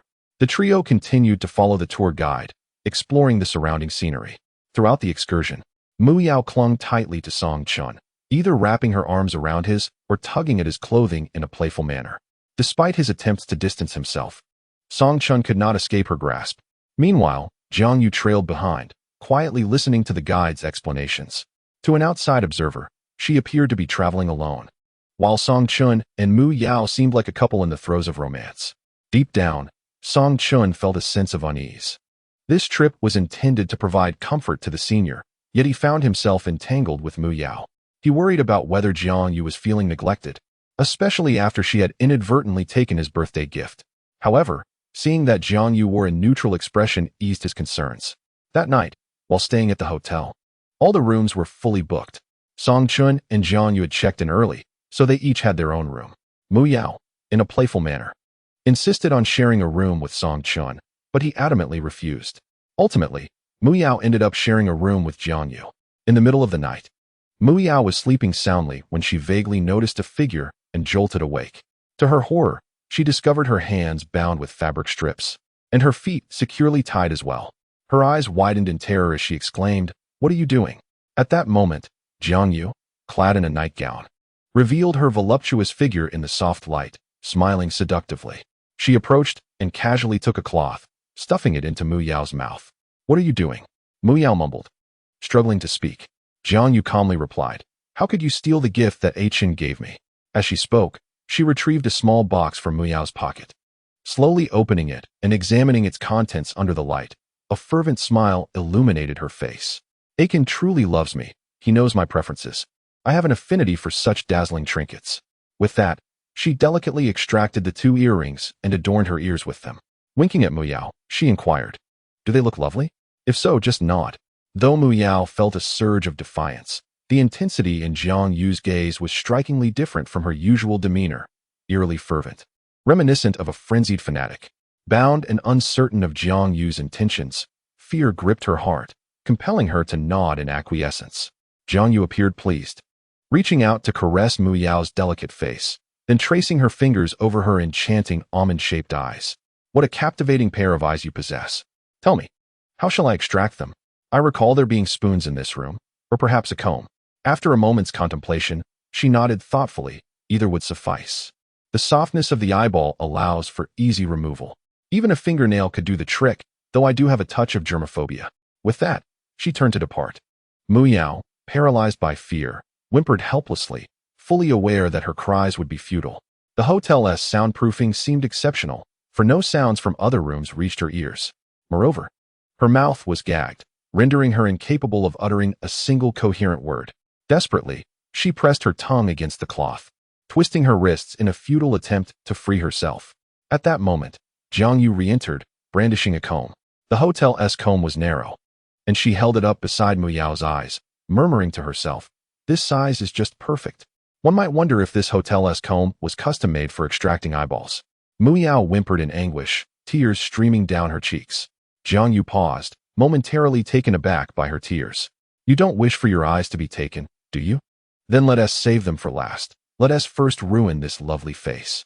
It's far too beautiful, constantly enticing Aiken. This simply cannot stand. Tell me, how should we disfigure it? I wonder if acid would be more painful than a blade." After pondering, she shook her head. "Alas, I regret not bringing any anesthetics." She offered a sympathetic smile to Muyao, saying, "Fear not, it won't hurt at all. Just bear it. It will be over swiftly, I promise."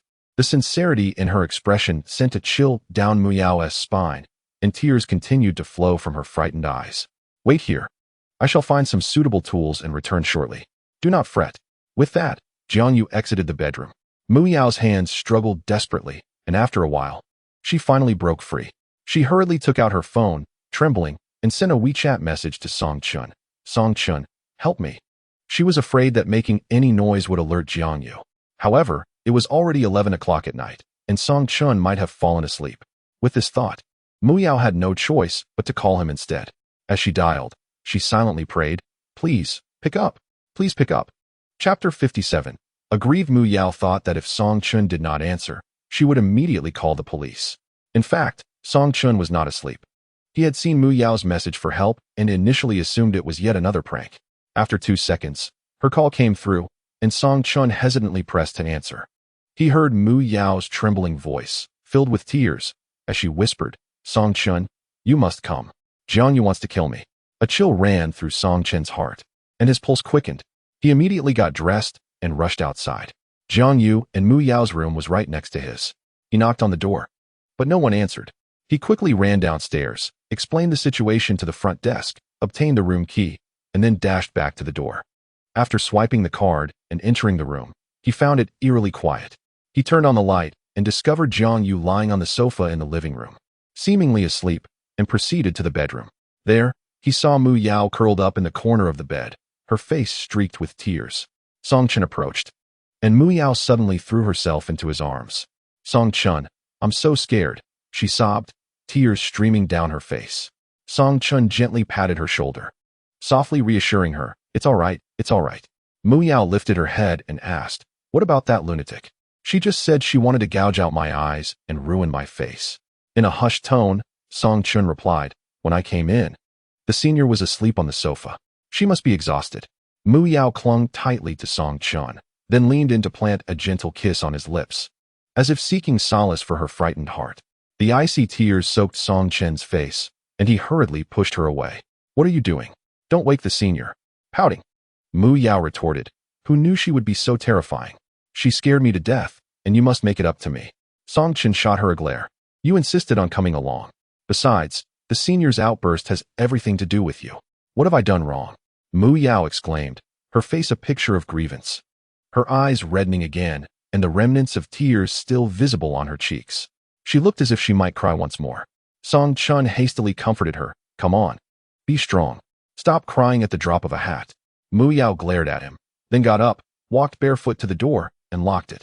Feeling a sense of foreboding, Song Chun exclaimed, Why are you locking the door? I'm still in here. It's precisely because you're here that I locked it.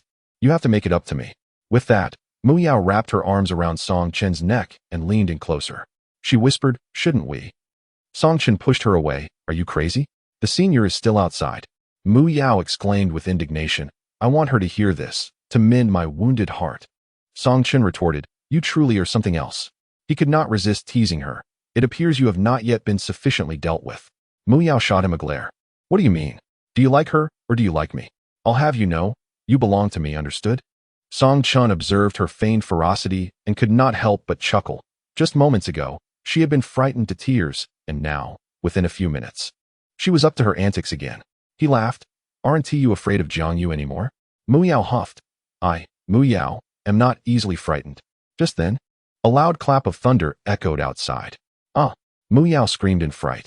Song Chen couldn't suppress his laughter. Teasing, aren't you the brave one? Mu Yao stubbornly declared. I am brave. Thunder does not scare me. I am afraid of no one.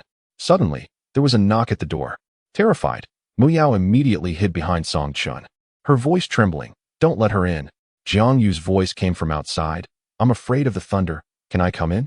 Song Chun recalled that during their high school days, Jiang Yu had been terrified of thunder, even hesitant to step outside in the rain. Moreover, her voice now sounded quite normal, indicating she was no longer in a state of madness. She must have regained her composure. Ignoring Mu Yao's protests, he opened the door. Upon entering, Jiang Yu was visibly taken aback to find the two together in the room. What had they been doing? The mere thought of them sharing such an intimate space filled her with anguish and sorrow. She glanced at Song Chun, masking her inner turmoil, and asked, Song Chun, when did you arrive in our room? Song Chen hurriedly explained, Senior, please don't misunderstand. Mu Yao called me. She needed help. Jiang Yu turned to Mu Yao, noticing her gripping Song Chen's arm, trembling in fear behind him. Concerned, she asked, Mu Yao, what's wrong? Are you also afraid of the thunder? Hiding behind. Mu Yao shouted, Don't come any closer. She thought to herself, is this madwoman truly insane or just a scheming vixen? When Song Chun is absent, she is so vicious, yet now she plays the innocent. Then, she furtively glanced at Jiang Yu, only to find Jiang Yu staring back at her, fixated on her hand clinging to Song Chen's arm. Startled, Mu Yao quickly released her grip and stepped back. The earlier events still left Song Chun uneasy. He noted the gentle expression on Jiang Yu's face, which bore no resemblance to that of a madwoman. He inquired with concern, Senior, are you all right? From behind, Mu Yao shouted, What could be wrong with her? I'm the one who has hurt. She is out to get me. With that, she retreated further behind. Song Chun cast her an admonishing glance before turning to Jiang Yu with a hint of apology. Jiang Yu suddenly realized that the madness within her might have resurfaced. She hurriedly apologized. I am truly sorry, Mu Yao. I did not mean to. I simply cannot control myself. Upon seeing her pitiable state, Mu Yao felt convinced that she was merely feigning it. How could you not control yourself? You are simply heartless, intending to murder me. Song Chun, worried that Mu Yao might utter something even more hurtful, interjected loudly, Mu Yao, be quiet. After all, Jiang Yu had just experienced a breakdown and was likely in a fragile emotional state. Provoking her again could be perilous. Chapter 58. Deceived upon hearing those words, Mu Yao felt a wave of unfairness wash over her. After all, she was the one who had been bound and terrified, nearly losing her eyesight and narrowly escaping disfigurement. Yet Song Chen was still comforting Jiang Yu. Her eyes began to redden anew, tears cascading down her cheeks. Seeing this, Song Chen hurriedly consoled her, Please, don't cry. I didn't mean to raise my voice. However, Mu Yao's tears flowed uncontrollably, her sobs intensifying.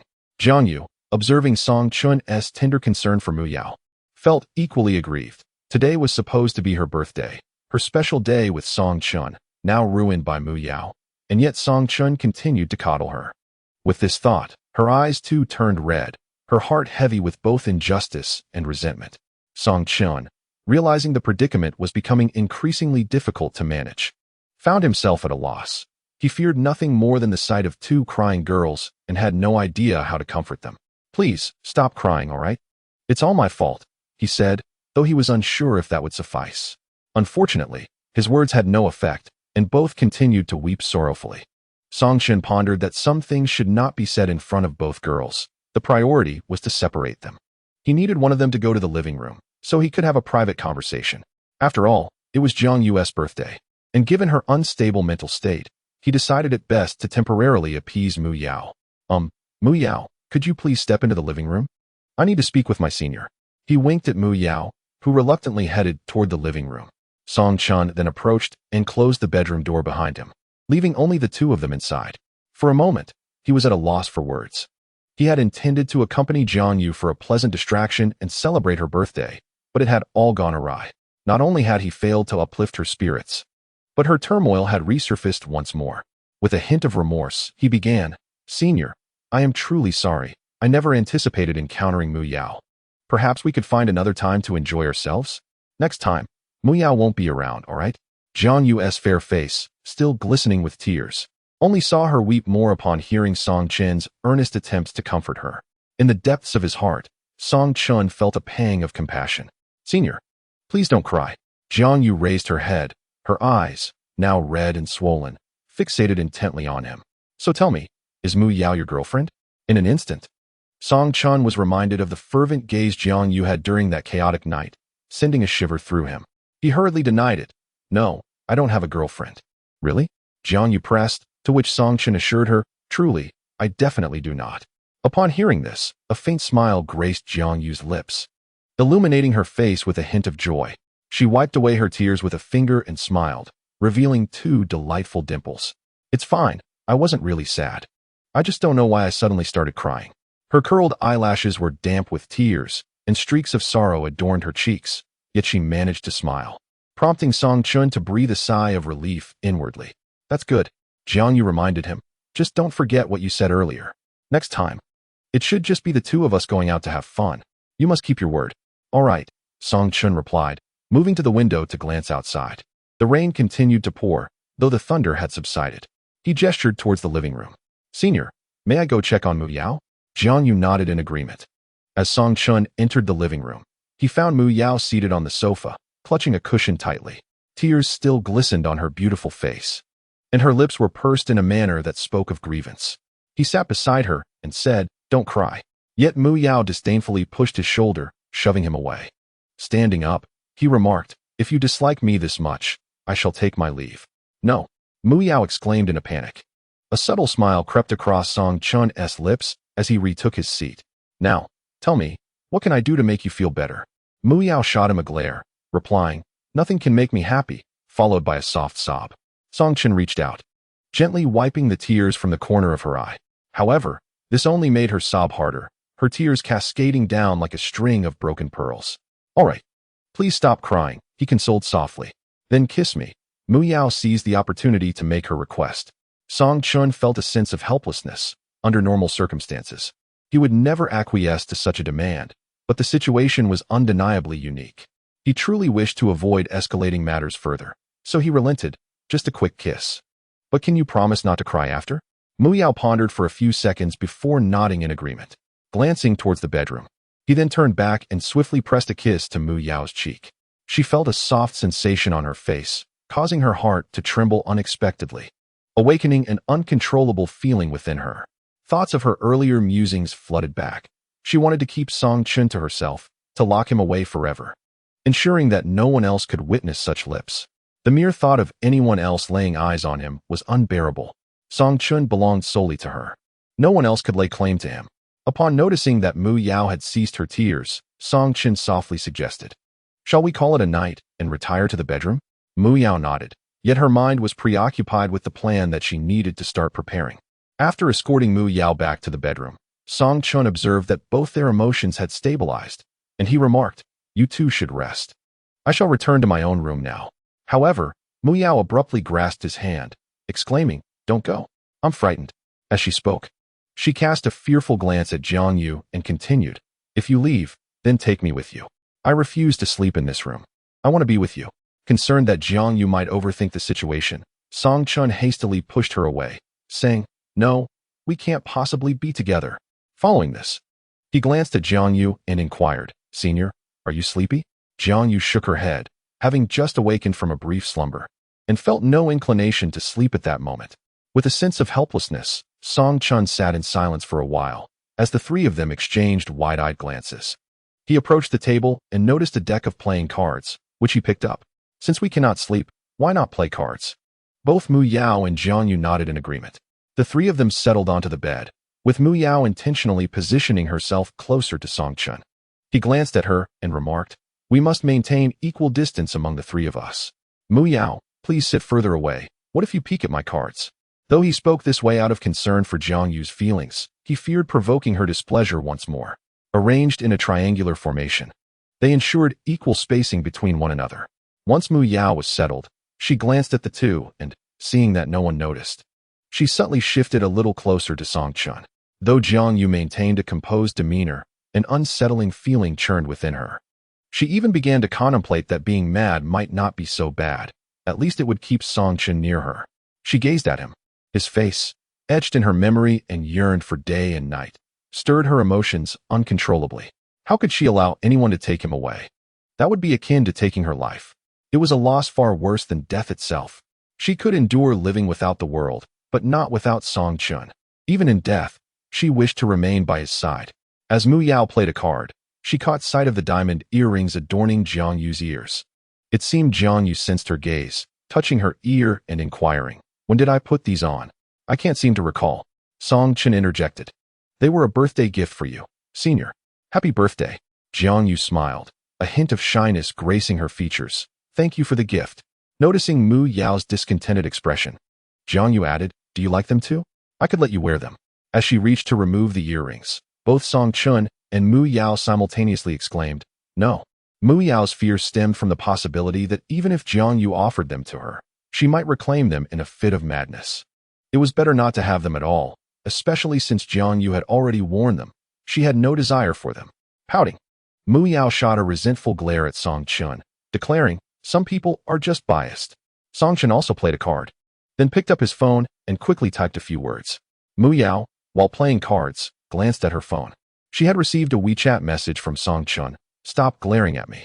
I'll buy you a gift when I return to school. But the condition is that you keep quiet and stop your nonsense."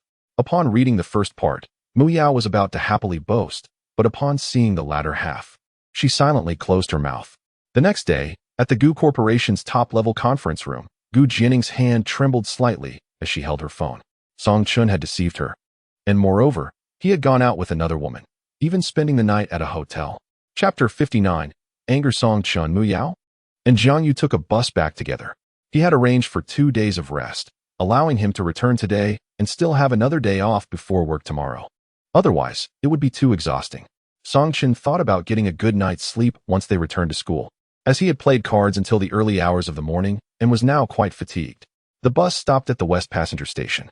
As they disembarked, Song Chun received a text message. "Creditor, waiting for you at the East exit in 2 minutes." Upon reading it, his drowsiness instantly vanished, and his mind became acutely alert. Gu Jianing knew? She was actually waiting for him here. This was a disaster. Firstly, he could not afford to provoke Gu Jianing, and secondly, if Jiang Yu and Mu Yao saw Gu Jianing picking him up, it would certainly spark a tumultuous scene.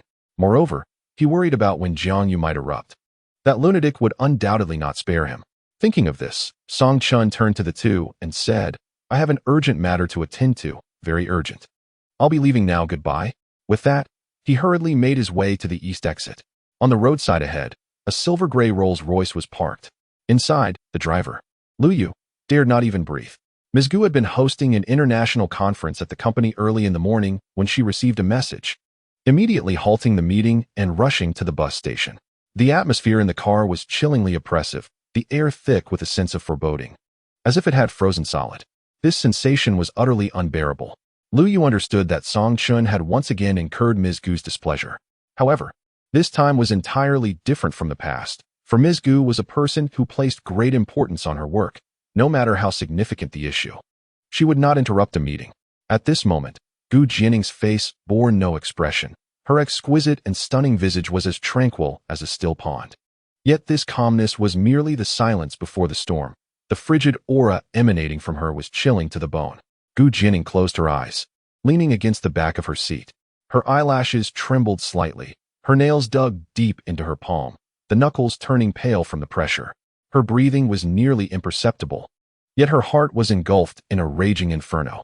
The flames of fury burned wildly, coursing through her veins, threatening to obliterate everything in their path. Her little wolf dog was once again disobedient, and to her astonishment, he dared to deceive her. Had he not claimed to be devoid of rest? Had he not insisted that he was perpetually occupied with work? She believed him to be engrossed in his duties, refraining from disturbing him. Yet, he had betrayed her. Not only had he deceived her, but he had also ventured out with other women. What had he truly done with those two women over the course of a day and night? Jianing closed her eyes, striving to maintain her composure. However, the fury within her surged violently, her fists clenched tightly, trembling ever so slightly. Since the last encounter, when Song Chun had feared her, she had contemplated soothing him. Even during her business trip, knowing that Song Chun was being pursued by other women and working at a club, she had endured. But what had her forbearance yielded? Song Chun dashed to the car door, took a deep breath, opened the door, and sat inside. As he entered, he immediately sensed the oppressive atmosphere within the vehicle. Throughout the journey, he had conjured countless excuses, fully aware that Jianing likely knew everything. She was undoubtedly furious. Jianing did not meet his gaze but instead handed him a pack of disinfectant wipes, her voice icy, instructing him to clean his hands. Despite believing his hands were clean, he dared not provoke her ire and obediently took the wipes. Out of the corner of her eye, Jianing observed him and coolly remarked that he ought to wipe more thoroughly. Although her tone was flat, Song Chun could perceive the immense anger simmering beneath. Reluctantly, he withdrew several more wipes and meticulously cleaned his hands again. Silence enveloped them as they sped along, the car racing toward the villa. Upon arrival, Jianing strode inside with urgency, and Song Chun hurriedly followed. The door slammed shut behind them. The moment he stepped into the house, still reeling from the suddenness, he found himself pressed against the wall by Jianing. Fear gripped him as he stared into her eyes, which shimmered with a hint of crimson, her fury surging like tumultuous waves. "Ms. Gu," he stammered, but she fixed her gaze intently upon his chiseled features, the very visage she cherished in her heart. For a fleeting moment, she was entranced, her slender fingers gently caressing his cheek.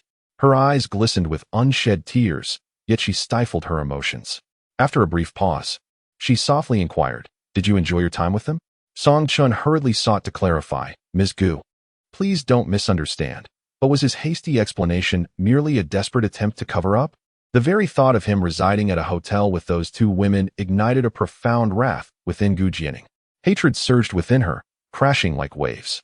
Gripping his chin with fierce intensity, she painfully declared, "Song Chun, have I been too kind to you, leading you to believe that my words can be so easily disregarded?"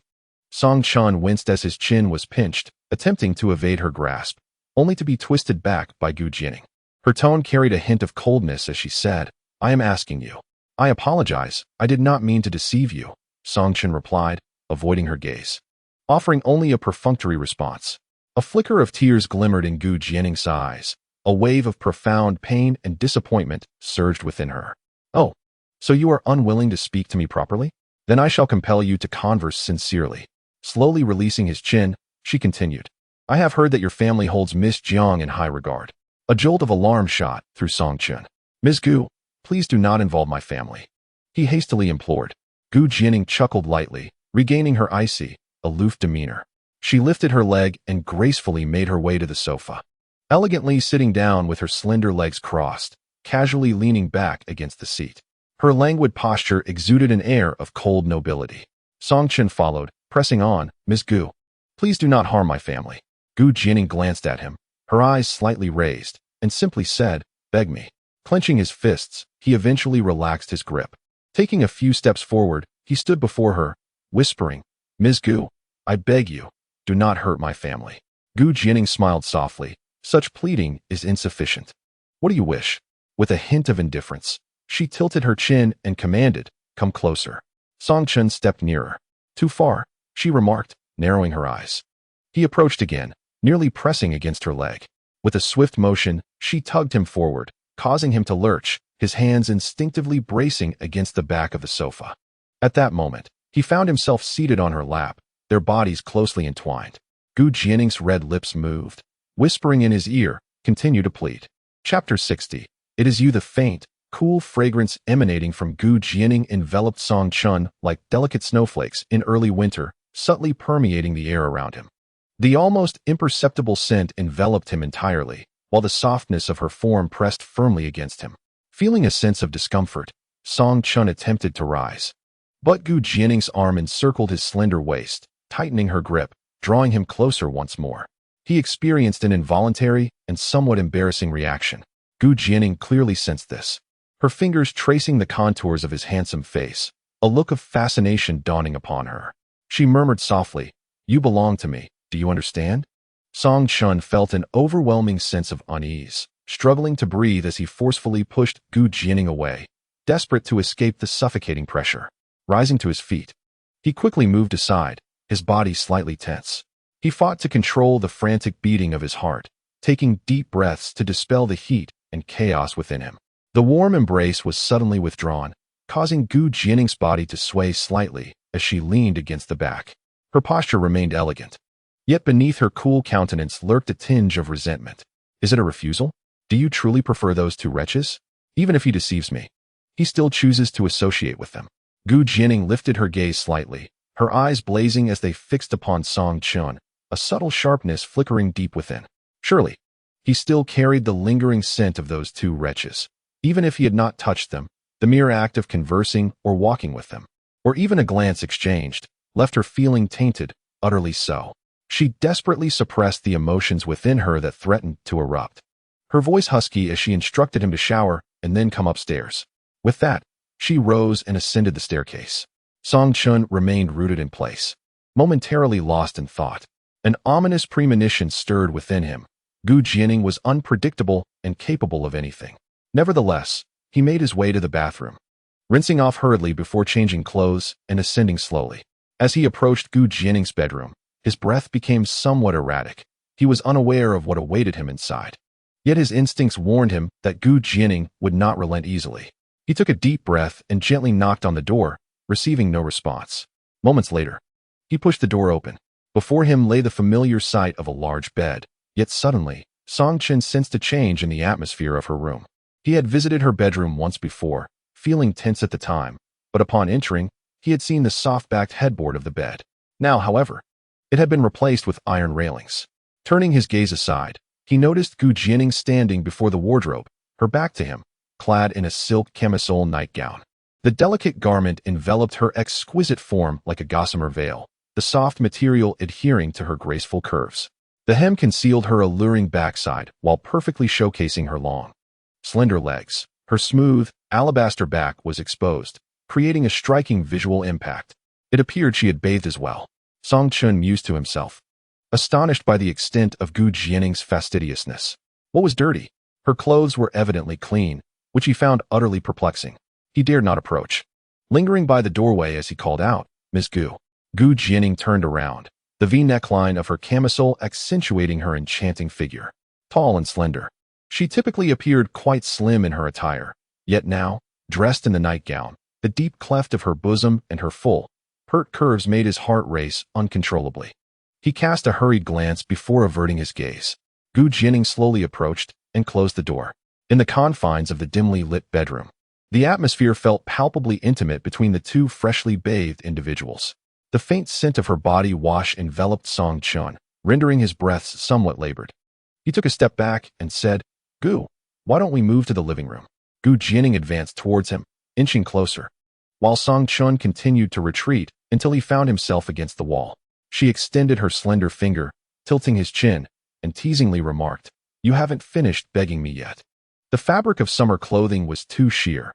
Song Chun wore a t-shirt, while Gu Jianing donned a delicate camisole, her softness pressing intimately against his chest. A wave of dryness swept over Song Chun. Struggling to speak, he said, "Gu, if I have displeased you, please direct your anger at me, but spare my family." After saying this, he felt his tone might have been overly harsh, so he softened it, adding, "I beg you." Gu Jianing regarded his obedient and docile demeanor, a hint of dreamy affection flickering in her eyes. She slowly raised her head, her luscious red lips suddenly drawing near, gently gliding across his cheek, before drifting to his ear where she whispered, "That kind of begging is insufficient." The warm breath enveloped Song Chen's ear, igniting every sensitive nerve in his body. He flinched slightly and asked, "What do you want me to do? What do you think?" Song Chun fell silent. Jianing continued to murmur, just like before. "Every night we were together, you would profess your love for me repeatedly. Weren't you so infatuated that you couldn't help yourself?" Song Chen's eyes widened in shock. "Gu, is that really you?" "Yes, it's me. Don't you like it? You enjoy it." As she spoke, Jianing forced a smile, her eyes glistening with unshed tears. She had exhausted every means to love him, humbly and desperately, even contemplating hypnotizing him into loving her. Yet, now she suddenly understood that such methods were futile. He had deceived her. He was dating other women. "Gu, why would you do this?" Song Chun inquired, brow furrowed. "Because you are mine, and you can only be mine," Jianing declared, tightening her grip on his chin, her gaze fixed on his eyes, searching for a trace of affection. Yet, those beautiful eyes now revealed only fear and indifference. Song Chun spoke slowly. "Gu, I am grateful for your assistance to my family, and I have adhered to our agreement by working for you.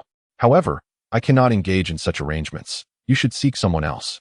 With that, he pushed Jianing aside, approached the door, grasped the doorknob, and was about to turn it when Jianing coldly interjected, "You may leave, but I cannot guarantee the safety of your family." Song Chun stood frozen, fists clenched, and stated each word deliberately. "I despise being threatened, especially when it concerns my family." With that, he opened the door. Just as he took a step outside, he heard Jianing's icy voice. "If you step out that door today, your family may not survive until tomorrow." Song Chun turned around and walked to Jianing's side, his eyes blazing with anger as he addressed her. "If you harbor any discontent towards me, you may as well take my life. However, there is no need to involve my family." Jianing regarded his furious demeanor, a fleeting glimmer of confusion and fervor flickering in her gaze. Soon, she regained her composure and replied, "I could indeed end your life, just as you could end mine. Yet, before we meet our demise, it is only fitting that someone accompanies us to the grave." Song Chun remained silent, his fists clenched tightly. Jianing let out a cold laugh. "As far as I know, your father is conducting business in H City and is returning to Beijing today. He is currently on the G6 expressway, and in 2 minutes' time, he will pass a stretch of road where the surveillance cameras happen to be malfunctioning. I trust you wouldn't want him to meet with an unfortunate accident? If your grandmother were to learn of your father's mishap, do you think her heart condition might act up?" "Enough." Song Chun interrupted her, fear gripping him tightly. His family was the most precious aspect of his life. He could not allow them to be harmed in any way, nor could he permit them to suffer because of his own reckless actions. Jianing was a lunatic, one who not only stalked him, but had extended her surveillance to his family. She was capable of anything, and he could not afford to provoke her further. With a deep sigh, he lowered his head and said, "Ms. Gu, I apologize for my earlier impulsiveness. Whatever you wish to do, I will comply." A smile gradually graced Jianing's beautifully shaped lips. This obedient demeanor was precisely what she adored. She approached him, extending her slender fingers to gently, cautiously caress his cheek, then leaned in closer to his lips, bestowing a soft kiss. The delicate sensation sent a shiver through her heart, and she discreetly extended her tongue, savoring the overwhelming sweetness she yearned for. Yet, as she gazed upon his handsome visage, memories of 2 despicable women surged in her mind. Had they also touched that exquisite face? Had they left their mark upon it? A flicker of hatred ignited in her eyes, akin to flames consuming the darkness, obliterating the softness within her heart. Suddenly, her teeth sank down hard, biting into Song Chen's lip. A sharp pain radiated from his mouth, mingling with a metallic taste in his mouth. Frowning, he endured Jianing's kiss, which grew increasingly fervent, leaving him gasping for breath. Eventually, she released him and stepped toward the cabinet. Song Chun watched as she retrieved an object and casually tossed it onto the bed. "Come here," she said coolly. He approached to find a meticulously crafted black ring with a silver tag dangling from it. What sort of twisted preference was this? Wasn't this meant for dogs? He stood frozen in place, and Jianing reached out, lifting the ring and presenting it to him. "Did you not just say you would heed my every command?" Inwardly, Song Chun cursed her madness. After a moment of hesitation, he reached out and accepted it. In Jianing's lake-like, clear eyes, a fervent emotion suddenly ignited, akin to a raging flame. She approached, gently caressing the circular pendant, entranced as she spoke. "It reads, 'Belong to Ning. Never remove it. You are mine, and always will be.'" Then, with a swift tug of her finger, she pulled Song Chun onto the bed. The pressure around his neck nearly left him gasping for breath. And before he could comprehend the situation, he felt a sudden chill at his wrist. Internally cursing, Song Chun finally understood Gu Jianing's motive for replacing the soft headboard with iron bars. It was a manifestation of a perverse desire to restrain him. Gu Jianing gazed intently at the scene before her. His powerful arms, constrained by the bindings, slightly tensed, showcasing well-defined muscles brimming with strength. As Song Chun's breath fluctuated, those muscles subtly quivered, emanating an undeniable aura of masculinity, like an invisible wave of heat enveloping her. Her breath quickened, and she unconsciously swallowed, her eyes reflecting boundless fervor and haze. She leaned in, fervently kissing Song Chun's lips. He closed his eyes, surrendering to her desires, believing it to be a fleeting whim. Unexpectedly, Gu Jianing released him. Gripping his chin tightly, she bore into his eyes with a pathological possessiveness and demanded, "Tell me, what exactly did you do with them?" The painful grip on his chin made it difficult for him to respond, and he struggled to utter, "Nothing." "Really? Were you in the same room as them?" Gu Jianing's gaze remained fixed on Song Chun's eyes, her voice laced with an inescapable pressure.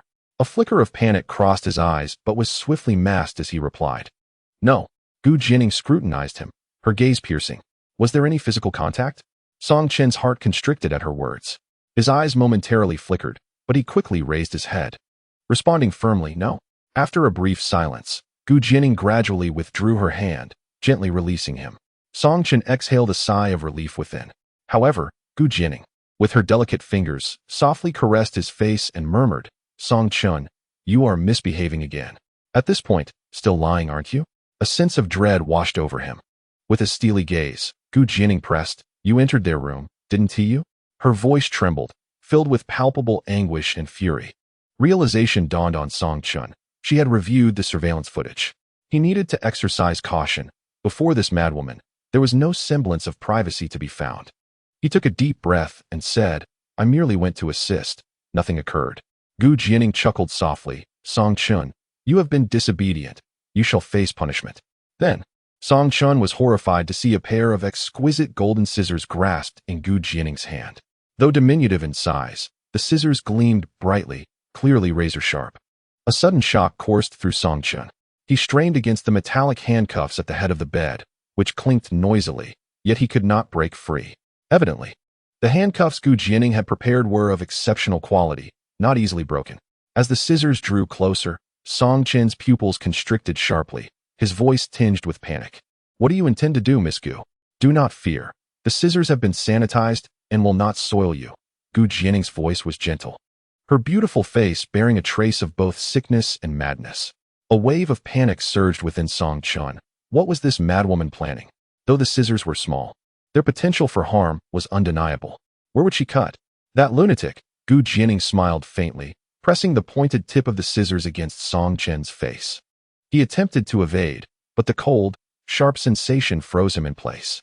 He dared not move, while he was not particularly concerned about disfigurement. The scissors were far too sharp and perilously close to his eyes. He certainly did not wish to become blind. Gu Jianing gazed at his handsome visage and gently inquired, "Has this been touched by them?" Breathing rapidly, Song Chun cursed inwardly but quickly responded, "No." Gu Jianing slowly slid the scissors down to his neck, asking, "What about here?" Song Chun furrowed his brow, replying, "No." Gu Jianing's delicate fingers maneuvered the scissors, gliding from his neck downward. Despite the thin layer of his t-shirt, Song Chun could feel the blade's sharpness. He remained still. Gu Jianing halted the scissors at his abdomen, softly asking, "What about here?" Terrified, Song Chun held his breath and answered, "No." Gu Jianing then slowly inserted the scissors into his clothing, the cold touch pressing against his skin, causing him to shudder. Yet, Gu Jianing merely smiled gently, and then moved the scissors upwards against his belly. Song Chun's complexion turned ashen, terror spreading across his face as he envisioned the horrifying image of his own gut being sliced open. Chapter 62. A sense of security, however. Just as Song Chun was engulfed in fear, Gu Jianing suddenly altered her approach, slowly directing the blade of the scissors toward his clothing. As the scissors moved, his garments were gradually severed. The healthy, glistening skin of his chest, exuding a potent masculine allure, invoked a glimmer of confusion and frenzy in Gu Jianing's eyes. She gazed at Song Chun, his hands bound, the long and elegant fingers she adored now trapped in cold handcuffs, rendering him immobile. The letters spelling belong to Ning glimmered faintly on his neck, proclaiming her claim over him. Jianing's breath quickened, a flicker of chaotic light flashing in her eyes, infused with possessiveness and an indescribable complexity of emotions. He was hers, confined within her room, restrained upon her bed. Wasn't it wonderful to have him locked away? Entirely under her control, unable to escape or resist. This feeling finally bestowed upon her a semblance of security. She no longer had to fear him being with other women, nor worry that he might fall for someone else. The thought of him being tainted by another was no longer a concern. She extended her slender fingers, gently caressing Song Chen's chest, savoring the texture of his skin. A profound sense of powerlessness and humiliation washed over him. Yet, instinctively, his heart began to race. Jianing's warm breath brushed against his skin as she whispered, "This is mine." She relished their intimacy, yet a surge of resentment welled up within her. He was her little wolf dog, but he did not heed her commands. She could not tolerate his deceit, nor could she abide his companionship with other women. Her gaze abruptly transformed, turning cold and piercing, as if she had instantly shifted emotional channels. Once more, she grasped the sharp scissors, and Song Chen's body instinctively recoiled, his finely sculpted abdominal muscles becoming starkly pronounced. The sharp tip glided gently over his abs, the icy sensation causing his muscles to tense involuntarily. Jianing admired the exquisite definition of his abs, each one resembling a carefully chiseled work of art, radiating allure. She lowered her head, continuously caressing those enticing muscles. Her voice, low and devilish, whispered, "Song Chun, if someone else has touched you here, you may as well perish. Do not fear, even in death. I will not leave you alone. I shall accompany you. For if you are sullied, this perfect body is no longer desirable. Only your soul remains pure. And even as a ghost, you shall belong to me." She lifted her gaze to meet his, her expression earnest as she said, "So, you must protect yourself from now on, understand? Keep your distance from other women." Song Chun furrowed his brows, reluctant to speak. Yet, she seized his chin, forcing him to meet her eyes, saying, "Did you hear me? Remember it." Reluctantly, he nodded. Jianing leaned in once more, intent on marking him with traces solely belonging to her, determined to transform him completely into her possession. She murmured softly, "Here, here, and here, all of you belongs to me. You are my property." Song Chen's breathing gradually became erratic, his body restless. He gazed upon Jianing's exquisitely beautiful face, which had shed its usual icy demeanor. Her cheeks were slightly flushed, and her eyes, filled with fervor and longing for him, shimmered with desire. He closed his eyes, desperately suppressing the impulses that surged within him. Yet, how could Jianing let him off so easily? "Song Chun," she declared, "it is time for you to abide by some rules. From now on, you are forbidden to speak to other women, to glance at them, and especially to stand too close." Her eyes glowed crimson, tinged with a hint of resentment as she threatened, "If I catch you again, the next punishment will be far more severe. Do you understand?"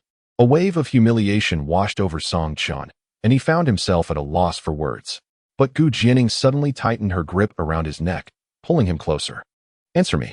Strangled and uncomfortable, Song Chun reluctantly replied, "I understand." Her voice softened unexpectedly, tinged with a quiver. "You are mine. Do you know that? I love you. Why must you make me sad? Do you have any idea how heartbroken I am?" Opening his eyes, Song Chun was momentarily taken aback by the sight before him. He beheld Jianing's clear eyes, now rimmed in red, tears welling up within them.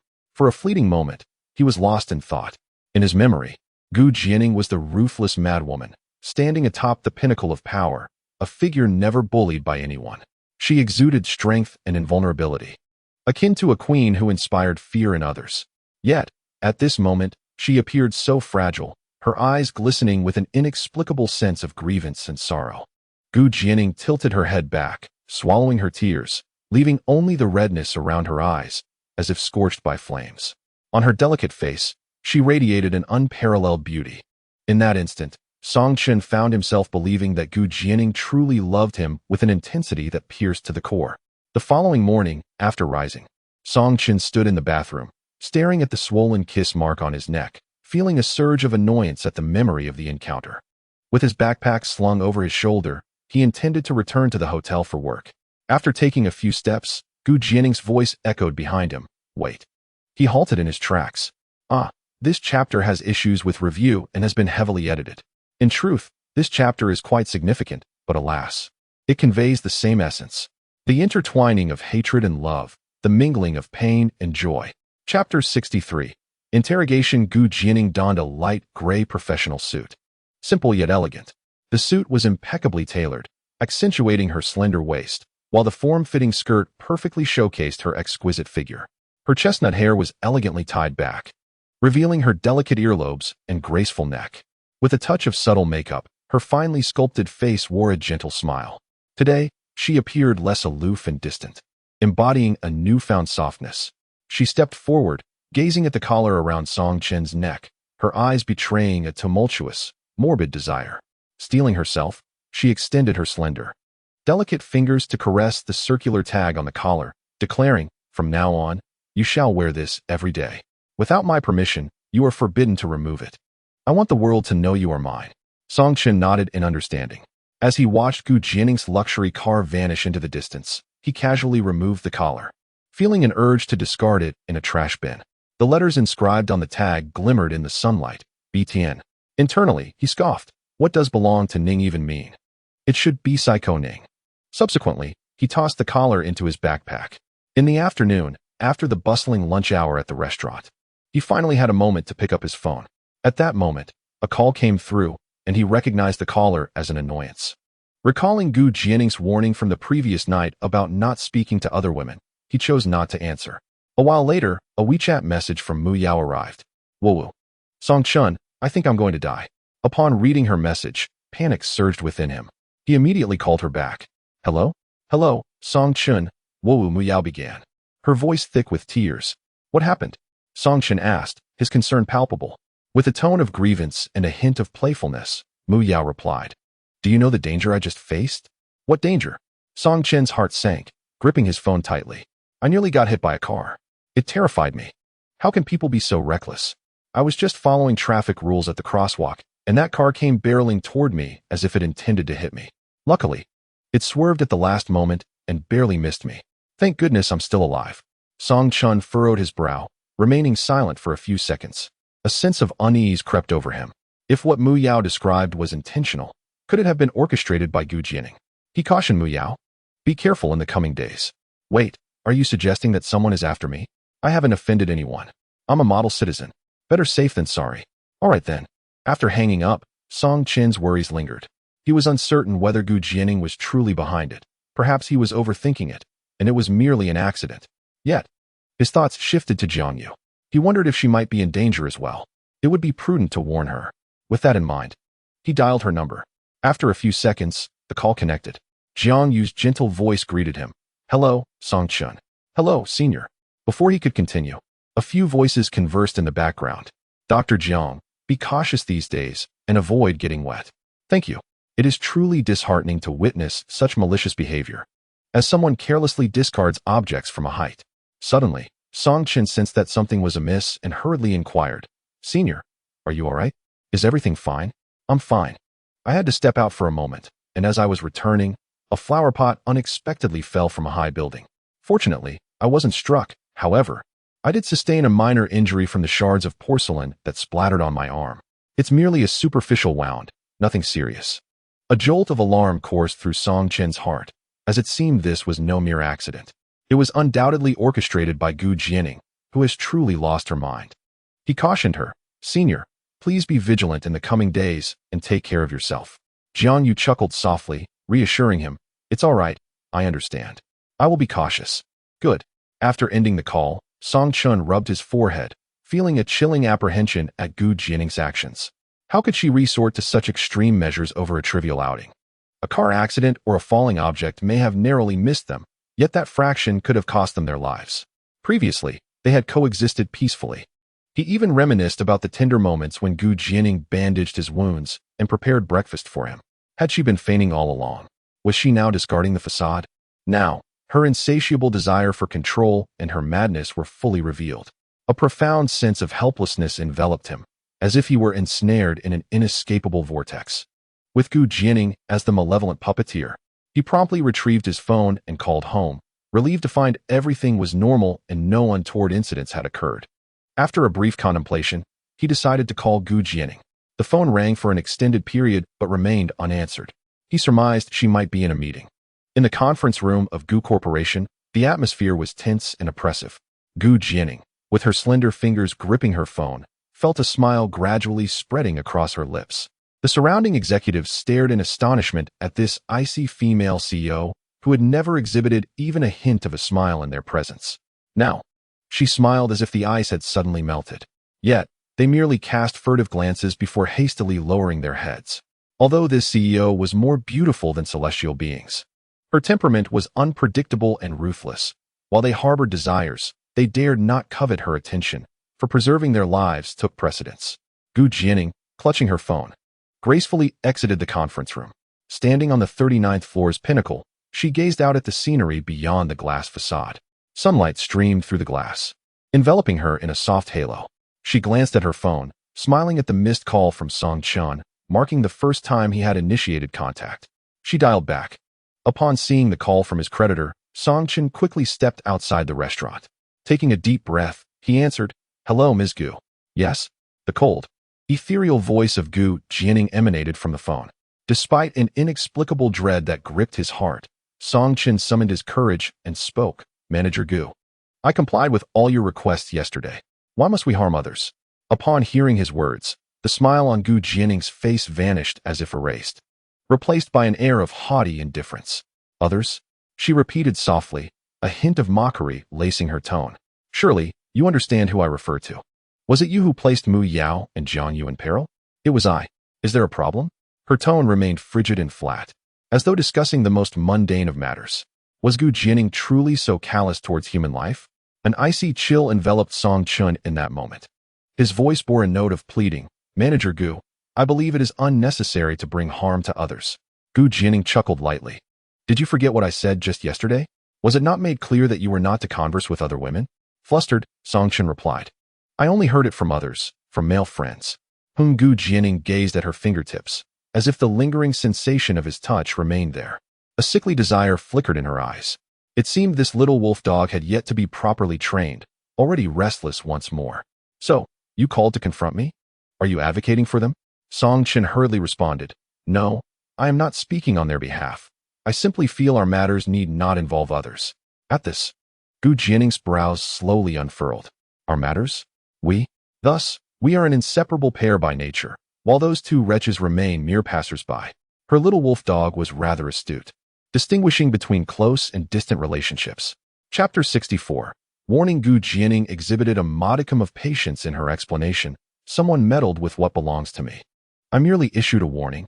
Is that not correct?" Hearing her refer to him in such a manner, Song Chun clenched his jaw tightly, cursing inwardly, insane. Who is an object?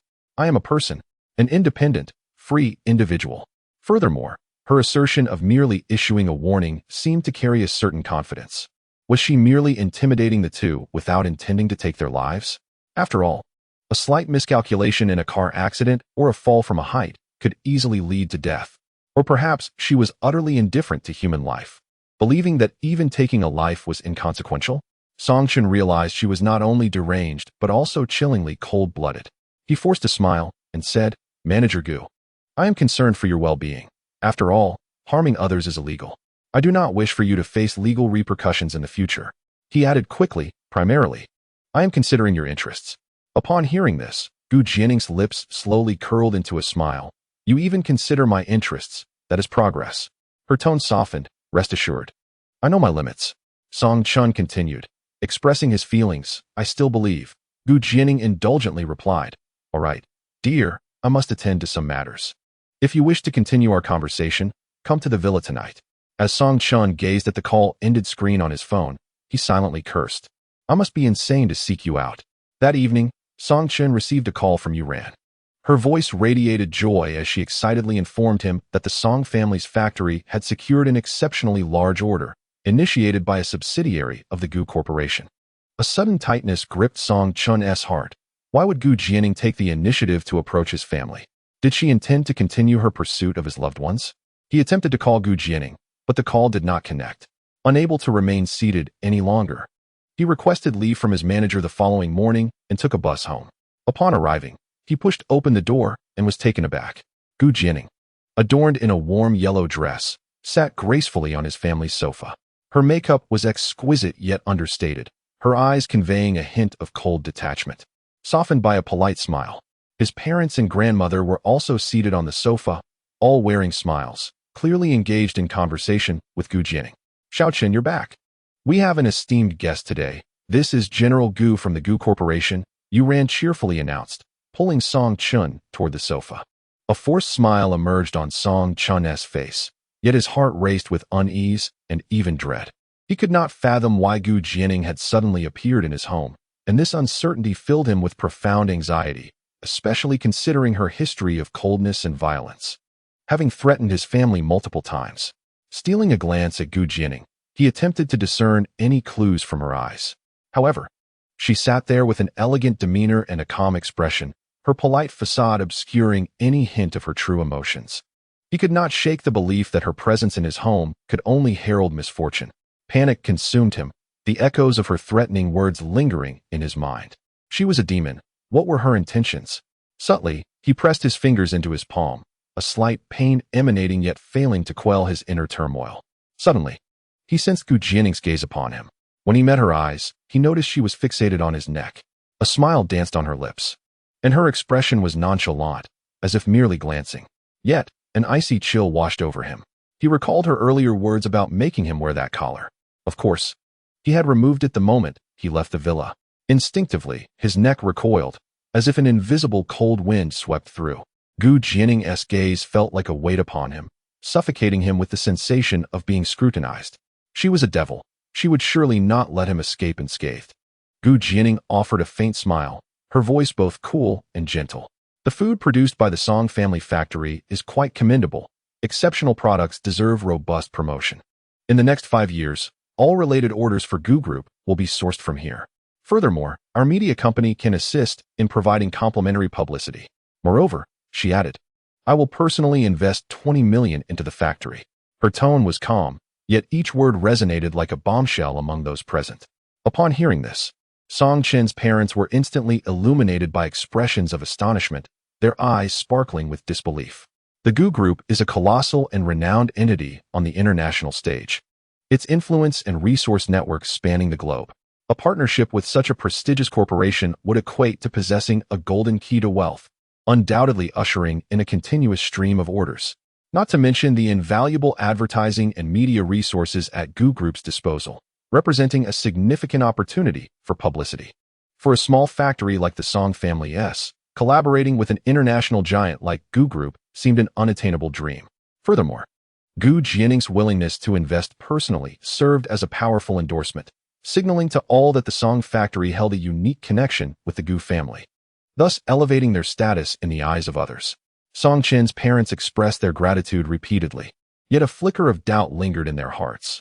Why would this enigmatic and ethereal Gu, so exquisite, extend her assistance to their family? The casual glance Jianing cast towards Song Chen left the onlookers startled. Could it be that Gu had taken a liking to Song Chen? What was the nature of their relationship? To what extent had it developed? However, Yu was acutely aware that with Gu's elevated status, it was inconceivable for her to lower herself to marry into the Song family. Observing their dynamic, it was clear that Gu was several years Song Chen's senior. Song Chen, visibly uncomfortable with his parents' obsequious demeanor towards Jianing, turned and retreated to his bedroom. Yet, in the next moment, Jianing followed him inside. Startled, Song Chen exclaimed, Gu, why did you come in? After all, this was his private sanctuary, and to his parents, she was merely an unfamiliar woman. How could she enter? Gu, you should, he began. But Jianing swiftly closed the door behind her. In a flurry, Song Chen approached the door, grasping the handle in an attempt to open it, only to be halted by Jianing as she seized his arm. With a gentle tug, she drew him close, their bodies nearly touching. Her fingertips glided softly along his neck as she murmured, Are you being disobedient again? Chapter 65. Do you like her? In a panic, Song Chen glanced towards the door and whispered, I forgot to wear it today. Jianing chuckled lightly. If you never take it off, how could you forget to put it on? Song Chen defended himself. I took it off today because my neck was a bit uncomfortable. Is that so? Let me see. Jianing replied, her lips curling into a subtle, elusive smile. Her gaze was firmly fixed on Song Chun, advancing step by step with an air of intimidation. Song Chun found himself retreating until he suddenly realized that his legs had brushed against the edge of the bed. Jianing pushed him forcefully against his chest, sending him sprawling onto the bed. Instantly, he attempted to rise, but Jianing swiftly mounted him, peering down from above. Panic surged within Song Chun. The intimacy of their position felt overwhelmingly suggestive, and the thought of being discovered by his family was mortifying. "Ms. Gu, what do you intend to do?" he stammered. "What do you think?" Jianing leaned slightly forward, the distance between them so minimal that they could almost feel each other's breath. Her eyes sparkled with mischief as she extended her slender, elegant fingers, gliding them gently across his cheek. In a flurry, Song Chun glanced towards the door, recalling that Jianing had merely left it ajar, not securely shut, revealing a narrow gap.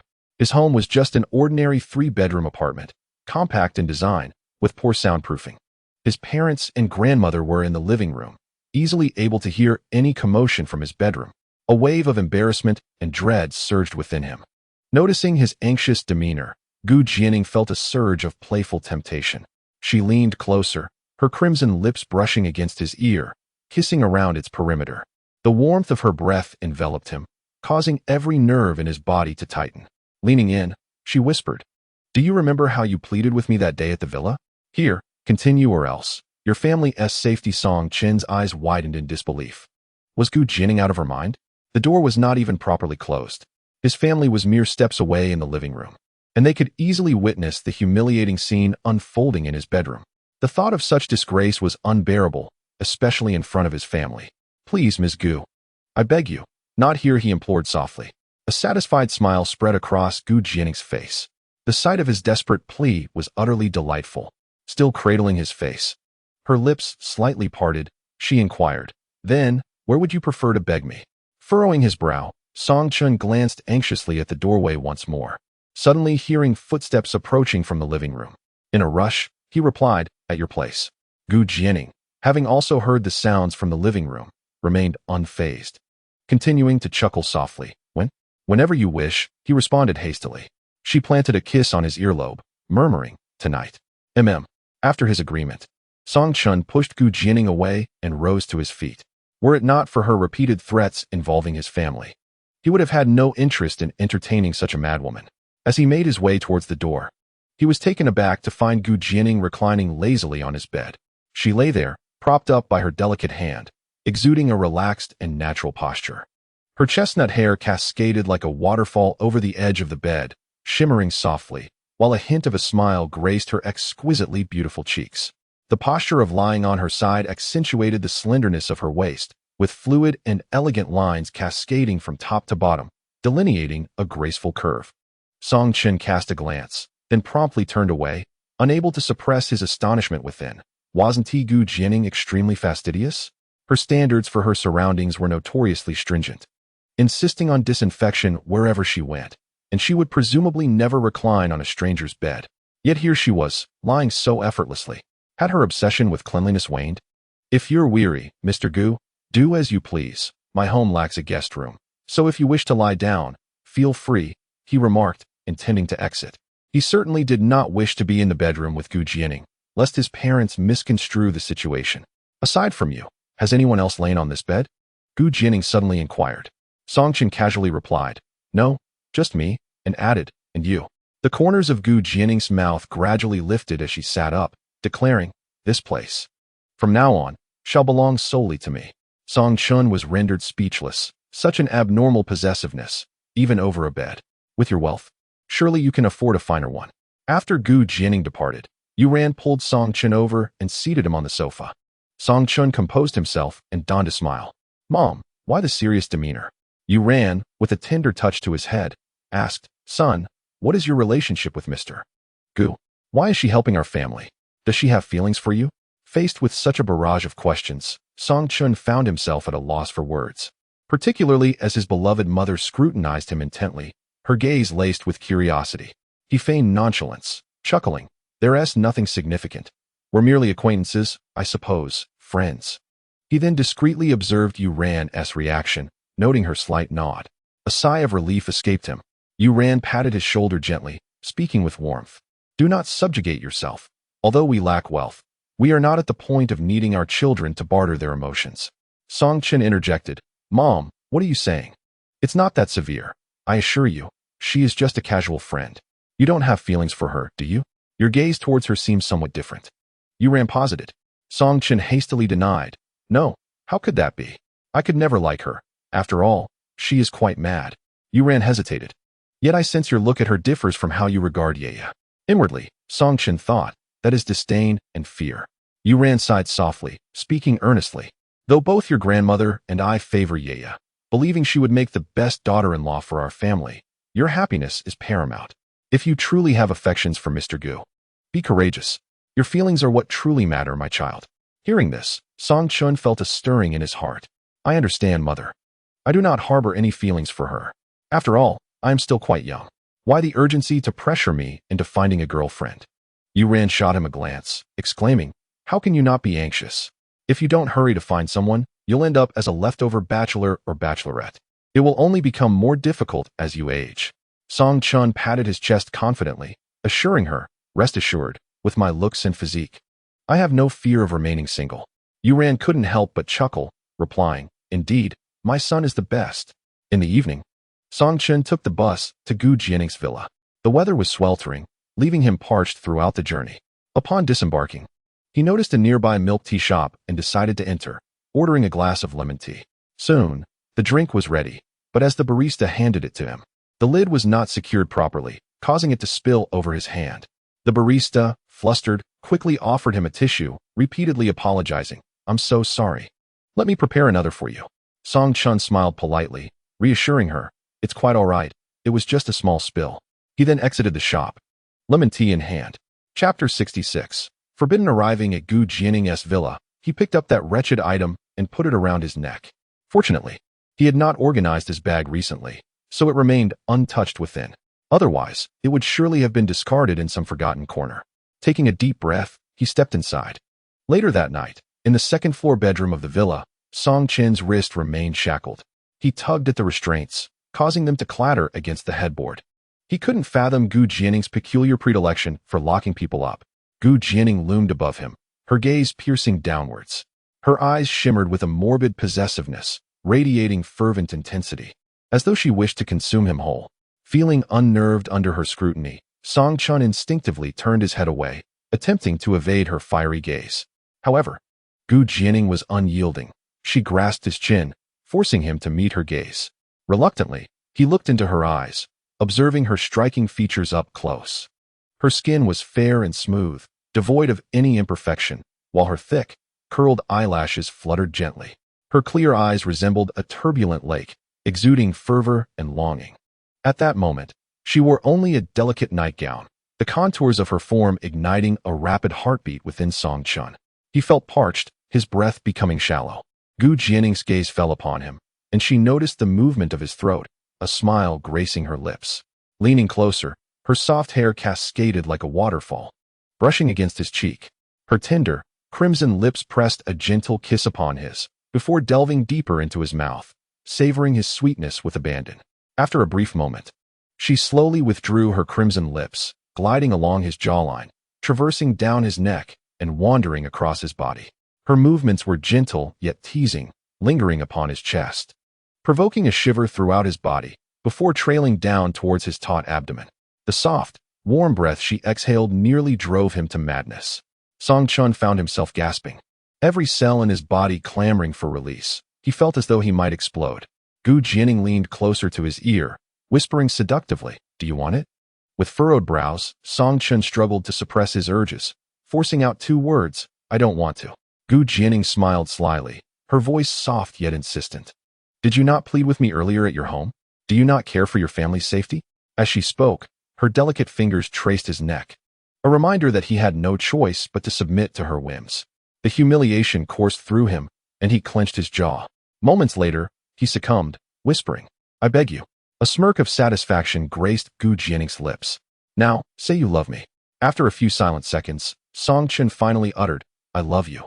The clarity of his declaration sent a tremor through Gu Jianing's heart, as if struck by a wave of intense emotion. A fervor ignited in her eyes, mingling surprise and excitement. He had professed his love. With fervent kisses, she explored the contours of his body, and Jianing closed his eyes, surrendering to her desires. Suddenly, Jianing halted, biting down hard on his chest. The sharp pain instantly tightened his nerves, and he let out a muffled groan, his body instinctively shuddering. Is this lunatic a dog? Jianing grasped his chin firmly, her voice sharp as she commanded, open your eyes and look at me. When he complied, their gazes locked. She glared at him intensely. Today, you smiled at a girl, did you not? Jianing hesitated, struggling to recall the day's events. He couldn't remember interacting with anyone, especially not with Mu Yao or her friends. Breathing heavily, he replied, I did not. Jianing's lips curled into a cold smile. Lowering her head, she nibbled at his lips, her voice low and dangerous. Have you forgotten so soon? I truly did not, Jianing asserted firmly. Are you referring to my mother and grandmother? They are my family. Jianing's breath quickened as she replied, all the females I speak of include them. If you grow too close to them, I will feel jealous. Her gaze was fixed intently on Jianing, as if she sought to penetrate his very soul. The overwhelming sense of possessiveness instilled in him a feeling of oppression. Today at the milk tea shop, did you smile at a girl? Jianing replied softly. I was merely purchasing something. I told you not to smile at other women. Jianing's voice suddenly took on a stern tone, her grip tightening with a punitive intent. Jianing let out a painful grunt. Do you realize your mistake? He clenched his teeth and murmured, I understand. Due to Jianing's threats, Jianing refrained from answering calls from Mu Yao and Jiang Yu for nearly a week, as he sought to avoid them. He also made an effort to refrain from conversing with unfamiliar females, fully aware that Jianing might be watching him. Though he recognized the irrationality of his actions, he secretly pondered the need to devise a plan to extricate himself from that madness. One morning, as he meandered through the school, he relished the respite before his shift at the restaurant commenced at noon, where there were typically no patrons in the morning. After strolling a short distance, a lively figure approached from afar. Mu Yao, clad in a t-shirt and shorts, flaunted her petite waist, her wavy hair styled into an adorable bun. Hi, darling. Her face radiated with a bright smile. Jianing turned away, unwilling to acknowledge her. Mu Yao quickly caught up and seized his arm. Why are you ignoring me? You've been avoiding me lately. Jianing pushed her away and glanced around, relieved that there were no surveillance cameras in sight. Mu Yao? You really should stop clinging to me. With a pout, Mu Yao replied, what are you afraid of? Jianing explained, it's dangerous. She scoffed. Isn't it just that tyrant Jianing? I've already done my research. She orchestrated an accident that nearly harmed me. Jianing shot her a sidelong glance. Then why don't you behave accordingly? Why should I let her control me? If it weren't for my kindness, I would have long ago found someone to dismantle her piece by piece, to leave her in ruins. Mu Yao's face exuded a chilling ferocity. Taken aback, Jianing stared at her in shock. He couldn't help but exclaim, why are all you girls so ruthless? Chapter 67. The gift. Noticing that Jianing seemed frightened, Mu Yao quickly adopted a charming smile. Oh dear, that's only for others. For you, it's all love. Come here for a kiss. She puckered her lips and planted a kiss on his cheek. Jianing hastily pushed her away, the memories of Jianing's actions and her threats still haunting him. If she could orchestrate an accident, what else was she capable of? Seeing his fearful expression, Mu Yao reassured him, don't be afraid of her. She's simply watching you. Don't worry, I've taken care of it. The person she sent to monitor you has already been bribed by me. Are you sure? Jianing asked, a hint of skepticism evident in his voice. Although Mu Yao is not one to be underestimated, she feels that, compared to Jianing's cunning, she may not stand a chance against her. With a smile in her eyes, Mu Yao reassures, of course I can handle such trivial matters. Rest assured, from now on, you may freely date and spend time with me, and also share affectionate moments. Despite her cheerful demeanor, a glint of mischief flickers in her gaze. She thinks to herself that while those who monitor you have been bribed and will no longer report to Jianing, they will still report to me. I intend to keep track of your every move, Jianing. I am eager to discover what you and Jianing have been up to. If you dare to betray me. Jianing lets out a resigned sigh, thinking it would be best if you kept your distance from me in the future. Curiously, Mu Yao inquires, I don't understand why you listen to Jianing so obediently. What gives her the right to control you? Hasn't she merely assisted your family? What agreement have you signed with her? How much do you owe her? Faced with Mu Yao's rapid-fire questions, Jianing finds himself at a loss for words. opting to answer the simplest query, 5 million. Mu Yao laughs. It's just 5 million, right? I'll pay it off for you. How about you stay with me from now on? Songchen glances at her and replies, so you will become my new creditor? With a cheerful embrace of his arm. Mu Yao exclaims, clever. But forget it. Songchen shakes his head. Suddenly, Mu Yao recalls something, her tone turning somber as she asks, you aren't being kept by her because of the 5 million, are you? You haven't been taken advantage of, have you? Upon hearing this, Song Chun feels a pang of guilt. After all, the events that transpired in Gu Jianing's bedroom are ones he wishes to forget, as they are far too humiliating. Gu Jianing is a pervert. Naturally, he is reluctant to admit this in the face of Mu Yao's probing. No, don't say such things. However, Mu Yao continues to scrutinize him intently, her eyes searching for truth. Is there really nothing to it? She inspects Song Chen's face and neck, as if trying to discern any clues. Feeling uneasy, Song Chun touches his neck, relieved that he has been using hot egg compresses daily, rendering any marks from those kisses virtually invisible. Growing anxious, Mu Yao raises her voice. You must tell me, is there or isn't there? Her beautiful eyes, devoid of any mirth, resemble sharp blades, piercing directly into Song Chen's soul. Taken aback by Mu Yao's sudden intensity, Song Chen's heart races. He had always perceived Mu Yao as carefree, but at this moment, her demeanor is truly frightening. It feels as though if he were to confess, she might just end him. He responds dismissively, no? Stop overthinking. Are you certain? Absolutely certain. There is nothing. After saying this, Song Chun strides forward, with Mu Yao trailing closely behind, persistently calling out, as long as that is the case, you belong to me. I won't allow anyone else to take advantage of you, especially not that Gu Jianing, and certainly not that Su classmate of yours. And what about that eccentric senior of yours? Did you hear that? Song Chun halted in his tracks, turning back with a blend of helplessness and seriousness etched on his face. She is not eccentric. She is genuinely kind-hearted. Are you speaking on her behalf? Have you forgotten how she bullied me that day? You are amiable to everyone, yet unkind to me. Mu Yao glared at him, her lips pursed defiantly, her eyes brimming with grievance and discontent. Song Chen hurriedly defended himself. No. Regardless, I am upset, and you must make amends. Mu Yao's voice carried a hint of playful petulance. How should I compensate you? Song Chun asked, a touch of exasperation in his tone. Have you forgotten? You promised to give me something. Mu Yao flashed a sly grin, her eyes gleaming with triumph. Song Chen suddenly recalled the message he had sent her that day. You remember? Mu Yao proudly lifted her chin. Of course I do. What is the matter? You wouldn't dare to deny it, would you? The chat history is still there. Song Chen sighed. How could I deny it? Then let us go? With that, she tugged at Song Chen's shirt, leading him towards the school gate.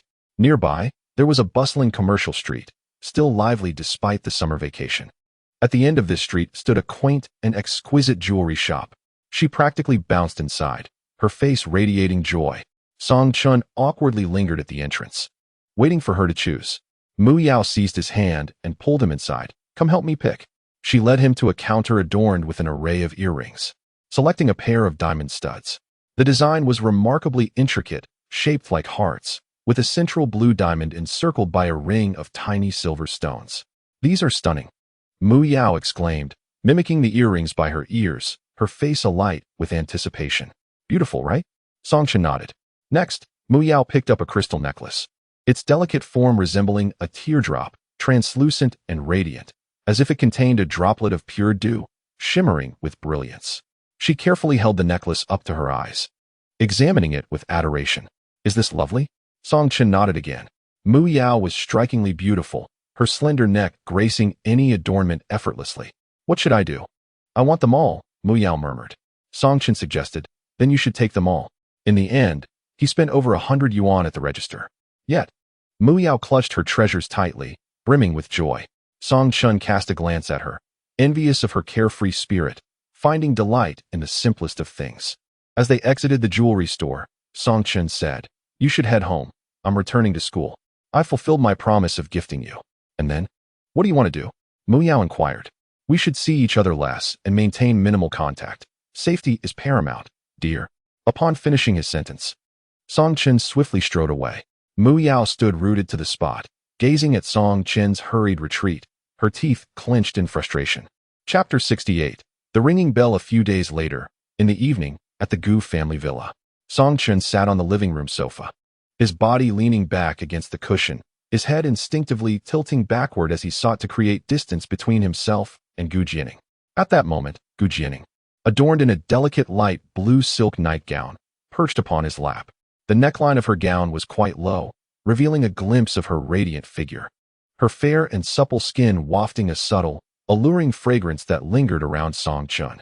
He felt a surge of heat, his body becoming somewhat rigid. He discreetly adjusted his breathing, attempting to calm himself, but Gu Jianing's warm breath continuously brushed against his face, akin to a low-temperature flame gently caressing his skin, intensifying his discomfort. Song Chun felt a sense of suffocation and slightly turned his face away. Yet, Gu Jianing gently grasped his chin with her fingertips, compelling him to meet her gaze once more. "You've been quite well behaved these past few days," she remarked softly, a smile gracing her lips. Though they had shared intimate moments, this little wolf dog always appeared shy, further igniting her desire to tease him. Song Chun let out a couple of dry laughs, although he inwardly berated her. He dared not reveal his true feelings. Suddenly, his phone rang sharply, shattering the tranquility of the evening with its clarity. So annoying, working late again, riding the empty subway. It's the last train. So frustrating, love so deep, yet we must part. Unable to comprehend this romance, so vexing. The moment he heard that ringtone, Song Chen's heart jolted. He remained frozen, allowing the phone to ring incessantly in his pocket. This particular ringtone had been exclusively set for Mu Yao, distinct from all others. Previously, he had become so exasperated by her incessant messages that he assigned her a unique ringtone, knowing that upon hearing it, he would be disinclined to answer. Inwardly chiding himself for the oversight of not silencing his phone amidst the day's haste, he felt a pang of regret. Gu Jianing's fingers lingered on his face, her eyes narrowing with a hint of scrutiny. "Aren't you going to answer?" Song Chun chuckled lightly, feigning indifference. "No need. It's probably just an advertisement." Gu Jianing smiled, her eyes sparkling mischievously. "So, may I interpret this as you not wishing for anyone to disrupt our intimacy, hence your refusal to answer, correct?" Song Chun immediately nodded. "Indeed. That's right, Ms. Gu. Is that so?" Gu Jianing's fingers tightened around his chin, her gaze sharpening. "Then what are you feeling guilty about, A tightness gripped Song Chen's heart, and he hurriedly denied. "No." "Really?" "Indeed." At last, the ringing ceased, and silence enveloped the room. Song Chun let out a long sigh of relief, his taut body gradually relaxing. Gu Jianing, however, chose not to press further. She extended her slender fingers, gently caressing Song Chen's lips, her touch soft yet imbued with an irresistible sense of control. After indulging in this playful torment, her fingers slowly descended along his jawline, tracing down his neck and further still. Her movements were deliberate, relishing the sensation of command, savoring each of Song Chen's reactions. His body quivered slightly in response to her touch. Gu Jianing observed him, flustered and helpless, resembling a prey that solely belonged to her. A sickly desire flickered in the depths of her gaze. He was undoubtedly unaware of how captivating he appeared at that moment. His disarray, his trembling, even the instinctive way he averted his eyes, all drew her in, igniting a yearning within her to dominate him further, to kiss him breathless and lead him into madness and the abyss. How vexing it was, working late again, as she boarded the empty subway, the ringing of her phone echoing anew. A sense of dread enveloped Song Chun, and a fine sheen of cold sweat began to form on his back. Gu Jianing cast a fleeting glance at him, then reached into his pocket to retrieve his phone. "Hey, Gu," he stammered, eager to intervene but hesitant to snatch it from her grasp. How distressing it was, to love yet be separated, to navigate a relationship fraught with ambiguity, so frustrating. The incessant ringing felt like a relentless hammer striking at his heart. Gu Jianing glanced at the screen, reading the words "annoying pest," her brows furrowing as a sharp, icy glint flashed in her eyes. Wasn't it supposed to be an advertisement? No, it was just. Song Chun hesitated, pondering how to explain. Gu Jianing pressed the answer button and activated the speaker, stealing a glance at him. The voice of Mu Yao resonated immediately. "Song Chun, why have you been ignoring me these past few days? Why won't you answer my calls?" Her tone carried a hint of grievance and complaint, laced with a touch of petulance. Song Chun exhaled in relief. Thankfully, she mentioned being ignored without suggesting anything further. Gu Jianing likely wouldn't hold it against him. After all, he had followed her instructions and refrained from engaging with Mu Yao. Yet, the tone felt rather ambiguous. Gu Jianing scoffed lightly and spoke, "Annoying pest? If she bothers you so much, why not simply block her? What do you think, darling?" Her voice was neither loud nor soft, though directed at Song Chun. It was audible enough for Mu Yao to overhear. Song Chun furrowed his brow slightly, remaining silent. Gu Jianing leaned in and kissed him gently on the ear, whispering, "Have you forgotten what I said?" Song Chun replied softly, "No." Gu Jianing's gaze hardened as she looked at the phone screen. "Then block her." Song Chun gritted his teeth. Conceding, "Fine. Hey, Song Chun, you can't block me. Did you hear that?" "Why?" Mu Yao's voice rose, but before she could finish, Gu Jianing hung up. She then thrust the phone in front of Song Chun. "Block her." "Mr. Gu, I shall say this only once," Song Chun declared. As he picked up his phone under Gu Jianing's watchful gaze, blocking Mu Yao from his contacts. Internally, he murmured an apology. "I am truly compelled to do this." Mu Yao. Once he completed the action, a wave of relief washed over him, believing that the matter was settled. However, to his surprise, Gu Jianing retrieved her own phone and dialed Song Chun's number. The ringing echoed, a mere standard melodic tone. Gu Jianing's expression tightened suddenly, casting a significant glance at Song Chun. Upon seeing the name on the screen, she bit her lip in irritation. "A creditor?" She scoffed. Song Chun hastily clarified, "No, that is not the case." "What is it then?" She pressed. "Well, at the beginning, when we were unfamiliar with each other, I simply labeled it that way," he stammered. Stealing a glance at Gu Jianing, who was intently focused on him, her eyes glinting with a dangerous intensity. "So, you have designated a ringtone solely for her?" "No, Mr. Gu, please allow me to explain. You heard it yourself. The beginning is quite bothersome. I set it up in that moment of annoyance, devoid of any ulterior motives." Gu Jianing's scoff echoed. "Bothersome? It seems there is another phrase that follows. Deeply in love, yet forced to part." She lifted his chin, locking her gaze onto his, interrogating him word by word. "Does this imply that you love her dearly, yet are compelled to separate?" Chapter 69. Reckoning under Gu Jianing's intense scrutiny, which felt as though she could devour him, Song Chun experienced an inexplicable wave of anxiety. "No, absolutely not," he fervently insisted. "I genuinely set it up without much thought." By heaven, he truly had not considered it deeply. Do boys possess the same intricate thoughts as girls? Yet, Gu Jianing's gaze remained unyielding, fixated on him. Time seemed to stretch infinitely in that moment, each second amplifying Song Chun's unease. Eventually, Gu Jianing averted her gaze and stood to leave, prompting him to exhale in relief. However, she soon returned, holding a pristine iPhone 19, its silver casing gleaming brilliantly under the lights. She presented the phone to Song Chun, stating coolly, "From now on, you shall use this device. It contains a new SIM card." Before he could respond, she added, "There must be no contacts of the opposite sex, nor on WeChat. Your old phone has been confiscated."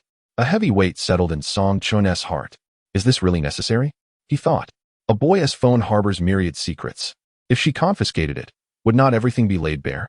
Furthermore, it contained conversations with friends, their contact information, and a plethora of miscellaneous items. If Gu Jianing were to peruse it all, the embarrassment would be overwhelming. Given her propensity for anger, one could only speculate what madness might ensue.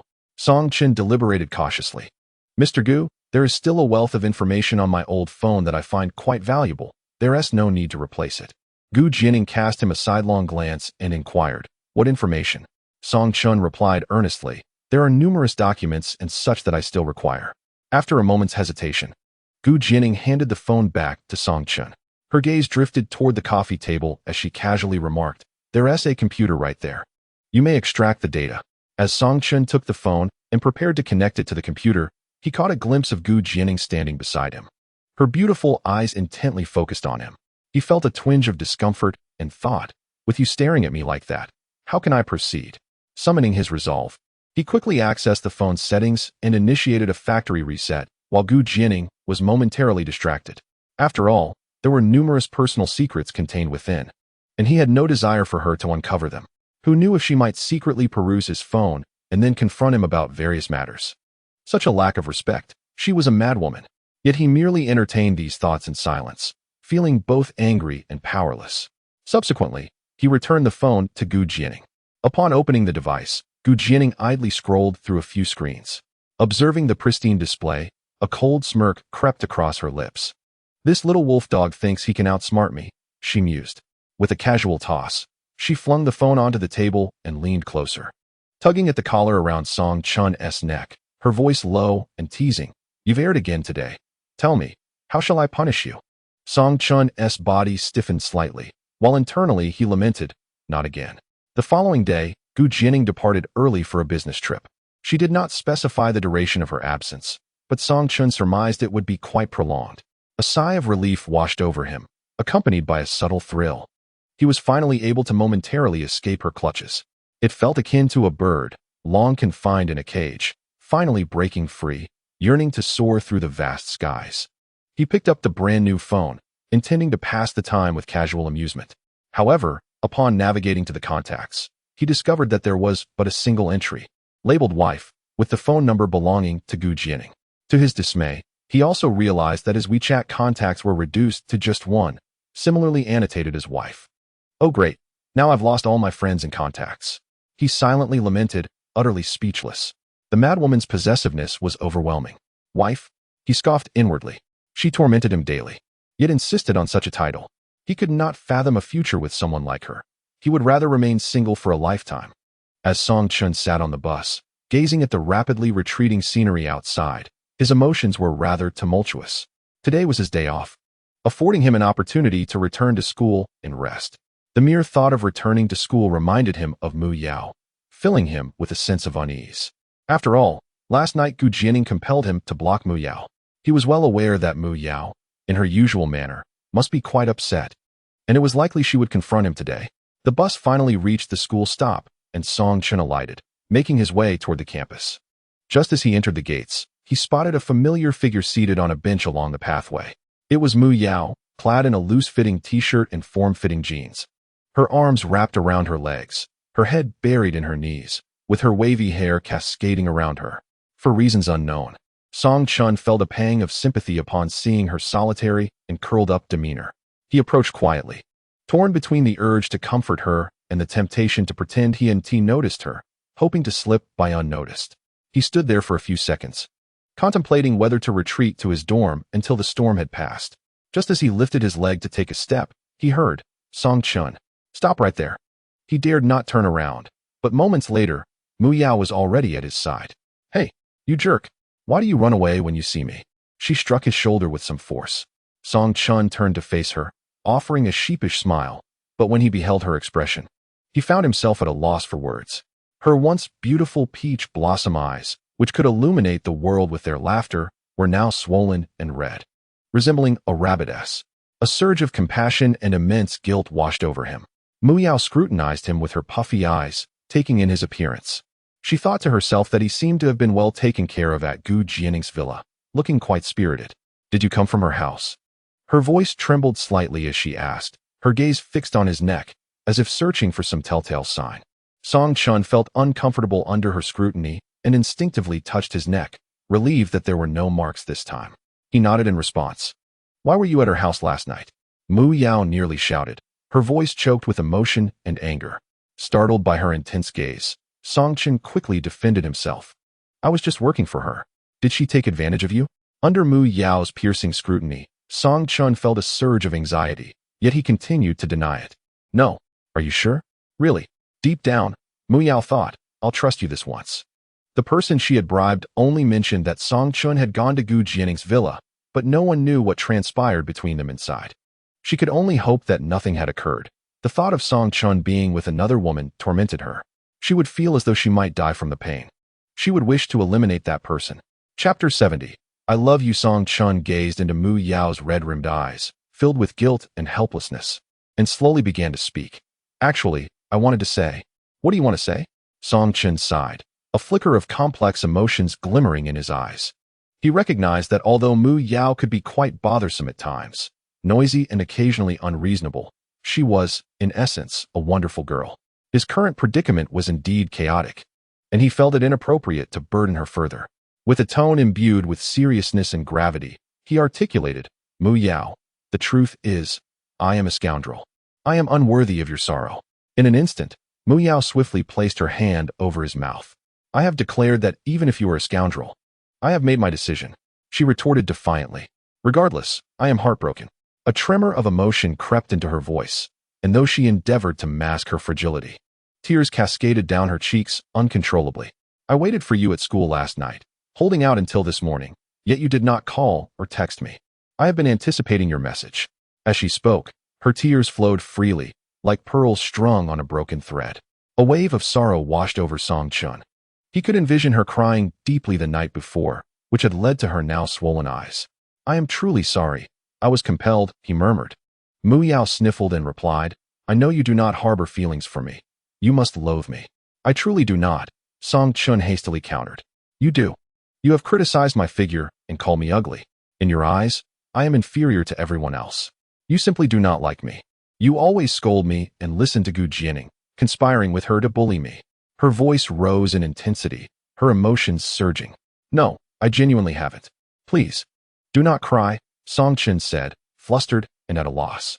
He was genuinely fearful of a girl's tears, unsure of how to console her.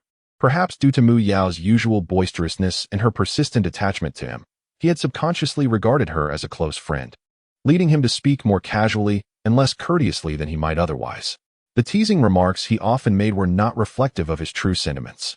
Reaching out, he intended to wipe away her tears, yet hesitated, concerned about potential surveillance cameras.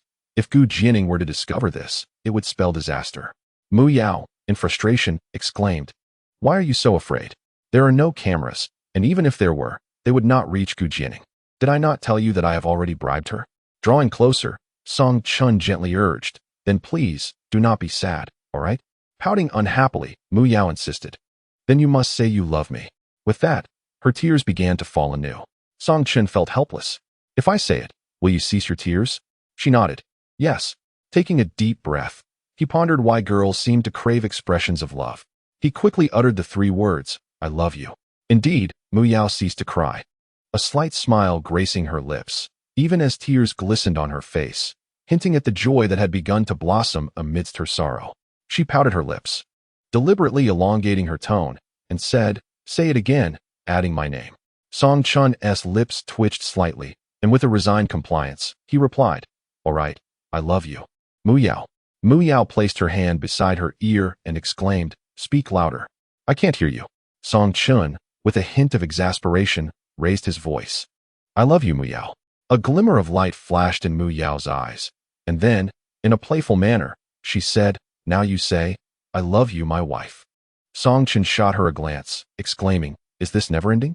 Upon witnessing the pitiful look in Mu Yao's eyes, he could not bear to refuse her, and said, I love you, my wife. Mu Yao smiled faintly, revealing her pearly little canine tooth. Though her peach blossom eyes remained flushed, they sparkled with mirth. Now you declare, Mu Yao is my wife, and in this lifetime, I shall love only her. Everyone else is but a fleeting shadow. Song Chun stared at her in disbelief. You still want me to say that? Yes. Just one last time, I promise. Mu Yao's voice was soft, as she clung to his arm in a childlike manner.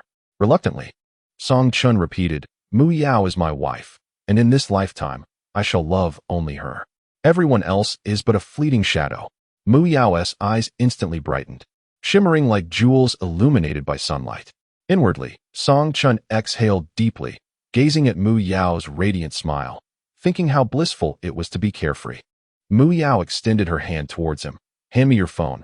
Remove my number from the blacklist. And also, you are forbidden from calling me an annoying pest. How dare you call me an annoying pest? Who gave you the audacity? Mu Yao said, glaring fiercely at Song Chun. As Song Chun retrieved his phone from his pocket, Mu Yao leaned in closer. Did you get a new phone? She asked in surprise. Yes, the manager gave me a new one. The old one has already been taken by her. Mu Yao's brow furrowed slightly, a flicker of displeasure passing through her eyes. She snatched Song Chen's phone and quickly navigated to the contacts, only to find a single phone number noted as wife. Her eyes widened in indignation, as if they might ignite with fire. This she-devil has quite the imagination. On what grounds does she claim to be your wife? Fuming, Mu Yao demanded, delete it. No. Better yet, blacklist her. Song Chen cautiously advised. Oh, when will this endless cycle of grievances cease? Perhaps it's best to let it go. Mu Yao glared at him fiercely. Are you still speaking up for her? Song Chun hurriedly clarified. No, I meant you have a good nature, very kind. You aren't as petty as she is. Upon hearing this, Mu Yao raised an eyebrow and replied, I'll give you credit for your insight. I am indeed far superior to her. Forget the blacklist, just change the label. Do not call her wife, call her she-devil instead. Then, with a hint of mischief, she added, actually, change it to old witch. She-devil is far too complimentary for her. Upon finishing, a smug smile graced her face. Song Chun, feeling helpless, had no choice but to comply. He secretly vowed to rectify the situation later. Otherwise, if Jianing found out, it would be disastrous. Moreover, he needed to save her contact with the note Mu Yao. While she spoke, she contemplated, although she wished for Song Chun to label her as wife. The term had just been used by Jianing, which made her cringe at the thought. She declared, label me as darling. Song Chun sighed quietly and obediently inscribed the word darling. Mu Yao took his phone, glancing at the names in his contacts. Old witch and darling, a stark contrast indeed. A smile graced her face. The two strolled along the lakeside woods, engaging in conversation. Mu Yao skipped joyfully, circling a tree in delight. Her smile radiated like sunlight piercing through clouds, dispelling the earlier gloom. Song Chun was also uplifted by her brilliant smile. Suddenly, Mu Yao inquired, are you off today? She wrapped her arms around his, saying, then accompany me to a place. I want to return to the dormitory to rest. Song Chun was reluctant to go, primarily because he genuinely wished to take a break, and secondly, he feared being seen with Mu Yao by Jianing, who would undoubtedly explode in fury. With a playful smile, Mu Yao asked, darling, don't you want to go with me? Song Chun casually fabricated an excuse. No, I have other matters to attend to. The mischievous glint in her enchanting eyes sparkled as she retrieved her phone and tapped a few times. Song Chun's voice echoed from her device. I love you, Mu Yao. I love you, wife. Mu Yao is my wife. In this lifetime, I shall love only her. Everyone else is mere clouds. Song Chun's eyes widened in astonishment. Wait, did you just record that? Earlier, seeing Mu Yao in tears had compelled him to comfort her with those words, unaware that she had been recording the entire exchange from the very beginning. It was all premeditated, though Mu Yao's smile remained. Her words were laced with a hint of menace. So, let me ask you once more. Do you have other matters? Will you accompany me out? Song Chun grumbled. Why did you even record it? Mu Yao replied earnestly, of course, it's for that she-devil. If you refuse to accompany me, I will send it to her right now. Do you think she would be angry? Chapter 71. Trapped. Song Chun furrowed his brow. He had merely followed Mu Yao's lead out of concern when he saw her crying, intending to cheer her up, but he never anticipated being ensnared in her scheme. Reluctantly, he conceded, all right, I'll return to the dormitory first to drop off my bag. Mu Yao cheerfully exclaimed, then hurry up. Song Chun hastened back to the dorm, set down his bag, and changed into a fresh, tidy outfit. When he emerged once more, he spotted Mu Yao already waiting in front of the dormitory building. She had changed into a new outfit, adorned in a chiffon dress that danced gracefully with the gentle breeze, accentuating her slender waist. Her long, beautiful legs were exposed, capturing the attention of those around her. As they strolled side by side, Song Chun's gaze fell upon a striking red Ferrari parked by the roadside. Under the sun's warm embrace, the vibrant crimson of the car seemed to burn like a blazing flame, utterly captivating. Be my driver today? With that, Mu Yao settled into the passenger seat, resting her head against the backrest, a smile gracing her lips. Throughout the journey, Song Chun focused intently on the road, his hands firmly gripping the steering wheel. Yet, he couldn't shake the feeling of being scrutinized, an uncomfortable sensation creeping over him. A glance from the corner of his eye confirmed his suspicion. Mu Yao was indeed watching him intently. Her eyes sparkled with an almost fervent glow, as if she were contemplating devouring him whole. Feeling somewhat unnerved under her gaze, he couldn't help but voice his discomfort. Miss Mu, could you please stop staring at me? It's rather intimidating. Where am I even looking? Mu Yao pouted, then closed her eyes, feigning indifference. Yet, within her mind, she mused, is this truly scary? Just wait. I have plans for later. A sly smile crept onto her lips as she plotted her next move. Following Mu Yao's directions, the car twisted and turned until they arrived at the foot of a mountain. The surroundings were remarkably tranquil, infused with the refreshing scent of the natural forest, uplifting the spirit. As Song Chun looked around, he discovered they had entered a villa district, where exquisite villas were artfully scattered at the mountain's base, exuding an air of serenity. Where's this place? He inquired. You'll find out soon enough, Mu Yao replied, pulling him towards one of the villas. Once inside, she playfully pushed him onto the sofa before sitting down herself. Don't be polite. From now on, this will be your home. Upon hearing those words, an uneasy premonition stirred within Song Chun. How could this possibly be my home? Are you thirsty? Mu Yao asked with a smile. I'll get you some juice and let you experience my culinary skills. With that, she headed toward the kitchen. Seated on the sofa, Song Chun surveyed the interior, which was lavishly decorated and impressively spacious, a clear sign of wealth. In the kitchen, Mu Yao opened the refrigerator and retrieved half a watermelon, placing it on the cutting board. She picked up a knife, ready to slice it. Having rarely engaged in household chores throughout her life, let alone wielded a knife, she awkwardly struck the watermelon, wondering why it was so difficult to cut. Suddenly, a sharp pain shot through her fingertip. Horrified, she watched as bright red blood streamed from her finger, dripping onto the yellow cutting board and onto the watermelon itself. Mu Yao was in such pain that tears nearly brimmed in her eyes. Instinctively, she yearned to rush to Song Chun for solace, but at that very moment, a peculiar thought began to unfurl within her mind. She gazed at the bloodied watermelon, a morbid glimmer flickering in her eyes. Her heartbeat quickened uncontrollably, a sensation of indescribable exhilaration slowly spreading through her body. If only you were to drink my blood, Song Chun, we would become one. With this thought, she positioned her finger above the juicer and pressed down firmly, allowing her blood to drip drop by drop into the machine. However, the blood on her fingers soon congealed, stubbornly refusing to flow further. Resolutely, Mu Yao grasped a knife and sliced her finger deeply. Silently, she cried out in her heart, "It hurts, it hurts, it hurts." Tears nearly spilled from her eyes. Yet for the sake of allowing Song Chun to partake of her blood, she endured. After letting her blood fall into the juicer, she hastily found a band-aid to cover her wound. She then carelessly hacked at the watermelon a few times before tossing it into the juicer. As the machine whirred to life, a fervent obsession gradually illuminated her beautiful peach blossom eyes. At last, the juice was ready. Mu Yao carefully poured the watermelon juice into a transparent glass and carried it to the living room. With a cheerful smile, she offered it to Song Chun, exclaiming, "Drink up. Chilled watermelon juice. It's absolutely delightful. Freshly taken from the fridge." Song Chun accepted it, hesitatingly asking, "Aren't you going to drink any? Did you make just one cup?" With a smile, Mu Yao replied, "I made it especially for you. Don't you see how much I care for you?" Song Chun nodded in agreement. "Yes? It's quite nice." As he spoke, he took a hearty sip. The summer heat had left him genuinely parched.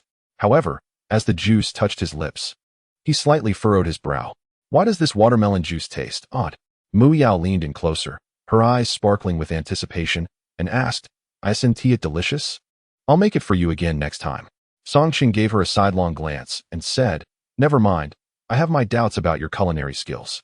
How can you manage to make watermelon juice taste like something else?" With that, he downed the remainder of the juice in one gulp.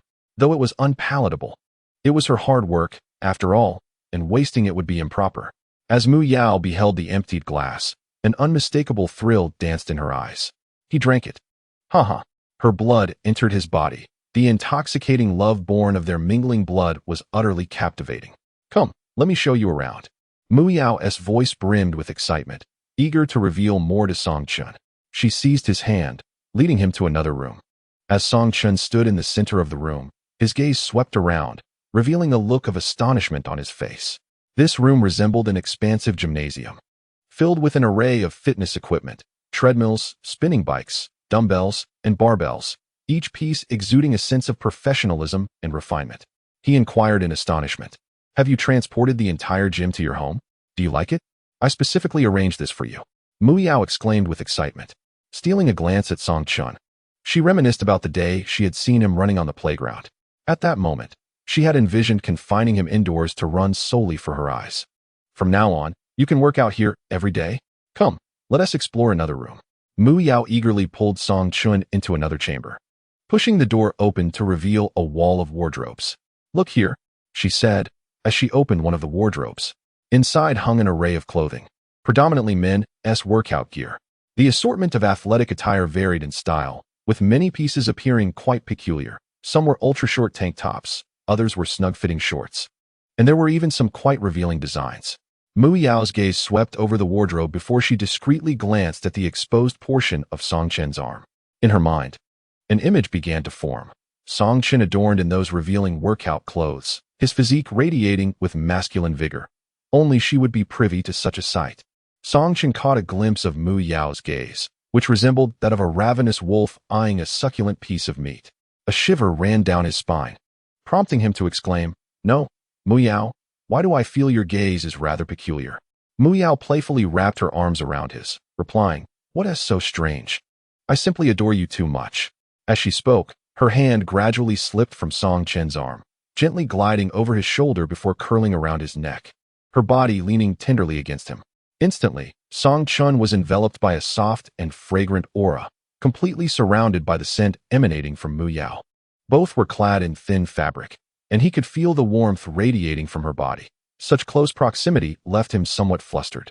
Instinctively, he wished to step back, creating distance between them, yet Mu Yao advanced another step, pressing him firmly against the wardrobe, leaving him no escape.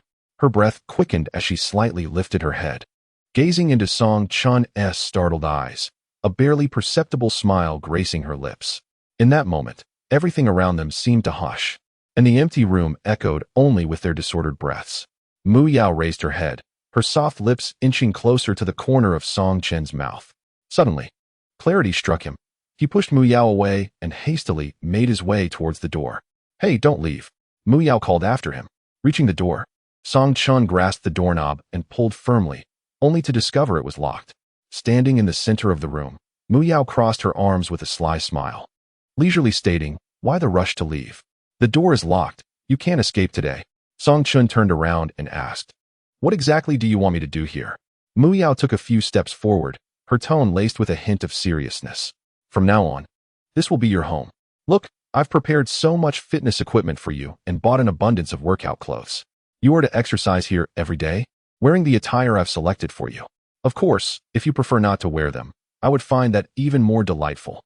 Mu Yao exclaimed with enthusiasm, a spark of fervor glimmering in her eyes. Song Chen gazed incredulously at Mu Yao's sparkling eyes. "No, please don't jest." Yet, Mu Yao's gaze was fixed intently on him, inching closer as if she were eyeing a long-desired prey. "I am serious. Today, you cannot escape." Song Chen was quite taken aback by Mu Yao's intensity. Recalling the unnerving images of those deranged women who had once restrained him with handcuffs. To prevent such a bizarre scenario from unfolding again, he hastily retreated a few steps, exclaiming, "Don't come any closer."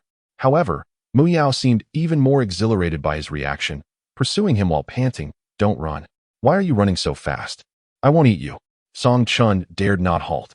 As soon as Mu Yao drew near, he would flee, maintaining several meters of distance between them. Gasping for breath, Mu Yao eventually waved her hand, conceding, "All right, I won't chase you anymore." She turned and entered another room. Shortly after, she emerged with a bottle of red wine and 2 glasses. "You can go out if you wish, but first, come and share a drink with me. After a toast, you may leave. Come here." She beckoned to Song Chen. He approached and settled onto the sofa. Mu Yao poured half a glass of wine, gently swirling it in her hand, the vibrant liquid spinning and releasing a subtle aroma. Hesitantly, Song Chen took the glass and asked, "You haven't put anything in it, have you?" "What could I possibly put in it? Honestly," she replied. "Come on, cheers." Mu Yao tilted her head back and drank most of the wine in one go. Her slender, fair neck, delicate as if carved from jade, contrasted starkly with the rich crimson of the wine.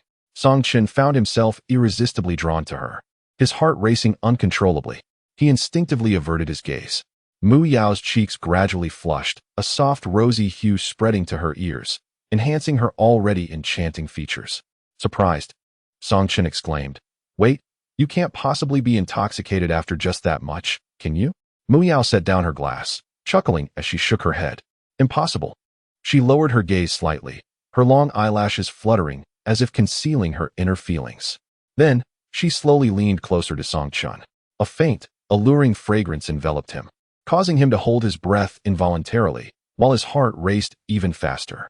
At that moment, Mu Yao's neckline dipped slightly, revealing a glimpse of her exquisite collarbone and the allure of her décolletage. The intense temptation made Song Chen's heart flutter restlessly. Mu Yao suddenly fell into his embrace, instinctively wrapping her arms around his neck. Song Chen was taken aback by this unexpected gesture. His body froze, paralyzed by the surprise. His heart raced like a drum, and his mind became a whirlwind of confusion. After a moment, he softly inquired, "Mu Yao, have you been drinking?" With her eyes shut, Mu Yao did not respond. Yet a faint smile tugged at the corners of her lips. Before Song Chun could fully comprehend the situation, she leaned closer to his neck. The warmth of her breath brushed against his skin, momentarily immobilizing him. Then, a sharp pain pierced through him. "Ah!" Song Chun exclaimed. Mu Yao had bitten down hard on his neck. Her warm, soft lips tenderly covered the wound, sending a tingling sensation coursing through him. Blurring the lines between pain and pleasure, Mu Yao's gaze gradually became hazy, her expression twisted and complex, glimmering with an indescribable light. In that moment, she seemed entranced. Unable to extricate herself from the allure, she closed her eyes, whispering in a daze, "Baby, your blood is so sweet, so delicious. I want more. It smells so good, don't move." The pain radiating from his neck was undeniable, yet the gentle caress of her lips only intensified the conflicting sensations. Leaving Song Chun in torment, his body instinctively resisted, but the delightful tingling sensation ensnared him, rendering him unable to escape entirely. His breaths quickened, his heartbeat thundered, as if it would leap from his chest. Finally, unable to endure any longer, Song Chun forcefully pushed Mu Yao away, desperate to break free from the suffocating entanglement. Chapter 73. Love. Mu Yao was cast aside by Song Chun, yet she bore no anger. Instead, a sickly sweet smile graced her lips. Her eyes shimmering with a strange delight, she gently bit her lip, as if savoring the moment. In her heart, she mused, "Now, we are truly intertwined. You are in me, and I am in you. This is what they call love that flows in our veins." Song Chun, observing the near madness in Mu Yao's eyes, could not help but exclaim, "Mu Yao, are you out of your mind? Are you a vampire?" As he spoke, he lightly touched his neck. "Ouch, that still hurts." Mu Yao leaned in closer, resting her head on his shoulder, and playfully said, "I'm sorry. I just love you too much. You've tasted my blood too. Our bond is deeper than blood, deeper than the sea." "What?" Song Chun shouted in shock, suddenly recalling the watermelon juice Mu Yao had offered him. His gaze inadvertently fell upon her fingers, where he noticed a band-aid adorned with remnants of red blood. A fleeting thought crossed his mind, and his stomach churned violently, threatening to expel its contents. In a panic, he seized the half-filled glass of red wine and gulped it down in one go. The tartness and spiciness of the red wine spread throughout his mouth, providing a slight reprieve from the discomfort in his stomach. He truly wished that the flavor of the wine could dissipate the nauseating sensation. Song Chun couldn't help but lament, "Alas, why is it that none of the women around me exhibit any semblance of normalcy?" Previously, he had thought that among this group, only Mu Yao was somewhat reasonable. However, today a scene had utterly shattered his perception. He had never anticipated that Mu Yao could be so peculiar. Indeed, exceedingly so. Leaning back against the sofa, he rubbed his forehead, contemplating the sheer madness and irrationality that permeated the world. With this thought, Song Chun poured himself another glass of red wine and tilted his head back to gulp it down. The metallic tang lingered in his mouth, refusing to dissipate. Mu Yao took a sip of her red wine and gazed dreamily at Song Chun. "Song Chun, I adore you," she declared, then reached out to gently pinch his arm. "I really like your muscles. Let me touch them." As Mu Yao became increasingly emboldened in her actions, even leaning towards him, Song Chun instinctively created some distance. "Mu Yao, please, be a bit more composed. I am quite sober. Let us toast and nurture our relationship." After saying this, Mu Yao poured another glass for Song Chun. She winked playfully, her eyes sparkling with mischief. "Come on, darling. Didn't the internet say we should flirt first?" Song Chun, observing her hazy gaze, felt a tinge of helplessness. He clinked his glass against hers. "All right then." Mu Yao tilted her head back, pouring the wine into her mouth while casting a sidelong glance at Song Chun. Her enchanting, intoxicated eyes sparkled with beauty as the wine slid down her throat. Her cheeks flushed a deeper crimson, as if kissed by the gentle glow of sunset. A sly smile danced on her lips as she thought, "I won't get drunk so easily. Today, I must intoxicate you first." Song Chun, noticing the rosy hue on Mu Yao's face, mused inwardly. "It seems this girl cannot hold her liquor well. If she gets drunk, I might be able to make my escape." Mu Yao continued to murmur, "Song Chun, today, I will absolutely have you. And you shall have me." Her expression was a blend of earnestness and charm, and seeing her tipsy demeanor made Song Chun chuckle. He clinked his glass with hers again, saying, "All right, let us down this drink first." Mu Yao cheerfully raised her glass, a hint of drunkenness evident in her smile. As she drank, Song Chun brought his glass to his lips, pretending to sip, then discreetly splashed the contents onto the carpet when Mu Yao wasn't looking. Hey, Song Chun, you're being mischievous. I saw that. Mu Yao pointed at the wine stain on the carpet. It was an accident, I swear. Fine. Let me have another drink, all right? Song Chun poured himself another glass and gulped it down. After a while, it seemed that Mu Yao's inebriation was beginning to take hold. Her movements became somewhat sluggish, her gaze increasingly dreamy, and the wine glass slipped from her hand, rolling onto the carpet. Shortly thereafter, her body lost balance and began to descend slowly. Song Chun instinctively reached out to support her, but she leaned into his embrace, murmuring indistinctly. With a gentle sigh, Song Chun lifted Mu Yao into his arms and carried her towards the bedroom. Her body felt light, softly nestled against his side. He carefully placed Mu Yao onto the bed, yet inadvertently glanced down, catching sight of the alluring glimpse of skin revealed by her slightly open neckline, subtly rising and falling with her breath. Her eyes were closed, thick lashes fluttering lightly, her cheeks adorned with an intoxicating flush. Song Chen's heart raced involuntarily, and he hurriedly averted his gaze. Suddenly, Mu Yao wrapped her arms around his neck, mumbling that he too had indulged in drink. Her breath lingered around him, infused with a faint scent of wine and a hint of sweetness, causing his heart to lose its rhythm and his breathing to become somewhat erratic. With a resigned smile, Song Chun gently removed her arms and covered her with a light blanket. He then stood up and walked to the door of the living room, attempting to open it. However, it remained obstinately shut, as if secured by an impenetrable lock.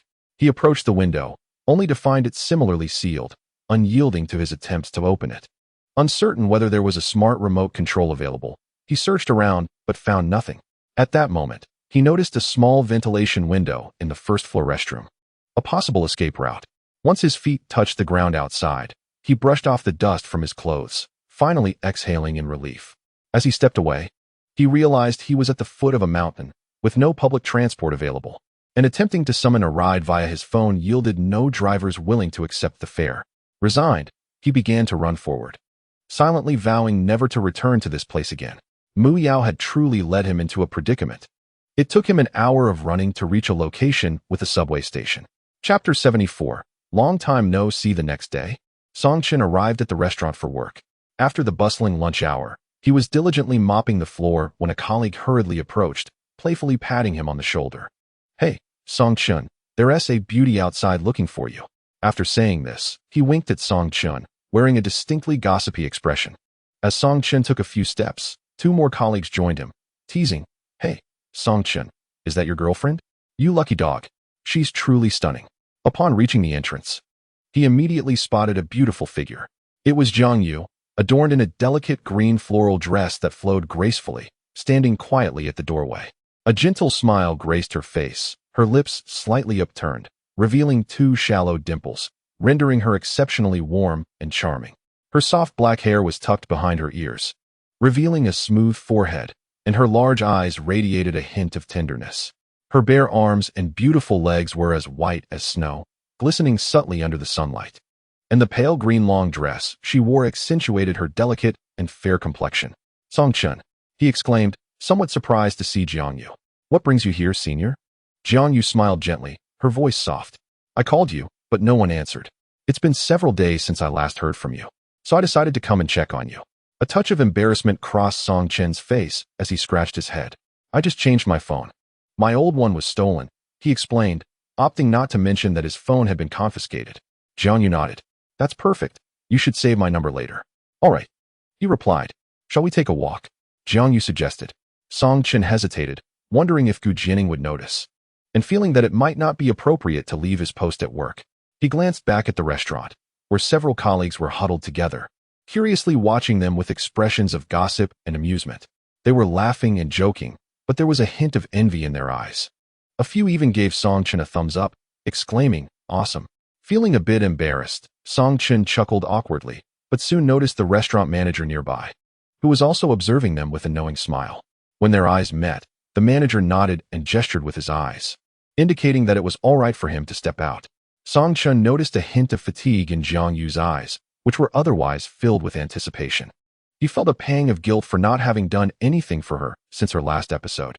Turning to her, He said, "Okay." The two of them strolled slowly along the nearby road. The afternoon sun remained fierce, and the air was thick with warmth. Towering sycamore trees lined the sides of the road, their lush branches nearly obscuring the sky. Sunlight filtered through the leaves, creating scattered patches of light that danced upon their shoulders, painting a beautifully serene scene. "Have you been busy with work lately?"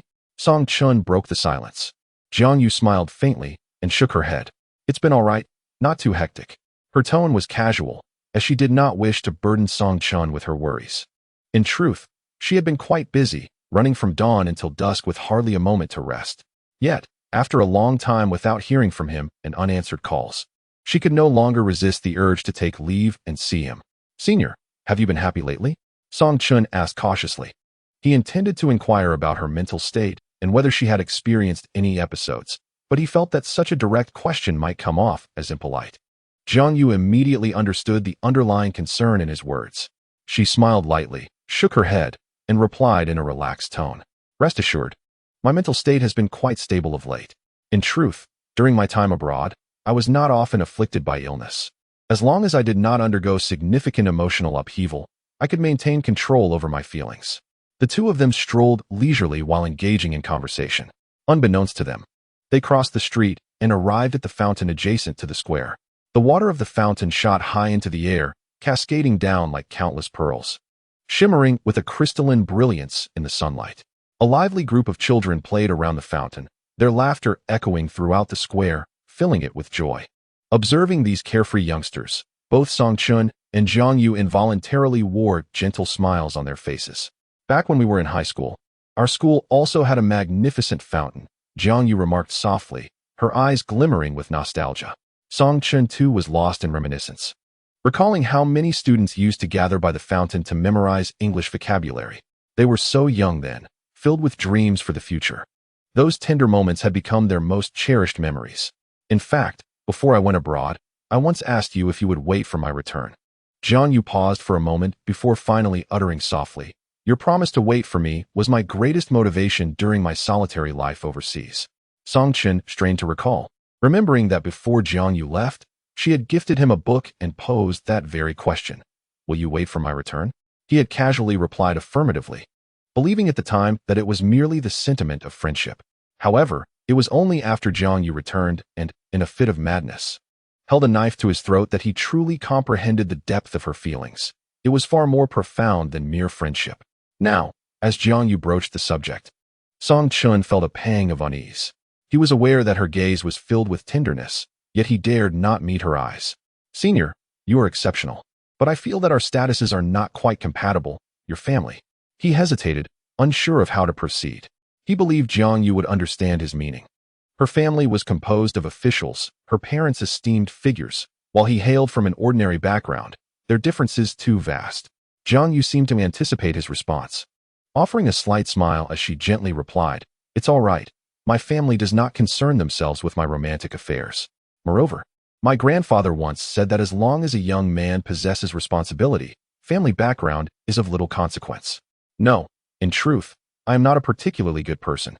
I genuinely fear that I might hold you back," Song Chun explained. "Regardless, you have already spoken, and I have taken you at your word."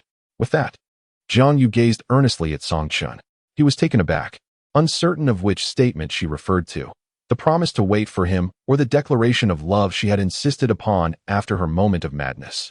A sudden wave of panic washed over Song Chun. He truly feared that if he were to directly reject Jiang Yu, she might spiral back into madness. This situation seemed rather complicated, primarily due to the fact that Jiang Yu could succumb to her afflictions at any moment. The last time, she had fallen victim to her condition due to the myriad of provocations from Mu Yao. This thought instilled a sense of trepidation in Song Chun.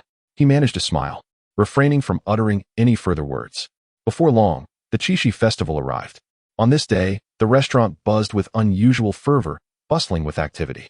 To commemorate the occasion, the establishment had introduced special promotions, offering not only couples discount packages, but also complimentary roses. Such enticing benefits attracted a multitude of couples eager to dine together. By midday, the restaurant was filled to capacity, with waitstaff navigating the crowded tables, tirelessly attending to customers. It wasn't until around 3 p.m. that the crowd began to thin out. Exhausted, Song Chen slumped into a chair, panting heavily and unable to suppress his grievances. The sheer volume of people in the capital city was staggering. He had not anticipated that so many couples would choose this day to dine out, which proved to be quite exhausting. At that moment, a charming figure entered the restaurant. Capturing everyone's attention, Mu Yao appeared in a delicate, pale yellow ruffled sundress, featuring an exquisite cutout design at the waist that accentuated her slender figure. She complemented her outfit with a pair of playful high-heeled sandals, exuding elegance and sweetness.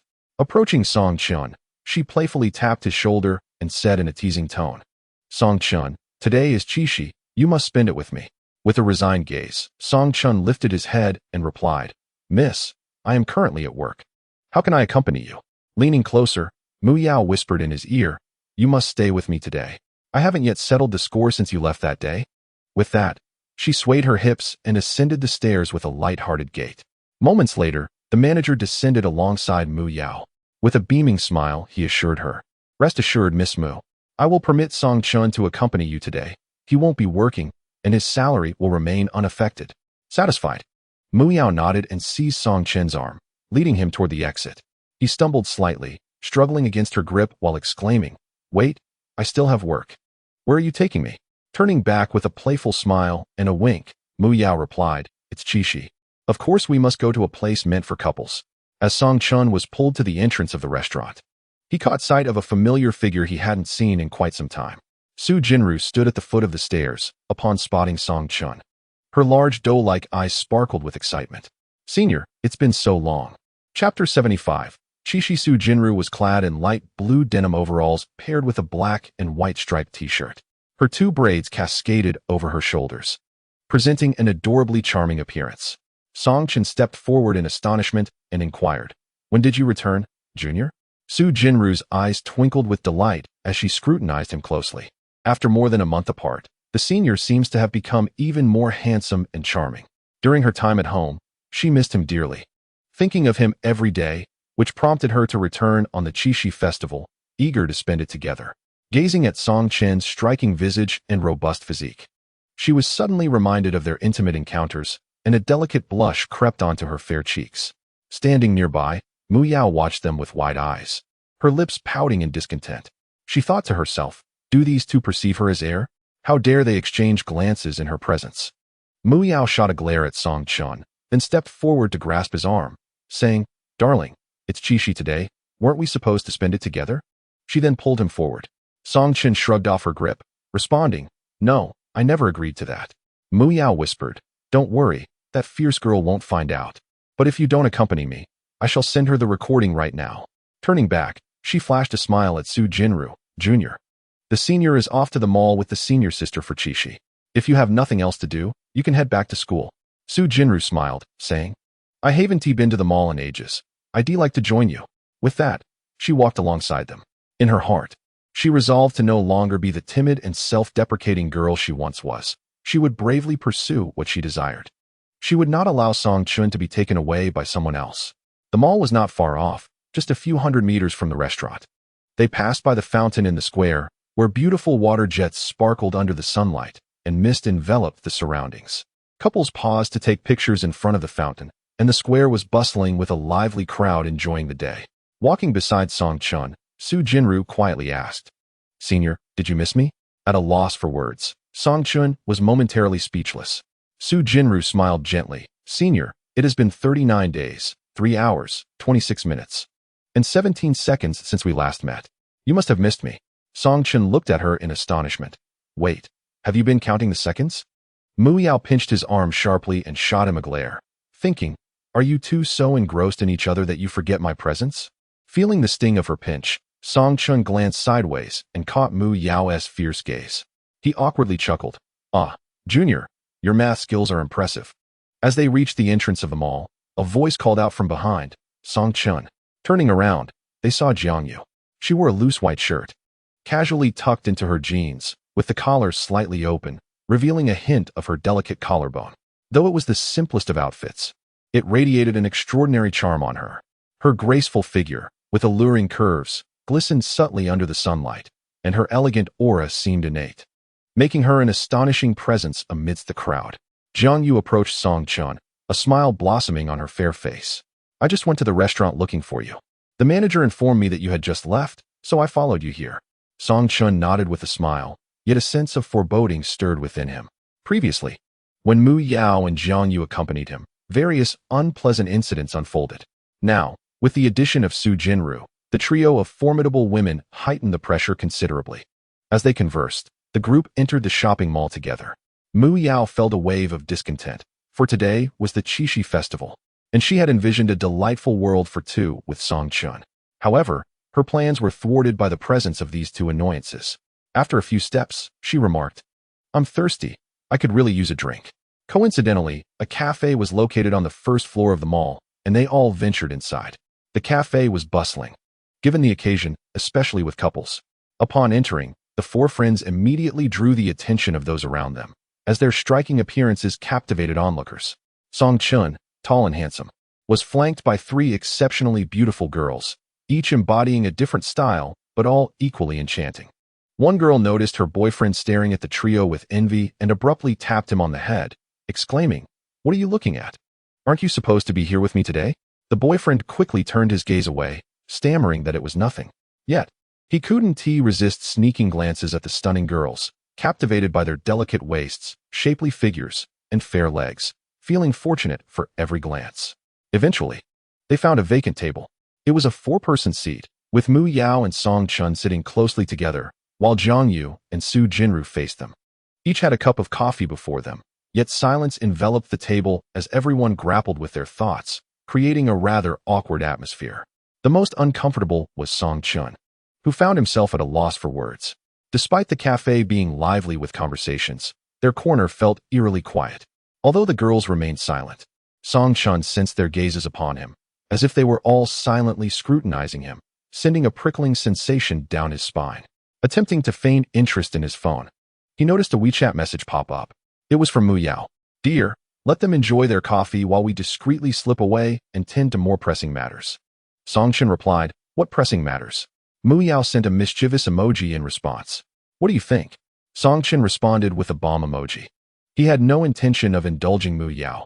Rather, he was preoccupied with thoughts of how to extricate himself from the three women and make a discreet escape. As Mu Yao's lips curled into a gentle smile, she retrieved an exquisitely crafted gift box from her bag and slid it across the table towards Song Chun. With a feigned allure, she said, "Darling, today is the Chi-shi festival. This is a gift for you. I hope you like it." Surprised, Song Chun gazed at the gift box, drawing the attention of Jiang Yu and Su Jinru. Mu Yao opened the box directly, revealing a seemingly exorbitant Patek Philippe watch. With her delicate fingers, she picked up the watch and adorned Song Chun's wrist with it. A sudden chill of metal enveloped his wrist. Yet it was the icy gaze from Jiang Yu and Su Jinru that sent a shiver down his spine. Both Jiang Yu and Su Jinru simultaneously turned their eyes to Song Chun's wrist, where his clean, masculine skin had been graced by Mu Yao's touch. Though their smiles remained intact, a profound coldness lurked in their eyes. "No need," Song Chun hastily replied. "I don't usually wear watches." As he attempted to remove the watch, Mu Yao clasped his wrist firmly, greedily caressing it before insisting, "It's the Chi-shi festival. Just wear it for me." Leaning closer, she whispered into his ear, "Song Chun, if you dare to embarrass me in front of them today, I will reveal everything you said about loving me to them." Hearing this, Song Chun furrowed his brow, resigned to acquiescence. He feigned a casual smile and, in a fleeting glance, caught Jiang Yu and Su Jinru's unwavering gaze, which bore a significant weight of meaning. Internally, Song Chun lamented his predicament, realizing he must tread carefully when conversing with Mu Yao, who always seemed to have a myriad of schemes, even recording such conversations. It felt as though she held a substantial leverage over him, occasionally threatening to wield it against him. Chapter 76. Chi-shi gifts. Reluctantly, Song Chun continued to wear the watch, managing an awkward chuckle. At that moment, Su Jinru, unwilling to be overshadowed, produced a beautifully crafted gift box from her bag and presented it to Song Chun. Mu Yao's curiosity piqued as she fixed her gaze on the box, eager to discover what Su Jinru had prepared. With a gentle demeanor, Su Jinru said, "Senior, it's Chi-shi, and I have a gift for you too." Opening the box before him revealed a pair of exquisite Bluetooth headphones. "They may not be extravagant, but I thought you would find them useful. I hope you don't mind," she added. In her heart, Su Jinru mused that headphones were among the closest items one could give, as she often observed Song Chun wearing them while listening to music. Thus, she believed he would surely appreciate her gift. Moreover, as the headphones nestled in his ears, it felt akin to an intimate connection, drawing her closer to him. With such thoughts, a sweet smile graced Su Jinru's lips. Song Chun quickly expressed his gratitude, saying, "Thank you." As Jiang Yu presented her gift, she retrieved an exquisite gift box from her bag and placed it before Song Chun. With a gentle flick, she opened the lid, revealing a splendid golden lighter adorned with the elegant letters Stupend. Although Song Chun had never purchased a high-end lighter, its luxurious texture immediately conveyed its expensive nature. "Thank you, Senior," he said, "but this is a bit too extravagant. I cannot accept such a gift." In haste, he removed the watch from his wrist and placed it into Mu Yao's gift box. Mu Yao leaned closer, whispering in his ear, "Did I not mention earlier that you must accept my gift today? Otherwise, I shall." The warm breath she exhaled brushed against Song Chen's ear, causing him to stiffen momentarily. Simultaneously, he sensed the chilling gaze of the two girls across from him sharpen as Mu Yao drew nearer. He quickly distanced himself from her. With a sidelong glance at Song Chun, Mu Yao's eyes sparkled mischievously as she asked, "So, Song Chun, which of these three gifts do you prefer the most?"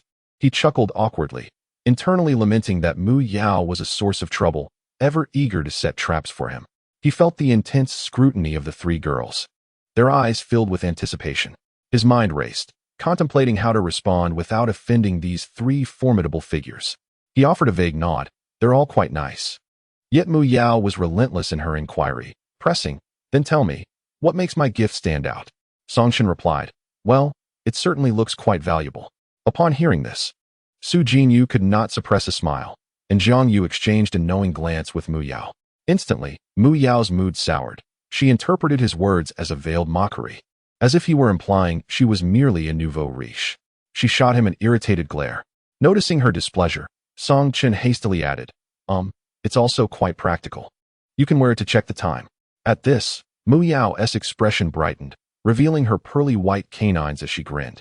"The best part is that this watch is waterproof. You can wear it while bathing." With that, she cast a disdainful glance at the two girls across from them, thinking to herself how Song Chun could wear her watch while sleeping or showering, whereas the headphones and lighter would be of no use in the bath. "In this round, I have triumphed," she mused. Feeling slightly awkward, Song Chun chuckled again, only to find the two girls across from him gazing intently. He quickly added, "The gift from the junior is also quite nice. I would definitely find the headphones useful." He then reiterated, "The gift from the senior is wonderful as well. I truly appreciate it." With that, he sighed in relief internally. "Why does this feel so exhausting? I cannot afford to offend any of them." Mu Yao smiled at him, asking, "If you had to choose one among the three, which would you prefer?" The two girls across from them fixed their gaze on Song Chun, eagerly awaiting his response, curious to know whom he would select. Internally, Song Chun lamented Mu Yao's incessant mischief. After pondering for a moment, he replied, "They all seem quite appealing at first glance, but I haven't had the chance to try them yet, so I cannot determine which is better. I will let you know after I have had the experience." With that, the trio ceased their inquiries.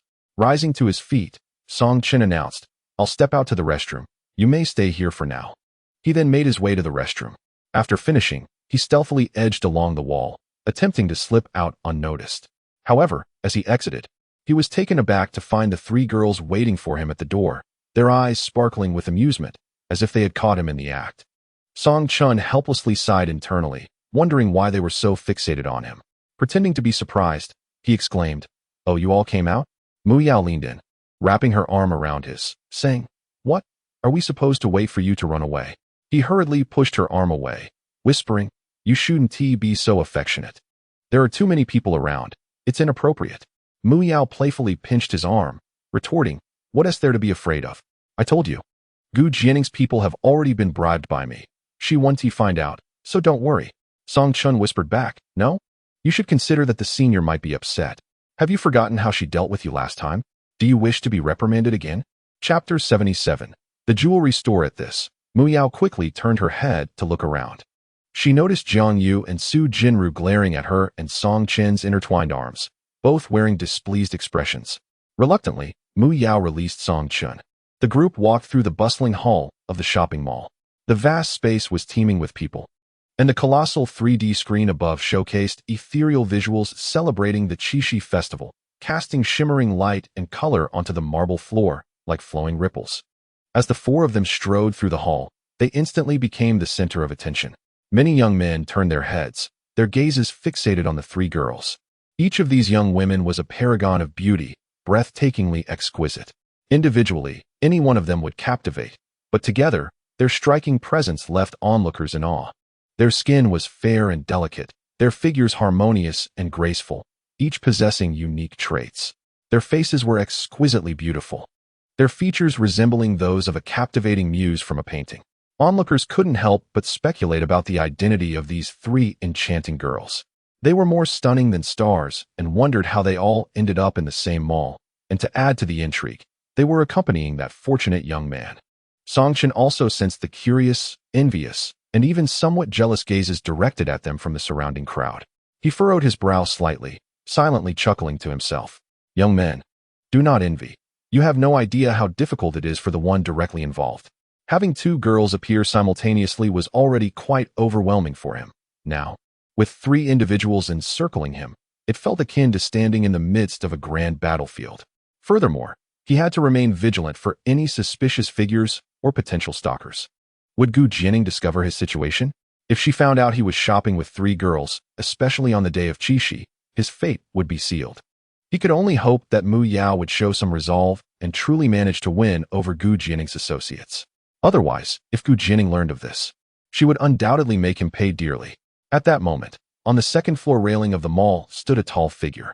The girl, named Zhong Yihuan, stood at 170 centimeters and was dressed casually in an oversized white t-shirt and gray cargo pants. Due to the bagginess of her attire, her figure was barely discernible, revealing only her slender frame. Her complexion was quite dark, dull, and yellowish, and lacking makeup. She was easily overlooked in the crowd. However, upon closer inspection, one would notice that her facial features were exceptionally well-proportioned, intricate, and three-dimensional. Moreover, the dullness of her skin did not overshadow the brilliance of her eyes, which sparkled as if they contained the most dazzling stars in the universe. She leaned casually against the railing, smiling as she observed the bustling crowd below. Her gaze was drawn to Song-chen and his companions as they passed beneath her. She noticed the girl with wavy hair closely pressed against the handsome young man, while the other two girls, though maintaining a distance, were also making efforts to draw nearer to him. The behaviors and expressions of the three girls were evidently tinged with jealousy, each one vying for the young man's attention. It was quite remarkable that this young man possessed such charm, captivating three exceptionally beautiful girls. A mischievous smile crept onto Zhong Yihuan's lips. This was indeed the most intriguing spectacle she had encountered since returning home. The four of them headed straight for the elevator and ascended to the third floor, which was a vibrant hub filled with an array of entertaining shops. Toy stores, accessory shops, and cosmetic boutiques displayed a dazzling assortment of merchandise, overwhelming the senses. Mu Yao particularly relished the thrill of discovering various trinkets in these stores. Each visit felt like uncovering a treasure trove. She tugged on Song-chen's arm, leading him into a shop across the way, with Jiang Yu and Su Jinru following closely behind. The counter was adorned with shimmering accessories, featuring exquisite crystal bracelets, dainty diamond studs, and uniquely styled necklaces. Mu Yao gazed intently at the shimmering trinkets, her eyes alight with excitement and affection. She casually picked up a bracelet, adorning her delicate wrist, and turned to Song-chen, inquiring, "Song-chen, does this look attractive?" The bracelet, adorned with numerous tiny rhinestones, sparkled like a constellation, beautifully complementing Mu Yao's fair and slender wrist. Song-chen nodded in approval. Jiang Yu also had a fondness for these charming accessories. Despite her typically composed demeanor, she harbored a deep appreciation for such feminine delights and found herself entranced by the glimmering objects. As Mu Yao and Jiang Yu diligently selected their treasures, Song-chen and Su Jinru stood nearby. Su Jinru stole a glance at Song-chen, realizing she finally had an opportunity to be alone with him. Although the chatter of the two girls persisted, at least she was closer to her senior now. She inhaled deeply, striving to absorb the essence of his presence. The intoxicating scent of masculine allure sending a thrill through her, even rendering her slightly dizzy. It was the scent of the senior she had longed for. In truth, she had an abundance of words to share with Song-chen, yet the two girls were not far away, and when she looked at him, She noticed his gaze drifting towards Jiang and Mu Yao. A frown creased Su Jinru's brow, a flicker of discontent stirring within her. She wished for Song Chen's attention to remain solely on her. The thought of him glancing at others filled her with sorrow. Why would he look at anyone else? Hadn't he missed her during their time apart? Every glance he cast towards another girl pierced her heart, igniting feelings of resentment.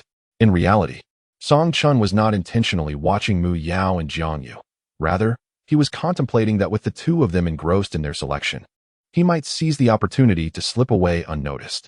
He had no desire to continue shopping with the three of them, calculating that Su Jinru, the obedient junior, posed little risk with her proximity. Lost in thought, Su Jinru quietly leaned closer to his ear, whispering, "Senior, that day in the small house on the playground. Should we experience it once more?" Startled, Song Chun turned to her, meeting her bright, doe-like eyes, which now shimmered with an unsettling intensity. He hurriedly replied, "No. Afterward." He cast a swift glance at the other two, hoping that Su Jinru's voice had not reached their ears, particularly Jiang Yu's. If she discovered this exchange, it would surely result in chaos. At that moment, Mu Yao approached, her curiosity piqued. "What are you two discussing?" With a smile, Song Chen replied, "Oh, it's nothing." Mu Yao fixed her gaze on the two individuals, observing that their expressions were rather peculiar. Song Chen appeared somewhat anxious, while Su Jinru bore a faint blush. She remarked, "Something is amiss. You both are undoubtedly concealing something from me. What is it?" Upon hearing the commotion, Jiang Yu approached, her scrutinizing gaze directed at Song Chun. Su Jinru smiled gently and began to speak, but Song Chun hurriedly interrupted, asserting that there was nothing to worry about. He then cast a pleading glance at Su Jinru. She certainly perceived his unspoken message, responding with a soft smile, "It's nothing at all." Song Chun sighed in relief internally, secretly contemplating that Su, his junior, had also learned the art of subtle coercion. As they continued their stroll, Mu Yao inquired of the two girls beside her, "Do you wish to visit the restroom?" Su Jinru shook her head, replying, "Not at the moment." Jiang Yu echoed the sentiment. Mu Yao chuckled softly, "Oh, since neither of you is going, I shan't go either." Song Chun mused to himself about how close-knit girls could be, even to the extent of visiting the restroom together. Yet, he understood deeply that the bond among these three girls was not as profound as it appeared. In truth, Mu Yao's internal dialogue was, "If I venture to the restroom alone, those two will undoubtedly have the opportunity to be alone with Song Chun. I simply cannot allow that to happen. I would rather hold it in." Upon ascending to the fourth floor, Mu Yao felt a discomfort in her abdomen, a pressing need that had been brewing since their time at the cafe. She gently placed a hand on her stomach, her brow furrowing slightly. Noticing the sudden silence around him, Song Chun turned to find Mu Yao uncharacteristically quiet, clutching her stomach. Realizing what was amiss, he announced, "I need to use the restroom." At his words, Mu Yao hastily exclaimed, "I'll go to the restroom too." She then dashed off towards the facilities. Inside, Mu Yao sent a message to Song Chun. "Darling, I knew you loved me the most. You must have sensed my restroom urgency and came to my rescue, right?" Song Chun chuckled helplessly and replied, "If you need to go, just go. Why hold it in? If I were to use the restroom, wouldn't that give those two an opportunity? I wouldn't let them have that chance with you." Glancing at his phone, he was at a loss for words. At that moment, Mu Yao sent another message, "Darling, let us ditch them and go to the top floor to watch a movie together, shall we?" Song Chun responded, "Is that really appropriate?" Mu Yao sent him a knife emoji. As he finished washing his hands and exited the restroom, he spotted Su Jinru and Jiang Yu standing a short distance away. Awaiting his return, their faces lit with expressions of delight. Shortly thereafter, Mu Yao emerged from the restroom, grasping Song Chen's arm as she exclaimed, "The clothing over there is exquisite. Let us take a look." The group arrived at a sports leisure section, which showcased an array of couple outfits. The ensembles worn by the models were designed with simplicity in mind, predominantly featuring solid-colored t-shirts adorned with various motifs. Some depicted two interlocking heart shapes, while others displayed two opposing smiling faces, evoking a palpable sense of romance. A sales associate approached with enthusiasm, smiling as she announced, "Today is the Chi-shi festival, and we have a promotional event in our store. Couple outfits are available at a 20% discount." Mu Yao immediately set her sights on a heart-patterned couple t-shirt. She clung to Song Chen's arm, playfully imploring, "Darling, would you buy this for me? Let us wear matching outfits."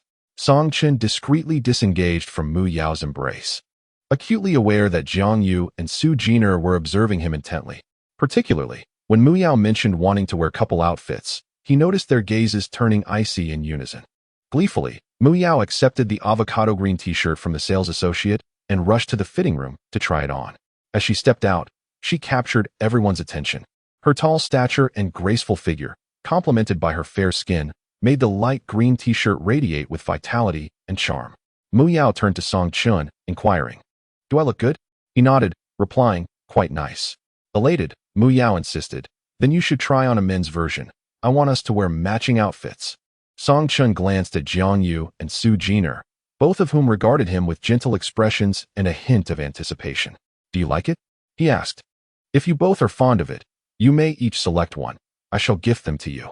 After all, they had generously presented him with gifts, and it seemed remiss not to reciprocate. Having worked at the restaurant for over a month, he had received his salary from the previous month, totaling over 6,000 yuan. Ultimately, Mu Yao chose the avocado green t-shirt, Jiang Yu selected a taro purple one, and Su Jiner opted for a princess pink shirt, which suited her petite and adorable frame beautifully. Mu Yao expressed her dissatisfaction at Song Chun buying outfits for the other two, exclaiming, "Song Chun, you must get that green one. We are a couple." Song Chun waved his hand dismissively.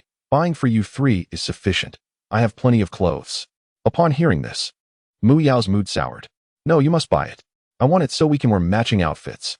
Jiang Yu chimed in, "I believe it will look lovely on you." Su Jiner added, "Senior, do consider purchasing one. I think it will suit you well." In truth, they each harbored their own intentions, hoping to persuade Song Chun to buy matching outfits with them, thereby establishing their own sense of coupledom. Mu Yao ardently advocated for Song Chun to select the green one, while the other two girls gazed at him with eager anticipation. They were equally curious about which color he would ultimately choose, for his selection subtly hinted at whom he wished to be with. Upon sensing the scrutinizing gazes of the three girls, Song Chun dared not choose any of the three colors they favored.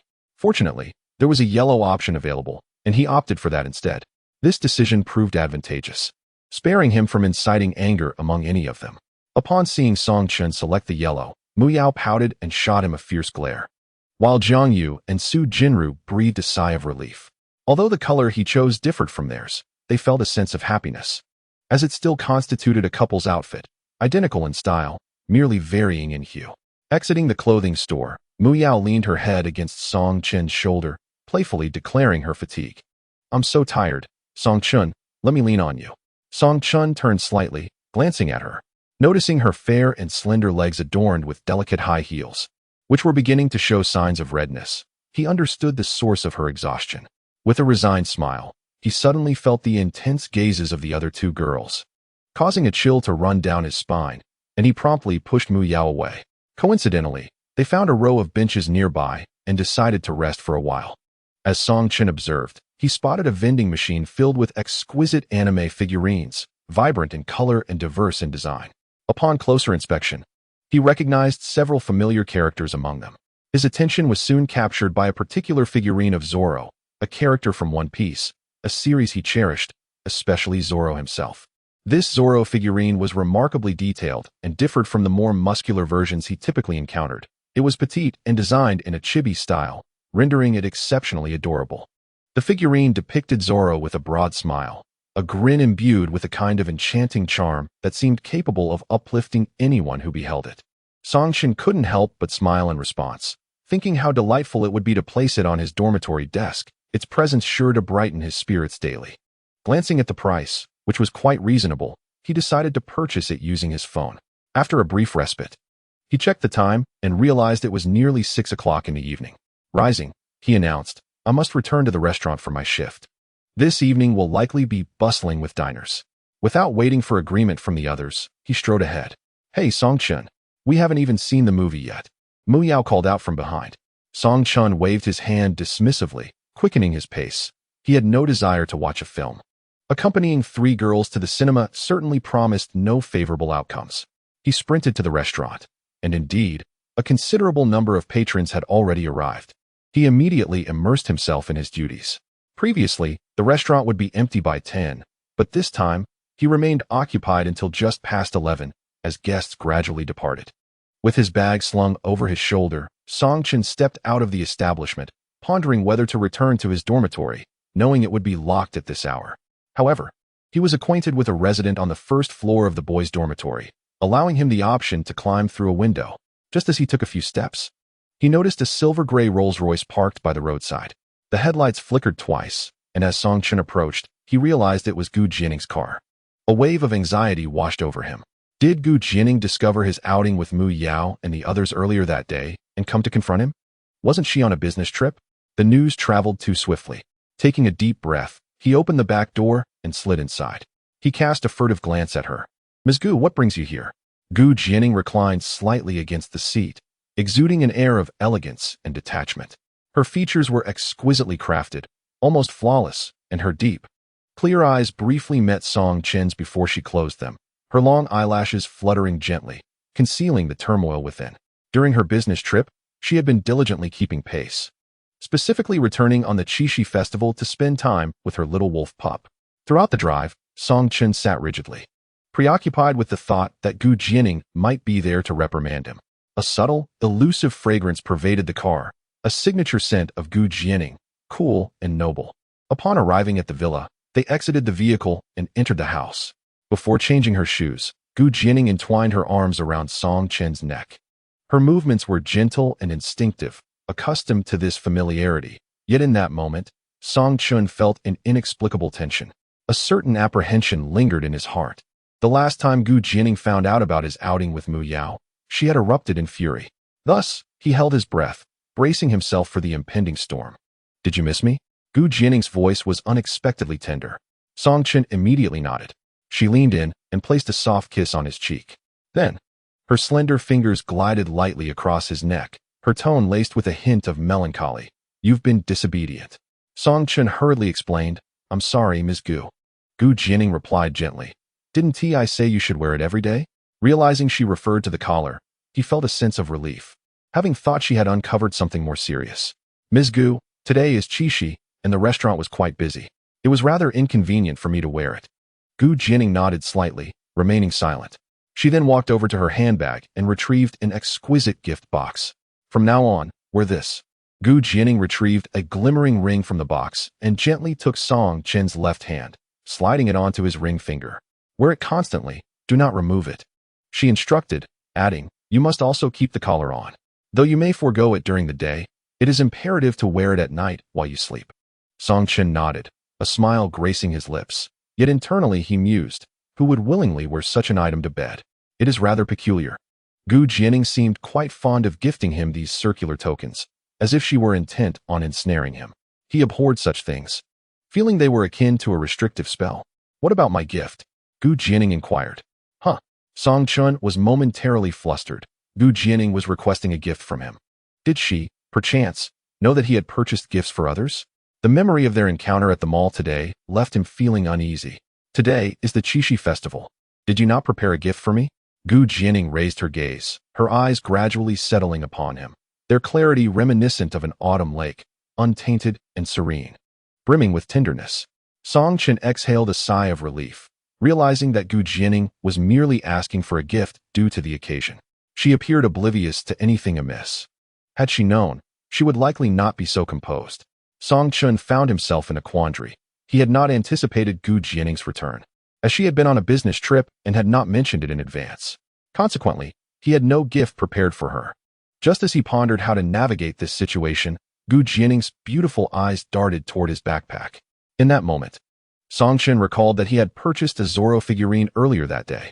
He rummaged through his bag and quickly produced it. "Gu, do you like this?" Gu Jianing reached out to accept it, her lips curling into a smile as she beheld the charming anime figure. It was indeed a unique gift.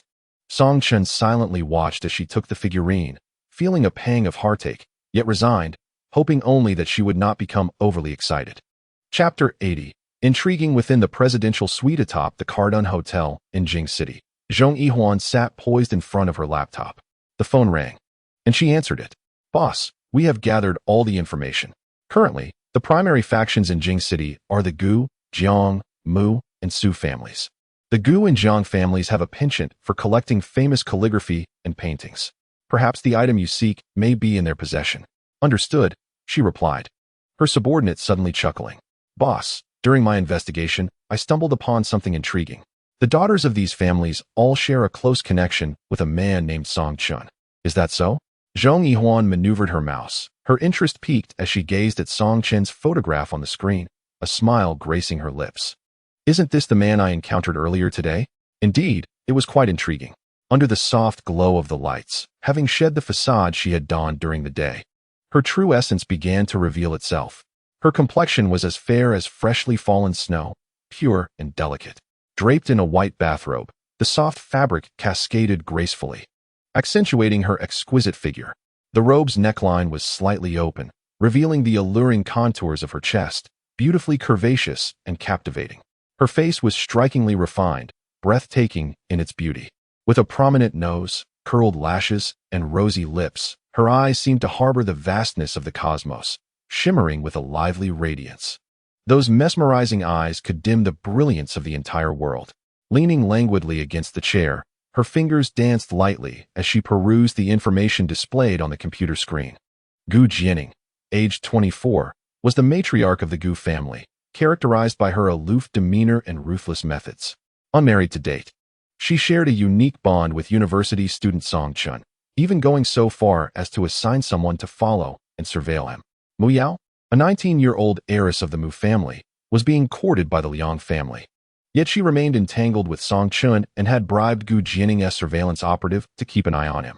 The individual overseeing the surveillance, Lu Ning, was deeply ensnared in gambling debts and sought to profit by simultaneously collecting payments from both Gu Jianing and Mu Yao, deceiving both parties.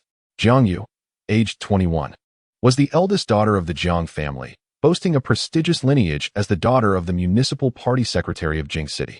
Her grandfather, Jiang Lao, had once been a military district commander and was an avid collector of fine art. She herself was a talented calligrapher. Su Jinru, an 18-year-old illegitimate daughter of the Su family, was doted upon by her father. Though she often appeared to be bullied by Madame Su and the eldest daughter of the Su family, she was, in fact, the mastermind behind the exposure of the eldest daughter's disgraceful secrets. Zhong Yihuan gazed at several photographs of the girls displayed on her computer, each strikingly beautiful and uniquely distinctive. For women vying for one man, it was intriguing, and she pondered what charm Song Chen possessed. Closing her laptop, she extended her long, slender legs and gracefully rose to the edge of the bed. She lay down, her beautiful eyes fixed on the ceiling, lost in quiet contemplation. Born in Jing City, she had moved to M country at the age of 3 and had only recently returned home at 20. Despite having no friends or family there, Jing City remained her homeland, a place she longed for in her dreams. Moreover, she had significant matters to attend to. She was determined to reclaim the treasures of the Zhong family. According to a letter left by her grandfather, the family heirlooms included 3 landscape paintings created by her distant ancestor, Zhong Qichang, which had withstood the test of time. These artworks not only represented immense wealth and value, but also symbolized the spirit of the Zhong family. The Zhong family was not lacking in riches 20 years prior. They had been the wealthiest in Jing City, with a deeply rooted family business spanning various sectors, unmatched in both wealth and prestige. However, a series of unforeseen events had struck the family, leading the Zhong family's 2 sons to depart for M country, where they swiftly established themselves. They gradually formed a vast criminal organization, ultimately controlling a lengthy stretch of the border, becoming the largest Chinese arms dealers in the region, instilling fear in many. Zhong Yihuan let out a gentle sigh. In this world, she had no relatives left. Yet she still yearned to fulfill her grandfather's last wish. The possessions of the Zhong family must not fall into the hands of outsiders. Although there were other means to approach the Gu and Jiang families, she suddenly conceived a far more intriguing method. She indeed wished to meet Song Chun. After all, what is truly precious is often what everyone else covets, is it not? 2 days later, after finishing work, Song Chun stepped out of the restaurant well past 10 o'clock. He hurried towards the subway station, eager to return to school. As he passed through a narrow alley, he suddenly heard frantic cries. Help! Song Chun's heart sank. He raised his gaze ahead, and the scene before him instantly tightened his nerves. Under the dim glow of the streetlight, several drunken ruffians were huddled together, uttering lewd remarks. A girl trapped in the middle cried out desperately, her voice tinged with fear. Help! What are you doing? Please help! One of the ruffians, grinning mischievously, taunted, Sister, your voice is quite melodious. Oh beauty, you're calling out too soon. Wait a moment and call again, and I promise it will excite me even more. Laughter erupted among the group, their vile words echoing in the night. What do you want? Help. The girl's panicked voice rang out once more. No one will come to your rescue. Just come with us, sweetheart. Song Chun stood at the entrance of the alley, his heart pounding like a drum. He could feel the girl's terror. He knew he could not stand idly by, even if it might lead to trouble for him. He quickly approached the group and shouted angrily, "Stop! What are you doing?" The ruffians turned to face him, and upon seeing only Song Chun, disdain flickered across their faces. One of them shouted, "What do you want? Can't you see we're about to have some fun? You better scram." Song Chun stepped forward, his voice steady and low. "Let her go." The ruffian laughed mockingly. "Oh, look, a brave one has come. Who do you think you are? Mind your own business. If you walk away now, I'll pretend you never said a word." Chapter 81. The encounter. Song Chun glanced at the five of them. Taking them down should not pose much difficulty. The girl in the middle gave him a pitiful glance, tears streaming down her cheeks as she pleaded, "Please, help me. I'm so scared." Song Chun tossed his backpack aside and turned to the terrified girl. "When I say go, you run." The ruffians wore sneers on their faces as they slowly approached Song Chun, hurling insults. "Who do you think you are, punk? Looking for a beating?" One of them reached out to shove Song Chun, but he swiftly sidestepped, executing a precise and powerful kick to the assailant's stomach, causing him to collapse to the ground, howling in pain. Without hesitation, Song Chun followed up with a swift side kick, sending another ruffian sprawling. "Who the hell do you think you are, causing a ruckus here?" Another individual vehemently shouted before charging forward. Song Chun's movements were as swift as lightning. He executed front kicks and back strikes with remarkable precision, toppling each assailant to the ground with unerring accuracy. "Ouch, that hurts. Damn it, run." Several ruffians hastily scrambled to their feet, limping away in haste. The alley once again fell into a serene silence. Song Chun, slightly breathless, bent down to retrieve his backpack and proceeded onward.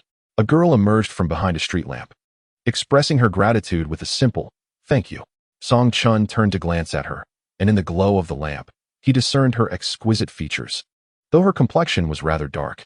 However, her bright, captivating eyes held a beauty that stirred the heart. "Aren't you leaving?" he inquired. The girl nodded, her face brimming with appreciation. "Thank you. Do refrain from wandering out at such a late hour. It is unsafe for a girl to be alone outside." Song Chun cautioned before continuing down the path. "Wait," the girl said, her voice tinged with shyness as she hesitated. Song Chun turned back, asking, "What is it?" The girl fidgeted with the hem of her clothing, murmuring, "I just arrived in the capital today, but my phone was stolen, and I have nowhere to go." Song Chun felt a pang of sympathy. It was perilous for such a young girl to be wandering the streets alone at night, especially after losing her phone. "What brings you to the capital? Do you have any family or friends here?" he inquired. The girl lowered her gaze, replying, "I came to look for work, but I have no friends in the city. And how do you wish for me to assist you?" Song Chun's awareness heightened. There were many con artists about, feigning helplessness to swindle money. Yet he was not wealthy enough to fall prey to such schemes. He waited in silence for the girl to speak. After a prolonged pause, she cautiously asked, "I have nowhere to stay. Where do you live? Could I possibly stay with you for a night? I assure you, I am not a bad person. I truly have nowhere else to go." Her voice carried a hint of desperation, and it was melodious enough to soften one's heart. Suddenly, Song Chun recalled that a restaurant manager was recently seeking female servers. He inquired, "What type of job are you looking for? Would a server position be suitable?" The girl tentatively asked, "What are the requirements? Am I qualified?" "There are no strict requirements. Just be diligent and hardworking," he replied. "That sounds wonderful. I am indeed diligent," she exclaimed, flashing a radiant smile that revealed her beautiful, white teeth. Song Chun continued, "Great. You can stay at the restaurant for tonight. There are staff accommodations on the top floor, and I was informed there are still a few spots available for girls. I will take you there." "All right," she agreed. As they walked, Song Chun asked, "By the way, what is your name and where are you from?" "My name is Zhong Huan, and I hail from City M." "Where is City M?" Song Chun pondered silently, realizing he had never heard of such a place. However, given the vastness of China, it is possible that she hails from a small county in some province. Her voice, articulating a standard Mandarin, indeed lacks the local accent characteristic of Beijing residents, who typically possess a pronounced Beijing dialect. Zhong Yihuan followed closely beside Song Chun, casting a sidelong glance at the boy, who was undeniably handsome.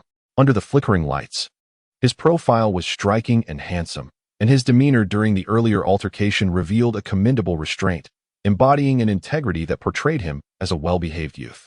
Yet, such innocence stirred a mischievous curiosity within her, igniting a desire to witness his complete unraveling. A wicked smile slowly crept across her lips, reminiscent of a poppy quietly blooming in the night, as if it could lead one into a dark whirlpool at any moment.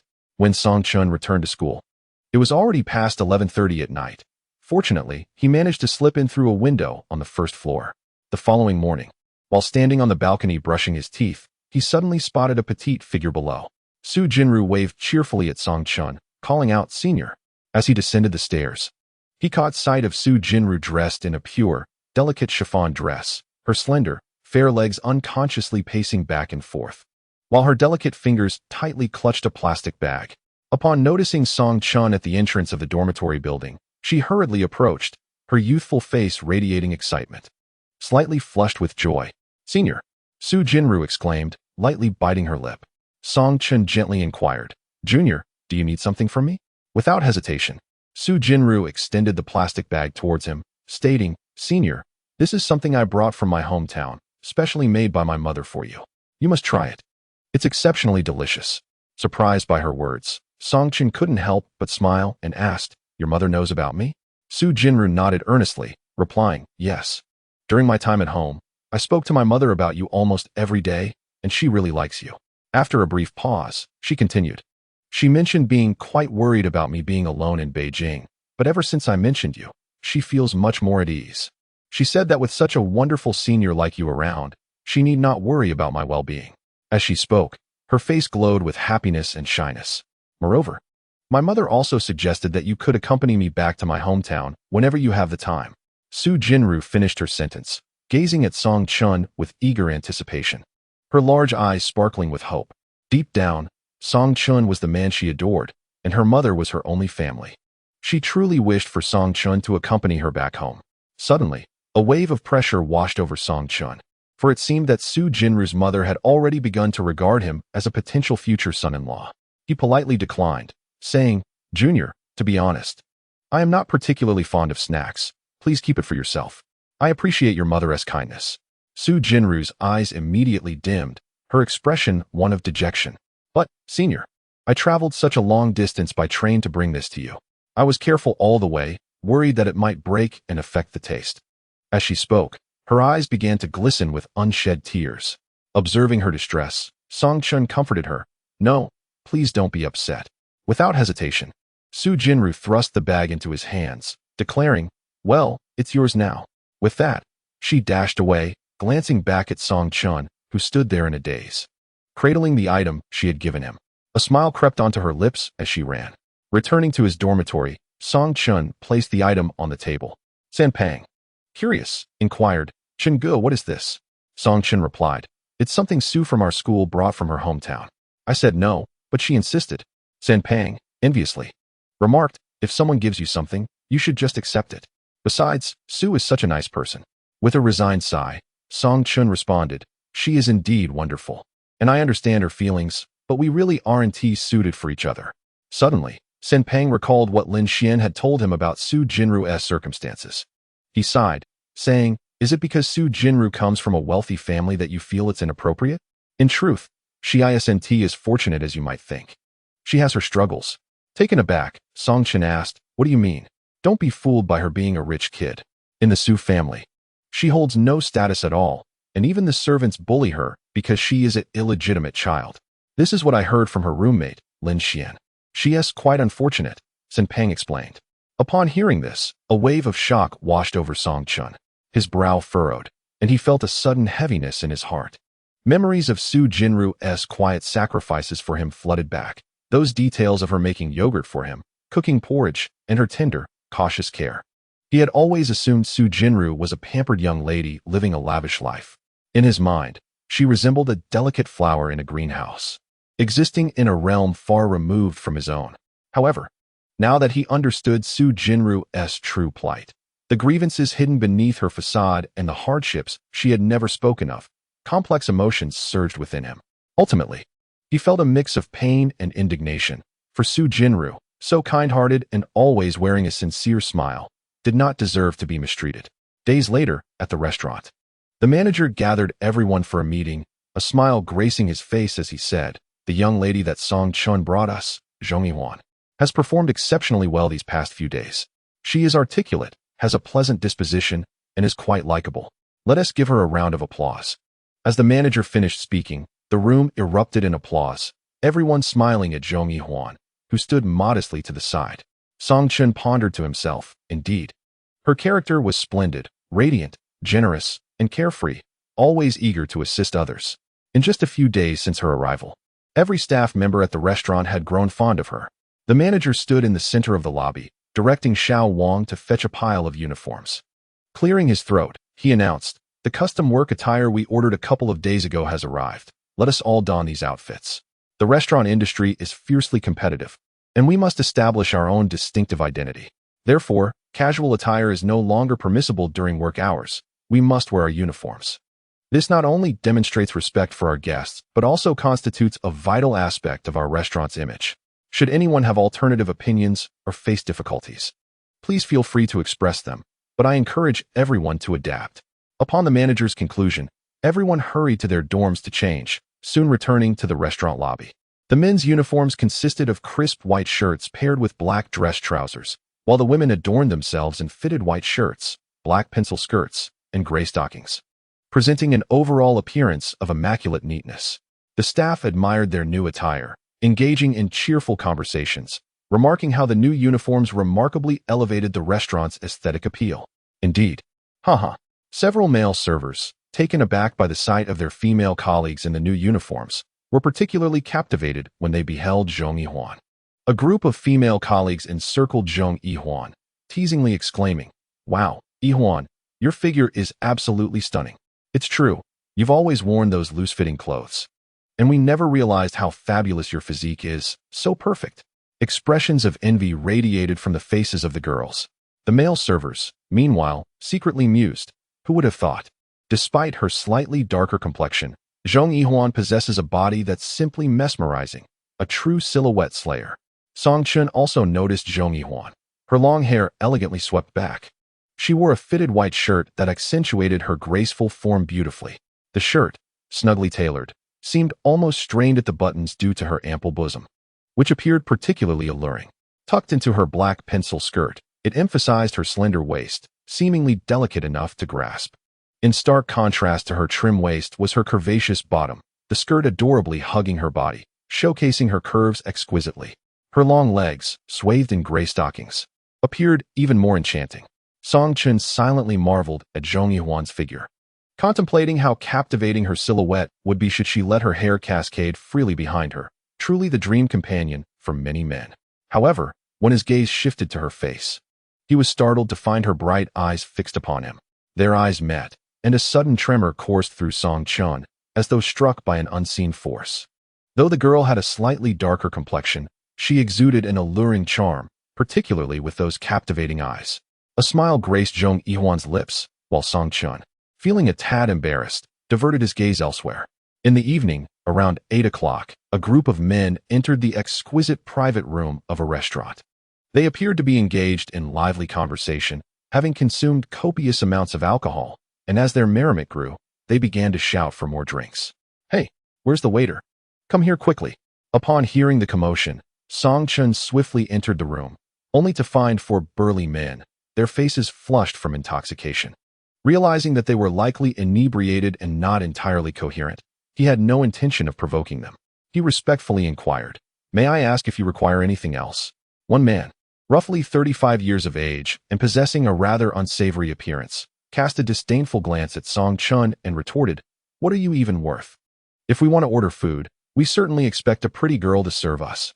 With a polite smile, Song Chun replied, "I apologize, but we are currently quite busy at the restaurant. Everyone is occupied, so if you have any requests, please feel free to communicate them with me." The man then slammed his glass down on the table with great force, exclaiming, "I reckon this place is going under, huh? How can there be no beautiful waitresses? You send this greenhorn to us. Hurry, get out of here and bring a pretty girl, or you might just provoke my wrath." Song Chun stepped outside, where his colleague, Xiao Wang, hurried over, cautiously asking, What is going on with the guests in the private room? It sounded like a fight was about to break out. The manager is conveniently absent. Song Chen reassured him. It's nothing serious. They're just drunk and looking for trouble. They insist on having a female waitress accompany them. Honestly, I believe they are merely seeking to stir up conflict, and it's unnecessary to send anyone in.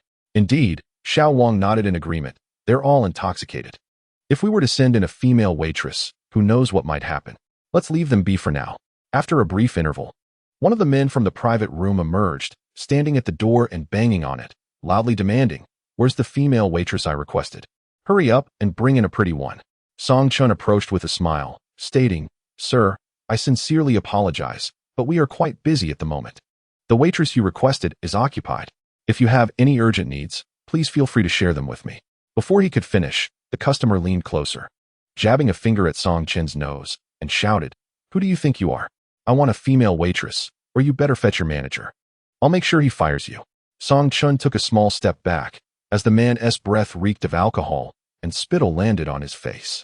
The man continued to berate him. "What kind of service is this? Do you even want to keep this restaurant running? Do you know who I am? I'm doing you a favor by dining here." At that moment, another man emerged from the private room, echoing, "Yes, he's our Brother Chung. Do you even know who Brother Chung is? If you don't treat him well, do you want to meet your demise?" As he spoke, he reached to grab Song Chun by the collar, just as Zhong Yihuan approached from a distance. She smiled at the gentleman known as Brother Chung and said, "Hello, sir. How may I assist you? The manager has stepped out. Let this young man leave first, and we can discuss matters inside." Brother Chung cast a fleeting glance at Zhong Yihuan. Although her complexion was somewhat dark, the prominent curves of her figure were striking, and her waist was remarkably slender, while her posterior was simply captivating.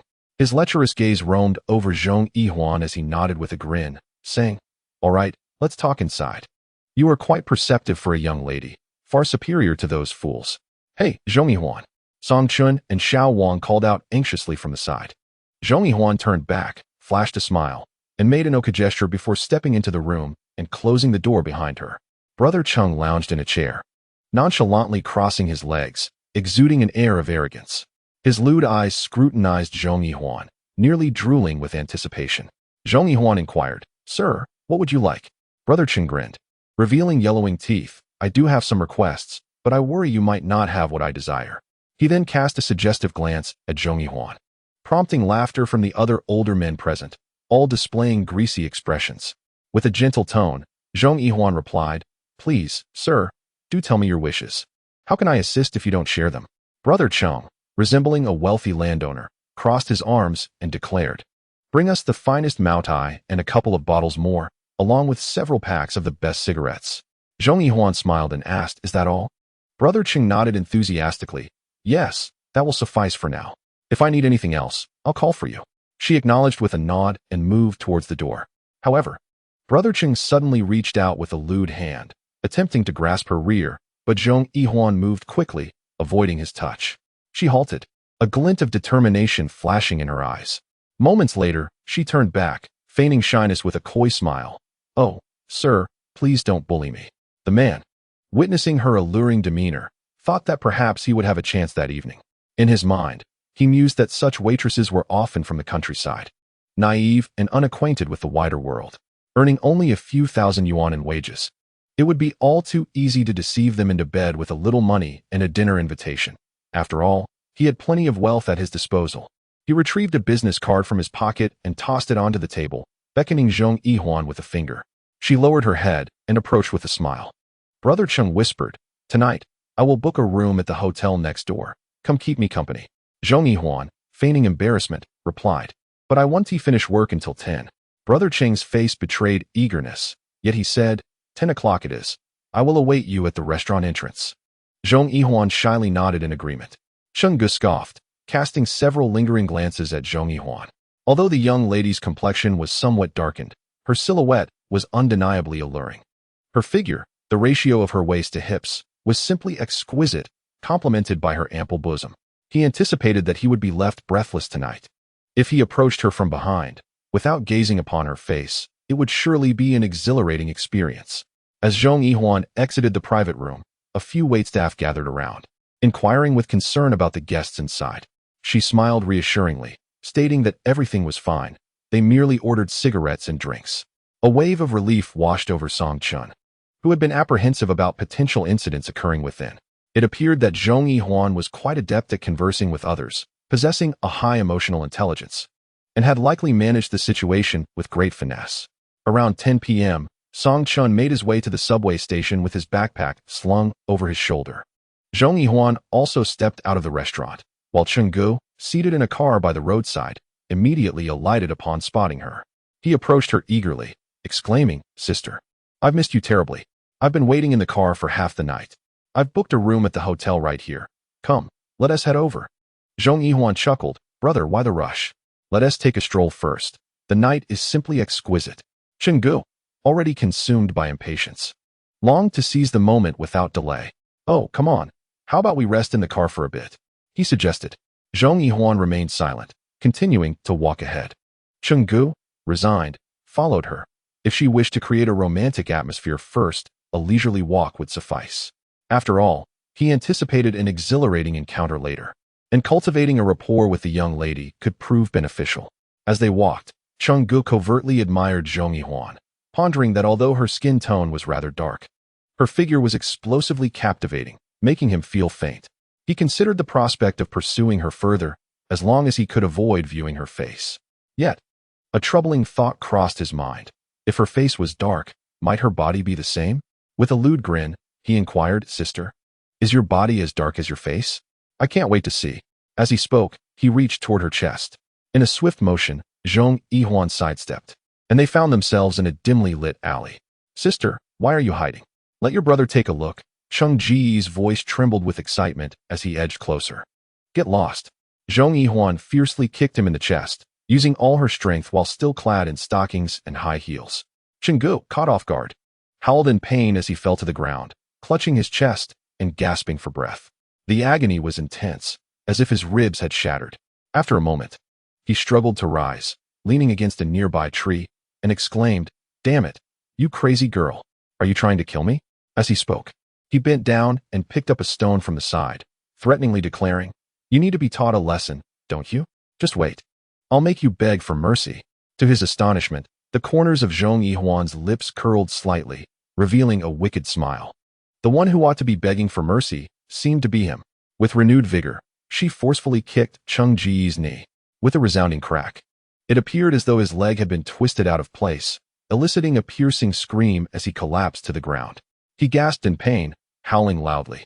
His eyes filled with terror and disbelief as he looked at Zhong Yihuan. It was at that moment he realized just how formidable this woman truly was. Although he was no stranger to bullying or brawling, he had never before been so thoroughly beaten within minutes. Little did he know, Zhong Yihuan had grown up in Country M, undergoing rigorous training since the age of 3, eventually becoming a pivotal figure in a gang.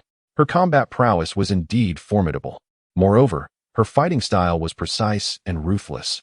Each strike was meticulously calculated, devoid of any superfluous movement, targeting joints to inflict fractures or even fatal injuries. Chenggu lay crumpled on the ground, a sharp pain radiating from his knee, as if the bones had been displaced. The agonizing pain forced him to grit his teeth, beads of cold sweat trickling down his forehead. Struggling desperately, he managed to prop himself up on his elbows, but his leg was likely broken, leaving him devoid of strength to rise. However, as soon as he sat up, his face was met with a heavy blow. He felt a fierce force slam into his face, the impact causing a ringing in his head as he was sent tumbling to the side, his skull crashing against the ground, pain radiating throughout his face and body. As he beheld Zhong Yihuan approaching with deliberate steps, an overwhelming dread surged within him upon seeing her draw a gleaming dagger from her waist. Regrettably, he found himself utterly immobilized, unable to flee. In a panic, he cried out, pleading for mercy. "What do you want, beautiful? I'm sorry, I'm so sorry. Please spare me. I truly didn't mean it. What have I done to offend you? I'll give you whatever you want. I can compensate you for anything I've done wrong. I implore you, have mercy and let me go." Zhong Yihuan leaned down, presenting the dagger before him, and spoke with a chilling calmness. "What shall we do? Some people seem to be in such a hurry to escape this life." Her smile was filled with delight, yet it carried an eerie quality that sent shivers down one's spine. Chenggu struggled desperately, attempting to rise, but as he gained a little height, he suddenly lost his balance and fell again. Trembling, He retrieved his phone from his pocket, desperate to call for help. However, Zhong Yihuan swiftly placed her foot on his phone and forcefully kicked it away. Then she leaned closer and gently said, "There is no other way.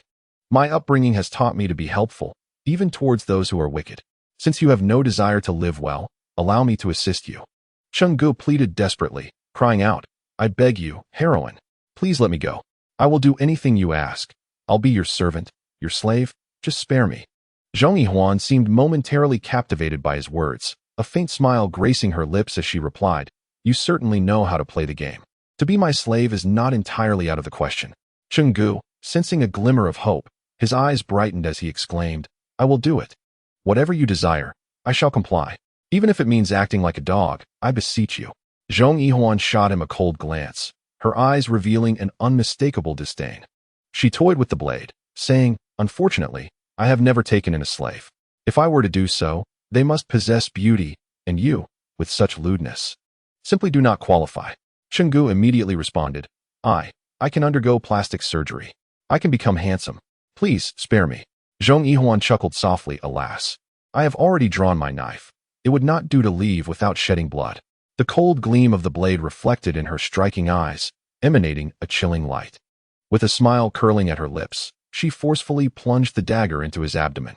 Chenggu let out a sharp cry, followed by frantic breaths.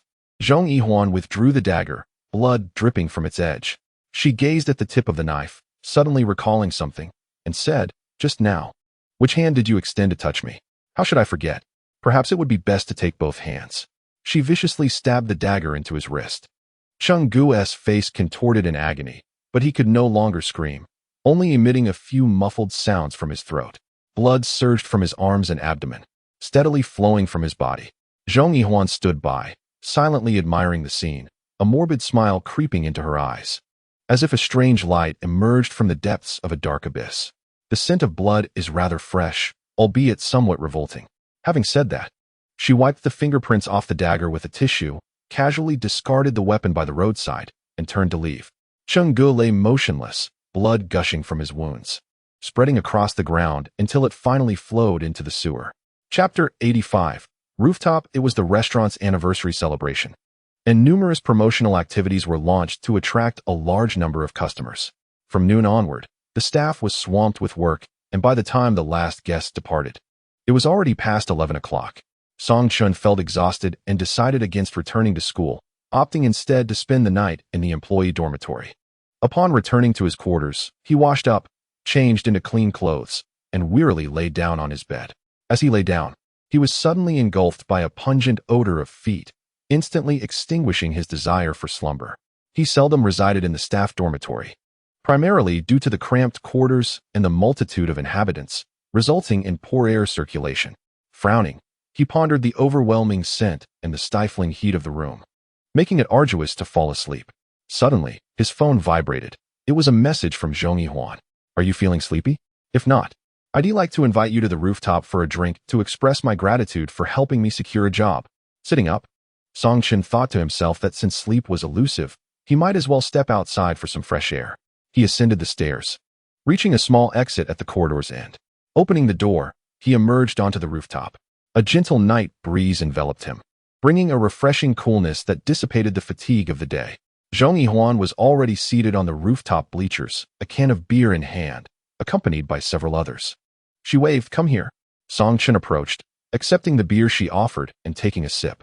The icy liquid slid down his throat, invigorating him considerably. He settled down, comfortably leaning against the railing, inhaling deeply. Gazing into the distance, the night was cloaked in darkness, with the city's twinkling lights shimmering far away, while bright stars dotted the sky. A refreshing breeze caressed him, imparting a profound sense of ease. Suddenly, memories of his childhood flooded back. During summer evenings, he would climb to the rooftop with his parents to stargaze, lying on the roof, feeling the wind, and marveling at the vast expanse of stars, a truly beautiful time. Zhong Yihuan chuckled. "Thank you for introducing me to this job. Otherwise, I would have nowhere to go." Song Chun waved his hand dismissively. "No need to be polite. We help each other out, and besides, the restaurant is hiring." Just then, Zhong Yihuan's phone rang. The ringtone was the familiar melody of 500 miles. Stirring an indescribable emotion within Song Chun, as it was one of his favorite songs. To him, the song represented not just a melody, but a vessel of emotions that had accompanied him through many lonely moments. After finishing the call, Song-chen remarked, "Using that as a ringtone is quite unique, isn't it?" Zhong Yihuan smiled, taking a gentle sip of her beer, the bitter flavor dancing on her tongue, her thoughts drifting far away. During her time abroad, she had listened to that song countless times. Some lyrics, when translated into Chinese, conveyed a sense of homesickness. "I have left my homeland, with no sight of return." She sighed softly, then smiled again, adding, "Though it carries a hint of sadness, I feel it embodies more warmth and strength." Song-chen was taken aback by her interpretation of the song, his gaze reflecting surprise and admiration. "You truly understand music, don't you?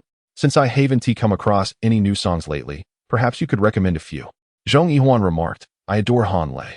I have listened to all his songs, and that one here is particularly enchanting." A flicker of surprise crossed Song-chen's eyes. "I too appreciate him. I hadn't anticipated that girls like you would enjoy such grandiose songs. I assumed you preferred girl groups, or the like." Upon hearing this, Zhong Yihuan couldn't help but chuckle, her gaze laced with a hint of playful sarcasm. "Really? I thought it would be boys who favored girl groups. After all, who can resist the allure of tall, beautiful women?" Song-chen took a sip of beer, attempting to mask a twinge of embarrassment, and replied, "Not necessarily." Noticing his discomfort, Zhong Yihuan deftly shifted the conversation. "What kind of movies do you enjoy?" After a moment's contemplation, Song-chen answered, "I particularly favor martial arts films, like those starring Jet Li." Zhong Yihuan's eyes sparked with excitement, for she too cherished martial arts cinema, especially Jet Li's works. "I adore Jet Li as well. I've seen all his films. He possesses an exceptional fighting prowess, yet he isn't the typical brutish type. Instead, he embodies a refined, handsome demeanor that carries an intellectual charm, which many girls find appealing." Suddenly, Zhong Yihuan turned to face Song-chen, declaring, "You possess his charisma. I noticed it during that fight the other day. You fought quite well." Taken aback by her earnest compliment, Song-chen felt a wave of bashfulness wash over him, prompting him to take another sip of beer. When he looked up again, he found himself gazing into Zhong Yihuan's bright eyes. Although the light was dim, he could still discern the starlight flickering within her dark, luminous gaze, which seemed to be intently studying him, brimming with an inexplicable emotion. The two fell into a sudden silence, perhaps realizing how rare it is to find someone in this vast world who resonates so profoundly with oneself. Zhong Yihuan broke the quietude, saying, "Song-chen. That is a beautiful name." Song-chen smiled. "Your name is lovely as well, Yihuan. Your parents must have wished for your happiness when they chose it." However, Zhong Yihuan abruptly fell silent, then gently replied, "My parents passed away when I was 3. A flicker of astonishment crossed Song-chen's mind, and he hurriedly apologized. "I'm so sorry. I didn't mean to bring that up." Zhong Yihuan responded lightly, "It's all right. I've grown accustomed to it." With that, she smiled at Song-chen. He marveled at her optimism. She appeared cheerful, generous, and kind, embodying numerous admirable qualities. He felt that this girl was truly a remarkable person. Chapter 86. Resolution. After several consecutive days of work, it was finally Song-chen's turn to rest. He intended to return to school for a well-deserved break and catch up on sleep. However, just as he was about to board the bus, Jianing unexpectedly appeared, compelling Song-chen to join her in the car. As he sat in Jianing's vehicle, he gazed through the window and noticed the car gradually departing from the city center, slowly steering toward the outskirts of the city, until the vehicle came to a halt. He disembarked and soon discovered that he had arrived at what appeared to be an abandoned factory. The exterior walls of the building were marred and weathered, overrun with wild grass, lending an air of desolation. A sense of unease washed over Song-chen, pondering what Jianing intended to do in this forsaken place. A twinge of apprehension gripped him. He instinctively felt that Jianing's summons could not bode well. He followed her inside. The factory's warehouse was expansive, suffused with the musty scent of neglect. In the center, a solitary chair stood on the cold cement floor. Jianing approached the chair and gracefully seated herself. After a brief interlude, the sound of footsteps echoed through the space, prompting Song-chen to look up. He beheld several men clad in black, escorting a disheveled man who appeared quite distressed. The man approached Jianing and abruptly fell to his knees before her, bowing his head in a display of fear. Trembling, he repeatedly struck his forehead against the unforgiving cement, stammering, "Please, I beg you to spare me. I did not mean to." I realize my mistake. As blood began to seep from his forehead, he seemed oblivious to his own suffering, fervently pleading for mercy. Gu Jianing, perched upon her chair, regarded him with a cold smile dancing on her lips. Slowly, she inquired, "Do you still know who your employer is?"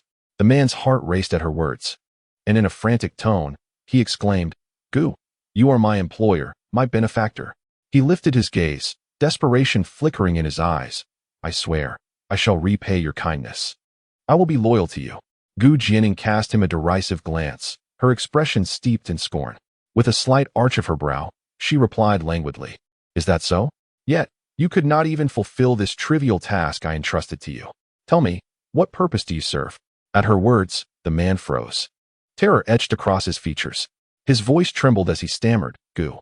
With a chilling laugh, Gu Jianing posed a stark question, "What holds greater value to you? Wealth or life? You have taken money from me, only to seek funds from Miss Mu." She paused, her gaze piercing through the man like a dagger, instilling a profound sense of dread within him. At that moment, Song Chen's understanding crystallized. The man before him was indeed the one whom Mu Yao had mentioned, sent by Gu Jianing to monitor him. Recalling Mu Yao's words about having bribed this individual, it became evident that Gu Jianing had uncovered the entire scheme. A sense of foreboding settled in Song Chen's heart as he grasped the reason for Gu Jianing bringing him here, to witness this display of intimidation.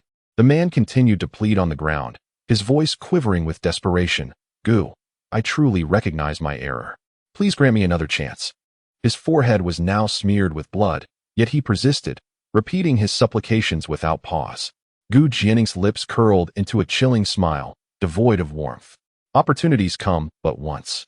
If every individual were granted countless chances, what need would there be for police or laws in this world? Her words were calm, yet ruthlessly decisive, as if she were pronouncing a death sentence upon the individual before her. At that moment, a figure clad in black approached, wielding a glinting knife. He tossed the blade to the ground, where it struck with a sharp, resonant sound. Upon seeing the knife, the man trembled violently, his eyes filled with dread. He prostrated himself desperately, pleading, "Ms. Gu, I beg you, I implore you." Gu Jianing, her expression unyielding, spoke softly, "You shall do precisely as you stated then. There's no need for me to reiterate." The man shuddered at her words, a flicker of fear and uncertainty crossing his gaze. However, he soon steeled himself, gritting his teeth, and grasped the knife, positioning it against his wrist. After a brief hesitation, he closed his eyes and struck down with ferocity. Ag!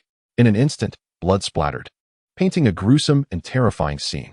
Song Chun, standing nearby, was taken aback, unable to bear the sight, instinctively averting his gaze. The knife clattered to the ground as half of the man's hand was severed, blood gushing forth in torrents, dripping onto the floor. His body trembled.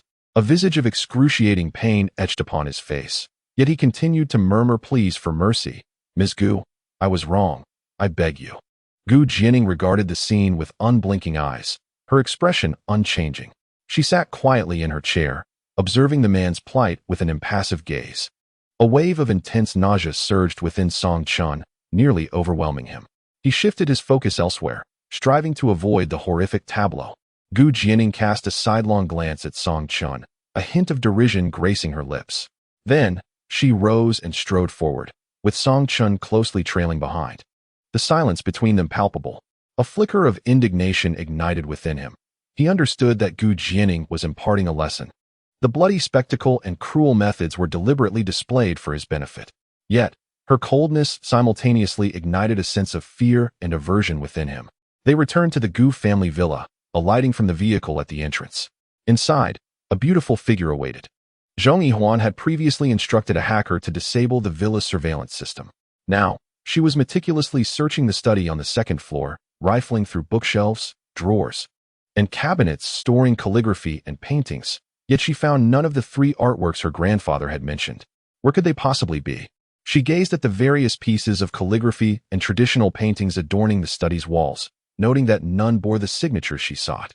The 5 female protagonists have made their appearances, and thus, a series of amusing skits will follow for everyone's entertainment.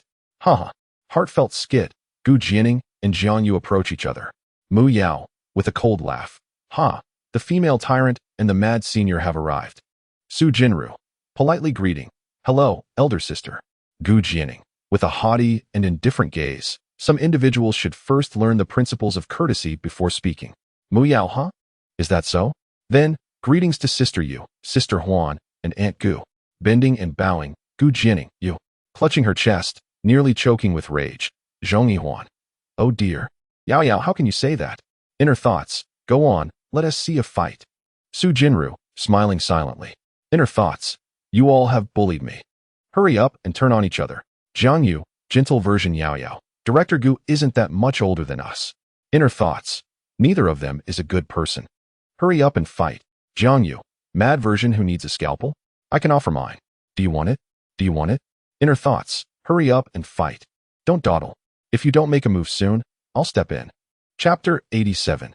Peeping Zhong Yihuan pondered internally. Could it be that those paintings are truly not in Gu Jianing's possession? However, judging by the arrangement of her study, with numerous calligraphy and traditional painting books adorning the shelves, it is evident that she has a profound affection for these arts.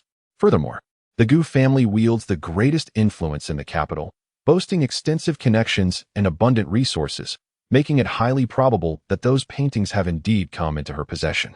As Zhong Yihuan sank into her thoughts, a sudden sound of footsteps jolted her back to reality. Someone was returning. Zhong Yihuan promptly rose and swiftly exited the study, finding refuge around the corner as she observed two figures leisurely ascending the staircase. She quickly darted into a room, surveying the furnishings within. She noted a spacious double bed positioned against the wall, indicating it was a bedroom. On the opposite side, a large window caught her attention. Zhong Yihuan hastened to the window, discovering a small balcony beyond. She opened the window and, with a gentle leap, stepped onto the balcony, concealing herself against the wall. Gu Jianing and Song Chun entered the bedroom one after the other. Gu Jianing casually shut the door behind her, and upon gazing at Song Chen's handsome visage, a surge of emotion welled up within her. Having not seen him for several days, she had been yearning for him daily. Her lips curled slightly, holding a hint of a smile as she leaned closer to Song Chen's lips. A cool, fragrant scent wafted toward him, prompting him to subtly retreat, instinctively taking a small step back to avoid Gu Jianing's advance. The scene from the factory lingered vividly in Song Chen's mind, leaving him with a profound sense of aversion towards this woman. His resistance stemmed not only from her cruelty and indifference, but also from her deliberate display of that scene, intended to assert her authority and desire for control. It seemed as though everything was orchestrated to make Song Chun aware that he was merely a plaything, deftly controlled by her, manipulatable at her will, and that any form of rebellion would lead to a fate akin to that of another man. Gu Jianing sensed Song Chun's reluctance and evasion, and she gently inquired, "What's wrong?" Her tone remained as serene and indifferent as ever, as if nothing had transpired. After a moment of silence, Song Chun softly replied, "It's nothing." Gu Jianing extended her slender fingers to caress his cheek, asking, "Were you uncomfortable witnessing those scenes earlier?" "Mr. Gu, there's no need for you to oversee your subordinates while I watch," Gu Jianing patiently elucidated. "I missed you the moment the meeting concluded. I longed to see you, hence I picked you up. Besides, that individual has a close relationship with you," she continued softly. "The person earlier was indeed sent by me to monitor you. I merely wished to ensure your safety. You know how much I care for you. However, that individual proved utterly incompetent. He accepted my money yet failed to fulfill his duties. Thus he deserved the punishment he received." Gu Jianing fixed her gaze on Song Chen's eyes and suddenly asked, "Or perhaps you were already aware that he had been bribed by Mu Yao?" Her fingers gently grasped his chin as she murmured, "What have you been doing behind my back lately?" Song Chun dared not meet her gaze, subtly leaning away to evade her touch. "Nothing at all," he replied. A smirk of derision played upon Gu Jianing's lips, her eyes reflecting a myriad of complex emotions. She understood that he harbored his own secrets. Despite her various assertive measures to monitor and control him, he continuously sought to evade and resist her. What was she to do? All she desired was his love, just as he had once professed. After a moment of contemplation, Song Chun mustered his courage and earnestly stated, "Mr. Gu, I dislike being surveilled by others and being controlled. I am aware of your assistance to my family, and I have signed an agreement with you to repay your kindness." But Gu Jianing gazed at Song Chen's defined features, an infinite affection blossoming within her heart. How was she to love such a handsome face?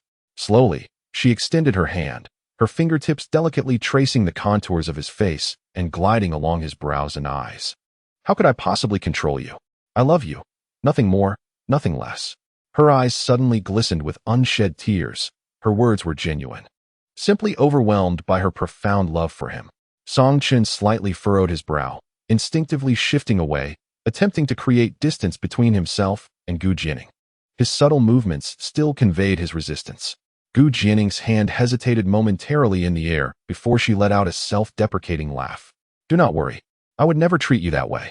After a brief silence, she gently continued, your position in my heart is unlike that of anyone else. Song Chen chose not to respond further. He understood that no matter what he said, this woman would remain resolute in her ways. He could only contemplate how to extricate himself from this madness within his heart. Song Chen found himself lost in thought, oblivious to Gu Jianing's delicate fingers methodically unfastening the buttons of his shirt, revealing his bare chest in its entirety. His well-defined muscles appeared as if sculpted by an artist's hand, each contour exuding an undeniable sense of strength. Outside the bedroom window, Zhong Yihuan stood pressed against the wall, her head slightly peeking in, silently observing the unfolding scene. She beheld Song Chen's shirt gaping open, showcasing his broad chest adorned with sculpted abs and pectorals, rising and falling rhythmically with his breath, radiating a potent blend of masculinity and allure. Zhong Yihuan couldn't help but admire his physique, recognizing that such form is not a mere gift of nature, but rather the result of rigorous training and discipline. Coupled with his handsome, innocent visage and a hint of shyness, a rare flicker of confusion danced in Zhong Yihuan's eyes. Yet, her gaze darkened as she witnessed Gu Jianing's hand greedily exploring Song Chen's chest. A frown creased her brow, and a fleeting sense of displeasure crossed her features. What to do? She felt an overwhelming urge to sever that hand. After stealing a few glances, Zhong Yihuan turned and took a few steps along the wall before leaping down. She could not bear to watch any longer. She feared that if she did, she might lose control and confront that woman with wrath. It was peculiar, seeing Song Chun being touched by another stirred a visceral sensation within her, as if something precious was being tarnished. Chapter 88. The recording emerging from Gu Jianing's villa, Song Chun began to ponder his current predicament. Several girls were entangled in his life, yet their obsessions bordered on the pathological, with the potential to threaten his and his family's safety. The gruesome scene at the factory lingered vividly in his mind, prompting him to seriously contemplate his situation. He quieted his thoughts, reflecting on his initial desire to find a partner with whom he shared common interests, social standing, and compatible personalities, aiming for a simple yet fulfilling life. He had no intention of dating a wealthy girl, believing that such disparities could lead to fundamental differences in values and lifestyles, inevitably resulting in conflicts. Now, as he deliberated, he questioned whether, if he set aside familial conditions and societal expectations, these girls were truly suitable for a lifelong commitment. Jiang Yu, the senior, was beautiful and graceful, with a gentle and nurturing demeanor. However, she harbored a terrifying second personality within her. Being with her could pose a risk, perhaps leading to a fatal encounter with a scalpel, leaving him restless in bed for eternity. Su Jinru was sweetly charming and exceptionally considerate, treating him with kindness. Yet, in the confines of the playground shed, Song Chun had witnessed her possessive nature. While she likely wouldn't harm him, her episodes could be stifling. Gu Jianing is a true embodiment of ruthlessness. Her possessiveness is terrifying. While others may occasionally lose their sanity, she is perpetually unhinged. The myriad of her peculiar and twisted preferences would surely torment any man who dares to become her boyfriend to the brink of demise. And then there is Mu Yao. She is beautiful, possesses an alluring figure, and has a delightful personality, which would make cohabitation quite entertaining. However, she is a troublemaker, exceedingly difficult to manage, and often provokes those deranged individuals. If it were not for her, he would not have to endure such torment. Song Chun silently shook his head. He would not choose any of these women. Furthermore, they did not evoke his genuine affection. He felt compelled rather than inclined. His appreciation and attraction towards them were merely the instinctive reactions of a man towards beautiful women, but that was not love. Suddenly, the image of Zhong Yihuan's smile surfaced in his mind. Despite her darker complexion and lack of adornment, her character was exceptional, her smile radiant, and her eyes seemed to hold the cosmos within them. Song Chun contemplated that he yearned for a normal girl to date. One who might not possess stunning beauty, but has a wonderful character and engaging conversation, someone from a similar background. Thus, he realized he must resolve his current predicament. Jiang, easily provoked into madness, had taken care of his family and sacrificed much for them, instilling in him a sense of guilt. Hence, he decided to set her aside for now. He resolved to address the matters concerning Mu Yao and Su Jinru first, as they would likely be easier to manage. As for the audio recording in which Mu Yao threatened her, he already had a plan. Upon returning to work at the restaurant, after a bustling afternoon, he finally found a moment of respite, only for Mu Yao to arrive. She approached him, affectionately wrapping her arms around his, and exclaimed, "Song Chun, it's been days since we last saw each other. I truly missed you. Did you think of me?" Her smile radiated joy, her enchanting peach blossom eyes sparkling with delight, illuminating the world around her. The surrounding waitstaff stole glances at her. Her beauty was undeniable. With an exquisite figure and flawless makeup, her alabaster skin gleaming in the light.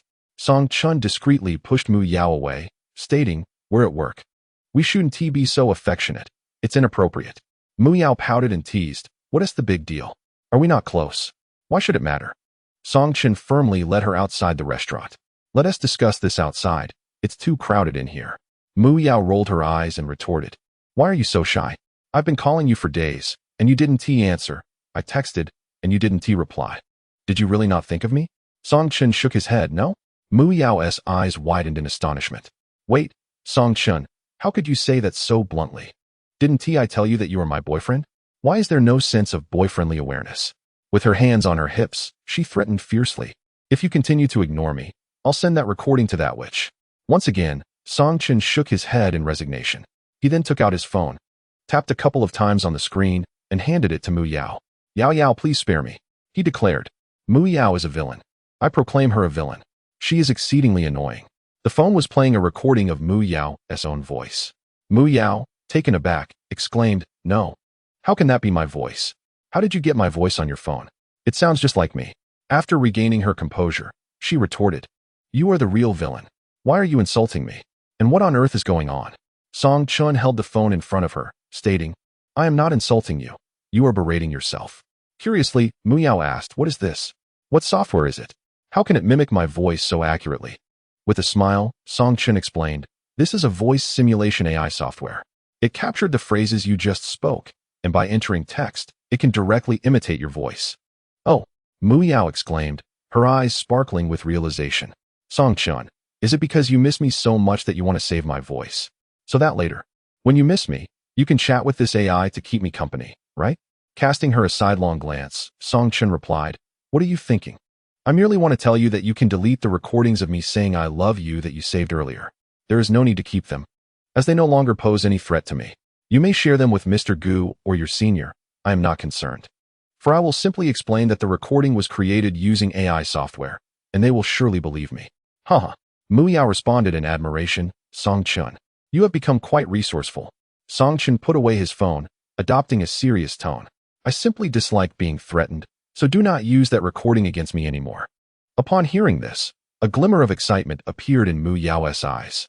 She suddenly realized how much she enjoyed Song Chun's serious demeanor and the feeling of being under his control. Heartfelt drama Gu Jianing, painfully questioning, "Song Chun, tell me, do you think I am getting old?" "Song Chun, I don't. You are not old at all. Mu Yao, not young at all. You are the oldest among us." Gu Jianing, clutching her chest, nearly choking with indignation, "Su Jinru, Boss Gu, you are so beautiful. You look quite young." Internally, "I am the youngest. Finally winning this round. Zhong Yihuan, how could Boss Gu be old when she is so stunning?" Internally, "Doesn't she know her own age?" "Jiang Yu, gentle version Boss Gu, don't think that way. Yao Yao is just joking." Internally, "At least I am not the oldest, haha." "Jiang Yu, wild version, what do you mean old? In any case, Ah Chun can only love me." "Sai, where's my scalpel? Ah Chun, where have you hidden it?" Chapter 89. Interrogation. A glimmer of infatuation sparkled in Mu Yao's eyes as she exclaimed, "Song Chun, you are truly so manly and impressive. Could you be a bit fiercer? Bite me." Her enchanting peach blossom eyes widened, and she tilted her head slightly, resembling an adorable little puppy, completely enamored with him. Song Chun looked at her in disbelief. "You." Mu Yao clung to his arm, playfully saying, "I genuinely understand my mistake. I will never dare to speak recklessly or threaten you again." Gazing into Mu Yao's sparkling eyes, which radiated joy, Song Chun found it difficult to utter the following words. However, after a moment's contemplation, he finally spoke. Mu Yao, in the future, please do not cling to me so persistently. I have given it serious thought, and I believe we are not suited for one another. Suddenly taken aback, Mu Yao glared at him. What do you mean by that? With earnestness, Song Chen replied. In fact, I already have someone I hold dear. Mu Yao burst into laughter, clearly incredulous. How could that be? You can't possibly have someone you like. I have always been by your side. I know you like me, right? In Song Chen's eyes was a resolute glimmer. I'm sorry, but I truly do not harbor feelings for you. He furrowed his brow slightly, speaking earnestly. I do not wish to hurt you. But there are certain truths I must clarify. If I cannot offer you anything, I should not waste your time. I told you from the beginning that I do not like you, and I meant it. His voice was low and gentle, tinged with a hint of regret, yet underscored by an unyielding determination. Mu Yao was momentarily stunned. She recognized that he was being sincere this time. A flicker of disappointment crossed her eyes, and then she forced a stiff smile onto her face. I said, even if you do not like me, even if you are a scoundrel, my affection for you is sufficient.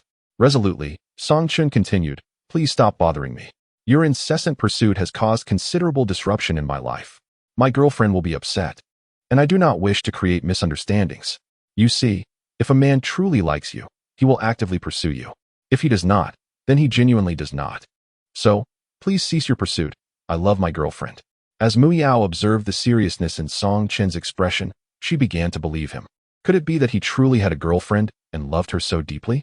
Tears welled up in her eyes as she fixed her gaze intently on Song Chen, asking, then tell me, in your relationship with your girlfriend, did you pursue her, or did she pursue you? With a sigh, Song Chen responded, I pursued her. For I love her and am willing to do anything for her. Unable to hold back her tears any longer, they streamed down her cheeks as she exclaimed, Song Chen, you are such a jerk. Overwhelmed with sadness, she felt a depth of heartache she had never experienced before. Throughout her life, anything she desired was always granted by her family. She had always received everything she liked. Yet, Song Chen was the first man she had ever developed feelings for. And indeed, the only one. She was acutely aware that Song Chen had never harbored any affection for her, yet she believed herself to possess a certain charm and appeal, not to mention a commendable personality. She was convinced that if she remained steadfastly by his side, persistently pursuing him with kindness, he would eventually succumb to her affections. Furthermore, she had thought that he had indeed begun to feel something for her, particularly after he had uttered I love you when she had asked him to. However, she had not anticipated that he would suddenly declare he had a girlfriend.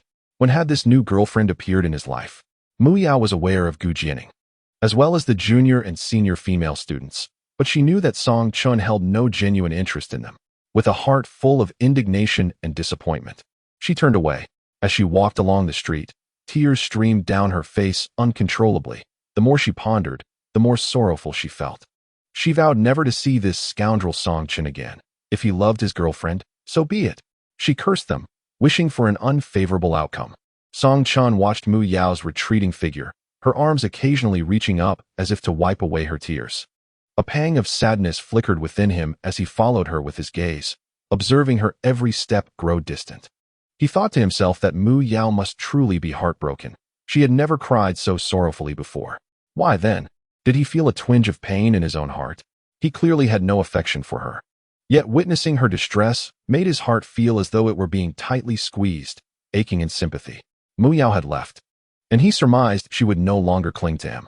A sigh of relief washed over Song Chen. It was nothing significant, after all. He had resolved not to be with her. Thus, clarifying their relationship seemed rather beneficial. With this thought, he felt considerably lighter and returned to the restaurant to resume his duties. The following afternoon, while Song Chen was busy at work, a strikingly beautiful figure stormed into the restaurant, instantly captivating everyone's attention. Mu Yao, clad in high heels, boldly sat down on a chair in the lobby, forcefully dropping her handbag onto the table. She crossed her arms defiantly and demanded, "Call your manager over." Her stunning face was etched with fury, devoid of any smile. From a distance, Song Chen observed, noting that Mu Yao appeared transformed.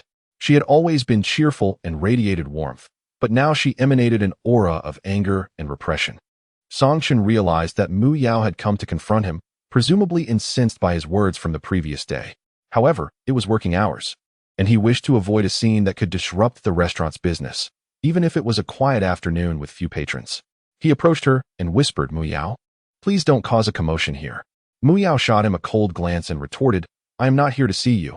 I am here for someone else." Upon hearing that Miss Mu had arrived, the restaurant manager immediately rushed down from the upper floor, eagerly approaching Mu Yao with a beaming smile. "Miss Mu, how may I assist you?" he inquired.